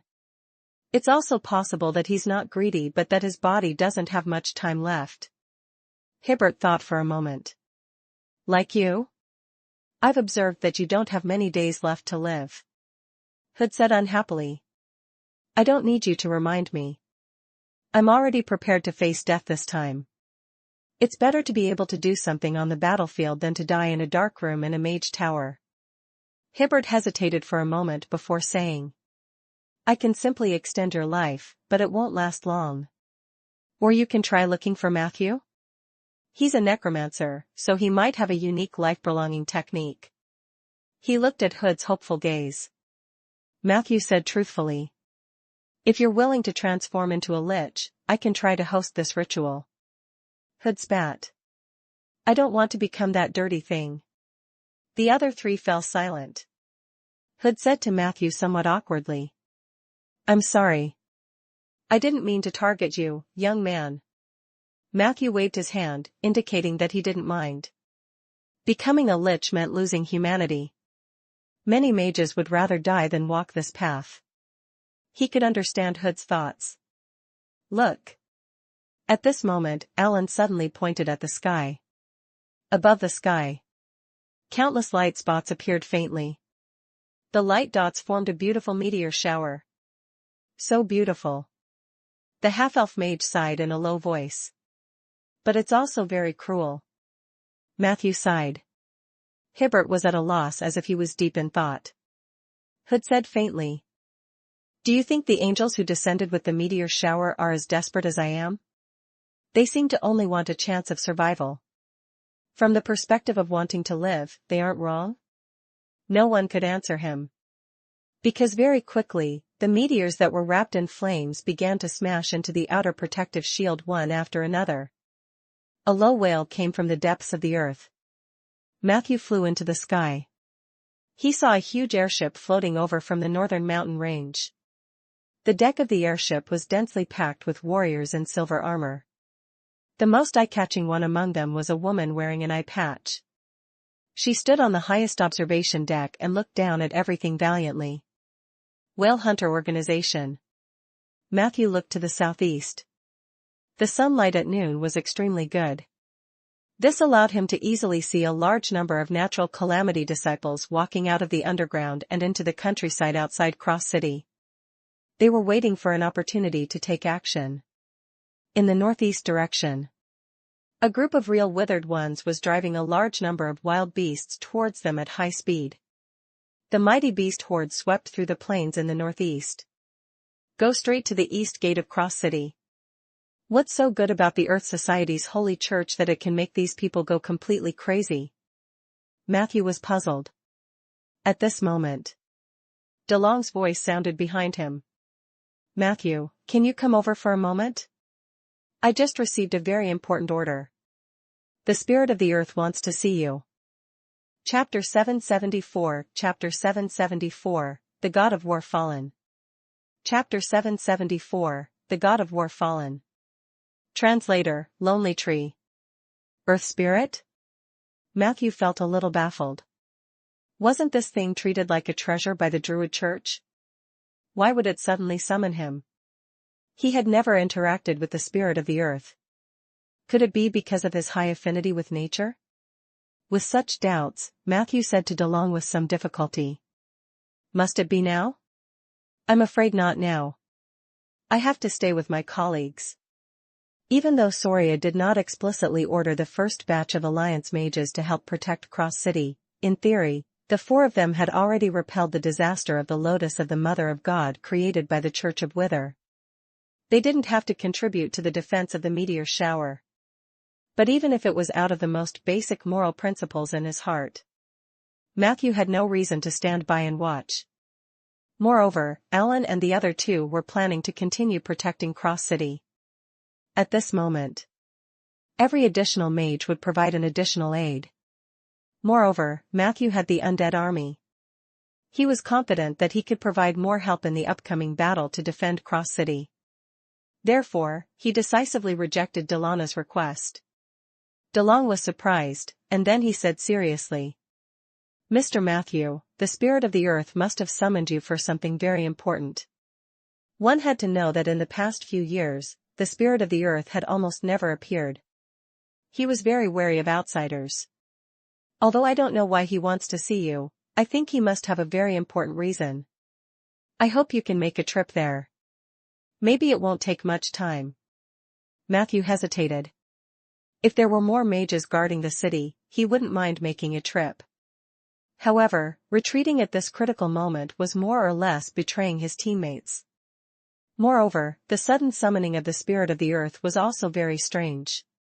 He didn't want to go anyway. Immediately, Matthew turned around and asked the three members of the Evaporate team. The Alliance only sent reinforcement from Black Suwa Mountain? And there are only the three of you in Black Suwa Mountain? Combe answered with a bruised eye. When we left, we heard that there was a problem in the Hot Springs prison. Mr. Alexander had transferred all the law enforcers and the evasion team over, so we were the first to come to support. Hot Spring Prison is the place where the most powerful and vicious criminals are locked up in Black Suwa Mountain. According to past experience, every time there is a riot in Hot Spring Prison, it will take at least 3 months to calm down. Therefore, it is impossible to expect Black Suwa Mountain to send more people here in the short term. As for the other places in the south, I'm not sure. Combe's attitude was very humble. It was a stark contrast to his arrogant attitude at the beginning. It was as if he was afraid that Matthew would beat him up if he said something wrong. Fortunately, Matthew did not blame him. He only frowned slightly. At this moment, Alan also said, The Alliance is very short on manpower. The magicians from Gem Bay and the East Coast who might have come to support have been transferred to the battlefield of Wild Wolf Mountain. If I remember correctly, today is the 3rd day of the battle. The two sides are Lion City and the 3 towns of the river shore. The strength of both sides is on par. It will take at least 7 to 8 days to decide the winner. Just like the Battle of Moss Hills, Lion City, which received the assistance of Maple Castle, is now the largest force in the south. In the past month, he has signed an offensive and defensive alliance with Deep Blue Port and Goldwater City. Together with the small territories that Golden Lion Barton had previously swept, the area of Lion City has now exceeded the largest territory recorded in the history of the South. Because of the threat of Lion City, the 3 towns along the river bank merged into a new territory, and their strength has greatly increased. They are suspected to have the support of the Eversong Forest behind them, so this battle can be said to be the largest and highest-level war in the South. Almost all the non-registered mages in the South have been transferred over. The possibility of them being transferred over is very low. Hearing this, Hibbert couldn't help but say blankly, "Aren't they all humans? If it's a civil war between humans, can't we ask them to stop? Let's get those mages to help first." Faced with Hibbert's naive question, Alan smiled bitterly. "War can never be stopped just because you say so. Those mages might be on their way to the Highland of the Watchers, but the mages in charge of adjudication still have to stay where they are. Otherwise, if something unexpected happens in this battle, it won't just be the reputation of the Alliance that will be damaged. The war will be completely out of control." Hood sneered. "War is supposed to be out of control. Only the high and mighty lords of the Silver Council think that they can control everything. Yes, absolute violence can indeed suppress many things, but it can't erase the souls of those who resist. In my opinion, the Alliance will be asking for trouble sooner or later," Alan advised softly. "This is the decision of the legendary mages. You'd better not question it casually," Hibbert kindly reminded him. "There's no need for that, Ms. Allen. I support Mr. Hood." Hood was originally quite happy. Until he heard the next sentence. Anyway, he doesn't have many days left to live. He can say whatever he wants. Chapter 775 Chapter 774, The God of War Fallen. Chapter 774, The God of War Fallen. Translator, Lonely Tree. Earth Spirit? Matthew felt a little baffled. Wasn't this thing treated like a treasure by the Druid Church? Why would it suddenly summon him? He had never interacted with the spirit of the earth. Could it be because of his high affinity with nature? With such doubts, Matthew said to DeLong with some difficulty, "Must it be now?" "I'm afraid not now. I have to stay with my colleagues." Even though Soria did not explicitly order the first batch of Alliance mages to help protect Cross City, in theory, the 4 of them had already repelled the disaster of the Lotus of the Mother of God created by the Church of Wither. They didn't have to contribute to the defense of the meteor shower. But even if it was out of the most basic moral principles in his heart, Matthew had no reason to stand by and watch. Moreover, Alan and the other 2 were planning to continue protecting Cross City. At this moment, every additional mage would provide an additional aid. Moreover, Matthew had the Undead army. He was confident that he could provide more help in the upcoming battle to defend Cross City. Therefore, he decisively rejected Delana's request. DeLong was surprised, and then he said seriously, "Mr. Matthew, the spirit of the earth must have summoned you for something very important." One had to know that in the past few years, the spirit of the earth had almost never appeared. He was very wary of outsiders. "Although I don't know why he wants to see you, I think he must have a very important reason. I hope you can make a trip there. Maybe it won't take much time." Matthew hesitated. If there were more mages guarding the city, he wouldn't mind making a trip. However, retreating at this critical moment was more or less betraying his teammates. Moreover, the sudden summoning of the spirit of the earth was also very strange. He didn't want to go anyway. Immediately, Matthew turned around and asked the 3 members of the Evaporate team. "The Alliance only sent reinforcement from Black Suwa Mountain?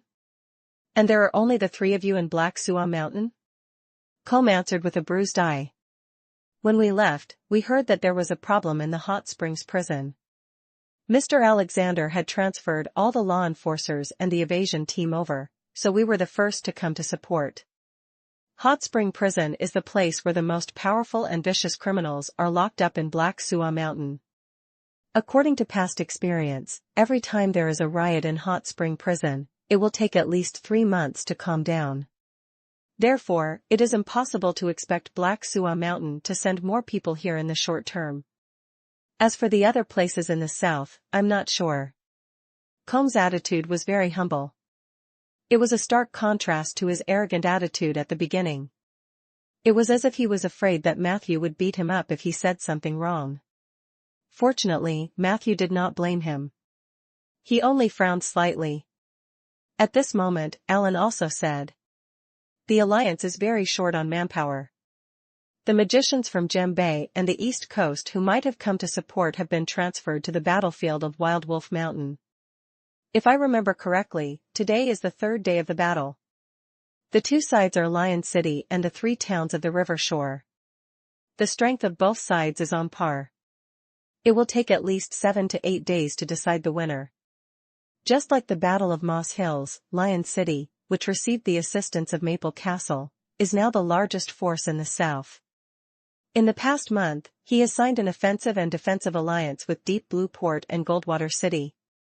Together with the small territories that Golden Lion Barton had previously swept, the area of Lion City has now exceeded the largest territory recorded in the history of the South.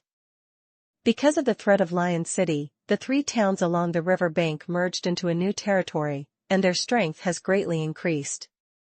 They are suspected to have the support of the Eversong Forest behind them, so this battle can be said to be the largest and highest-level war in the South. Almost all the non-registered mages in the South have been transferred over.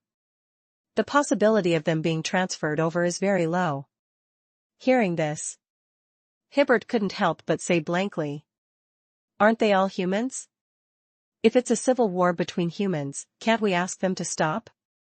Let's get those mages to help first." Faced with Hibbert's naive question, Alan smiled bitterly. "War can never be stopped just because you say so. Those mages might be on their way to the Highland of the Watchers, but the mages in charge of adjudication still have to stay where they are. Otherwise, if something unexpected happens in this battle, it won't just be the reputation of the Alliance that will be damaged. The war will be completely out of control." Hood sneered. "War is supposed to be out of control. Only the high and mighty lords of the Silver Council think that they can control everything. Yes, absolute violence can indeed suppress many things, but it can't erase the souls of those who resist. In my opinion, the Alliance will be asking for trouble sooner or later." Alan advised softly. "This is the decision of the legendary mages. You'd better not question it casually." Hibbert kindly reminded him. "There's no need for that, Ms. Allen. I support Mr. Hood." Hood was originally quite happy. Until he heard the next sentence. Anyway, he doesn't have many days left to live. He can say whatever he wants. Chapter 776, Chapter 776, Fallen God of War. Chapter 776, Fallen God of War. Translator, Lonely Tree. This spell was specifically designed to target gods and creatures from the outer planes. The humans passed through without any injuries. However, if a creature with divinity forced its way through, it would definitely face the end of being reduced to ashes. This batch of angels was already smart enough. They seized the opportunity of the meteor shower. Under the cover of the meteorite, the defensive density of the cross would be affected. It might not be able to kill all the angels, but it could kill most of them. "How many have died?" asked Edmund. "About 2,000, less than 2,500. This batch of angels is even more than we imagined. I don't know which old bastard sent another batch just now. I estimate that there should be more than 800 angels that will reach the surface in the end." Ronan's tone was heavy. "Where's Vasnov?" Edmund asked again. "He's still breaking through. After all, he was the master of the Heavenly Palace for a short period of time. He must have a lot of good things in his hands. Even if he gave up his divinity, he would still be able to last longer than ordinary angels. He's currently in the 9th level. I reckon he can only last until the 11th level at most. This is the record left by the Lord of Radiant Light when he attacked the Eternal Barrier. The God of War shouldn't be stronger than the Lord of Radiant Light." Soria calmly explained. I have a bad feeling. Link's voice rang out. Although Vasnov likes to create an impulsive and reckless persona, he is actually very cautious. He must have a certain degree of confidence to take the lead in attacking the Hunter's Cross. Soria said calmly. Of course. No one would really go and die, let alone a god who is afraid of death. It's just that we don't have a deeper level of control over the eternal barrier. We can't go anywhere other than the formation. Vasnov's life and death are not decided by us, but by the god-hunting cross left behind by him and the Calamity Mage. The other three fell silent. In fact, they knew what Soria was talking about. However, they were now trapped in the eternal barrier, so they had to find something to talk about. I'm so bored. Why don't we make a bet? Ronan yawned. Edmund glanced at him. Alright, I bet that Vasnov can successfully reach the surface. Ronan asked with interest. I don't think he can. What about the bet? Edmund chuckled. If I win, you will share the last part of the secret treasure of the Goddess of Magic with me. If I lose, I'll share a part of the secret treasure of the Goddess of Magic with you. Ronan was a little dizzy at first. Then, he asked curiously. Does the Goddess of Magic have other secret treasures? Why haven't I heard of it? Where did you find it? Faced with Soria's slightly disdainful gaze, Edmund said without blushing or jumping. Anyway, I found it. It depends on whether you want to bet or not. Ronan thought for a moment. Then let's bet. In any case, I don't have much use for the remaining portion. Edmund was smiling on the surface, but he secretly heaved a sigh of relief. At this moment, Link suddenly shouted. No. How did he rush from the 9th stage to the 13th stage all of a sudden? Everyone was surprised. It should be known that the hunting cross was made up of 13 stages, and each stage was a huge golden net. On the surface, it looked similar. In fact, the difference in strength was huge. The giant net of the 12th stage was enough to kill a holy master. And the 13th stage was even more destructive. As they were in the formation, they could see it very clearly. Vasnov, who had transformed into a golden-armored statue, pushed a huge meteorite into the deepest part of the funnel. At that moment, hundreds of faceless men with golden wings appeared around him. These faceless men were similar to angels in structure. They were all pure spiritual bodies. The moment they saw these faceless men, all the mages were excited. Golden divine winged ones. Soria whispered, her eyes revealing a yearning light. Golden divine wings. This was one of the signature spells of the Calamity Mage. She could summon thousands of golden divine winged ones from another dimension in an instant. The strength of this creature was between strong and weak divine power. However, a battle formation formed by a dozen golden divine winged ones could easily kill a powerful god. Even for the war god at his peak, it was impossible for him to face so many golden divine winged ones. He's dead. Link frowned. Unless he can become weaker than an angel. Before he finished speaking, just as the golden divine winged ones had completely surrounded the war god, Vasnov shook off the meteorite in his hand. In the next second, he looked up and laughed. A blazing light erupted from his body. Boom. Silently, Vasnov's body automatically collapsed and shattered into hundreds of pieces. Some of the fragments were repelled by the plane's gravity and flew out.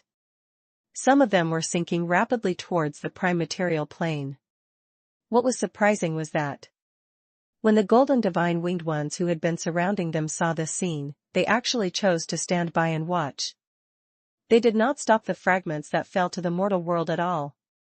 What's going on? Vasnov chose to self-destruct his divine persona. His consciousness was shattered into hundreds of pieces and sank with the divine persona fragments. Why didn't the golden divine wings stop those fragments? Ronan was shocked. The other three showed the same expression. Chapter 777, Chapter 777, The God of War Fallen. Chapter 777, The God of War Fallen. Translator, Lonely Tree.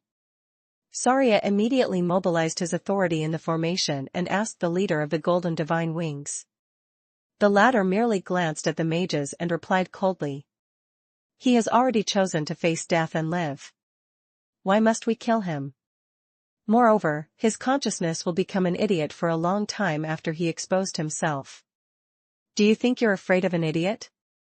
Besides, it's still a question mark whether or not these divine fragments can find a suitable host. Master gave us the order to intercept the gods who tried to cross the border, not an idiot. The mages were speechless.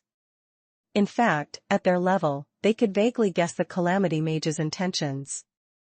Back then, she had the ability to completely destroy the gods, but she did not do so. She only chose to exile them. Therefore, she must have known that the gods would return one day. So this is what she wanted to see? Link murmured as he looked at the burning flames.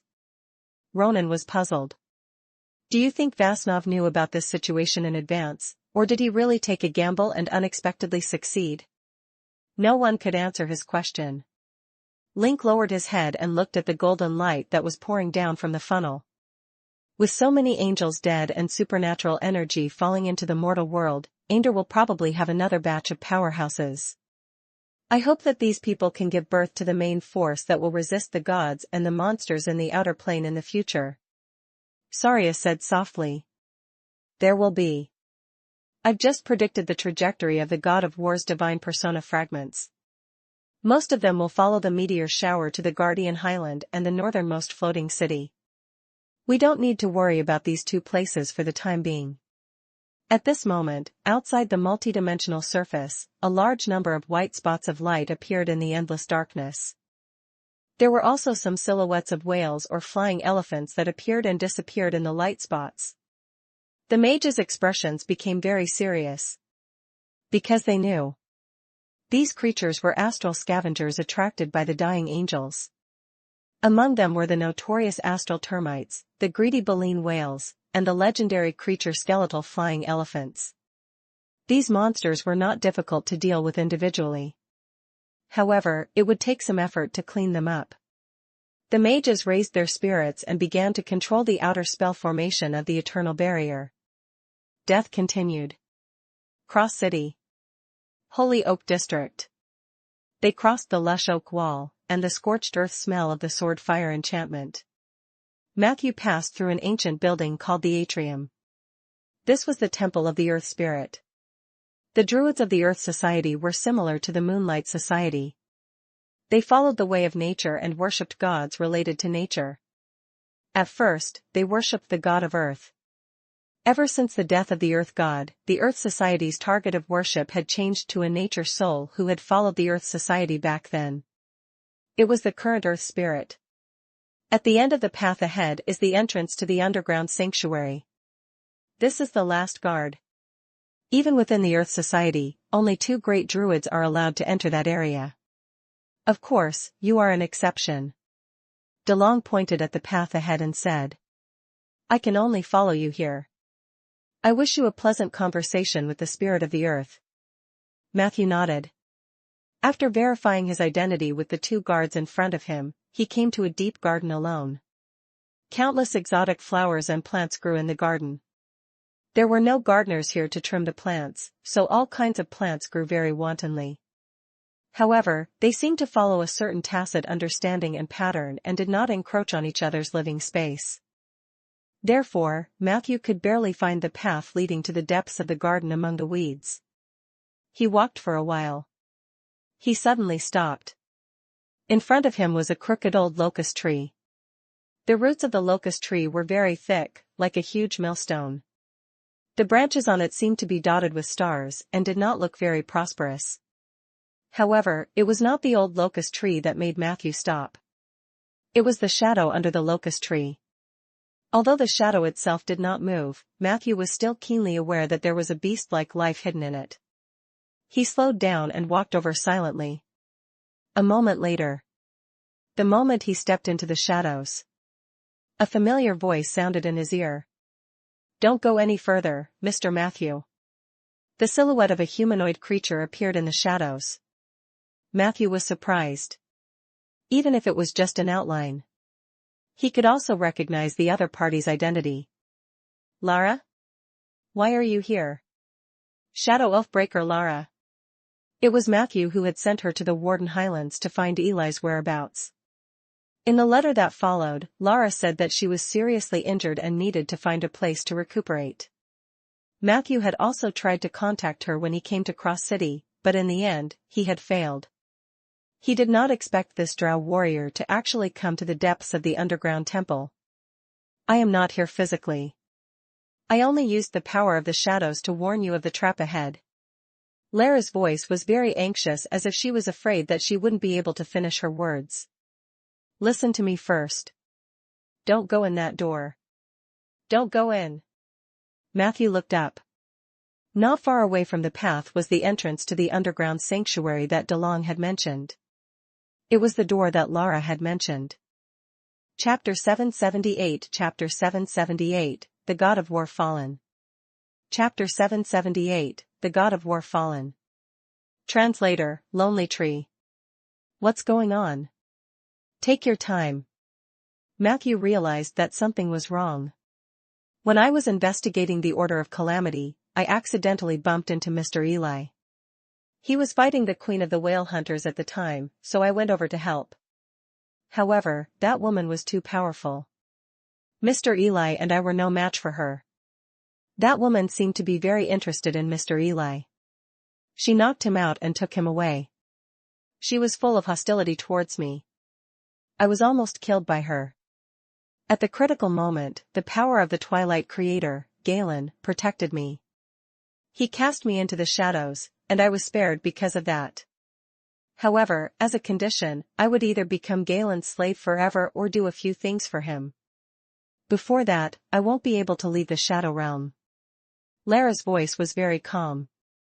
She didn't feel depressed at all about being controlled by the Twilight Creator Galen. What did he want you to do? Matthew asked. Lara quickly said. That's not important. What's important is that I learned from Galen that there's something wrong with nature's soul that the Earth Society worships. He has secretly imprisoned the two great druids from Earth Society and Silver Wolf. I don't know much more, but there must be something wrong with the spirit of the earth. I know that you have a close relationship with the soul of nature. I was worried that the spirit of the earth would harm you, so I waited and finally bumped into you. Was there a problem with the earth spirit? Two great druids were imprisoned? Matthew's heart skipped a beat. But Lara's current situation made him hesitate. Hence, he asked. What did Galen ask you to do? Lara was silent for a while and said with some hesitation. He hopes to speak to you. This is too dangerous for you, so I'm not willing to carry out his orders. Even if I become his slave, I don't want you to put yourself in danger. At this point, her voice suddenly became flustered. You should leave quickly. Remember, stay away from places with shadows for the next period of time. Lara hadn't finished her sentence. The shadow under the oak tree suddenly began to expand rapidly, quickly surrounding Matthew. Thu. An extremely distant voice sounded. Let's talk. Matthew's heart began to twitch, and an extremely painful feeling rose from the bottom of his heart. But in an instant, this feeling was weakened. Because at that moment, a small space-time crack suddenly appeared on Matthew's shoulder, and a light fairy came out from it. Good afternoon, Mr. Matthew. Do you have time to listen to me tell the story of Lord Mad secondhand today? Little Stream looked at Matthew expectantly. It was different from before. Matthew noticed that there was a mini alarm clock hanging on Stream's chest. The alarm clock did not go off. Matthew felt a little dizzy, and a strange desire to vent suddenly emerged in his heart. Madness and shadow. The two domains were equal and locked Matthew down. Matthew took a deep breath. He was planning to open his domain to fight against it. But at this moment, a cute bear suddenly crawled out of the door. You're finally here, the honored guest of all nature souls, Mr. Matthew. Looks like you're in trouble. Do you need my help? The bear charmingly waved at Matthew. However, Matthew could feel an extremely rotten smell from its body. It was like a pile of rotting corpses that had been piling up for years. Hint, your ability world event has captured the phenomenon of God of War's fall. Click to see the details. Warning, you have been anchored by the following 4 domains. Shadow, Dusk Creator Galen / Medium Lila. Madness, Dusk Creator's Madness Second Hand / Medium Stream. Earth, Fallen Earth Spirit Bell / Medium Bear. Protect? Matthew was just about to activate his domain to escape when he unexpectedly discovered that there was a 4th domain enveloping him. It was also this domain that helped him resist the erosion from different angles. Whose domain is protection? Just as this thought appeared in his mind, a strand of white hair suddenly appeared at the edge of his vision. You seem to be very interested in my student. Since you're in such a hurry to meet him, you must have prepared a greeting gift, right? Let me see your sincerity, slugs, little alarm clock. There's also the shameless bear. Chapter 779, Chapter 779, The Extraterritorial Sect Master and 2 Divinities. Chapter 779, The Extraterritorial Sect Master and 2 Divinities. Translator, Lonely Tree. White hair, red robes, eyes that were gradually turning gray, impeccable appearance and figure. These elements were quickly assembled in Matthew's vision like fragments. Immediately after, all the domains automatically retreated. The entire world seemed to have quieted down where Isabel stood. Her voice was neither gentle nor angry. However, none of the 3 people who were questioned by her dared to answer. Even Matthew couldn't help but swallow. A strange feeling rose in his heart. The woman in front of him should be Isabel's real body. She had actually escaped from Edmund's imprisonment and escaped from the northernmost floating city. This was good news for Matthew. But he soon started to worry about the alliance. Edmund had once told him that Isabel was an extremely unstable factor. Now that the former had taken the initiative to release his teacher, did it mean that the alliance needed an unstable factor to protect them? The answer was self-evident. However, this level of decision-making naturally had nothing to do with Matthew. He took a deep breath and waited for Isabel's performance. You're not talking. Are you pretending to be mute? Then I'll talk to you one by one. Isabel turned her face and calmly waved at Matthew. Matthew hurriedly walked over. A few steps later, he could feel as if he had fallen into a swamp. At that moment, everything around him became extremely dark. It was as if the ground under his feet had become an endless swamp.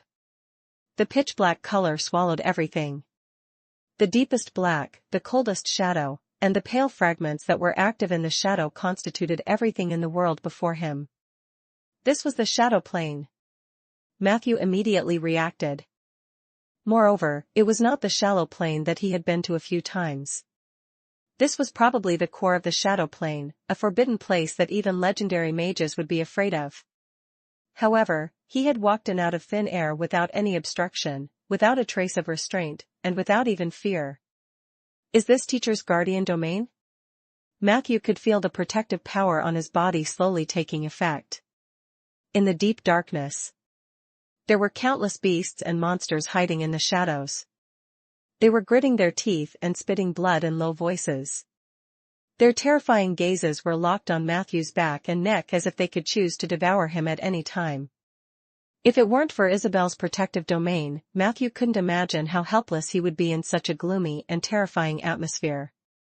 But now, he listened to the roars and dissatisfaction of the shadow creatures, but there was no panic in his heart. Instead, he felt that they were a little ridiculous. Is this the feeling of being unable to do anything? Matthew could vaguely sense the emotions of the beasts around him. A few seconds later, Isabel appeared in front of him. The entire shadow plane was dark and colorless. However, Isabel was the only one with such a bright color. Not only that, her body even had a special light effect. Wherever she went, the darkness would be dispelled. It seems that you are very used to the environment here. Do you want me to take away the guardian power, and you can experience it yourself? Isabel asked casually. Matthew hurriedly shook his head and said, No need. I'm afraid I can't hold on. Any shadow creature in this godforsaken place was a half-legend, and they had a domain suppression. It was better for a Tier 4 kid like him not to be reckless. Isabel glared at Matthew with some dissatisfaction, but she did not say anything. She turned around and looked into the shadows. Snot, you're quite good at the domain. The shadows here have improved a lot compared to the past few eras. However, the domain is never the entirety of power. You've limited yourself too much. How can a flawless shadow appear profound without any light? As she spoke, her grayish-white eyes flashed. An ordinary mage fire appeared beside her. Matthew blinked. She was right. This was indeed the lowest level cantrip, Mage Fire. Matthew was very familiar with this spell. When he was still very poor, he often used this spell to replace candles to meditate at night. However, even the lowest level cantrips were different in the hands of a holy mage. Matthew could clearly see that the orange-red light of the Mage Fire was constantly flickering. The small flame seemed to be able to be extinguished by a gust of wind, but it forced the surrounding darkness to recede like a tide. In an instant, the Mage Fire lit up an area of at least a few hundred meters. All the shadow creatures fled in panic. All that was left were white or black buildings and the outlines of nature. There was also a figure kneeling on the ground with her hands tied behind his back. "Lara?" Matthew exclaimed. Isabel walked over and glanced casually at the drow warrior. "Your woman?" Matthew wanted to deny it, but he hesitated. With Isabel's indifferent personality, she would most likely leave her friend in the lurch. Therefore, he gritted his teeth. "Yes." Isabel looked at him mockingly. "But you don't have her aura on you." Matthew was speechless. "However, you're smart enough to know how to ask me to help you." Isabel snorted. Chapter 780 Chapter 780, The Extraterritorial Sect Master and Two Divinities. Chapter 780, The Extraterritorial Sect Master and Two Divinities. Translator, Lonely Tree. But men should be more domineering and decisive. It's not a bad thing to be good at scheming, but it's inevitable for them to be petty over time. Especially considering your background, the necromancer profession naturally carries a halo of poverty, which will affect your structure and vision. So sometimes, it's best to be more decisive. If you have the chance, get closer to Soria. I don't mind that. If one day you can get money from her, I'm even willing to give you a small reward. What else could Matthew say? Naturally, he could only nod his head in agreement. Isabel walked up to Lara. She extended a fair hand to the drow warrior. "Get up." There was an unquestionable tone in her voice. Lara hesitated. "My lady, I bear Galen's oath." Isabel said lightly. "Oaths are used to restrain the weak. I can easily remove it." In fact, she hadn't finished her sentence. Lara's body suddenly lit up with several black lights. In that instant, the distorted shadow power in Lara's body turned into a butterfly-like shadow and dissipated. Immediately after, a thick and pure shadow power was injected into the drow warrior's body. Under the restoration of this power, the white wounds on her body disappeared. Lara stood up excitedly.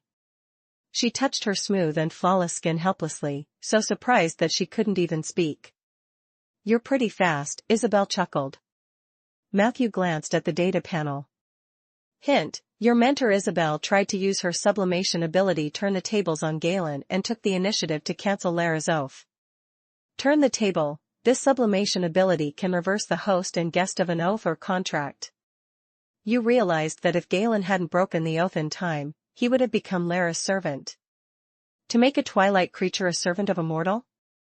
Was a holy mage really that powerful? Matthew looked at Isabel's back with fascination, but from this angle, he could only see her white hair. However, this did not affect her dignity and charm at all.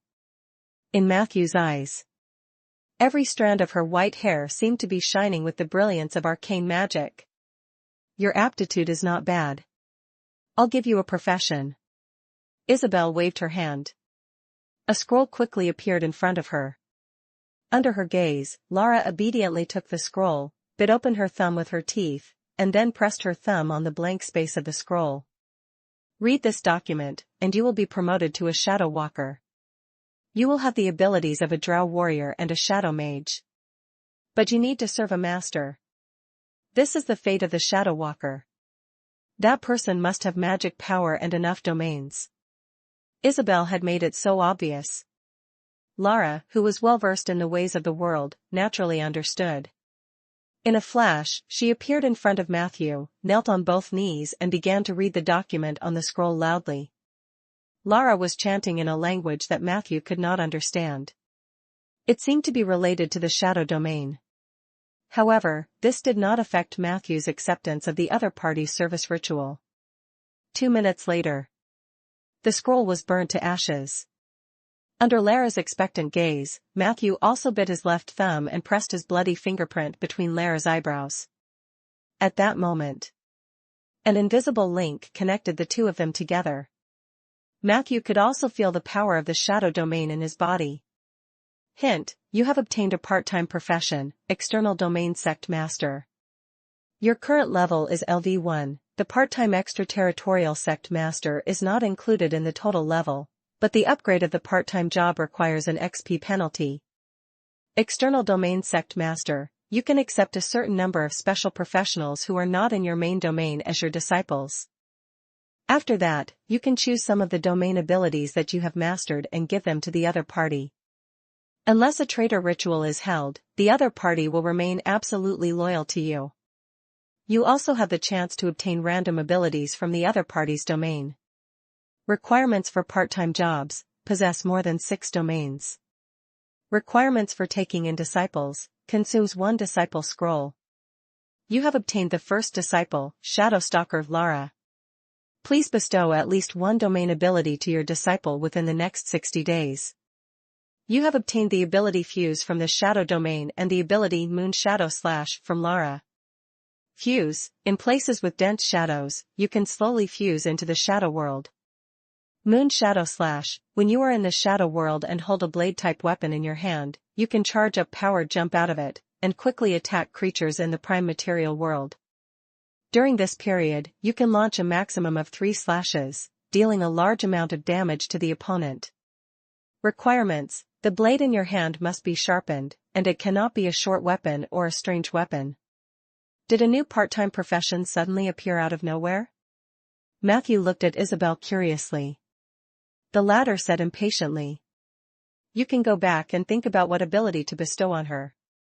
Now, come with me to meet the slugs." Matthew immediately gave Lara a look, and she tactfully left after regaining her freedom. Very quickly, Matthew sensed that Lara had returned to the prime material plane. This should be the sect master's reaction to his disciples. He quickly caught up with Isabel. But at this moment, a deep voice rang in their ears. Chapter 781, Chapter 780, The Extraterritorial Sect Master and 2 Divinities. Chapter 780, The Extraterritorial Sect Master and 2 Divinities. Translator: Lonely Tree. But men should be more domineering and decisive. It's not a bad thing to be good at scheming, but it's inevitable for them to be petty over time.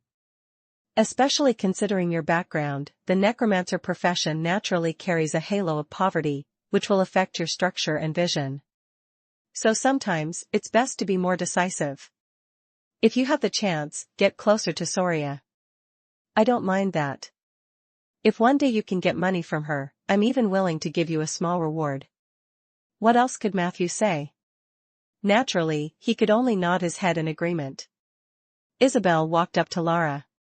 She extended a fair hand to the Drow warrior. Get up. There was an unquestionable tone in her voice. Lara hesitated. My lady, I bear Galen's oath. Isabel said lightly. Oaths are used to restrain the weak. I can easily remove it. In fact, she hadn't finished her sentence. Lara's body suddenly lit up with several black lights. In that instant, the distorted shadow power in Lara's body turned into a butterfly-like shadow and dissipated. Immediately after, A thick and pure shadow power was injected into the drow warrior's body. Under the restoration of this power, the white wounds on her body disappeared. Lara stood up excitedly. She touched her smooth and flawless skin helplessly, so surprised that she couldn't even speak. "You're pretty fast," Isabel chuckled. Matthew glanced at the data panel.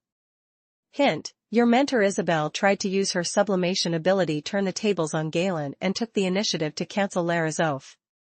Turn the table: this sublimation ability can reverse the host and guest of an oath or contract. You realized that if Galen hadn't broken the oath in time, he would have become Lara's servant. To make a twilight creature a servant of a mortal? Was a holy mage really that powerful? Matthew looked at Isabel's back with fascination, but from this angle, he could only see her white hair. However, this did not affect her dignity and charm at all. In Matthew's eyes, every strand of her white hair seemed to be shining with the brilliance of arcane magic. "Your aptitude is not bad. I'll give you a profession." Isabel waved her hand. A scroll quickly appeared in front of her. Under her gaze, Lara obediently took the scroll, bit open her thumb with her teeth, and then pressed her thumb on the blank space of the scroll. "Read this document, and you will be promoted to a Shadow Walker. You will have the abilities of a Drow warrior and a Shadow mage. But you need to serve a master. This is the fate of the Shadow Walker. That person must have magic power and enough domains." Isabel had made it so obvious. Lara, who was well versed in the ways of the world, naturally understood. In a flash, she appeared in front of Matthew, knelt on both knees and began to read the document on the scroll loudly. Lara was chanting in a language that Matthew could not understand. It seemed to be related to the shadow domain. However, this did not affect Matthew's acceptance of the other party's service ritual. 2 minutes later, the scroll was burned to ashes. Under Lara's expectant gaze, Matthew also bit his left thumb and pressed his bloody fingerprint between Lara's eyebrows. At that moment, an invisible link connected the two of them together. Matthew could also feel the power of the shadow domain in his body. Hint: you have obtained a part-time profession, External Domain Sect Master. Your current level is LV1, the part-time extraterritorial Sect Master is not included in the total level, but the upgrade of the part-time job requires an XP penalty. External Domain Sect Master: you can accept a certain number of special professionals who are not in your main domain as your disciples. After that, you can choose some of the domain abilities that you have mastered and give them to the other party. Unless a traitor ritual is held, the other party will remain absolutely loyal to you. You also have the chance to obtain random abilities from the other party's domain. Requirements for part-time jobs: possess more than 6 domains. Requirements for taking in disciples: consumes 1 disciple scroll. You have obtained the first disciple, Shadowstalker Lara. Please bestow at least 1 domain ability to your disciple within the next 60 days. You have obtained the ability Fuse from the Shadow Domain and the ability Moon Shadow Slash from Lara. Fuse: in places with dense shadows, you can slowly fuse into the shadow world. Moon Shadow Slash: when you are in the shadow world and hold a blade-type weapon in your hand, you can charge up power jump out of it, and quickly attack creatures in the prime material world. During this period, you can launch a maximum of 3 slashes, dealing a large amount of damage to the opponent. Requirements: the blade in your hand must be sharpened, and it cannot be a short weapon or a strange weapon. Did a new part-time profession suddenly appear out of nowhere? Matthew looked at Isabel curiously. The latter said impatiently, "You can go back and think about what ability to bestow on her. Now, come with me to meet the slugs." Matthew immediately gave Lara a look, and she tactfully left after regaining her freedom. Very quickly, Matthew sensed that Lara had returned to the prime material plane. This should be the sect master's reaction to his disciples. He quickly caught up with Isabel. But at this moment, a deep voice rang in their ears. Chapter 782 Chapter 782, The Extraterritorial Sect Master and 2 Divinities. Chapter 782, The Extraterritorial Sect Master and 2 Divinities. Translator, Lonely Tree. Isabel very naturally handed a smear of red to Matthew. Matthew looked down. It was a red tentacle. The tentacles were still curling up involuntarily, and Matthew could feel a gentle and twisted power from them. This is Galen's tentacle. It contains a bit of divinity. When you advance to legend, this thing will be of great benefit to you. Remember to integrate that wisp of divinity into your domain, not your body. There's a huge difference. You can look it up yourself in the future. In short, divinity does more harm than good to us, but divinity is a good thing. Even mages need more of it. Isabel said happily. Judging from her satisfied expression, the purpose of this trip should have been achieved. However, Matthew held the tentacle with a frown. On the data panel. Hint, you have witnessed the true form of the twilight creature Blood Slag Galen. Your shadow domain resistance +5. You have snatched an oathbreaker from Galen to become your disciple. Your Tauren element +30, you can now explore deeper into the Tauren domain. Warning, Galen's hatred towards you +10. Don't be dejected. You young people need some pressure. Otherwise, you'll be satisfied with the current situation. Isabel said in high spirits. Plus, Galen isn't a good person. He and the creatures of the shadow world will attack the prime material plane sooner or later. If that's the case, it's better to make enemies as soon as possible. It'll be easier to fight in the future, right?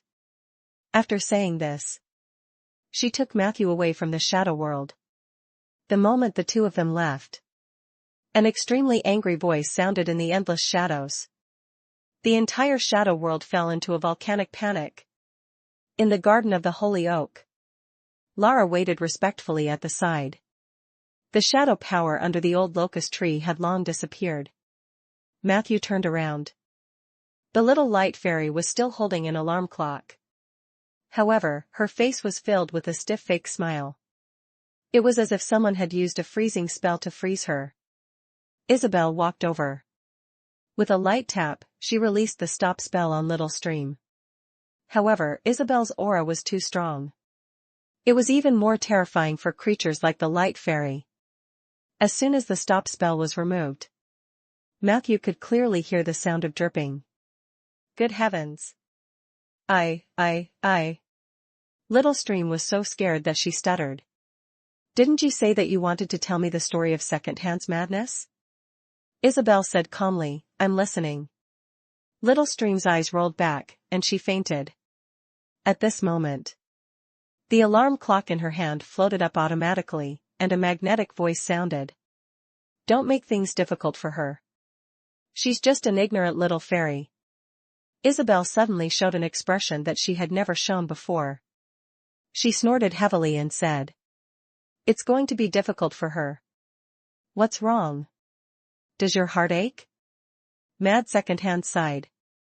A tiny creature like her is like a fleeting cloud to us. Heartache is a luxury. I haven't experienced it in a long time. ISA, give me some face. We had a good time together. Hearing this, Matthew was shocked. What's with this strong sense of gossip? Could it be? Isabel said coldly. Yeah, Loa, that was true before you cheated on me. Loa sounded helpless. I can't help it. I'm the second hand of madness and also the god of luck. My personality and divinity do not allow me to be loyal to one person. Otherwise, I would be cold to others. You should be able to understand. Isabel laughed coldly. Of course, I can understand. After all, you're just a second hand. Loa's tone suddenly became urgent. You can't say such irresponsible words. Isabel walked towards the domain of madness. Open the door. Loa didn't lose in terms of momentum either. I won't open it. If you have the ability, open it yourself. Or come to the arcane wilderness to find me. Isabel raised her voice. Are you serious? Mad Secondhand was silent for a while, and his tone began to soften. Well, can we all calm down? Don't make a scene like a lunatic. It's bad for our image. ISA, I swear to God, I didn't want to do anything to your student.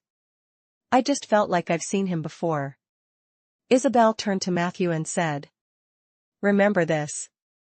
He used to hit on me like this." Matthew felt a chill run down his spine. What was going on with these big shots? It was simply making one's scalp go numb. He looked down at the ground. The poor little stream was still twitching on the ground. Matthew suddenly felt that he was no different from her. "I didn't," Loa argued loudly. "If I wanted to seduce Matthew, I would have had a way to let him climb into my bed obediently back in the fairy garden." Isabel warned Matthew seriously. "Remember to take protective measures when you go to the fairy flower court next time. You can't imagine Loa's tricks. Anyway, stay away from this guy. He's a scumbag," Loa said in exasperation. "I'm not a scumbag. I just can't control myself. Please, I'm a Twilight creator. The madness in my body is even more serious than your chaos maze. You should be able to understand me." As he spoke, he couldn't help but complain to Matthew. "Your teacher is not a good person either. Not only is she a crazy woman, but she also has a serious fetish. Otherwise, who would fall in love with an alarm clock?" Isabel's expression changed. "I should have torn you apart back then. Fortunately, it's not too late now." She was about to make a move, but Loa stopped her in time. "Wait, I prepared a welcome gift." In the next second, the alarm clock automatically flew into Matthew's hand. Isabel grabbed it and checked it before throwing it to Matthew. "It's all right. Very pure," she commented. Matthew could feel that this alarm clock also contained a sense of divinity. As for Isabel's evaluation, Matthew guessed that it should be referring to pure madness. "Did you see that? I'm much more sincere than that, Galen," Loa said proudly. "Before this, I gave Matthew a small gift. Do you still remember? Every 3 wins?" Isabel calmed down. "At least you know what's good for you." The two of them suddenly fell silent. Matthew also felt particularly awkward as he stood there. He always felt like a third wheel, and he didn't have enough wattage, so he could be implicated at any time. After a while, Loa suddenly said, "Why don't we get back together? If we join forces, we might be able to save this world." Isabel raised her eyebrows. "Are you serious?" Loa was silent for a while. "I was just saying." Isabel warned, "Don't seduce my student." Loa probed. "Then can I seduce you?" Isabel squinted. "Don't even think about it. But sometimes, I do miss your little clockwork." There was a hint of embarrassment in Loa's tone. "You're too explicit." "ISA, can't you be more reserved? There's a child beside you." Matthew thought for a moment. He simply cast a petrification spell on himself. However, Isabel easily countered his spell. "You haven't even received all the greeting gifts, and you're already pretending to be dead. Why are you so thin-skinned?" She couldn't help but berate him. As she spoke, she brought Matthew towards the bear. The latter revealed a silly smile. "Long time no see, Lady Isabel. Do you guys want to come in and sit?" Chapter 783, Chapter 782, The Extraterritorial Sect Master and Two Divinities. Chapter 782, The Extraterritorial Sect Master and Two Divinities. Translator, Lonely Tree. Isabel very naturally handed a smear of red to Matthew. Matthew looked down. It was a red tentacle. The tentacles were still curling up involuntarily, and Matthew could feel a gentle and twisted power from them. "This is Galen's tentacle. It contains a bit of divinity. When you advance to legend, this thing will be of great benefit to you. Remember to integrate that wisp of divinity into your domain, not your body. There's a huge difference. You can look it up yourself in the future. In short, divinity does more harm than good to us, but divinity is a good thing. Even mages need more of it," Isabel said happily. Judging from her satisfied expression, the purpose of this trip should have been achieved. However, Matthew held the tentacle with a frown. On the data panel. Hint, you have witnessed the true form of the twilight creature Blood Slag Galen. Your shadow domain resistance +5. You have snatched an oathbreaker from Galen to become your disciple. Your Tauren element +30, you can now explore deeper into the Tauren domain. Warning, Galen's hatred towards you +10. Don't be dejected. You young people need some pressure. Otherwise, you'll be satisfied with the current situation. Isabel said in high spirits. Plus, Galen isn't a good person. He and the creatures of the shadow world will attack the prime material plane sooner or later. If that's the case, it's better to make enemies as soon as possible. It'll be easier to fight in the future, right? After saying this, she took Matthew away from the shadow world. The moment the two of them left, an extremely angry voice sounded in the endless shadows. The entire shadow world fell into a volcanic panic. In the garden of the Holy Oak, Lara waited respectfully at the side. The shadow power under the old locust tree had long disappeared. Matthew turned around. The little light fairy was still holding an alarm clock. However, her face was filled with a stiff fake smile. It was as if someone had used a freezing spell to freeze her. Isabel walked over. With a light tap, she released the stop spell on Little Stream. However, Isabel's aura was too strong. It was even more terrifying for creatures like the Light Fairy. As soon as the stop spell was removed, Matthew could clearly hear the sound of dripping. Good heavens.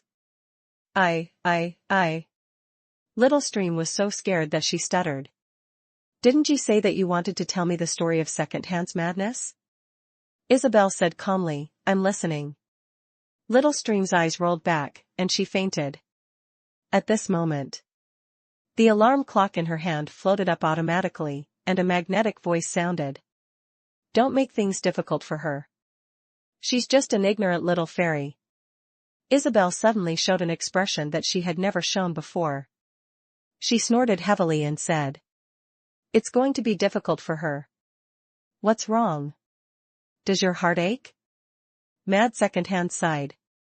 A tiny creature like her is like a fleeting cloud to us. Heartache is a luxury. I haven't experienced it in a long time. ISA, give me some face. We had a good time together. Hearing this, Matthew was shocked. What's with this strong sense of gossip?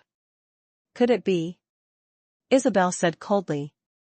Yeah, Loa, that was true before you cheated on me. Loa sounded helpless. I can't help it. I'm the second hand of madness and also the god of luck. My personality and divinity do not allow me to be loyal to one person.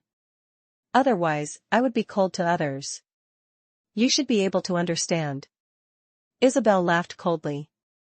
Of course, I can understand. After all, you're just a second hand.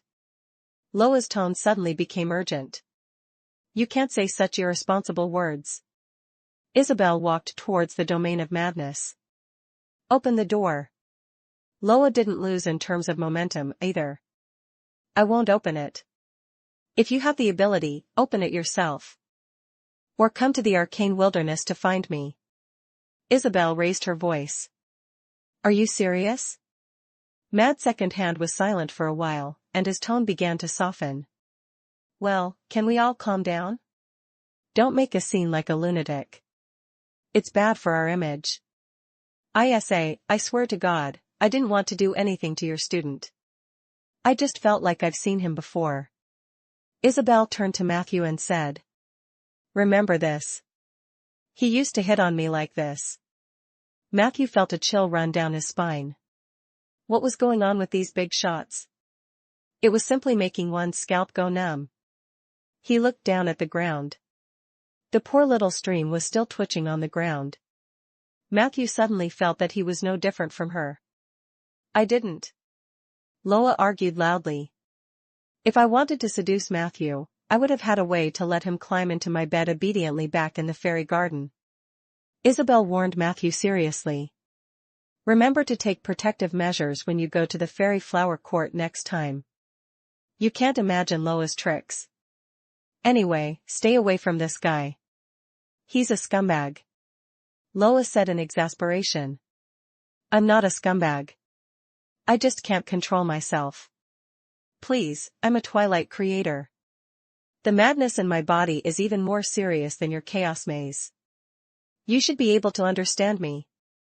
As he spoke, he couldn't help but complain to Matthew. Your teacher is not a good person either. Not only is she a crazy woman, but she also has a serious fetish. Otherwise, who would fall in love with an alarm clock? Isabel's expression changed. I should have torn you apart back then. Fortunately, it's not too late now. She was about to make a move.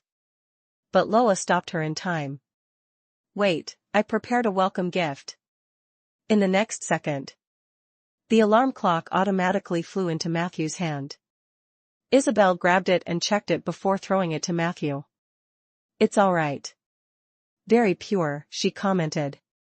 Matthew could feel that this alarm clock also contained a sense of divinity. As for Isabel's evaluation, Matthew guessed that it should be referring to pure madness. Did you see that? I'm much more sincere than that, Galen. Loa said proudly. Before this, I gave Matthew a small gift. Do you still remember? Every 3 wins? Isabel calmed down. At least you know what's good for you. The two of them suddenly fell silent. Matthew also felt particularly awkward as he stood there. He always felt like a third wheel, and he didn't have enough wattage, so he could be implicated at any time. After a while, Loa suddenly said, "Why don't we get back together? If we join forces, we might be able to save this world." Isabel raised her eyebrows. Are you serious? Loa was silent for a while. I was just saying. Isabel warned, don't seduce my student. Loa probed. Then can I seduce you? Isabel squinted. Don't even think about it. But sometimes, I do miss your little clockwork. There was a hint of embarrassment in Loa's tone. You're too explicit. ISA, can't you be more reserved? There's a child beside you. Matthew thought for a moment. He simply cast a petrification spell on himself. However, Isabel easily countered his spell. You haven't even received all the greeting gifts, and you're already pretending to be dead. Why are you so thin-skinned? She couldn't help but berate him. As she spoke, she brought Matthew towards the bear. The latter revealed a silly smile. Long time no see, Lady Isabel. Do you guys want to come in and sit? Chapter 784, Chapter 784, Silver Dragon and Dwarf. Chapter 784, Silver Dragon and Dwarf. Translator, Lonely Tree. At that moment, 3 tall phantoms appeared behind the black bear. Each shadow carried an extremely rich divinity and divine power. The one standing at the front was the god of light and knowledge, who had strong divine power. There was no small talk or formalities. The 3 phantoms chanted a spell in a low voice. In an instant, Matthew could feel that the space seemed to be slightly distorted. Soon, he discovered the source of the distortion. It actually came from Isabel's body. Bang! After a loud bang, a total of 19 translucent yellow chains emerged from Isabel's body. Some of the ends of these chains were hanging on the bear's body, some extended and intertwined with the nature soul theory, and some actually fused with the 3 projections that descended from the heavenly palace. At that moment, Matthew vaguely saw an object similar to a scale in the hands of the god of knowledge and radiant light. He glanced at the data panel. Good heavens! They were all fucking question marks. So that's how it is. You also obtained the dual polarity scale under the bridge of all life. Isabel's tone was calm. As she spoke, she had also given Matthew a halo of knowledge. Under the enhancement of the knowledge halo, Matthew's spell recognition, divine spell recognition, and knowledge level had all temporarily improved by leaps and bounds. There was finally a text message on the data panel. Hint, you have observed that the projection of the God of Light and Knowledge has temporarily transformed the Chaos Mystery Lock in Isabel's body into the Order Mystery Lock with the help of the power of the powerful divine weapon, the Dual Polarity Scale. Part of the effect of the Order Mystery Lock was activated, forming the Order Chain. Your teacher Isabel has formed an alliance with the projection of the God of Light and Knowledge, the decaying spirit of the earth, and the dying soul of nature. During the effective period of the Chain of Order, they won't be able to continue hurting each other. Forcibly forming an alliance? Matthew was stunned by the God of Light and Knowledge's actions. He had thought that the other party was very likely to ambush his teacher here, but he did not expect them to turn enemies into friends. But what was the point of doing so? Isabel obviously didn't understand this. She stared coldly at the enemies who were trying to get close to her. I'll be able to dissolve the power of the chains of order in an hour at most. Even if you successfully occupy nature's soul's body, I will kill all of you. You'd better have some interesting new tricks up your sleeve. Otherwise, I'll consider imprisoning your soul forever and let you taste the pain of these nature souls. The last sentence. She was obviously talking to the spirit of the earth. Because the moment the chain took effect, the shadow of the God of Light and Knowledge disappeared. Is he in a hurry to reincarnate? Matthew secretly guessed. The spirit of the earth, on the other hand, looked like a dead pig that was not afraid of boiling water. It doesn't matter. In half an hour, I will leave this completely rotten world. I will be reborn in a new world. As for you, even if you have the ability to reach the heavens, you can only use it in the prime material world. We all know that you sealed yourself. One of the restrictions is that you can't leave the material world. You can't even set foot in the astral world, let alone the distant new world we're going to. A new world? Isabel and Matthew both noticed that most of the power of the Order Mystery Lock that was triggered in her body was directed towards the back of the bear. The two of them quickly changed their angle. They were shocked to find that there was a huge stone door on the back of the earth spirit. The stone door was engraved with extremely complicated words. These words did not belong to Ander. They seemed to come from another civilization in the depths of the universe. I've never heard of the rumors of the New World. Isabel looked at him curiously. The spirit of the earth said generously. That's because you haven't received the heaven enlightenment. My lady, just like you, I can see that this world is decaying and withering. Sooner or later, he will fall into the endless darkness like the shadow realm. You know I'm not exaggerating. The giant beasts are just the beginning. With the arrival of the heavenly change, Ander will become a land of hatred. The living beings here will only fall into the abyss in pain. This is the fate of the universe, and no one can stop it. I was prepared to die silently with this world, but that day, I saw the dawn of a new world. I am the oldest nature soul in the history of Ander. I witnessed the Dark Age, the Age of Enlightenment, and the arrival of the Calamity Mage.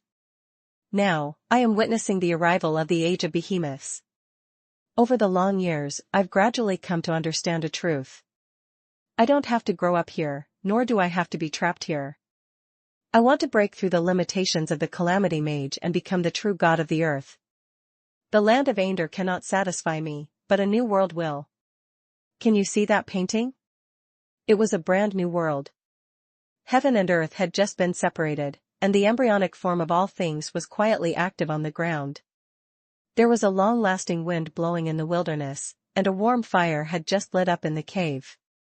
The first creatures had yet to master tools, and they did not know what was extraordinary. They urgently needed a great soul of nature like me to enlighten and protect them. So I'm not leaving just for myself, but for the benefit of the endless creatures in the new world. Chapter 785 Chapter 784, Silver Dragon and Dwarf. Chapter 784, Silver Dragon and Dwarf. Translator, Lonely Tree. At that moment, 3 tall phantoms appeared behind the black bear. Each shadow carried an extremely rich divinity and divine power. The one standing at the front was the God of Light and Knowledge, who had strong divine power. There was no small talk or formalities. The 3 phantoms chanted a spell in a low voice. In an instant, Matthew could feel that the space seemed to be slightly distorted. Soon, he discovered the source of the distortion. It actually came from Isabel's body. Bang! After a loud bang, a total of 19 translucent yellow chains emerged from Isabel's body. Some of the ends of these chains were hanging on the bear's body, some extended and intertwined with the nature-soul theory, and some actually fused with the 3 projections that descended from the heavenly palace. At that moment, Matthew vaguely saw an object similar to a scale in the hands of the god of knowledge and radiant light. He glanced at the data panel. Good heavens! They were all fucking question marks. So that's how it is. You also obtained the dual polarity scale under the bridge of all life. Isabel's tone was calm. As she spoke, she had also given Matthew a halo of knowledge. Under the enhancement of the knowledge halo, Matthew's spell recognition, divine spell recognition, and knowledge level had all temporarily improved by leaps and bounds. There was finally a text message on the data panel. Hint, you have observed that the projection of the God of Light and Knowledge has temporarily transformed the Chaos Mystery Lock in Isabel's body into the Order Mystery Lock with the help of the power of the powerful divine weapon, the Dual Polarity Scale. Part of the effect of the Order Mystery Lock was activated, forming the Order Chain. Your teacher Isabel has formed an alliance with the projection of the God of Light and Knowledge, the decaying spirit of the earth, and the dying soul of nature. During the effective period of the Chain of Order, they won't be able to continue hurting each other. Forcibly forming an alliance? Matthew was stunned by the God of Light and Knowledge's actions. He had thought that the other party was very likely to ambush his teacher here, but he did not expect them to turn enemies into friends. But what was the point of doing so? Isabel obviously didn't understand this. She stared coldly at the enemies who were trying to get close to her. I'll be able to dissolve the power of the chains of order in an hour at most. Even if you successfully occupy nature's soul's body, I will kill all of you. You'd better have some interesting new tricks up your sleeve. Otherwise, I'll consider imprisoning your soul forever and let you taste the pain of these nature souls. The last sentence. She was obviously talking to the spirit of the earth. Because the moment the chain took effect, the shadow of the God of Light and Knowledge disappeared. Is he in a hurry to reincarnate? Matthew secretly gasped. The spirit of the earth, on the other hand, looked like a dead pig that was not afraid of boiling water. It doesn't matter. In half an hour, I will leave this completely rotten world. I will be reborn in a new world. As for you, even if you have the ability to reach the heavens, you can only use it in the prime material world. We all know that you sealed yourself. One of the restrictions is that you can't leave the material world. You can't even set foot in the astral world, let alone the distant new world we're going to. A new world? Isabel and Matthew both noticed that most of the power of the Order Mystery Lock that was triggered in her body was directed towards the back of the bear. The two of them quickly changed their angle. They were shocked to find that there was a huge stone door on the back of the earth spirit. The stone door was engraved with extremely complicated words. These words did not belong to Ander. They seemed to come from another civilization in the depths of the universe. I've never heard of the rumors of the New World. Isabel looked at him curiously. The spirit of the earth said generously. That's because you haven't received the heaven enlightenment. My lady, just like you, I can see that this world is decaying and withering. Sooner or later, he will fall into the endless darkness like the Shadow Realm. You know I'm not exaggerating. The giant beasts are just the beginning. With the arrival of the heavenly change, Ander will become a land of hatred. The living beings here will only fall into the abyss in pain. This is the fate of the universe, and no one can stop it. I was prepared to die silently with this world, but that day, I saw the dawn of a new world. I am the oldest nature soul in the history of Ander. I witnessed the Dark Age, the Age of Enlightenment, and the arrival of the Calamity Mage. Now, I am witnessing the arrival of the Age of Behemoths. Over the long years, I've gradually come to understand a truth. I don't have to grow up here, nor do I have to be trapped here. I want to break through the limitations of the Calamity Mage and become the true god of the earth. The land of Ander cannot satisfy me, but a new world will. Can you see that painting? It was a brand new world. Heaven and earth had just been separated, and the embryonic form of all things was quietly active on the ground. There was a long-lasting wind blowing in the wilderness, and a warm fire had just lit up in the cave. The first creatures had yet to master tools, and they did not know what was extraordinary.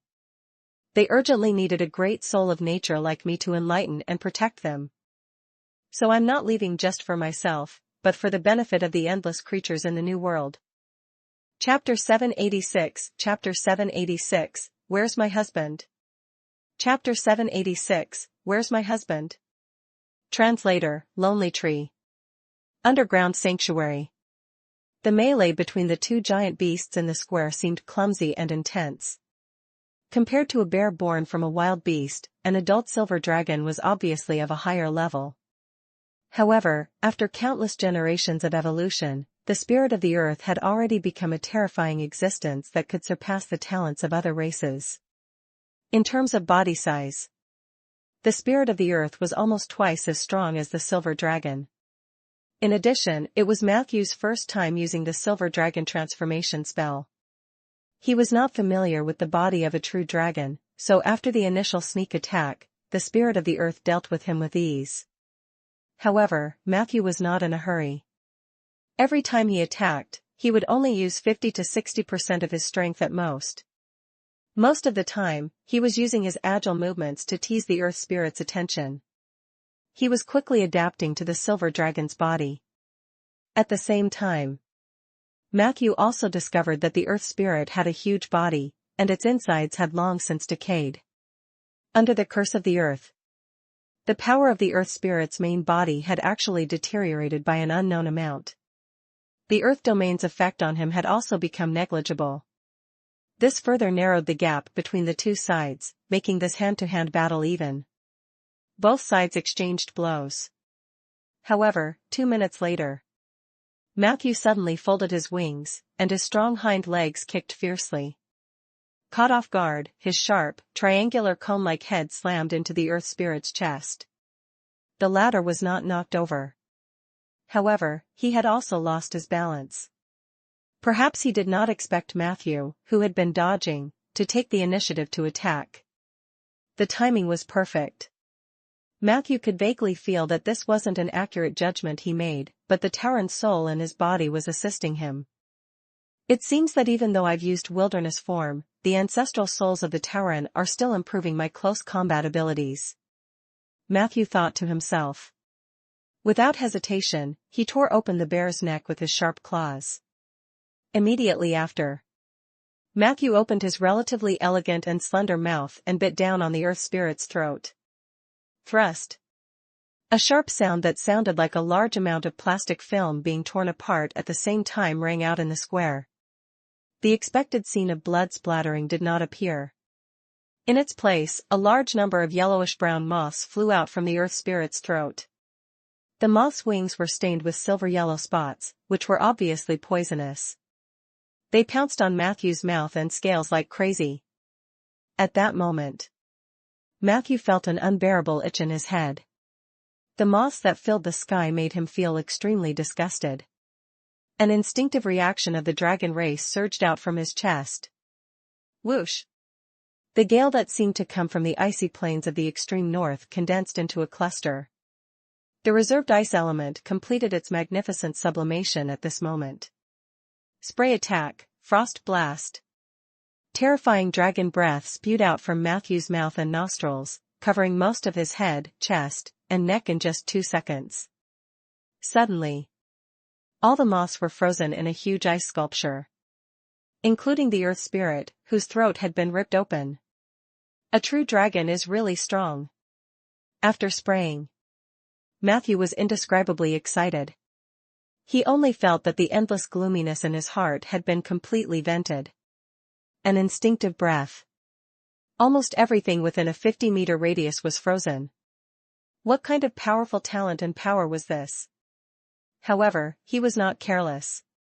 The silver dragon's spitting attack was different from the white dragon's. The white dragon's frost was inclined to slowly freeze everything in front of it with cold air, but once it was frozen, it would take a lot of time to undo it. The silver dragon's frostburst could freeze all enemies in an instant.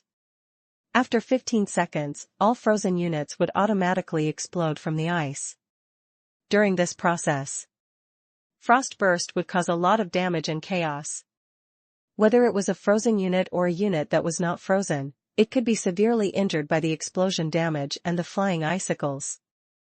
Of course, the silver dragon was immune to froststorm damage.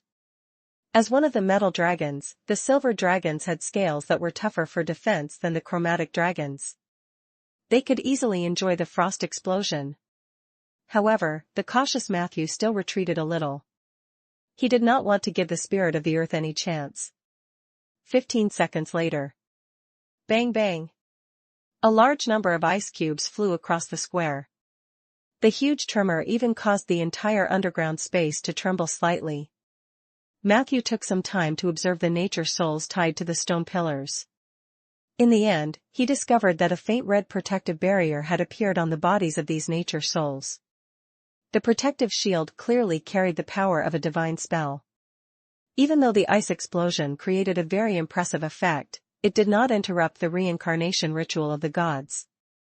I admit that you've impressed me. A necromancer can actually master the silver dragon transformation to such an extent. At this moment, in the depths of the frostburst, the unique panting sound of the earth spirit could be heard. His breathing was very heavy, but it carried a kind of abnormal fanaticism and excitement. But I'm too weak. This land abandoned me and even put me under the shackles of the curse. Otherwise, I would have buried you long ago. But it didn't matter. The earth has abandoned me, but I still have Prolando. The great Prolando. The grand will of the new world. Please grant me the power to sweep away all obstacles. As the earth spirit chanted. Chapter 787, Chapter 787, Where's my husband?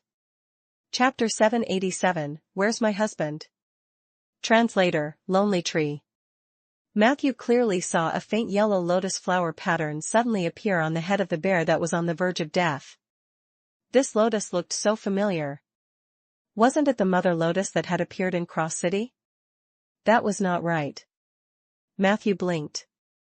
At that moment, his mind became unprecedentedly clear, and his eyes became extremely bright. Hint, you have seen through Prolando's illusion with the silver dragon's racial talent. In the next second, the blooming lotus suddenly rotated 180 degrees from top to bottom. Two protruding eyes suddenly appeared where the lotus platform was originally. The lotus petals from before quickly softened into tentacles. Good heavens! Isn't it just an octopus? Is this the Prolando you were talking about? Matthew looked at the earth spirit with a hint of pity in his eyes. He had already guessed the identity of Prolando, who had bewitched this guy. Then again, the scar of the dead had been deeply rooted in this land for many years. Don't you dare slander Prolando. The bear was furious. With the support of an extremely rotten and void power, he dragged his rotten body to stand up.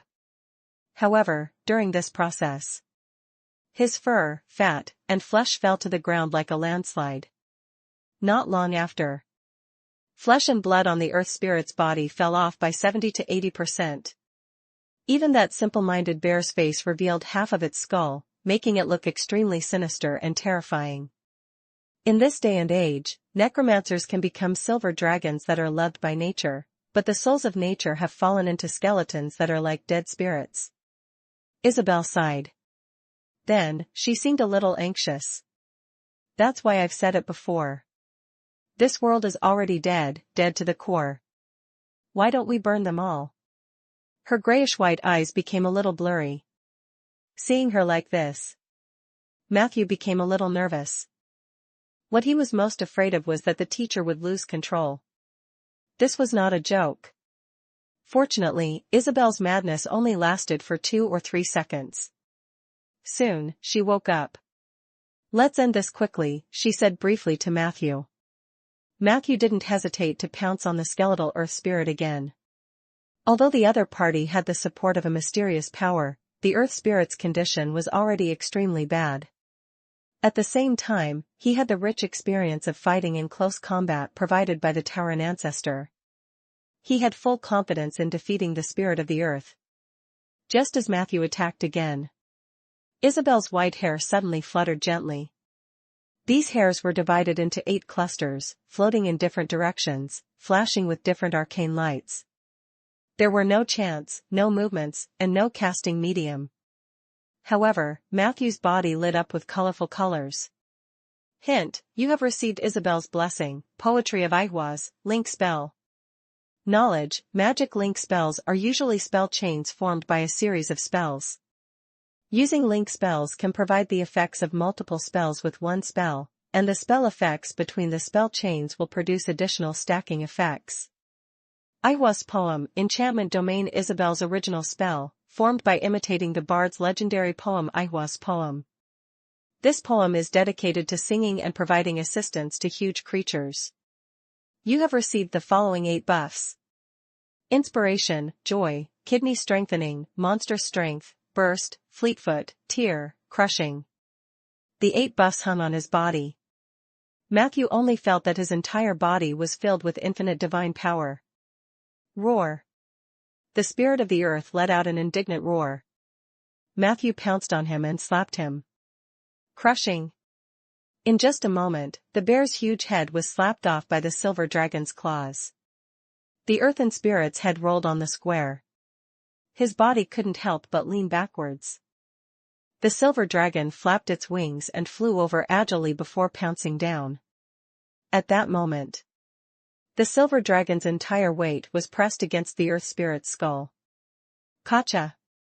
His skull shattered. A large number of moths surged out. Matthew did the same thing and sprayed ice again. In the blink of an eye, everything that was an eyesore turned into dust and ice. The emblem that looked like the mother lotus slowly disappeared in the air. The earth spirit's rotten body finally collapsed at this moment. Rumble. The sound continued. The square was filled with an old and rotten smell. Matthew stood near the shattered head of the earth spirit.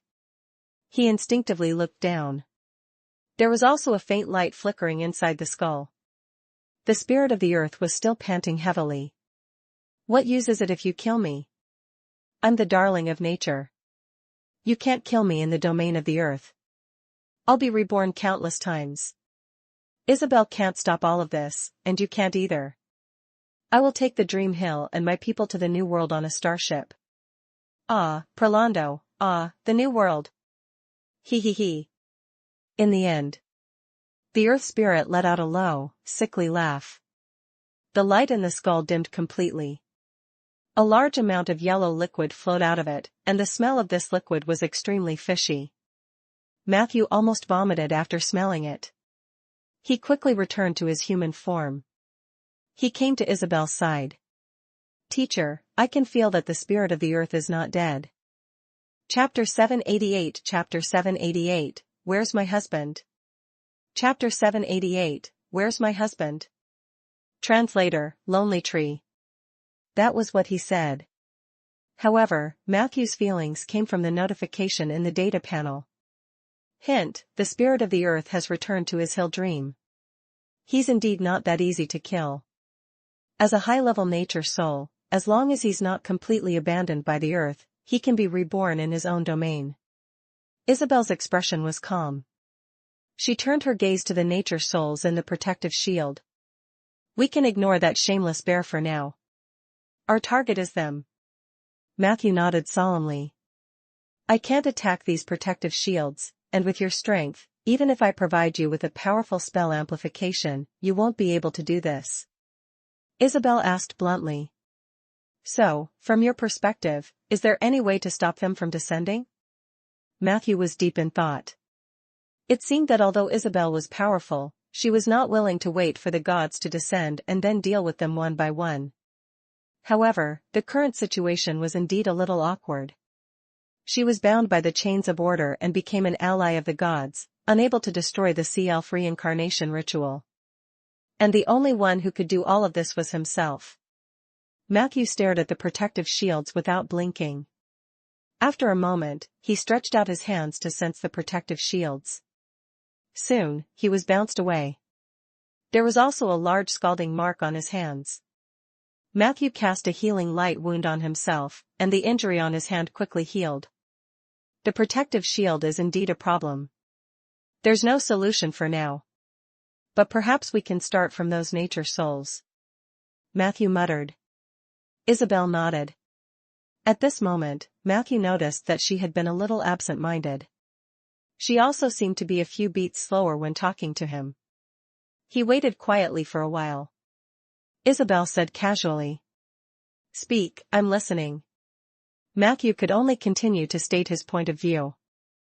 "I just sensed that the power that restrains these nature souls comes from the spirit of the earth. However, the spirit of the earth obviously doesn't have this ability. The source of this power still comes from the dream of the hill. The hill dream realm was a natural secret realm formed by this land. It was just like the Black Banyan dream in the southern rainforest.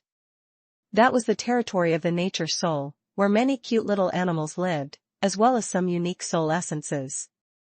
If we can cut off the power from the dream of the hill, then the nature souls will return to their original state. The sea elf reincarnation technique treats nature souls as a vessel for possession. This actually has a fatal flaw. Once these nature souls regain their own will, their resistance will far exceed that of mortals or other creatures. After all, they are also favored by the nature domain," Matthew said. Isabel's reaction was still slow. After a full 3 seconds. Only then did she finally realize what was going on. But this time, she said a lot of things. "That's a good idea, but if you want to cut off the source of the dream's power, you have to at least enter the dream. The earth spirit obviously won't allow you to do that. Moreover, even if you successfully enter the dream of the hill, the power of the earth spirit inside will be several times that of the outside world. Are you confident that you can defeat him?" Matthew found it even stranger. Isabel seemed to be planning to stay out of this. At this moment, she suddenly said, "I've caught the aura of the second-generation war god. He came here in the meteor shower. I must find all his divine fragments. I can't leave a single one behind. I'll leave the matters here to you. I'll give you 5 minutes. If you have any requests, you can ask me. But after 5 minutes, you must fight alone. Even if you can't completely interrupt the reincarnation of the gods, at least don't let them easily open the door to some new world." Although Matthew had an estimate in his heart, Isabel's words caught him off guard. If it was before, he would probably complain and deal with it a little. However, after interacting with Isabel for so long, Matthew knew very well that she was a woman of her word. He had to use Isabel as an extremely powerful tool to indirectly solve the problem within these 5 minutes. Matthew's thoughts calmed down. There were actually only 2 difficulties in front of him. First, how to enter the dream realm of the hill. Secondly, how was he going to defeat that shameless bear after entering it? Regarding the first question, Matthew actually had an answer in an instant. "Teacher, can you find Blinken? He was framed by a devil's spokesperson in the human world and fell into a plane trap. He might be able to open the dream of the hill." Matthew asked nervously. Isabel thought for a moment. "Blinken? Who is he?" Matthew wiped the sweat off his forehead. "He is also one of your students. He joined the dragon worship sect with you." Isabel waved her hand casually. "I don't remember. But as long as it's my student, it's fine. And from your description, is the Book of Blasphemy in his hands?" Matthew nodded.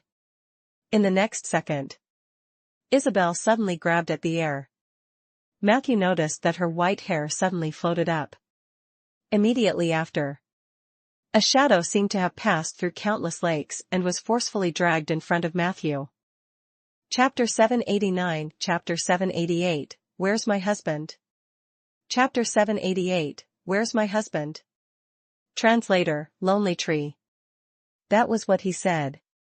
However, Matthew's feelings came from the notification in the data panel. Hint, the spirit of the earth has returned to his hill dream.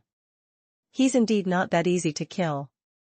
As a high-level nature soul, as long as he's not completely abandoned by the earth, he can be reborn in his own domain. Isabel's expression was calm. She turned her gaze to the nature souls in the protective shield. We can ignore that shameless bear for now. Our target is them. Matthew nodded solemnly. I can't attack these protective shields, and with your strength, even if I provide you with a powerful spell amplification, you won't be able to do this. Isabel asked bluntly. So, from your perspective, is there any way to stop them from descending? Matthew was deep in thought. It seemed that although Isabel was powerful, she was not willing to wait for the gods to descend and then deal with them one by one. However, the current situation was indeed a little awkward. She was bound by the chains of order and became an ally of the gods, unable to destroy the sea elf reincarnation ritual. And the only one who could do all of this was himself. Matthew stared at the protective shields without blinking. After a moment, he stretched out his hands to sense the protective shields.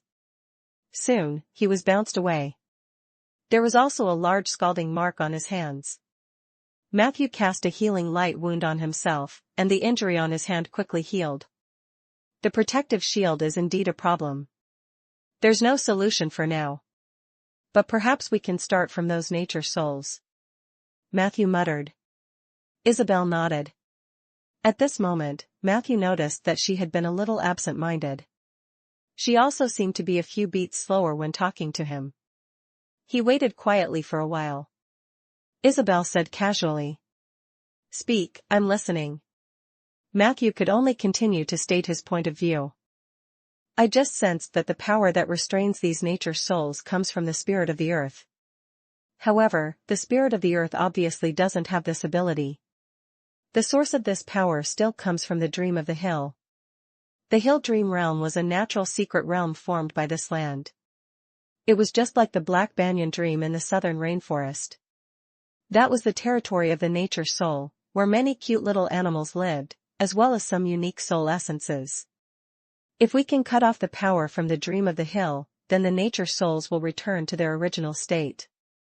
The sea elf reincarnation technique treats nature souls as a vessel for possession. This actually has a fatal flaw. Once these nature souls regain their own will, their resistance will far exceed that of mortals or other creatures. After all, they are also favored by the nature domain. Matthew said. Isabel's reaction was still slow. After a full 3 seconds. Only then did she finally realize what was going on. But this time, she said a lot of things. That's a good idea, but if you want to cut off the source of the dream's power, you have to at least enter the dream. The earth spirit obviously won't allow you to do that. Moreover, even if you successfully enter the dream of the hill, the power of the earth spirit inside will be several times that of the outside world. Are you confident that you can defeat him? Matthew found it even stranger. Isabel seemed to be planning to stay out of this. At this moment, she suddenly said, I've caught the aura of the second-generation war god. He came here in the meteor shower. I must find all his divine fragments. I can't leave a single one behind. I'll leave the matters here to you. I'll give you 5 minutes. If you have any requests, you can ask me. But after 5 minutes, you must fight alone. Even if you can't completely interrupt the reincarnation of the gods, at least don't let them easily open the door to some new world. Although Matthew had an estimate in his heart, Isabel's words caught him off guard. If it was before, he would probably complain and deal with it a little. However, after interacting with Isabel for so long, Matthew knew very well that she was a woman of her word. He had to use Isabel as an extremely powerful tool to indirectly solve the problem within these 5 minutes. Matthew's thoughts calmed down. There were actually only 2 difficulties in front of him. First, how to enter the dream realm of the hill. Secondly, how was he going to defeat that shameless bear after entering it? Regarding the first question, Matthew actually had an answer in an instant. Teacher, can you find Blinken? He was framed by a devil's spokesperson in the human world and fell into a plain trap. He might be able to open the dream of the hill. Matthew asked nervously. Isabel thought for a moment. Blinken? Who is he? Matthew wiped the sweat off his forehead. He is also one of your students. He joined the dragon worship sect with you. Isabel waved her hand casually. I don't remember. But as long as it's my student, it's fine. And from your description, is the Book of Blasphemy in his hands? Matthew nodded. In the next second, Isabel suddenly grabbed at the air. Matthew noticed that her white hair suddenly floated up. Immediately after, a shadow seemed to have passed through countless lakes and was forcefully dragged in front of Matthew. Chapter 790, Where's my husband? Chapter 790, Where's my husband? Translator, Lonely Tree. I can use the remaining magic power to temporarily set up a barrier that can interact with the will of nature. Through this barrier, we can tell all the souls of nature that are protected by the will of nature about the fall of the earth spirit and then seek help from the souls of nature that have enough power. Although the success rate of this method is very low, we have to give it a try. Matthew nodded. Then let's try. The two great druids immediately walked to the area next to the temple. Not long after, they laboriously moved a water tank and filled it with clear liquid using the water creation spell. And during this process, Blinken said indifferently, I've settled it. You can enter the dream through the space-time rift at any time, but this is a one-way rift. If you want to come back, you have to think of a way yourself. Matthew looked at the dark crack in front of him and could not help but frown. Blinken glanced at Isabel, who was beside him, and suddenly asked Matthew, What happened? Matthew replied casually, As you can see, the spirit of the earth has been corrupted, and the gods have been reincarnated through it. Blinken thought for a moment and suddenly handed a note to Matthew. Can you do me a favor? I can't learn about the big things outside from inside. If you can share some of them with me, I can provide you with a better solution. Matthew took the note vigilantly. Solution? Blinken nodded. I have a way to find Sylvia, the singer of the clouds. Isabel glanced at them and disappeared without a trace. Matthew felt the pressure increase. After confirming that there was no trap on the note, he put it away and said, I will only tell you 3 major events every month. Blinken nodded. This is enough. Don't you know how to transform into a silver dragon? You probably won't choose any other gender besides males, right? If that's the case, I can teach you a set of metal dragon courtship dance. You can dance this dance.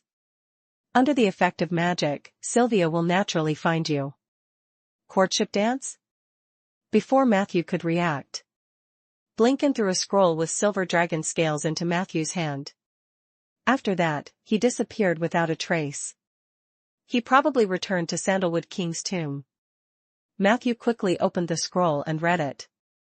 This dance was not complicated. With the thought of trying everything, he once again transformed into a silver dragon and performed the dance in the square. At a certain moment, he did sense a strange power. But that was only for a moment. Then, it disappeared. Is it useful or not? Matthew muttered to himself as he returned to his human form. At this moment, Nyachin sighed and walked over. We've already set up a barrier to communicate with the will of nature. However, after several attempts at swapping, no nature soul responded to our request for help. It seems that no one dares to face the fallen earth spirit. Matthew quickly walked towards the water tank. He quietly sensed the nature domain in the water tank and suddenly said, Should I try? What do I need to do? Silver Wolf Castle hurriedly said. Put 3 fingers into the water and cover all the knuckles. Then, repeat what you want to say in your heart. Matthew did as instructed. Unfortunately, there were no ripples in the calm water. The 2 great druids sighed. However, 3 seconds later, a beautiful face suddenly appeared in the water. Matthew? Did something happen to you again? Almost at the same time, a clear dragon roar sounded in the underground space, followed by a young girl's extremely graceful voice. Where's my husband? Chapter 791 Chapter 791, The Uncultured Silver Dragon and the Wild Fox. Chapter 791, The Uncultured Silver Dragon and the Wild Fox. Translator, Lonely Tree. Matthew turned around and saw an unusually beautiful girl at the edge of the square. The girl was wearing a dreamlike short feather coat, revealing her slim waist. The lower half of her body was wrapped in a pair of hot pants made of the same material, and most of her smooth legs were exposed to the outside, making people's eyes light up. There were a few thin silver scales on her forehead and on both sides of her collarbone, and what revealed her identity was her iconic vertical pupils. What was even more interesting was, perhaps it was because she wasn't proficient in human transformation, but the girl had a thin and long tail behind her. The tip of its tail was also silver, with several rings of fine scales shining under the light of the fire. While walking, the young girl liked to wrap her tail around her slender waist in circles as if it was a special decoration, which further accentuated her near-perfect body proportions. "Were you courting me just now?" The silver dragon girl stared at Matthew with her big, bright eyes. "I've responded to you, come quickly. From now on, you're my husband," Sylvia said domineeringly with a hint of naivety. Before Matthew could explain, suddenly, a high-pitched voice came from the water tank behind him. "What husband?" "Walala." The sound of water splashing could be heard, and a large amount of liquid splashed out from the water tank. Immediately after, a dense natural aura spread out. The liquid sublimated into a white mist. Amidst the white fog, a pair of jade feet first entered Matthew's sight, followed by a pair of healthy and powerful thighs and a leaf skirt wrapped around her waist.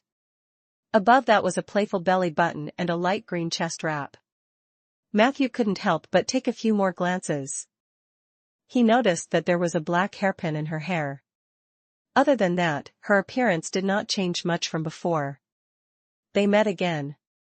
Matthew noticed that Suya's face had become much lighter. Her eyes and expression were still high and mighty, but her slightly red eyes and slightly tired expression revealed that her recent situation was not easy. Yes. The earth spirit in the dream of the hill had been corrupted. Suya, who was also a nature soul, was probably facing a similar pressure in her Black Banyan dream realm. Previously, she had taken the initiative to close the Black Banyan dream realm in order to alleviate this. It is unexpected that she is willing to leave the Black Banyan dream realm. Matthew was quite happy. Suya had arrived. This meant that he had at least one nature soul that could contend with the earth spirit. However, Suya's appearance. The silver dragon girl Sylvia was filled with hostility. "I'm talking to my husband. What does it have to do with you?" As she spoke, she sniffed the air, then flashed to Matthew's side, lifted his robe, and sniffed fiercely. "That's right. It's you. This is the taste." Sylvia's cheeks flushed slightly, revealing a satisfied expression. "Your human transformation looks much better than mine. You didn't leave behind a dragon's shape, but let's return to our original form," the silver dragon girl said to Matthew bluntly. Matthew hurriedly explained. "That silver dragon just now was my wilderness form." Sylvia was surprised. 3 horizontal lines appeared on her beautiful little nose, and then her cute eyebrows furrowed. "Wilderness form? So you're a druid?" "Oh no. Mom didn't tell me if I could find a druid to be my husband or not." Matthew heaved a sigh of relief. However, in the next second, Sylvia seemed to have suddenly turned around and clapped her hands excitedly. "That's not right. She didn't say that you have to have my husband to have a child with me. As long as you can become a silver dragon, come home with me." As she spoke, she grabbed Matthew's arm. The silver dragon girl was quite strong. Caught off guard, Matthew's arm was almost dislocated by the other party. "Wait." Matthew was still trying to explain. On the other side, Suya had already made her move. She slapped Sylvia's hand away. "Let go of Matthew first. Do you not understand the situation? He's a necromancer, and you want to have a child with him?" When the word necromancer was mentioned, the two of them were stunned. Sylvia's face was filled with disgust. However, Sylvia did not seem to appreciate Suya's kind reminder. She stared coldly at Suya. Are you sure you want to interfere with the Silver Dragon clan's legacy? Destroying the chance of reproduction is a mortal enemy for us metallic dragons. Sylvia did not hide her hostility at all.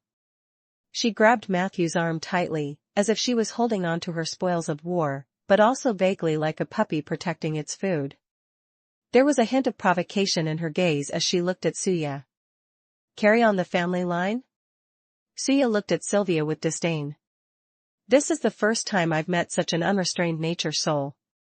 Sylvia replied very straightforwardly. What's the use of being reserved? Why should I be reserved? So that you can steal my man? I know your background.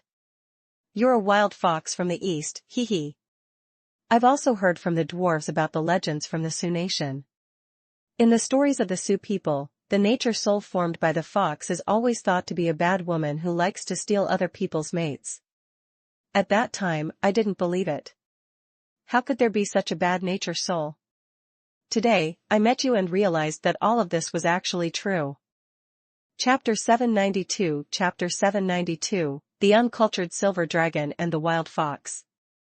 Chapter 792, The Uncultured Silver Dragon and the Wild Fox.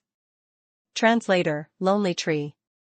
Stay away from me and my man, Wild Fox. Her tone was rather rude, and her actions were also very out of line. When she spoke, her index finger almost poked Suya's forehead. Suya was obviously furious. However, she still maintained her self-restraint on the surface and only sneered coldly. I've long heard that there's an uneducated silver dragon in the north.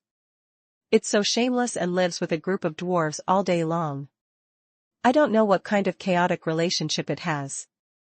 They all say that this silver dragon is especially rude and has no culture. After meeting you today, I feel that it can't be entirely your fault. After all, I heard that your mother abandoned you when you were very young, and you don't have a father. I think you must have had a hard time these years, right? Sylvia was furious. I have a father. He just died early. Suya pretended to be surprised. Then I'm really sorry. It's a pity that your father died too early. He didn't teach you manners. The silver dragon girl's fair face instantly flushed red. She gritted her teeth in anger. Wild fox, I'll bite you to death. As she spoke, she pounced on Suya. Suya did not back down either. She spread her fingers and her nails instantly became long, slashing straight at the silver dragon girl's face. The two women fought hand to hand. It was a thrilling fight. Matthew felt a headache coming on. He quickly opened the oak domain to try to calm them down. Stop fighting, and listen to me first. Matthew tried very hard to mediate. However, the two girls cursed at him at the same time. Stand aside. You have no right to speak. Matthew's face darkened. Seeing that the two nature souls were already fighting with red eyes, both sides pulled their hair and pulled their eyeballs. Matthew decided to end all of this. In the next second, a slightly irritable voice sounded in the square.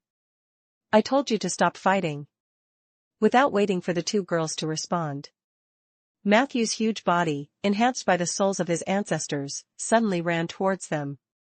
In the blink of an eye, he came to their side and clenched his fists.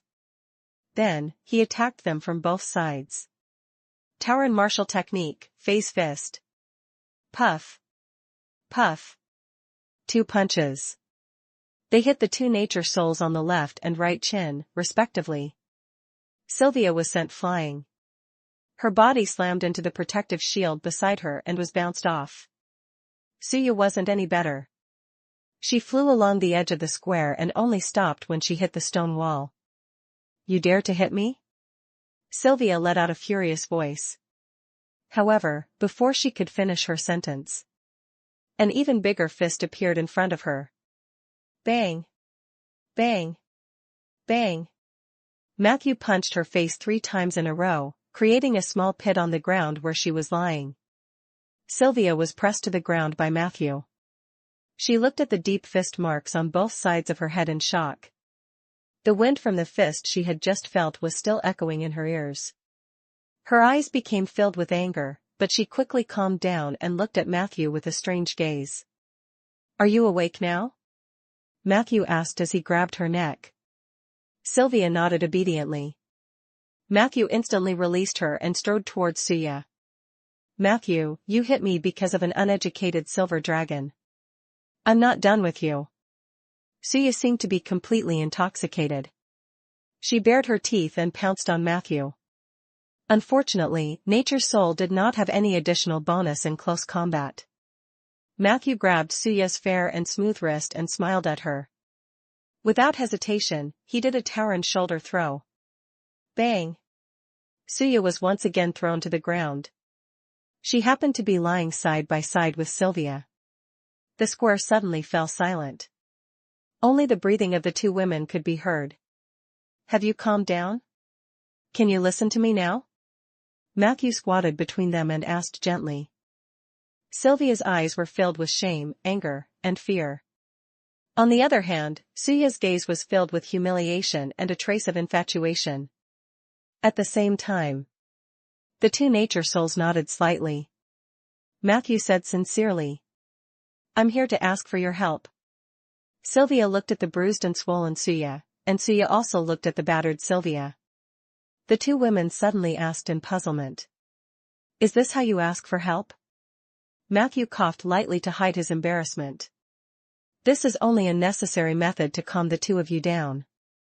After all, what we are about to do next concerns the fate of the entire world." As he spoke, the expression on his face became extremely serious.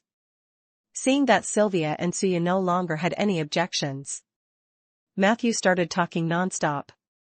On the side of the plaza, the two great druids who were supporting each other looked at this scene with their mouths agape. Silver Wolf Castle said enviously, "I never thought that there would be such a solution." Miaoqin laughed softly. She tugged at her husband's sleeve, and the two of them disappeared from the edge of the square. "In short, Madame Sylvia, I'm sorry to attract your attention through a relatively awkward method like the courtship dance. However, before that, I learned from the two great druids of the Earth Society that you're the only existence in the vicinity that can contend with the sound of the earth. That bear has already decayed. Do you see that? These kidnapped souls of nature are about to become vessels for the gods to turn around. I want to stop all of this, so I hope to get your help." Chapter 793, Chapter 792, The Uncultured Silver Dragon and the Wild Fox. Chapter 792, The Uncultured Silver Dragon and the Wild Fox. Translator, Lonely Tree. "Stay away from me and my man, Wild Fox." Her tone was rather rude, and her actions were also very out of line. When she spoke, her index finger almost poked Suya's forehead. Suya was obviously furious. However, she still maintained her self-restraint on the surface and only sneered coldly. "I've long heard that there's an uneducated silver dragon in the north. It's so shameless and lives with a group of dwarves all day long. I don't know what kind of chaotic relationship it has. They all say that this silver dragon is especially rude and has no culture. After meeting you today, I feel that it can't be entirely your fault. After all, I heard that your mother abandoned you when you were very young, and you don't have a father. I think you must have had a hard time these years, right?" Sylvia was furious. "I have a father. He just died early." Suya pretended to be surprised. "Then I'm really sorry. It's a pity that your father died too early. He didn't teach you manners." The silver dragon girl's fair face instantly flushed red. She gritted her teeth in anger. "Wild Fox, I'll bite you to death." As she spoke, she pounced on Suya. Suya did not back down either. She spread her fingers and her nails instantly became long, slashing straight at the silver dragon girl's face. The two women fought hand to hand. It was a thrilling fight. Matthew felt a headache coming on. He quickly opened the oak domain to try to calm them down. "Stop fighting, and listen to me first." Matthew tried very hard to mediate. However, the two girls cursed at him at the same time. "Stand aside. You have no right to speak." Matthew's face darkened. Seeing that the two nature souls were already fighting with red eyes, both sides pulled their hair and pulled their eyeballs. Matthew decided to end all of this. In the next second, a slightly irritable voice sounded in the square. "I told you to stop fighting." Without waiting for the two girls to respond, Matthew's huge body, enhanced by the souls of his ancestors, suddenly ran towards them. In the blink of an eye, he came to their side and clenched his fists. Then, he attacked them from both sides. Tauren martial technique, phase fist. Puff. Puff. 2 punches. They hit the two nature souls on the left and right chin, respectively. Sylvia was sent flying. Her body slammed into the protective shield beside her and was bounced off. Suya wasn't any better. She flew along the edge of the square and only stopped when she hit the stone wall. "You dare to hit me?" Sylvia let out a furious voice. However, before she could finish her sentence, an even bigger fist appeared in front of her. Bang! Bang! Bang! Matthew punched her face 3 times in a row, creating a small pit on the ground where she was lying. Sylvia was pressed to the ground by Matthew. She looked at the deep fist marks on both sides of her head in shock. The wind from the fist she had just felt was still echoing in her ears. Her eyes became filled with anger, but she quickly calmed down and looked at Matthew with a strange gaze. "Are you awake now?" Matthew asked as he grabbed her neck. Sylvia nodded obediently. Matthew instantly released her and strode towards Suya. "Matthew, you hit me because of an uneducated silver dragon. I'm not done with you." Suya seemed to be completely intoxicated. She bared her teeth and pounced on Matthew. Unfortunately, Nature's Soul did not have any additional bonus in close combat. Matthew grabbed Suya's fair and smooth wrist and smiled at her. Without hesitation, he did a Tauren shoulder throw. Bang! Suya was once again thrown to the ground. She happened to be lying side by side with Sylvia. The square suddenly fell silent. Only the breathing of the two women could be heard. "Have you calmed down? Can you listen to me now?" Matthew squatted between them and asked gently. Sylvia's eyes were filled with shame, anger, and fear. On the other hand, Suya's gaze was filled with humiliation and a trace of infatuation. At the same time, the two nature souls nodded slightly. Matthew said sincerely, "I'm here to ask for your help." Sylvia looked at the bruised and swollen Suya, and Suya also looked at the battered Sylvia. The two women suddenly asked in puzzlement, "Is this how you ask for help?" Matthew coughed lightly to hide his embarrassment. "This is only a necessary method to calm the two of you down. After all, what we are about to do next concerns the fate of the entire world." As he spoke, the expression on his face became extremely serious. Seeing that Sylvia and Suya no longer had any objections, Matthew started talking non-stop. On the side of the plaza, the two great druids who were supporting each other looked at this scene with their mouths agape. Silver Wolf Castle said enviously, "I never thought that there would be such a solution." Miaoqin laughed softly. She tugged at her husband's sleeve, and the two of them disappeared from the edge of the square. "In short, Madame Sylvia, I'm sorry to attract your attention through a relatively awkward method like the courtship dance. However, before that, I learned from the two great druids of the Earth Society that you're the only existence in the vicinity that can contend with the sound of the earth. That bear has already decayed. Do you see that? These kidnapped souls of nature are about to become vessels for the gods to turn around. I want to stop all of this, so I hope to get your help." Chapter 794, Chapter 794, The Uncultured Silver Dragon and the Wild Fox. Chapter 794, The Uncultured Silver Dragon and the Wild Fox. Translator, Lonely Tree. Therefore, in some streets, from time to time, huge fireballs could be seen flashing across the horizon and then falling fiercely between some buildings. The rumbling sounds were endless. As for the cries and shouts of the people, they were drowned out by the screams and roars that filled the sky, accompanied by the arrival of the meteor shower. The angels hiding behind the meteorites also revealed themselves. Most of these angels were four-winged or six-winged, and there were a few eight-winged angels. This meant that this creature had already entered the legendary realm. Outside Cross City, there were several hundred Tier 5 angels and 8 mythic angels. They were not in a hurry to attack the city. Instead, they gathered outside the city and waited for the meteor shower to cause greater damage to the protective shield. Seeing this scene, Hood, who was watching from the city wall, frowned to the extreme. He had already negotiated with 3 of the archangels. The result of the negotiation was rather embarrassing. The other party had been using the language of the heavens the entire time, and couldn't understand at all. That thing was an obstacle that even language proficiency could not remove.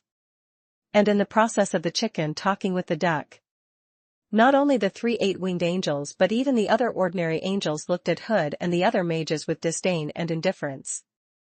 It was as if they were looking at livestock. Fortunately, these angels still had some honor and did not ambush them. However, when he thought of the difficulties he would face next, Hood could not help but sigh. As for the 3 members of the evasion squad behind him, they looked as if they could run away at any time. The Alliance's reinforcements will be here soon. There are at least 400 mages and 2 legendary mages. We just need to keep an eye on their movements. Hood comforted. The 3 of them looked at each other in disbelief. At this moment, the 3 archangels suddenly stepped forward and pointed at a gap in the protective shield created by the meteor.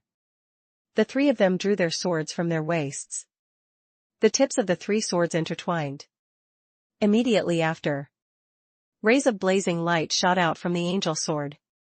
These streams of light converged into an extremely dazzling beam of light. Boom! The beam hit the weak point of the protective shield. Hood immediately heard a cracking sound. That was the sign of a hole in the protective shield. No, I have to think of a way to stall them. Hood took a step forward. In the next second, he suddenly realized that the 3 members of the evasion squad behind him had evaporated. Black Suwa Mountain Dog. He continued to fly toward the hole while cursing. But at this moment, a figure appeared in front of him. Hibbert? Silly boy, what are you doing here? Hood was shocked and furious. Hibbert, who was the first to fly to that area, turned around and smiled foolishly. Let me block this hole. As he spoke, he cast a spell in an attempt to repair the protective barrier. However, a large number of angels had already gathered outside the protective barrier. The leading 8-winged angel coldly watched Hibbert cast a repair spell. They were muttering something. Hibbert glanced at them and shook his head. I don't understand a thing. The 8-winged angel laughed in disdain. Then, killing intent surged, and he was about to charge at Hibbert.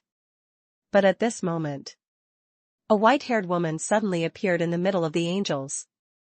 Ordinary angels could not sense it. The 8-winged angels all turned to look at the woman. The leading angel revealed a terrified expression. Immediately after, he spoke the first common language he had spoken since he came to the human world. Lady Isabel, we. Isabel's eyes were cold. At that moment, her white hair spread out like a peacock's tail, almost occupying the angel's field of vision. Divine spell, spatial imprisonment. Isabel was the center. The space where all the angels were was frozen. This kind of freezing was even harder than solid ice. Not a single angel could move. They could not even say a word. The leader of the 8-winged angels widened his eyes in anger. Under the horrified and furious gazes of the angels, Isabel's hair suddenly curled up behind her. Immediately after, she had turned into a blazing sun. Divine spell, searing soul day.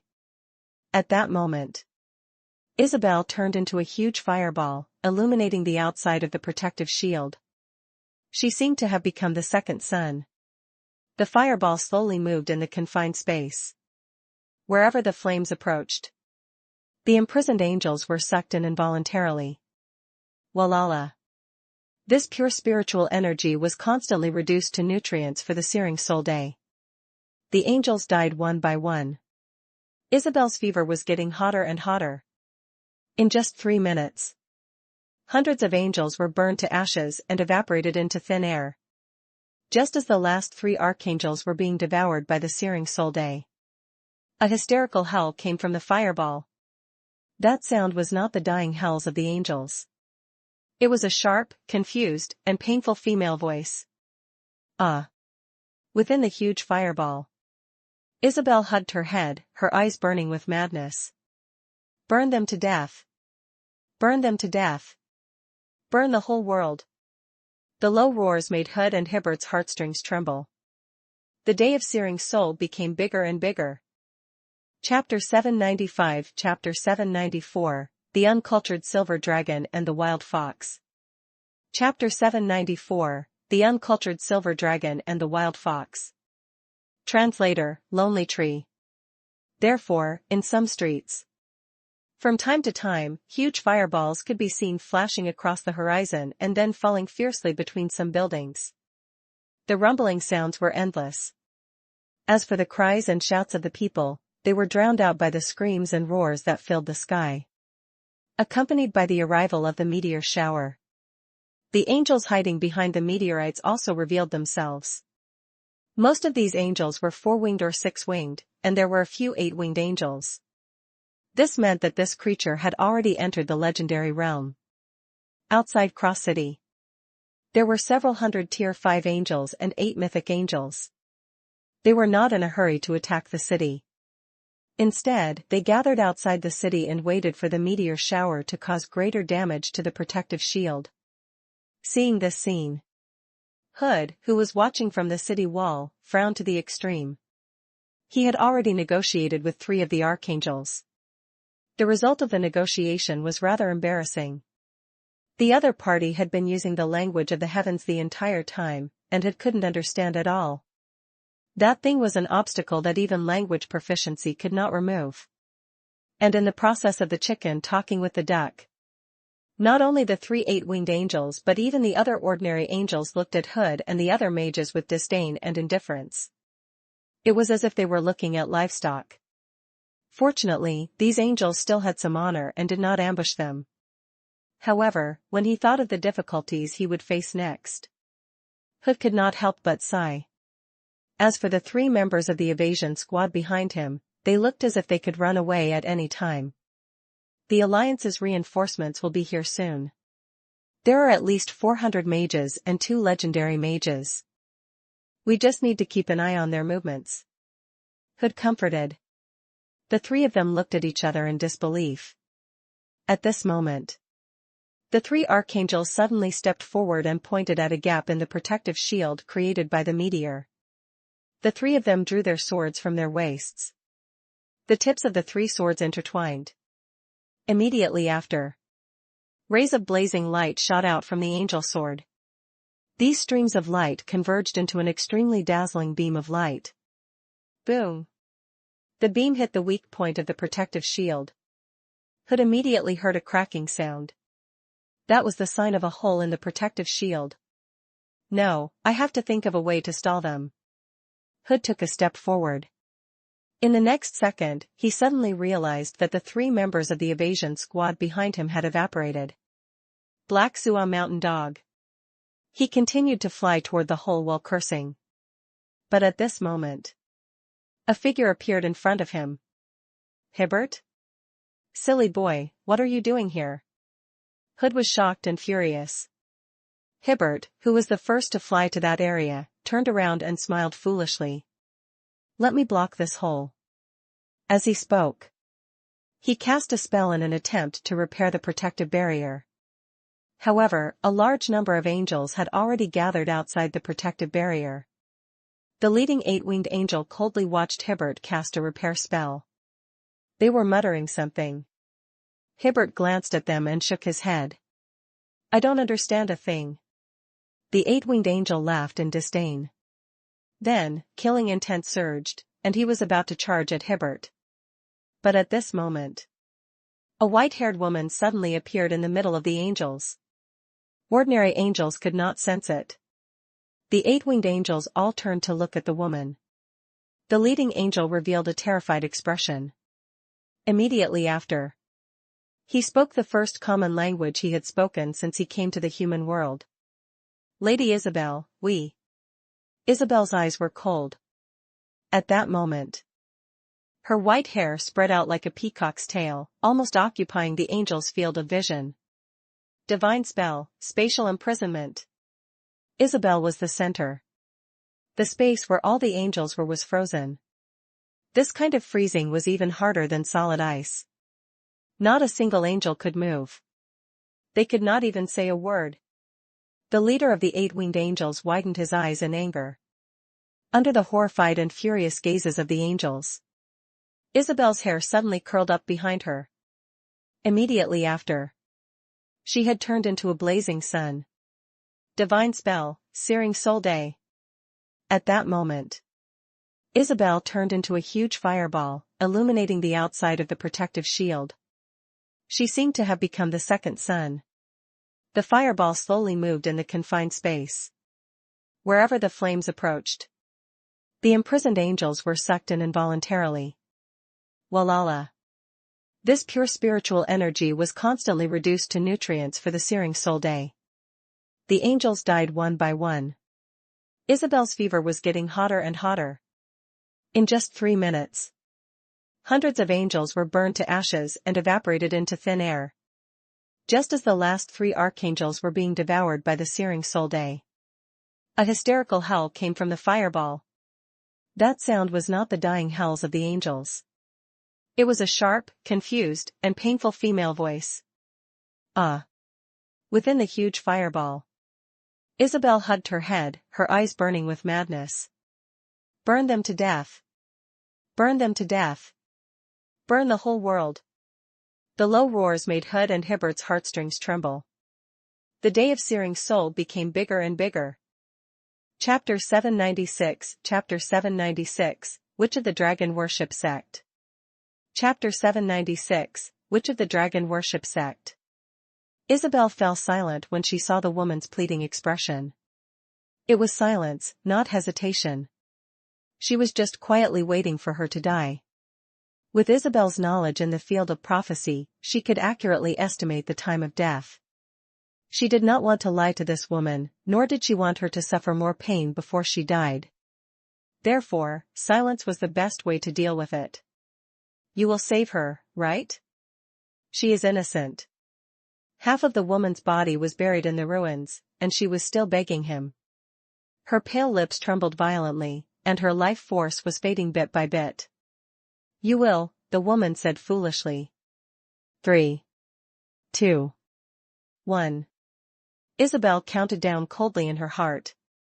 Just as she predicted, the woman in front of her took her last breath. Her pupils quickly dilated, and her body became stiff. However, her originally weak and slender hands still stubbornly held the baby high. Isabel calmly took the baby from her hands. The baby turned over. She turned around and smiled at her. As if she felt threatened, the baby girl began to tremble intensely. She bit a few of her fingers and let out unconscious ravings. The baby's actions did not affect Isabel's determination. Without any hesitation, she decided to make a move. But at this moment, she suddenly felt 2 piercing gazes on her back. Isabel turned around and found the ghost mother staring at her with a dull gaze. Beside her stood a middle-aged man who looked like he had experienced many vicissitudes of life. He looked like her husband. The couple's spirit stood on the ruins, staring at Isabel. Please, please don't. The woman's ghost let out a trembling voice. Every word she said weakened her spirit body a little, but she still tried her best to beg. If you don't want to take her in, give her to someone else. Even if it's on the ruins, I'm begging you, I'm begging you. Her husband also began to beg. Isabel's expression was indifferent. Her gaze pierced through the 2 ghosts, and a hint of vigilance appeared in her eyes. At this moment, a gentle voice sounded from the other side. Perhaps you can give this girl to me, On the other side of the ruins, a man covered in a pitch-black cloak slowly walked out of the fog. He held a dark green lantern in his hand and a huge sickle on his back. She's only a fraction of the Maiden of Pain. She might not become the Maiden of Pain in the future. Even if she grows up and awakens the memories of her past life as a girl in pain, she might not necessarily walk the same path as before. Hand her over to me. I can guarantee that everything is under control. Discount fan said sincerely. Isabel looked at him thoughtfully. Did you have a deal with her? Discount fan shook his head. No, I never concern myself about the human world. I'm just passing by. There have been too many deaths in this city. I have to come personally to maintain the river Styx and give something to your student. He did me a favor before. I promised to give him the Slate Instance Dungeon of the Second Son of Death. Isabel said straightforwardly. Then you can get lost. Discount fan bowed slightly. Yes, ma am. After saying that, he elegantly turned around and left. His figure quickly disappeared into the fog. Along the way, he even took away the ghosts formed by the baby girl's parents. All the obstacles had been cleared. The ruins fell silent. However, Isabel did not kill the baby girl immediately. A thoughtful expression appeared on her face. In the next second, she carried the baby girl and strolled through the streets of Cross City. The meteor shower was still falling. Due to the searing Sol Day, Cross City's protective shield had been damaged on a large scale. A large amount of fire rain fell, and the entire city fell into a sea of fire. Fortunately, with the Druids' efforts, most of the people had moved to the underground caves in the north, so the actual number of casualties was greatly reduced. However, many lives were still lost for no reason in the ensuing disasters. Isabel carried the baby girl as she walked on the streets. At a glance, there were corpses strewn all over the place. Her grayish-white eyes lit up with the radiance of arcane spells. With the support of the divine spells, she could easily see through the disguise of the gods. Just as the chaotic meteor shower descended, this city had a lot more divinity. The Maiden of Pain was just one of them.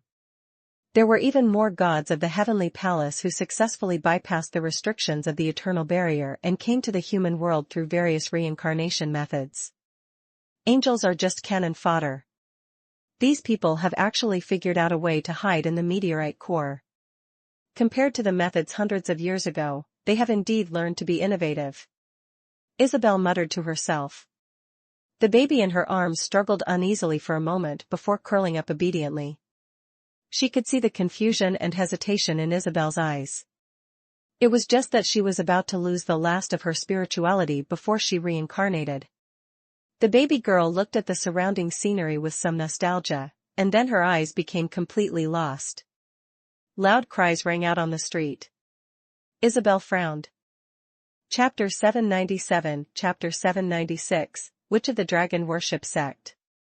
Chapter 796, Which of the Dragon Worship Sect?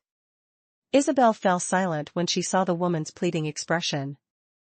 It was silence, not hesitation. She was just quietly waiting for her to die. With Isabel's knowledge in the field of prophecy, she could accurately estimate the time of death. She did not want to lie to this woman, nor did she want her to suffer more pain before she died. Therefore, silence was the best way to deal with it. You will save her, right? She is innocent. Half of the woman's body was buried in the ruins, and she was still begging him. Her pale lips trembled violently, and her life force was fading bit by bit. You will, the woman said foolishly. 3, 2, 1. Isabel counted down coldly in her heart. Just as she predicted, the woman in front of her took her last breath. Her pupils quickly dilated, and her body became stiff. However, her originally weak and slender hands still stubbornly held the baby high. Isabel calmly took the baby from her hands. The baby turned over. She turned around and smiled at her. As if she felt threatened, the baby girl began to tremble intensely. She bit a few of her fingers and let out unconscious ravings. The baby's actions did not affect Isabel's determination. Without any hesitation, she decided to make a move. But at this moment, she suddenly felt two piercing gazes on her back. Isabel turned around and found the ghost mother staring at her with a dull gaze. Beside her stood a middle-aged man who looked like he had experienced many vicissitudes of life. He looked like her husband. The couple's spirit stood on the ruins, staring at Isabel. "Please, please don't." The woman's ghost let out a trembling voice. Every word she said weakened her spirit body a little, but she still tried her best to beg. "If you don't want to take her in, give her to someone else. Even if it's on the ruins, I'm begging you, I'm begging you." Her husband also began to beg. Isabel's expression was indifferent. Her gaze pierced through the two ghosts, and a hint of vigilance appeared in her eyes. At this moment, a gentle voice sounded from the other side. "Perhaps you can give this girl to me." On the other side of the ruins, a man covered in a pitch-black cloak slowly walked out of the fog. He held a dark green lantern in his hand and a huge sickle on his back. "She's only a fraction of the Maiden of Pain. She might not become the Maiden of Pain in the future. Even if she grows up and awakens the memories of her past life as a girl in pain, she might not necessarily walk the same path as before. Hand her over to me. I can guarantee that everything is under control." Viscount Fan said sincerely. Isabel looked at him thoughtfully.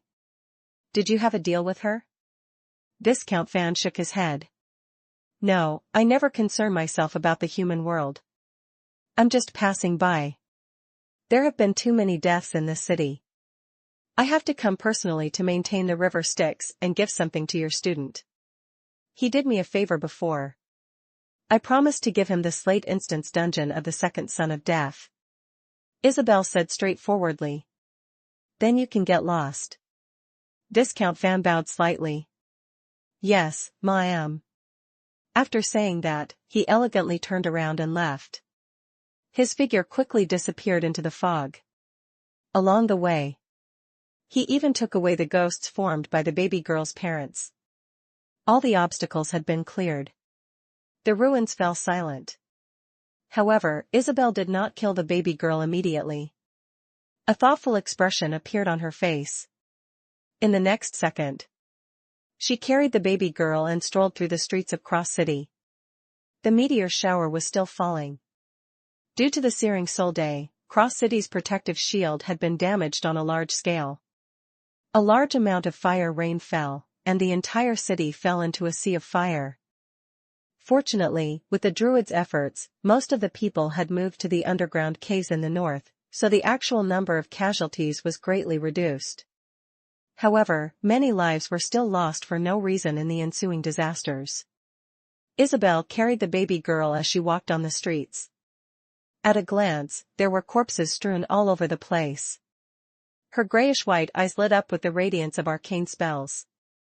With the support of the divine spells, she could easily see through the disguise of the gods.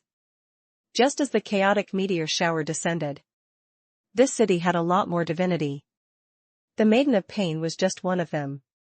There were even more gods of the Heavenly Palace who successfully bypassed the restrictions of the Eternal Barrier and came to the human world through various reincarnation methods. Angels are just cannon fodder. These people have actually figured out a way to hide in the meteorite core. Compared to the methods hundreds of years ago, they have indeed learned to be innovative. Isabel muttered to herself. The baby in her arms struggled uneasily for a moment before curling up obediently. She could see the confusion and hesitation in Isabel's eyes. It was just that she was about to lose the last of her spirituality before she reincarnated. The baby girl looked at the surrounding scenery with some nostalgia, and then her eyes became completely lost. Loud cries rang out on the street. Isabel frowned. Chapter 798 Chapter 798, The Witch of the Dragon Worship Sect. Chapter 798, The Witch of the Dragon Worship Sect. After all, she had already decided to kill everyone that night. This process would inevitably implicate some innocent people. And the one who paid for it. Of course, it couldn't be the Seven Saint Alliance. 20 minutes later. The news of the sudden deaths of a large number of miracle practitioners quickly spread among the refugees in the northern caves. The panic continued. Many people gathered in front of the temporary camp set up by the druids, demanding an explanation from them. In the camp, DeLong and Meerson were listening carefully to the accounts of all the witnesses. "So, are you sure that her cloak has these patterns?" DeLong nervously grabbed the collar of one of the druids. "This is something that cannot be mistaken." The druid swallowed his saliva and pointed at the contents of the painting. "It's absolutely true. There are 3 dragon heads in the center of the cloak on her back. Below the dragon heads are a pair of dragon wings, 3 huge fangs, and 4 sharp claws. Her eyes are golden and vertical. It's obvious that she's a dragon descendant or a dragon disciple." DeLong let go of him. He looked at the scribbled pattern on the paper again. Meerson, who had been silent for a long time, suddenly said, "Dragon wings, dragon teeth, and dragon claws. It must be the dragon worship sect. The person who appeared should be the legendary number 1 witch of the dragon worship sect." DeLong hesitated and said. But at first, 2 of the guys heard the victim shouting that the mage had killed someone. Meerson interrupted him.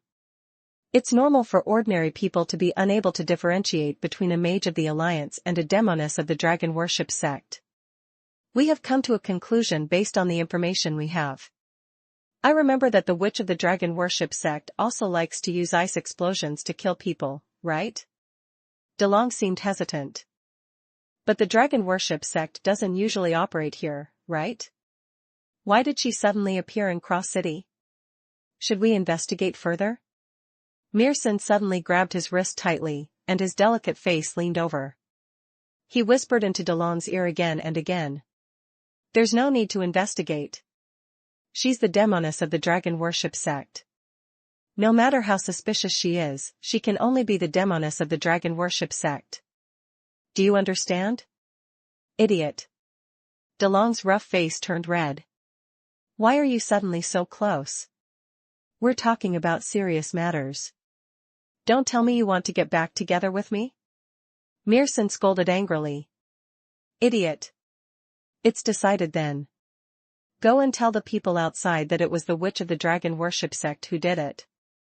Don't let the rumors continue." DeLong nodded in embarrassment. He took a few steps outside and suddenly looked back at Meerson, who was frowning. "Well, I think it's not impossible for us to get back together."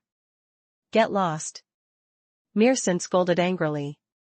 DeLong left with a face full of dust. Meerson stood alone in the shabby hut, his right hand rubbing his temples frantically. His eyes were filled with fatigue and fear. Mountain Dream Realm. Matthew followed the space-time rift left behind by Blinken and entered it. What he saw were different huge mountains.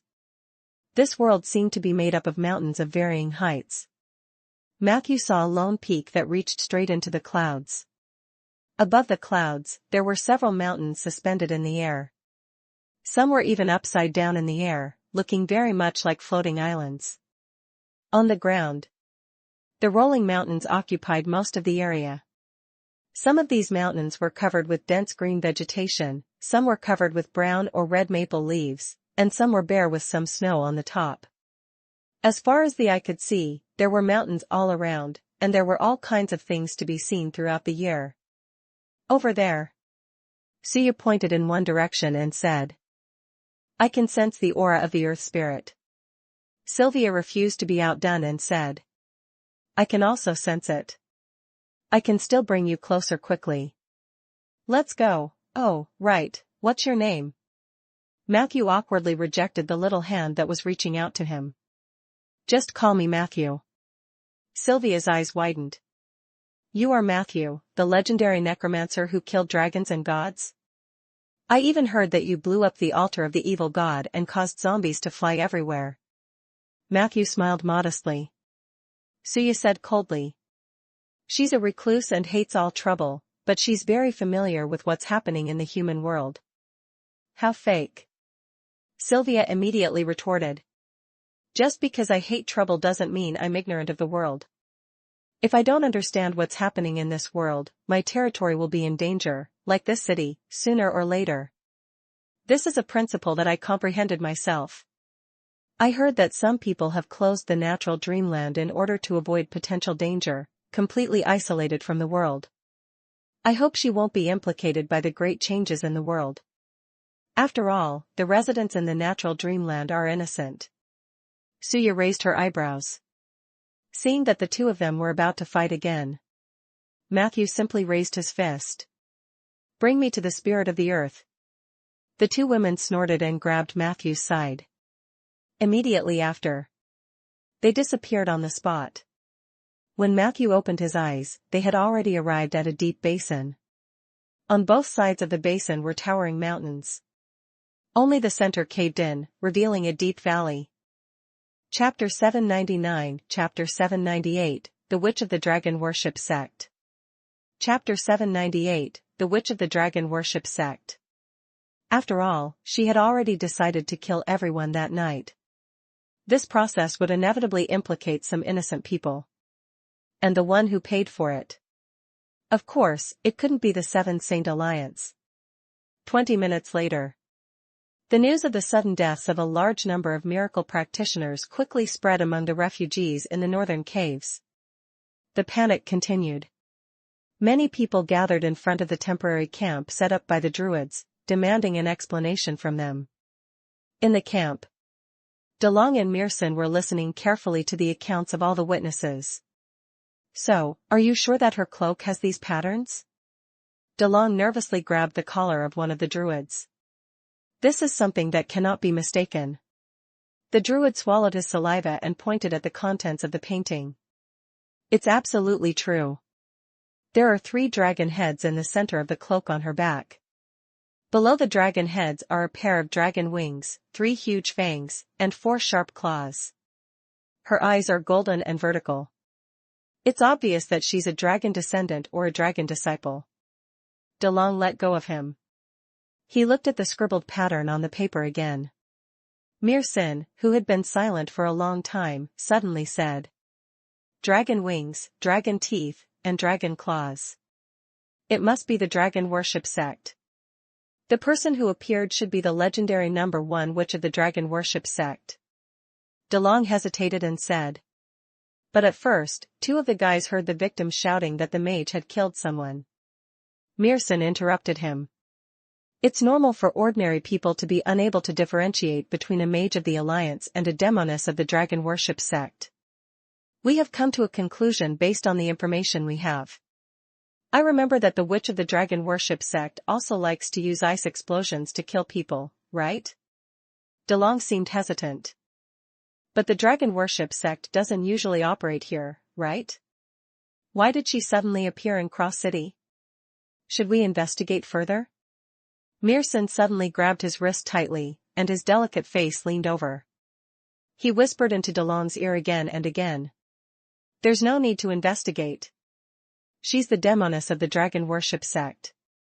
No matter how suspicious she is, she can only be the demoness of the dragon worship sect. Do you understand? Idiot. DeLong's rough face turned red. Why are you suddenly so close? We're talking about serious matters. Don't tell me you want to get back together with me? Meerson scolded angrily. Idiot. It's decided then. Go and tell the people outside that it was the witch of the dragon worship sect who did it. Don't let the rumors continue. DeLong nodded in embarrassment. He took a few steps outside and suddenly looked back at Meerson, who was frowning. Well, I think it's not impossible for us to get back together. Get lost. Meerson scolded angrily. DeLong left with a face full of dust. Meerson stood alone in the shabby hut, his right hand rubbing his temples frantically. His eyes were filled with fatigue and fear. Mountain Dream Realm. Matthew followed the space-time rift left behind by Blinken and entered it. What he saw were different huge mountains. This world seemed to be made up of mountains of varying heights. Matthew saw a lone peak that reached straight into the clouds. Above the clouds, there were several mountains suspended in the air. Some were even upside down in the air, looking very much like floating islands. On the ground, the rolling mountains occupied most of the area. Some of these mountains were covered with dense green vegetation, some were covered with brown or red maple leaves, and some were bare with some snow on the top. As far as the eye could see, there were mountains all around, and there were all kinds of things to be seen throughout the year. Over there. Suya pointed in one direction and said, I can sense the aura of the earth spirit. Sylvia refused to be outdone and said, I can also sense it. I can still bring you closer quickly. Let's go. Oh, right, what's your name? Matthew awkwardly rejected the little hand that was reaching out to him. Just call me Matthew. Sylvia's eyes widened. You are Matthew, the legendary necromancer who killed dragons and gods? I even heard that you blew up the altar of the evil god and caused zombies to fly everywhere. Matthew smiled modestly. Suya said coldly. She's a recluse and hates all trouble, but she's very familiar with what's happening in the human world. How fake. Sylvia immediately retorted. Just because I hate trouble doesn't mean I'm ignorant of the world. If I don't understand what's happening in this world, my territory will be in danger, like this city, sooner or later. This is a principle that I comprehended myself. I heard that some people have closed the natural dreamland in order to avoid potential danger, completely isolated from the world. I hope she won't be implicated by the great changes in the world. After all, the residents in the natural dreamland are innocent. Suya raised her eyebrows. Seeing that the two of them were about to fight again, Matthew simply raised his fist. Bring me to the spirit of the earth. The two women snorted and grabbed Matthew's side. Immediately after, they disappeared on the spot. When Matthew opened his eyes, they had already arrived at a deep basin. On both sides of the basin were towering mountains. Only the center caved in, revealing a deep valley. Chapter 800 World Peace. Chapter 800 World Peace. Under the effect of an inexplicable force, the earth spirit slowly crawled toward the earthen yellow altar. Rumble. He sat down at the center of the altar as if he had lost all his strength. His shoulders were extremely drooping, forming a cone shape with his dispirited head. And during this process, many small animals walked towards him, with the spirit of the earth as the center. A pale yellow light screen enveloped everything. The small animals in the dream of the hill walked around in a daze. Not long after, the group of small animals at the front had arrived in front of the vertical pupil. Matthew and the other two floated in the air. At this moment, they could see clearly that many green-gray claws had silently appeared under the altar. Red sparks and powder fell from its claws. It was the ashen claw that Matthew was extremely familiar with. Immediately after, 4 huge phantoms appeared in the sky. This was also Matthew's old acquaintance.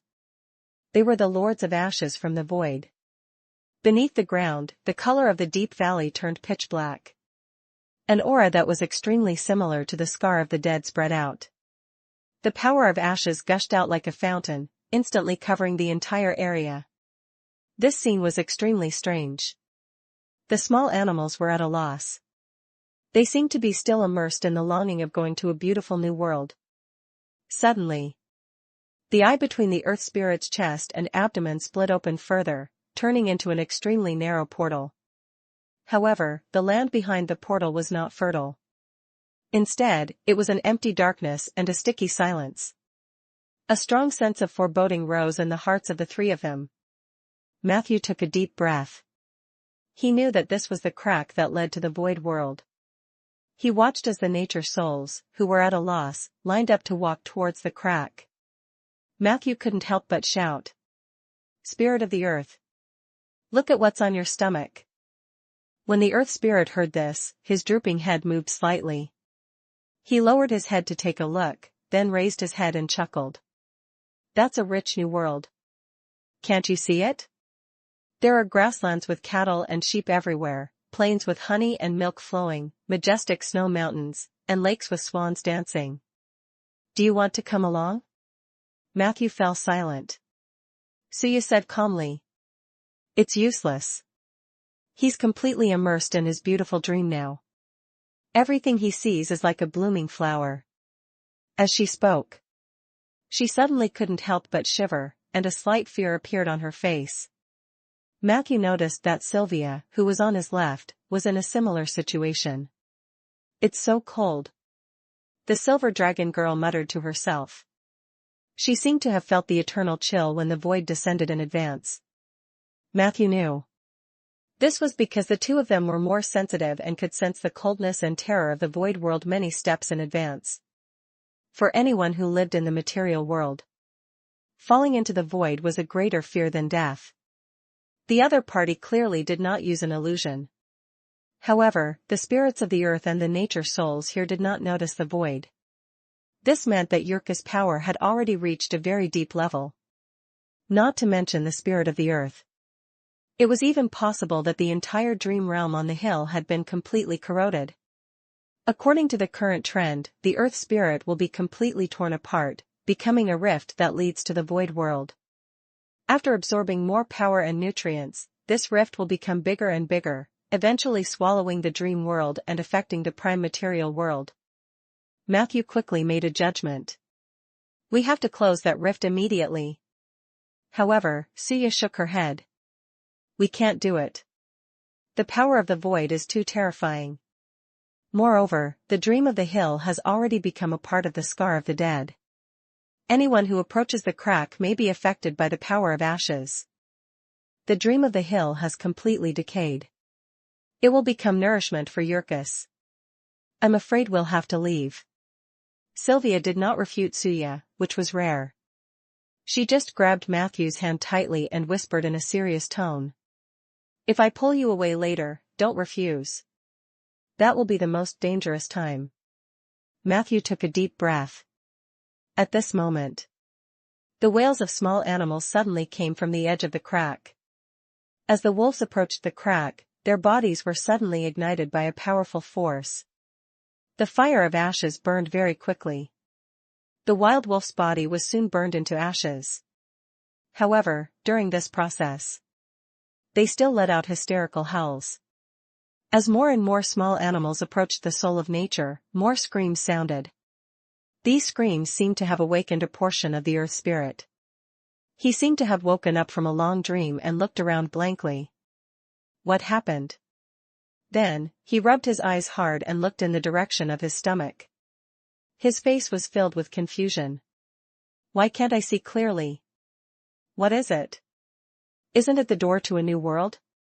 As the earthen spirit spoke, it anxiously used its two bare paws to rub its stomach. His movements were without any scruples. Soon, even his intestines were pulled out. Chapter 801, Chapter 800, World Peace. Chapter 800, World Peace.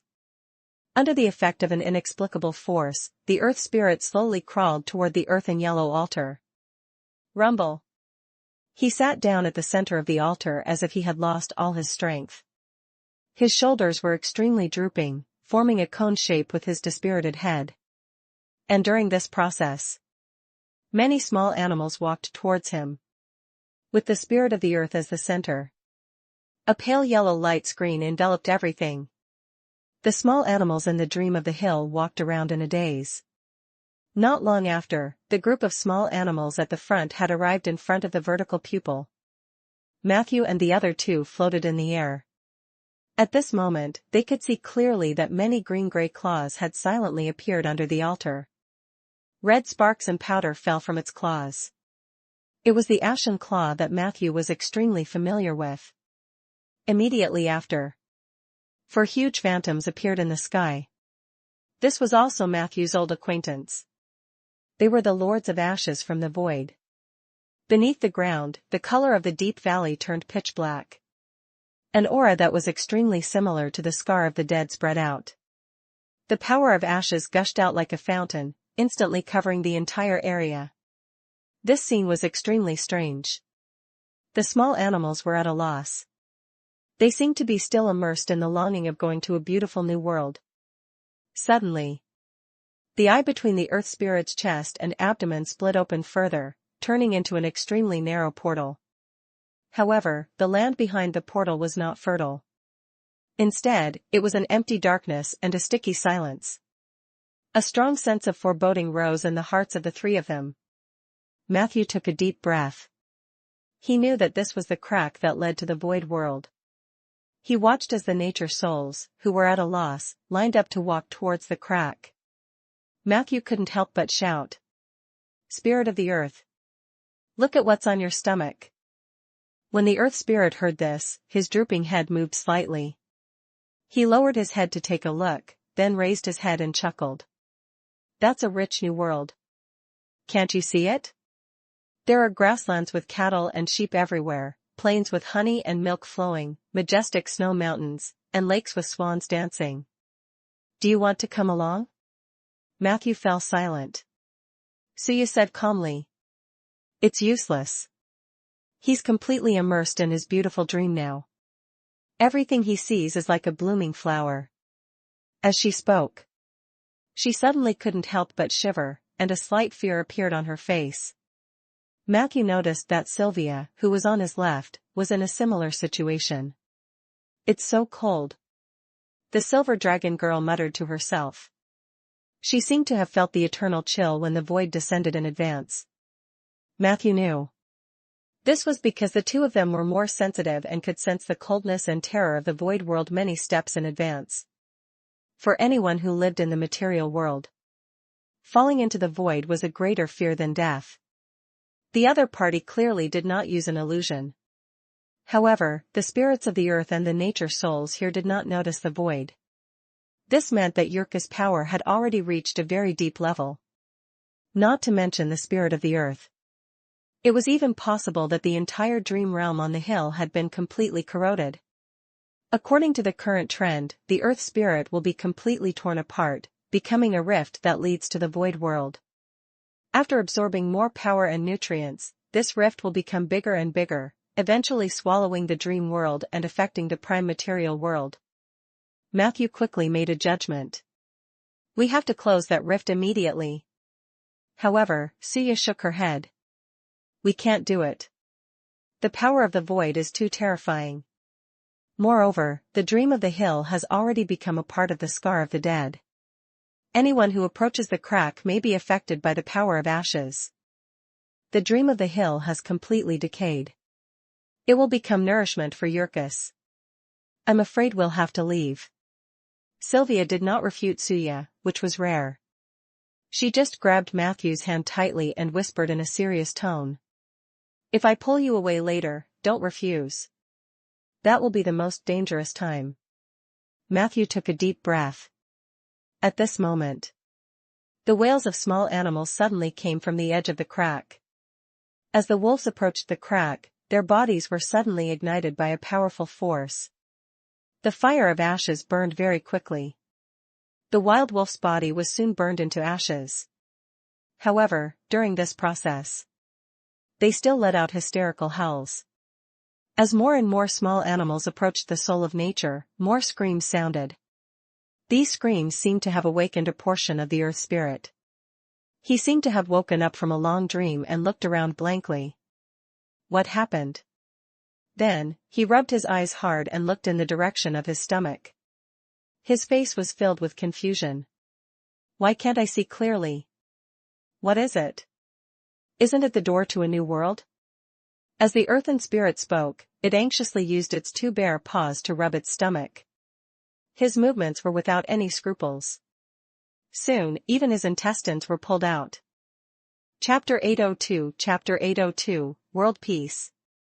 Chapter 802, World Peace. We can't take these nature souls away because they also have the power from the ashes. It will pollute our dreams. As a nature soul, you should be able to understand this. The spirit of the earth looked dejected. He suddenly pounded his thigh heavily. Damn it. Why is this happening? If only the seed of the holy oak tree was still here.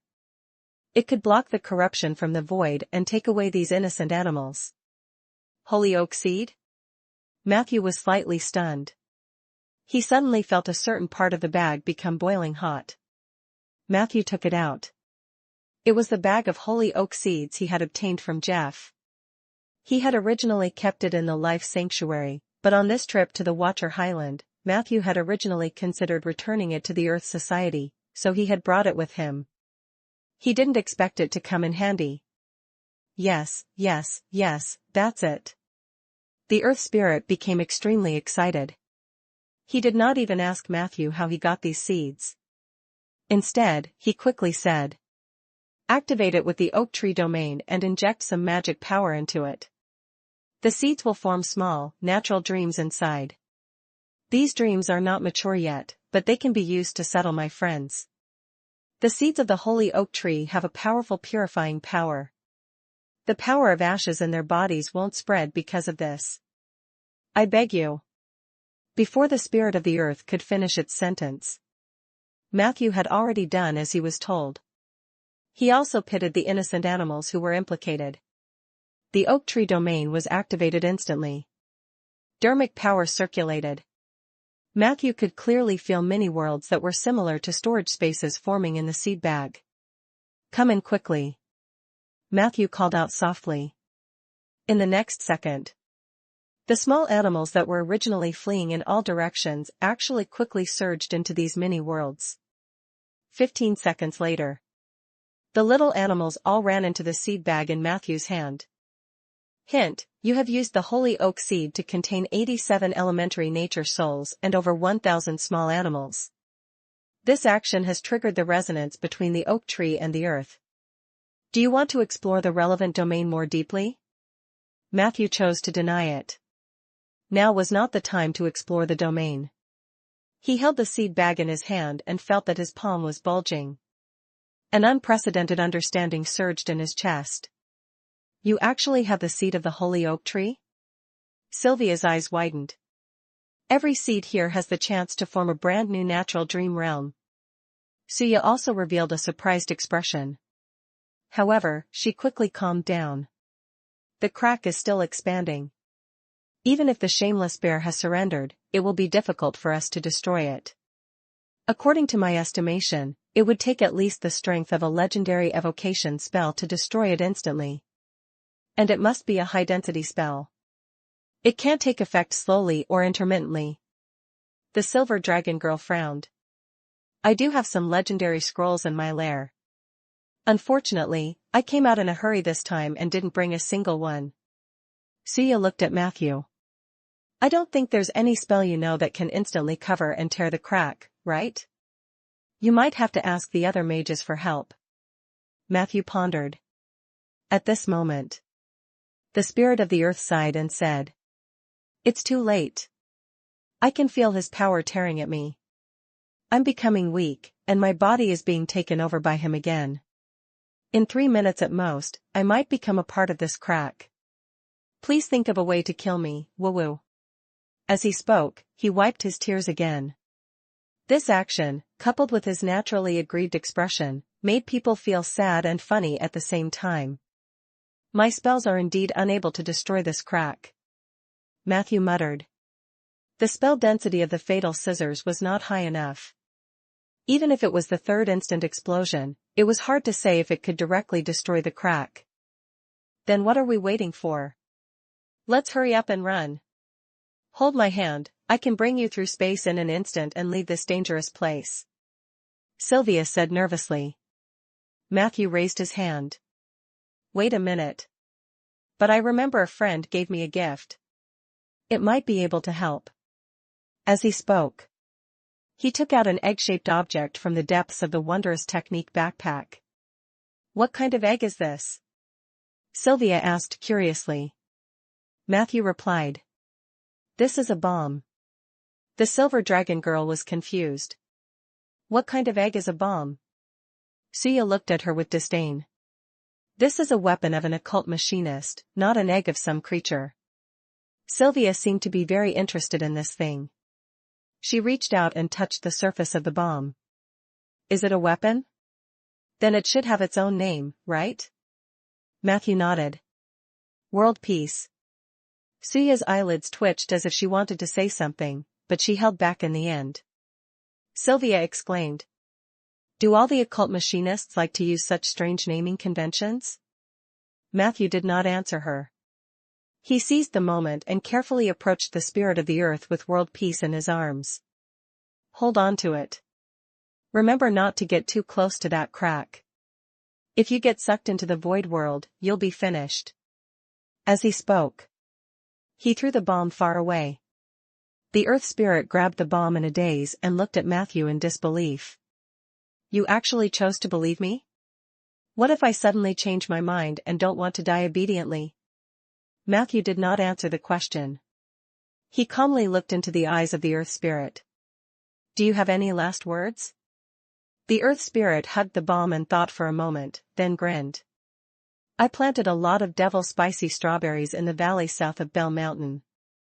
The climate there is like spring all year round, which is very suitable for the growth of these strawberries. You must go and try them when you have time. That's all. Good luck. As he spoke, he turned his head away in fear of the bomb.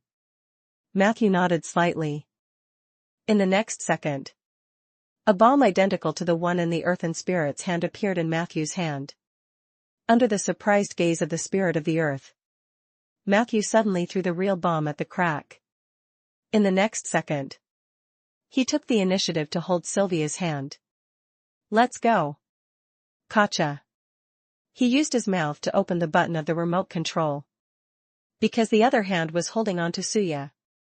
Whoosh. The scene in front of him began to distort. A terrifying, destructive power erupted from the altar.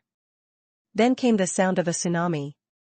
The three figures instantly disappeared from the dream. The flames immediately burned everything. At that moment, in the Wisdom Palace in Cloud Edge City, a short, flat-chested girl who was mixing potions suddenly stopped. She looked up from the corner of her eye and saw that the indicator light on the helmet's antenna had suddenly turned dark red. At first, she was puzzled for a moment. After a long time, she suddenly realized something. Oh, it's the gift for Matthew. A blissful expression immediately appeared on her face. That's great. It looks like this world has become a little more peaceful. Chapter 803, Song of the Silver Dragon and News Advisor. Chapter 803, Song of the Silver Dragon and News Advisor. Hint, you have activated the bomb, World Peace. It successfully blew up the rift leading to the Void World. Because of this, the Hill Dream Realm fell into an endless collapse. You have killed the cursed Earth Spirit Baal. You have obtained the recognition of the will of the Earth. If you can advance further in the Earth domain, you will have the opportunity to obtain the relevant authority. The aftermath of the World Peace explosion will soon affect the real world from the Dream of the Hill. There is a certain chance that the image of you using the bomb to detonate the rift will be captured. After that, it will be known as a phenomenon. The following groups will know part or all of the truth of this explosion. 1. A bard with a perception of 15 and above, and who lives in the south. 2. Spellcasters who were proficient in prophecy. 3. Druids of the Earth Society. 4. The higher-ups of the various large organizations were paying close attention to this matter. 5. The gods of the Heavenly Palace. Your area legend level +1, Watcher Highland.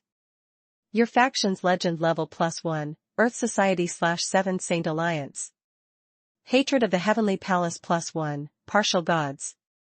The God of Light and Knowledge has paid attention to you. The dense words flashed in front of Matthew. The moment he left the Dream of the Hill, he felt that there was nothing under his feet. He found that the three of them had appeared in the sky above Cross City.